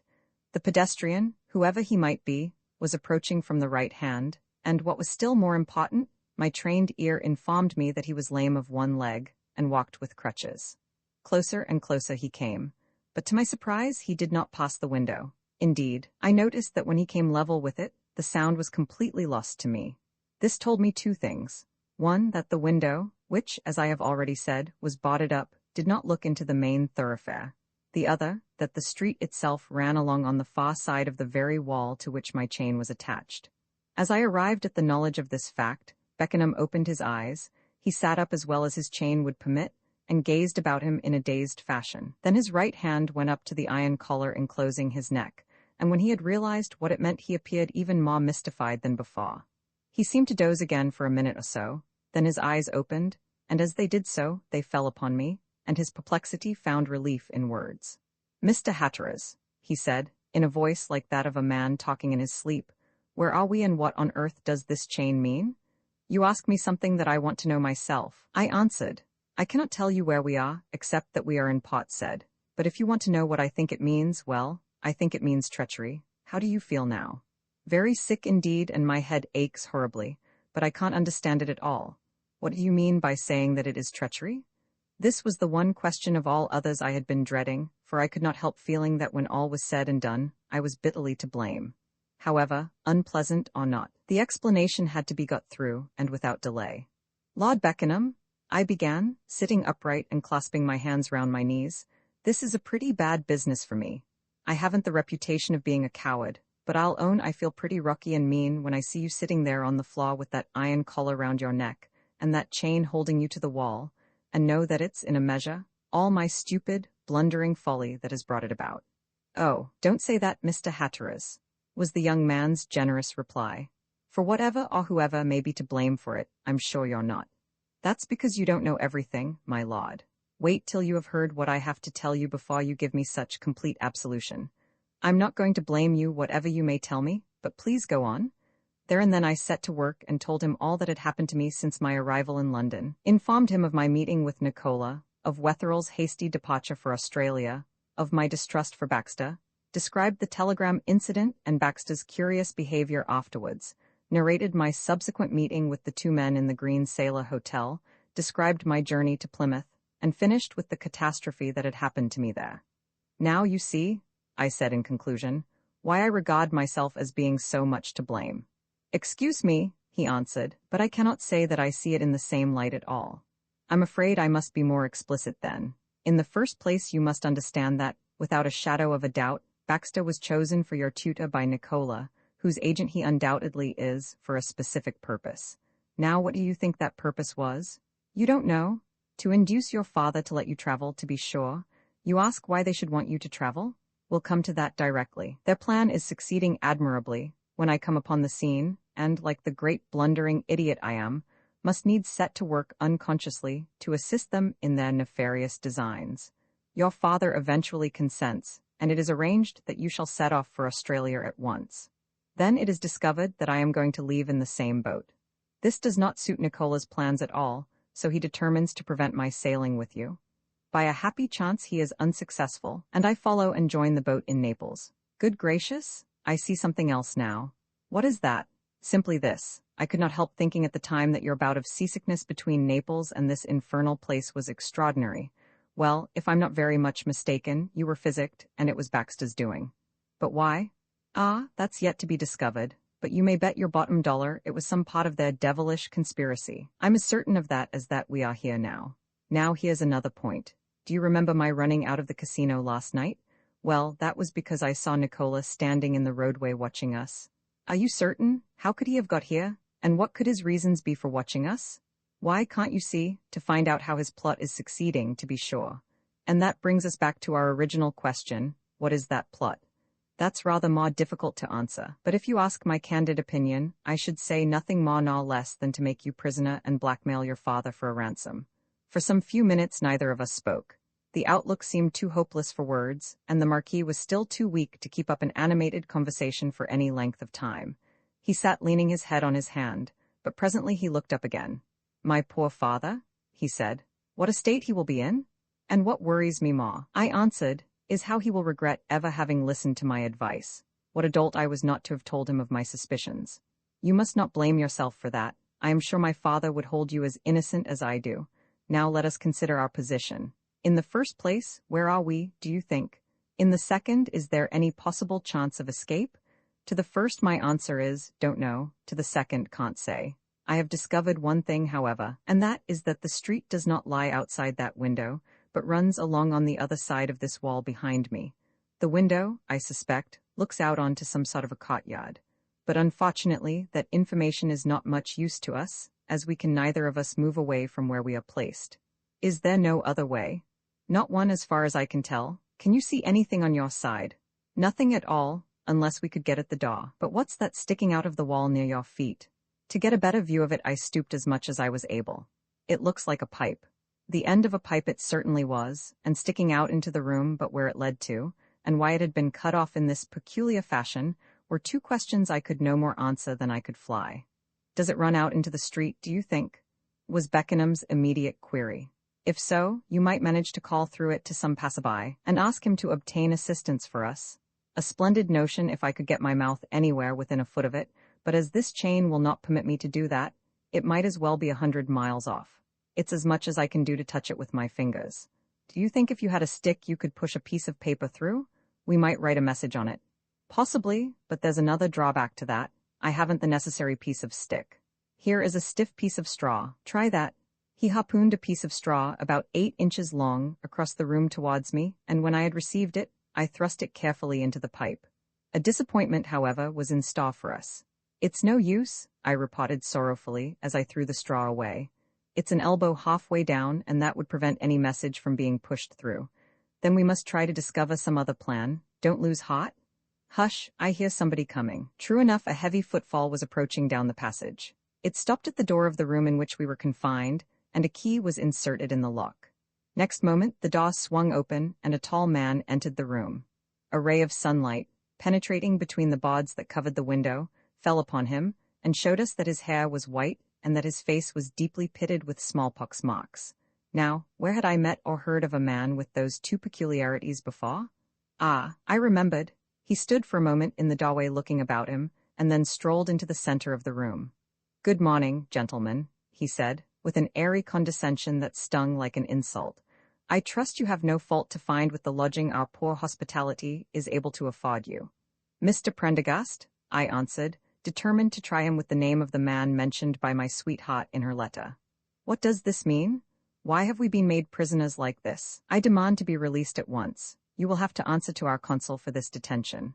For a brief space he appeared to be dumbfounded by my knowledge of his name, but he soon recovered himself and leaned his back against the wall, looking us both carefully over before he answered. "I shall be only too pleased," he said sneeringly, "but if you'll allow me to say so, I don't think we need trouble about explanations yet a while."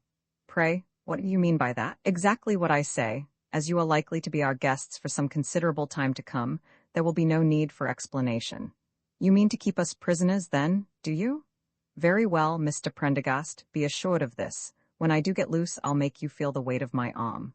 "I think it's very probable there will be a fight if ever we do meet," he answered, coolly taking a cigarette from his pocket and lighting it. "And it's my impression you'd be a man worth fighting, Mr. Hatteras." "If you think my father will let me remain here very long, you're much mistaken," said Beckenham. "And as for the ransom you expect him to pay, I don't somehow fancy you'll get a halfpenny." At the mention of the word ransom, I noticed that a new and queer expression came into our captive's face.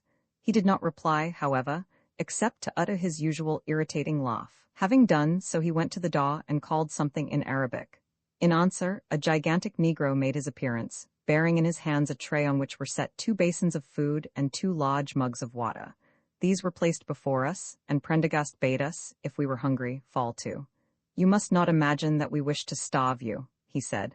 "Food will be served to you twice a day, and if you want it, you can even be supplied with spirits and tobacco. Now, before I go, one word of advice: don't indulge in any idea of escape. Communication with the outside world is absolutely impossible, and you will find that those collars and chains will stand a good strain before they will give way.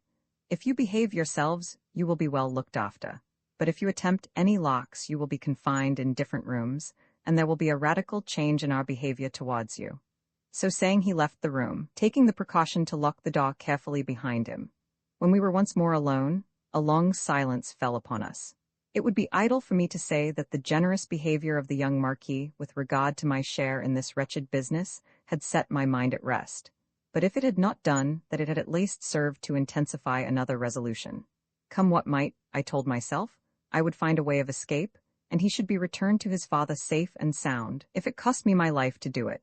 But how were we to escape? We could not move from our places on account of the chains that secured us to the walls, and though I put all my whole strength into it, I found I could not dislodge the staple 1/100th part of an inch from its holding place. The morning wore slowly on, midday came and went, the afternoon dragged its dismal length, and still there was no change in our position. Towards sundown, the same gigantic Negro entered the room again, bringing us our evening meal. When he left, we were locked up for the night, with only the contemplation of our woes, and the companionship of the multitudes of mice that scampered about the floor, to enliven us. The events of the next 7 days are hardly worth chronicling, unless it is to state that every morning at daylight the same cock crew and the same dog barked, while at 6 o'clock the same cripple invariably made his way down the street behind me. At 8 o'clock, almost to the minute, breakfast was served to us, and just as punctually, the evening meal made its appearance as the sun was declining behind the opposite housetop. Not again did we see any sign of Mr. Prendergast, and though times out of number I tugged at my chain, I was never a whit nearer loosening it than I had been on the first occasion. One after another plans of escape were proposed, discussed, and invariably rejected as impracticable. So another week passed and another, until we had been imprisoned in that loathsome place not less than 20 days. By the end of that time, as may be supposed, we were as desperate as men could well be. I must, however, admit here that anything like the patience and pluck of my companion under such trying circumstances I had never in my life met with before. Not once did he reproach me in the least degree for my share in the wretched business, but took everything just as it came, without unnecessary comment and certainly without complaint. One fact had repeatedly struck me as significant, and that was the circumstance that every morning between 6 and 1/2 past, as already narrated, the same cripple went down the street. And in connection with this, within the last few days of the time, a curious coincidence had revealed itself to me. From the tapping of his crutches on the stones, I discovered that while one was shod with iron, the other was not. Now, where and when had I noticed that peculiarity in a cripple before? That I had observed it somewhere I felt certain. For nearly half the day, I turned this over and over in my mind, and then, in the middle of our evening meal, enlightenment came to me. I remembered the man whose piteous tale had so much affected Beckenham on the day of our arrival, and the sound his crutches made upon the pavement as he left us. If my surmise proved correct, and we could only manage to communicate with him, here was a golden opportunity. But how were we to do this? We discussed it and discussed it, times out of number, but in vain. That he must be stopped on his way down the street need not to be argued at all.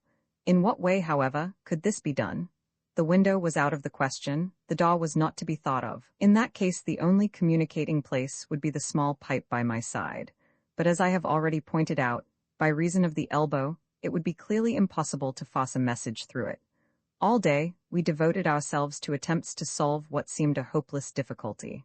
Then, like a flash, another brilliant inspiration burst upon me.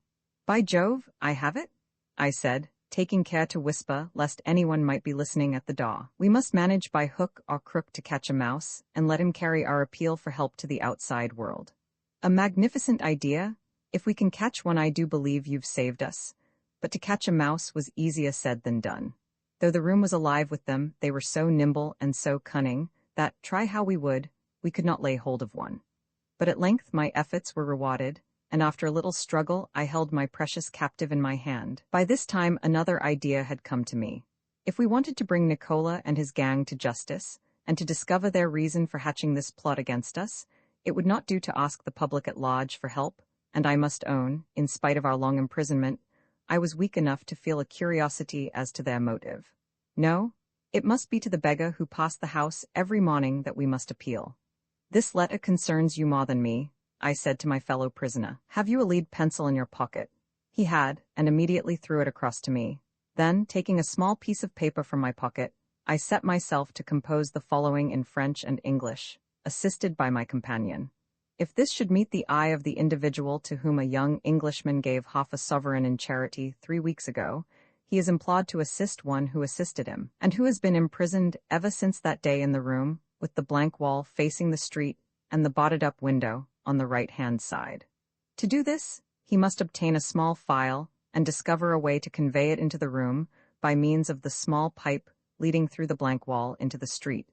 Perhaps if this could be dislodged, it might be pushed in through the aperture thus made.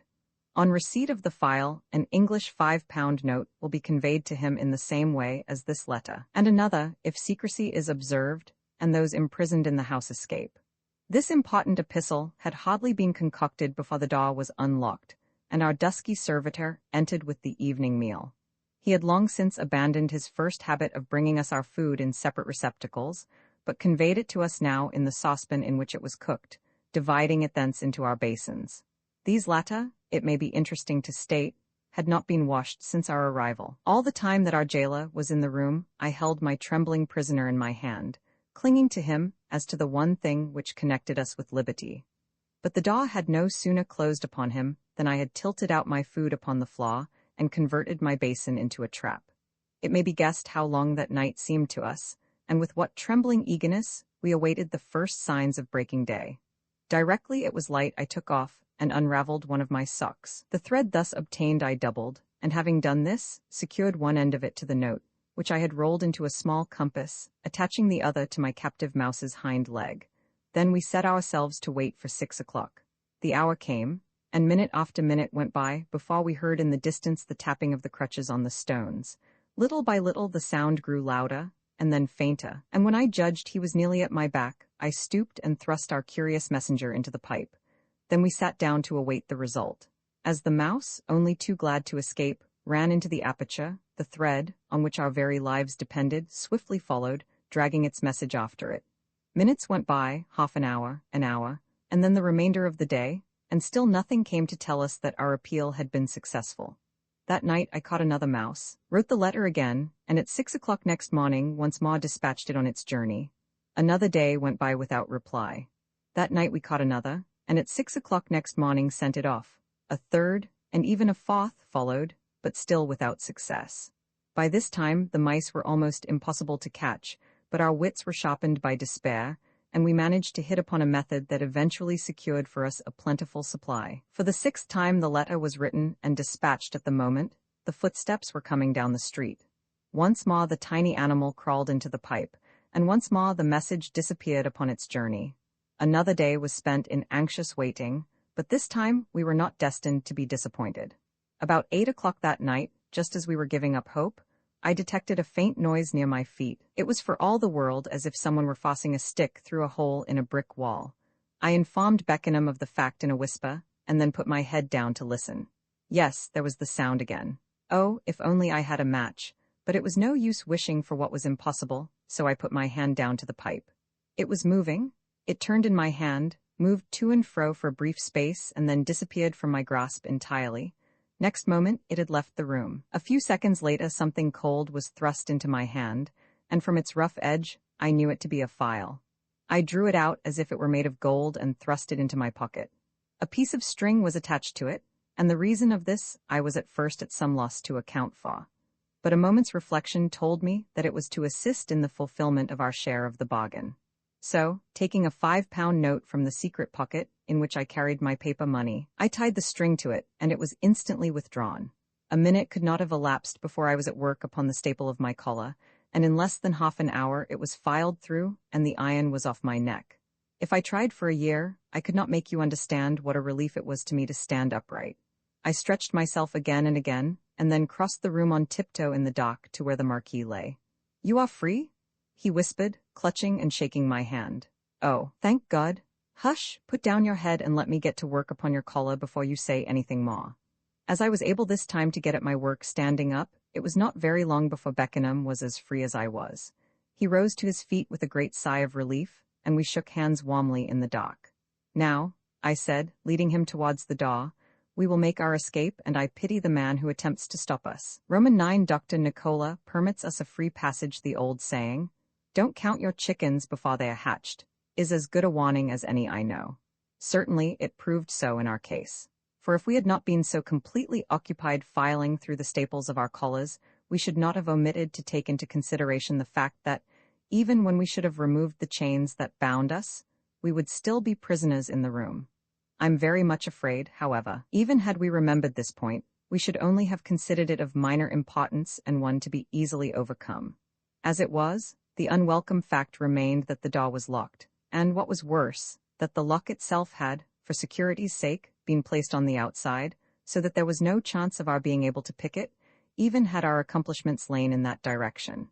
"Try the window," whispered Beckenham, in answer to the heavy sigh which followed my last discovery. Accordingly, we crossed the room, and I put my hands upon one of the boards and pulled. But I might as well have tried to tow a troop-ship with a piece of cotton, for all the satisfactory result I got.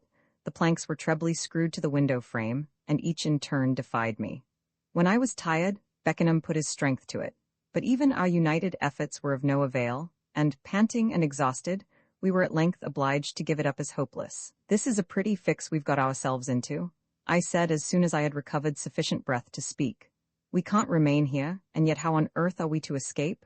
I can't say, unless we manage to burst that door open and fight our way out. I wonder if that could be done. First, let's look at the door." We crossed the room again, and I examined the door carefully with my fingers. It was not a very strong one, but I was sufficient of a carpenter to know that it would withstand a good deal of pressure before it would give way. "I've a good mind to try it," I said. "But in that case, remember, it will probably mean a hand-to-hand fight on the other side, and, unarmed and weak as we are, we shall be pretty sure to get the worst of it." "Never mind that," my intrepid companion replied, with a confidence in his voice that I was very far from feeling. "In for a penny, in for a pound. Even if we're killed, it couldn't be worse than being buried alive in here."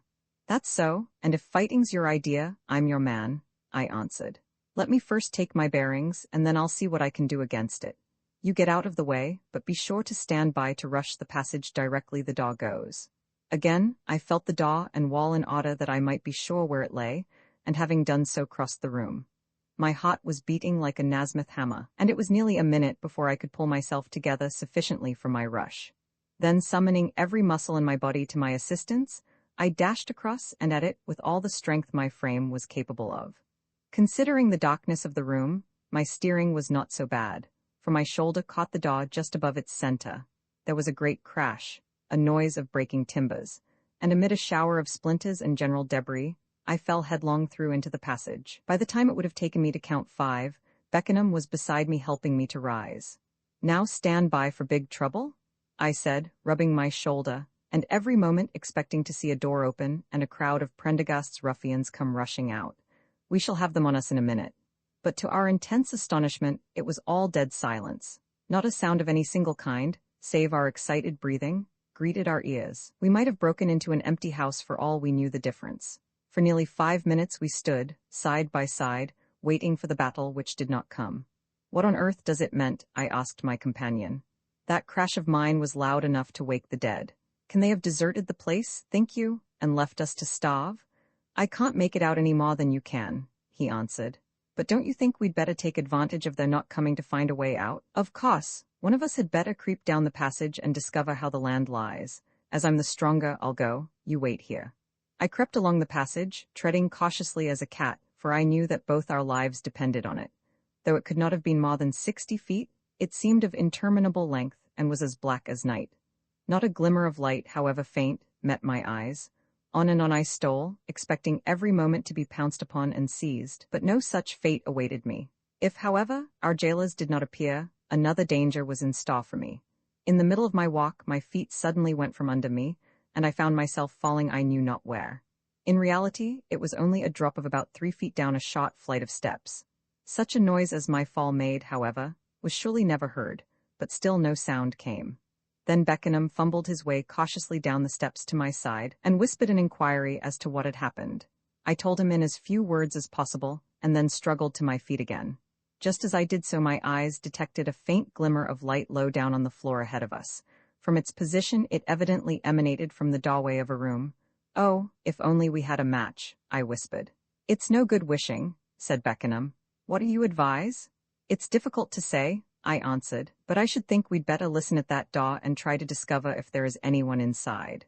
If there is, and he is alone, we must steal in upon him, let him see that we are desperate, and, willy-nilly, force him to show us a way out. It's 10 chances to 1, if we go on prowling about here, we shall stumble upon the whole nest of them, then we'll be caught like rats in a trap. What do you think?" "I agree with you, go on." Without further ado, we crept towards the light, which, as I expected, came from under a door, and listened. Someone was plainly moving about inside, but though we waited for what seemed a quarter of an hour, but must in reality have been less than a minute and a half, we could hear no voices. "Whoever he is, he's alone, that's certain," whispered my companion.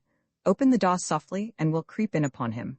In answer, and little by little, a cold shiver running down my back lest it should creak and so give warning to the person within, I turned the handle, pushed open the door, and we looked inside. Then, but my gracious! If I live to be 1,000, I shall never forget even the smallest particular connected with the sight that met my eyes. The room itself was a long and low one, its measurements possibly 60 feet by 15. The roof, for there was no ceiling, was of wood, crossed by heavy rafters, and much begrimed with dirt and smoke. The floor was of some highly polished wood closely resembling oak, and was completely bare. But the shape and construction of the room itself were as nothing compared with the strangeness of its furniture and occupants. Words would fail me if I tried to give you a true and accurate description of it. I only know that, strong man as I was, and used to the horrors of life and death, what I saw before me then made my blood run cold and my flesh creep, as it had never done before. To begin with, round the walls were arranged, at regular intervals, more than a dozen enormous bottles, each of which contained what looked, to me, only too much like human specimens pickled in some light-colored fluid resembling spirits of wine. Between these gigantic but more than horrible receptacles were numberless smaller ones holding other, and even more dreadful remains, while on pedestals and stands, bolt upright and reclining, were skeletons of men, monkeys, and quite 100 sorts of animals. The intervening spaces were filled with skulls, bones, and the apparatus for every kind of murder known to the fertile brain of man. There were European rifles, revolvers, bayonets, and swords, Italian stilettos, Turkish scimitars, Greek knives, Central African spears and poisoned arrows, Zulu knobkerries, Afghan yatagans, Malay krisses, Sumatra blowpipes, Chinese dirks, New Guinea head-catching implements, Australian spears and boomerangs, Polynesian stone hatchets, and numerous other weapons the names of which I cannot now remember. Mixed up with them were implements for every sort of wizardry known to the superstitious, from old-fashioned English love charms to African obi sticks, from spiritualistic planchettes to the most horrible of Fijian death potions. In the center of the wall, opposite to where we stood, was a large fireplace of the fashion usually met with in old English manor houses, and on either side of it, a figure that nearly turned me sick with horror. That on the right hand was apparently a native of northern India, if one might judge by his dress and complexion. He sat on the floor in a constrained attitude, accounted for by the fact that his head, which was at least 3 times too big for his body, was so heavy as to require an iron tripod with a ring or collar in the top of it to keep it from overbalancing him and bringing him to the floor. To add to the horror of this awful head, it was quite bald.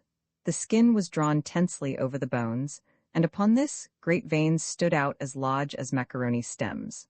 On the other side of the hearth was a creature half ape and half man, the like of which I remember once to have seen in a museum of monstrosities in Sydney, where, if my memory serves me, he was described upon the catalogue as a Burmese monkey boy.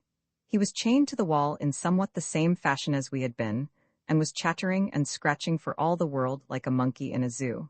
But horrible as these things were, the greatest surprise of all was yet to come. For standing at the heavy oaken table in the center of the room was a man I should have known anywhere if I had been permitted half a glance at him. It was Dr. Nicola. When we entered, he was busily occupied with a scalpel, dissecting an animal strangely resembling a monkey. On the table, and watching the work upon which his master was engaged, sat his constant companion, the same fiendish black cat I have mentioned elsewhere. While at the end nearest us, standing on tiptoe, the better to see what was going on, was an albino dwarf, scarcely more than 2 feet 8 inches high. Now, though it has necessarily taken me some time to describe the scene which greeted our eyes, it must not be supposed that anything like the same length of time had really elapsed since our entry. 3 seconds at the very most would have sufficed to cover the whole period. So stealthily, however, had our approach been made, and so carefully had I opened the door, that we were well into the room before our appearance was discovered, and also before I had realized into whose presence we had stumbled. Then my foot touched a board that creaked, and Dr. Nicola looked up from the work upon which he was engaged.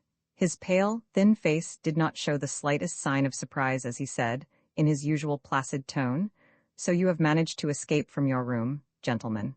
Well, and pray what do you want with me?" For a moment I was so much overcome with surprise that my tongue refused to perform its office. Then I said, advancing towards him as I spoke, closely followed by the Marquis, "So, Dr. Nicola, we have met at last." "At last, Mr. Hatteras, as you say." This singular being replied, still without showing a sign of either interest or embarrassment. "All things considered, I suppose you would deem me ironical if I ventured to say that I am pleased to see you about again. However, don't let me keep you standing. Won't you sit down? My lord, let me offer you a chair." All this time we were edging up alongside the table, and I was making ready for a rush at him, but he was not to be taken off his guard. His extraordinary eyes had been watching me intently, taking in my every movement, and a curious effect their steady gaze had upon me. "Dr. Nicola," I said, pulling myself together, "the game is up. You beat me last time, but now you must own I come out on top. Don't utter a word or call for assistance. If you do, you're a dead man. Now drop that knife you hold in your hand and show us the way out." The Marquis was on his right, I was on his left, and we were close upon him as I spoke. Still he showed no sign of fear, though he must have known the danger of his position, but his eyes glowed in his head like living coals. You will ask why we did not rush at him? Well, if I am obliged to own it, I must. The truth was, such was the power that emanated from this extraordinary man, that though we both knew the crucial moment of our enterprise had arrived, while his eyes were fixed upon us, neither of us could stir an inch. When he spoke, his voice seemed to cut like a knife. "So you think my game is up, Mr. Hatteras, do you? I'm afraid once more I must differ from you. Look behind you." I did so, and that glance showed me how cleverly we'd been trapped. Leaning against the door, watching us with cruel, yet smiling eyes, was our old enemy Prendergast, revolver in hand. Just behind me were 2 powerful Sudanese, while near the Marquis was a man looking like a Greek, and a very stalwart Greek at that. Observing our discomfiture, Nicola seated himself in a big chair near the fireplace and folded his hands in the curious fashion I have before described. As he did so, his black cat sprang to his shoulder and sat there watching us all. Dr. Nicola was the first to speak. "Mr. Hatteras," he said, with devilish clearness and deliberation, "you should really know me better by this time than to think you could outwit me so easily. Is my reputation after all so small? And while I think of it, pray let me have the pleasure of returning to you your £5 note and your letters. Your mice were perfect messengers, were they not?" As he spoke, he handed me the self-same Bank of England note I had dispatched through the pipe that very evening in payment for the file. Then he shook from a box he had taken from the chimney-piece all the communications I had written imploring assistance from the outside world. To properly estimate my chagrin and astonishment would be very difficult. I could only sit and stare, first at the money, and then at the letters, in blankest amazement. So we had not been rescued by the cripple after all. Was it possible that while we had been so busy arranging our escape, we had in reality been all the time under the closest surveillance? If that were so, then this knowledge of our doings would account for the silence with which my attack upon the door had been received. Now we were in an even worse position than before. I looked at Beckenham, but his head was down, and his right hand was picking idly at the table edge. He was evidently waiting for what was coming next. In sheer despair, I turned to Nicola. "Since you have outwitted us again, Dr. Nicola, do not play with us. Tell us straight out what our fate is to be." "If it means going back to that room again," said Beckenham, in a voice I hardly recognized, "I would far rather die and be done with it." "Do not fear, my lord, you shall not die," Nicola said, turning to him with a bow. "Believe me, you will live to enjoy many happier hours than those you have been compelled to spend under my roof." "What do you mean?" The doctor did not answer for nearly a moment, Then he took what looked to me suspiciously like a cablegram form from his pocket and carefully examined it. Having done so, he said quietly, "Gentlemen, you ask what I mean? Well, I mean this. If you wish to leave this house this very minute, you are free to do so on one condition. And that condition is that you allow yourselves to be blindfolded in this room and conducted by my servants to the harbor side. I must furthermore ask your words of honor that you will not seek to remove your bandages until you are given permission to do so. Do you agree to this?" Needless to say, we both signified our assent. This free permission to leave the house was a second surprise, and one for which we were totally unprepared. "Then let it be so. Believe me, my Lord Marquis, and you, Mr. Hatteras, it is with the utmost pleasure I restore your liberty to you again." He made a sign to Prendergast, who instantly stepped forward. But I had something to say before we were removed. "One word first, Dr. Nicola. You have? Mr. Hatteras, if you will be guided by me, you will keep a silent tongue in your head. Let well alone. Take warning by the proverb, and beware how you disturb a sleeping dog. Why I have acted as I have done towards you, you may some day learn. In the meantime, rest assured it was from no idle motive. Now take me at my word, and go while you have the chance. I may change my mind in a moment, and then—" He stopped and did not say any more. At a sign, Prendergast clapped a thick bandage over my eyes, while another man did the same for Beckenham. A man on either side of me took my arms, and next moment we had passed out of the room, and before I could have counted 50 were in the cool air of the open street. How long we were walking, after leaving the house, I could not say, but at last our escort called a halt. Prendergast was evidently in command, for he said, "Gentlemen, before we leave you, you will renew your words of honor not to remove your bandages for 5 full minutes." We complied with his request, and instantly our arms were released. A moment later we heard our captors leaving us. The minutes went slowly by. Presently Beckenham said, "How long do you think we've been standing here?" "Nearly the stipulated time, I should fancy," I answered. "However, we'd better give them a little longer to avoid any chance of mistake." Again a silence fell on us, then I tore off my bandage to find Beckenham doing the same. "They're gone, and we're free again," he cried. "Hurrah!" We shook hands warmly on our escape, and having done so, looked about us. A ship's bell out in the stream chimed half an hour after midnight, and a precious dark night it was. A number of vessels were to be seen, and from the noise that came from them, it was evident they were busy coaling. "What's to be done now?" asked Beckenham. "Find an hotel, I think," I answered. "Get a good night's rest, and first thing in the morning hunt up our consul and the steamship authorities." "Come along then. Let's look for a place. I noticed one that should suit us close to where we came ashore that day." 5 minutes walking brought us to the house we sought. The proprietor was not very fastidious, and whatever he may have thought of our appearances, he took us in without demur. A bath and a good meal followed, and then after a thorough overhauling of all the details connected with our imprisonment, we turned into bed, resolved to thrash it out upon the morrow. Next morning, true to our arrangement, as soon as breakfast was over, I set off for the steamship company's office, leaving the Marquis behind me at the hotel for reasons which had begun to commend themselves to me, and which will be quite apparent to you. I found the Saratoga's agent hard at work in his private office. He was a tall, thin man, slightly bald, wearing a pair of heavy gold pince-nez, and very slow and deliberate in his speech. "I beg your pardon," he began, when I had taken possession of his proffered chair, "but did I understand my clerk to say that your name was Hatteras?" "That is my name," I answered. "I was a passenger in your boat, the Saratoga, for Australia 3 weeks ago, but had the misfortune to be left behind when she sailed." "Ah, I remember the circumstances thoroughly," he said. "The young Marquis of Beckenham went ashore with you, I think, and came within an ace of being also left behind." "Within an ace?" I cried, "but he was left behind." "No, no, there you are mistaken," was the astounding reply. "He would have been left behind had not his tutor and I gone ashore at the last moment to look for him, and found him wandering about on the outskirts of Arab town.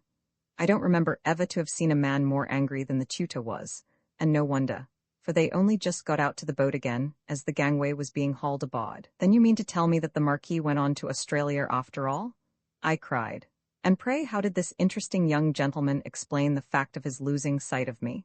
"He lost you in a crowd," he said. The agent continued. "It was a most extraordinary business altogether." It certainly was, and even more extraordinary than he imagined. I could hardly believe my ears. The world seemed to be turned upside down. I was so bewildered that I stumbled out a few lame inquiries about the next boat sailing for Australia, and what would be done with my baggage on its arrival at the other end, and then made my way as best I could out of the office. Hastening back to the hotel, I told my story from beginning to end to my astonished companion, who sat on his bed listening open-mouthed. When I had finished, he said feebly, "But what does it all mean? Tell me that. What does it mean?"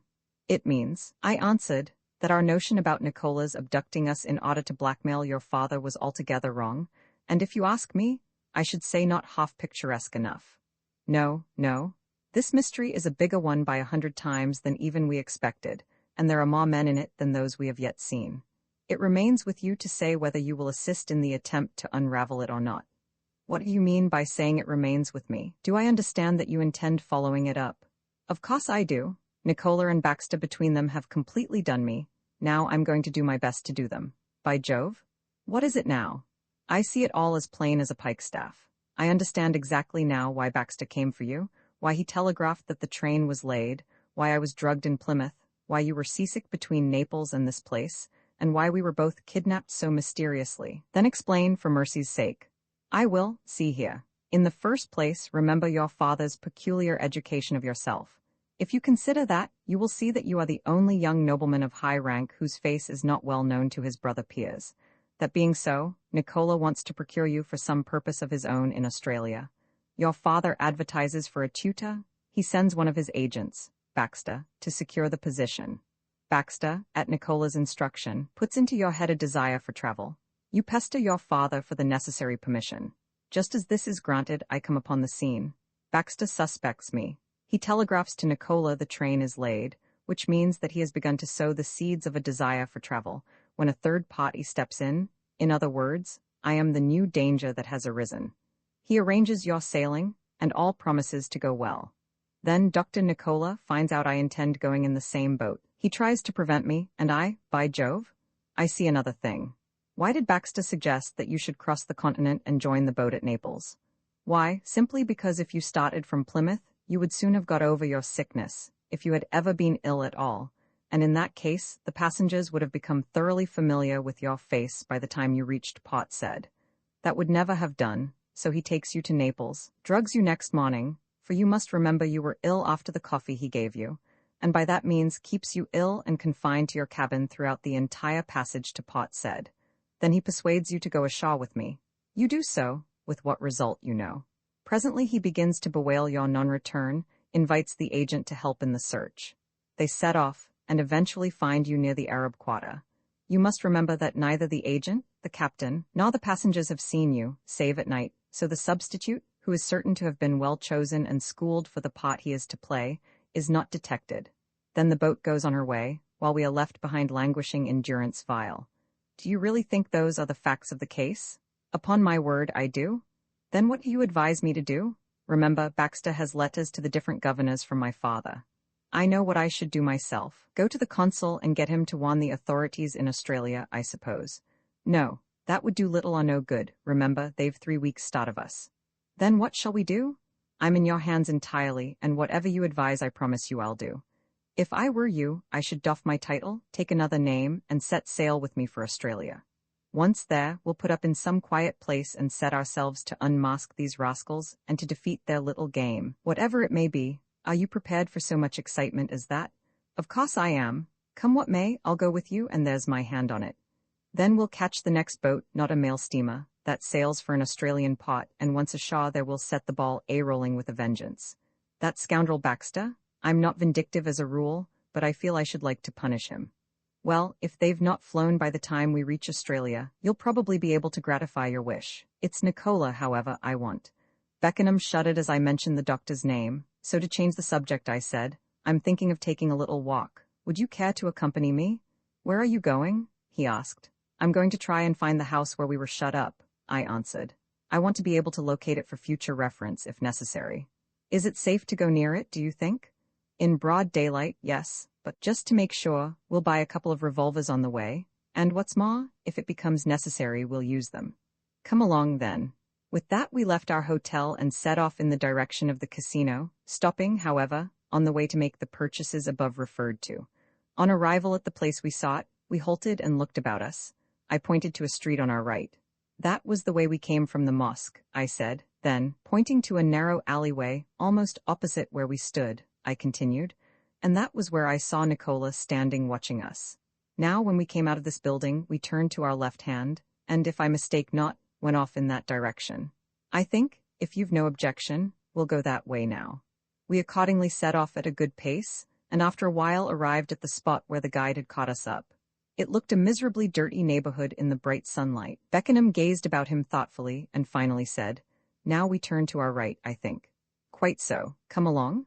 We passed down one thoroughfare and up another, and at last reached the spot where I had commented on the signboards and where we had been garroted. Surely the house must be near at hand now, but though we hunted high and low, up one street and down another, not a single trace of any building, answering the description of the one we wanted, could we discover. At last, after nearly an hour's search, we were obliged to give it up and return to our hotel, unsuccessful. As we finished lunch, a large steamer made her appearance in the harbor and brought up opposite the town. When we questioned our landlord, who was an authority on the subject, he informed us that she was the SS Pescador of Hull, bound to Melbourne. Hearing this, we immediately chartered a boat, pulled off to her, and interviewed the captain. As good luck would have it, he had room for a couple of passengers. We therefore paid the passage money, went ashore again and provided ourselves with a few necessaries, rejoined her, and shortly before nightfall steamed into the canal. Pott said was a thing of the past. Our eventful journey was resumed. What was the end of it all to be?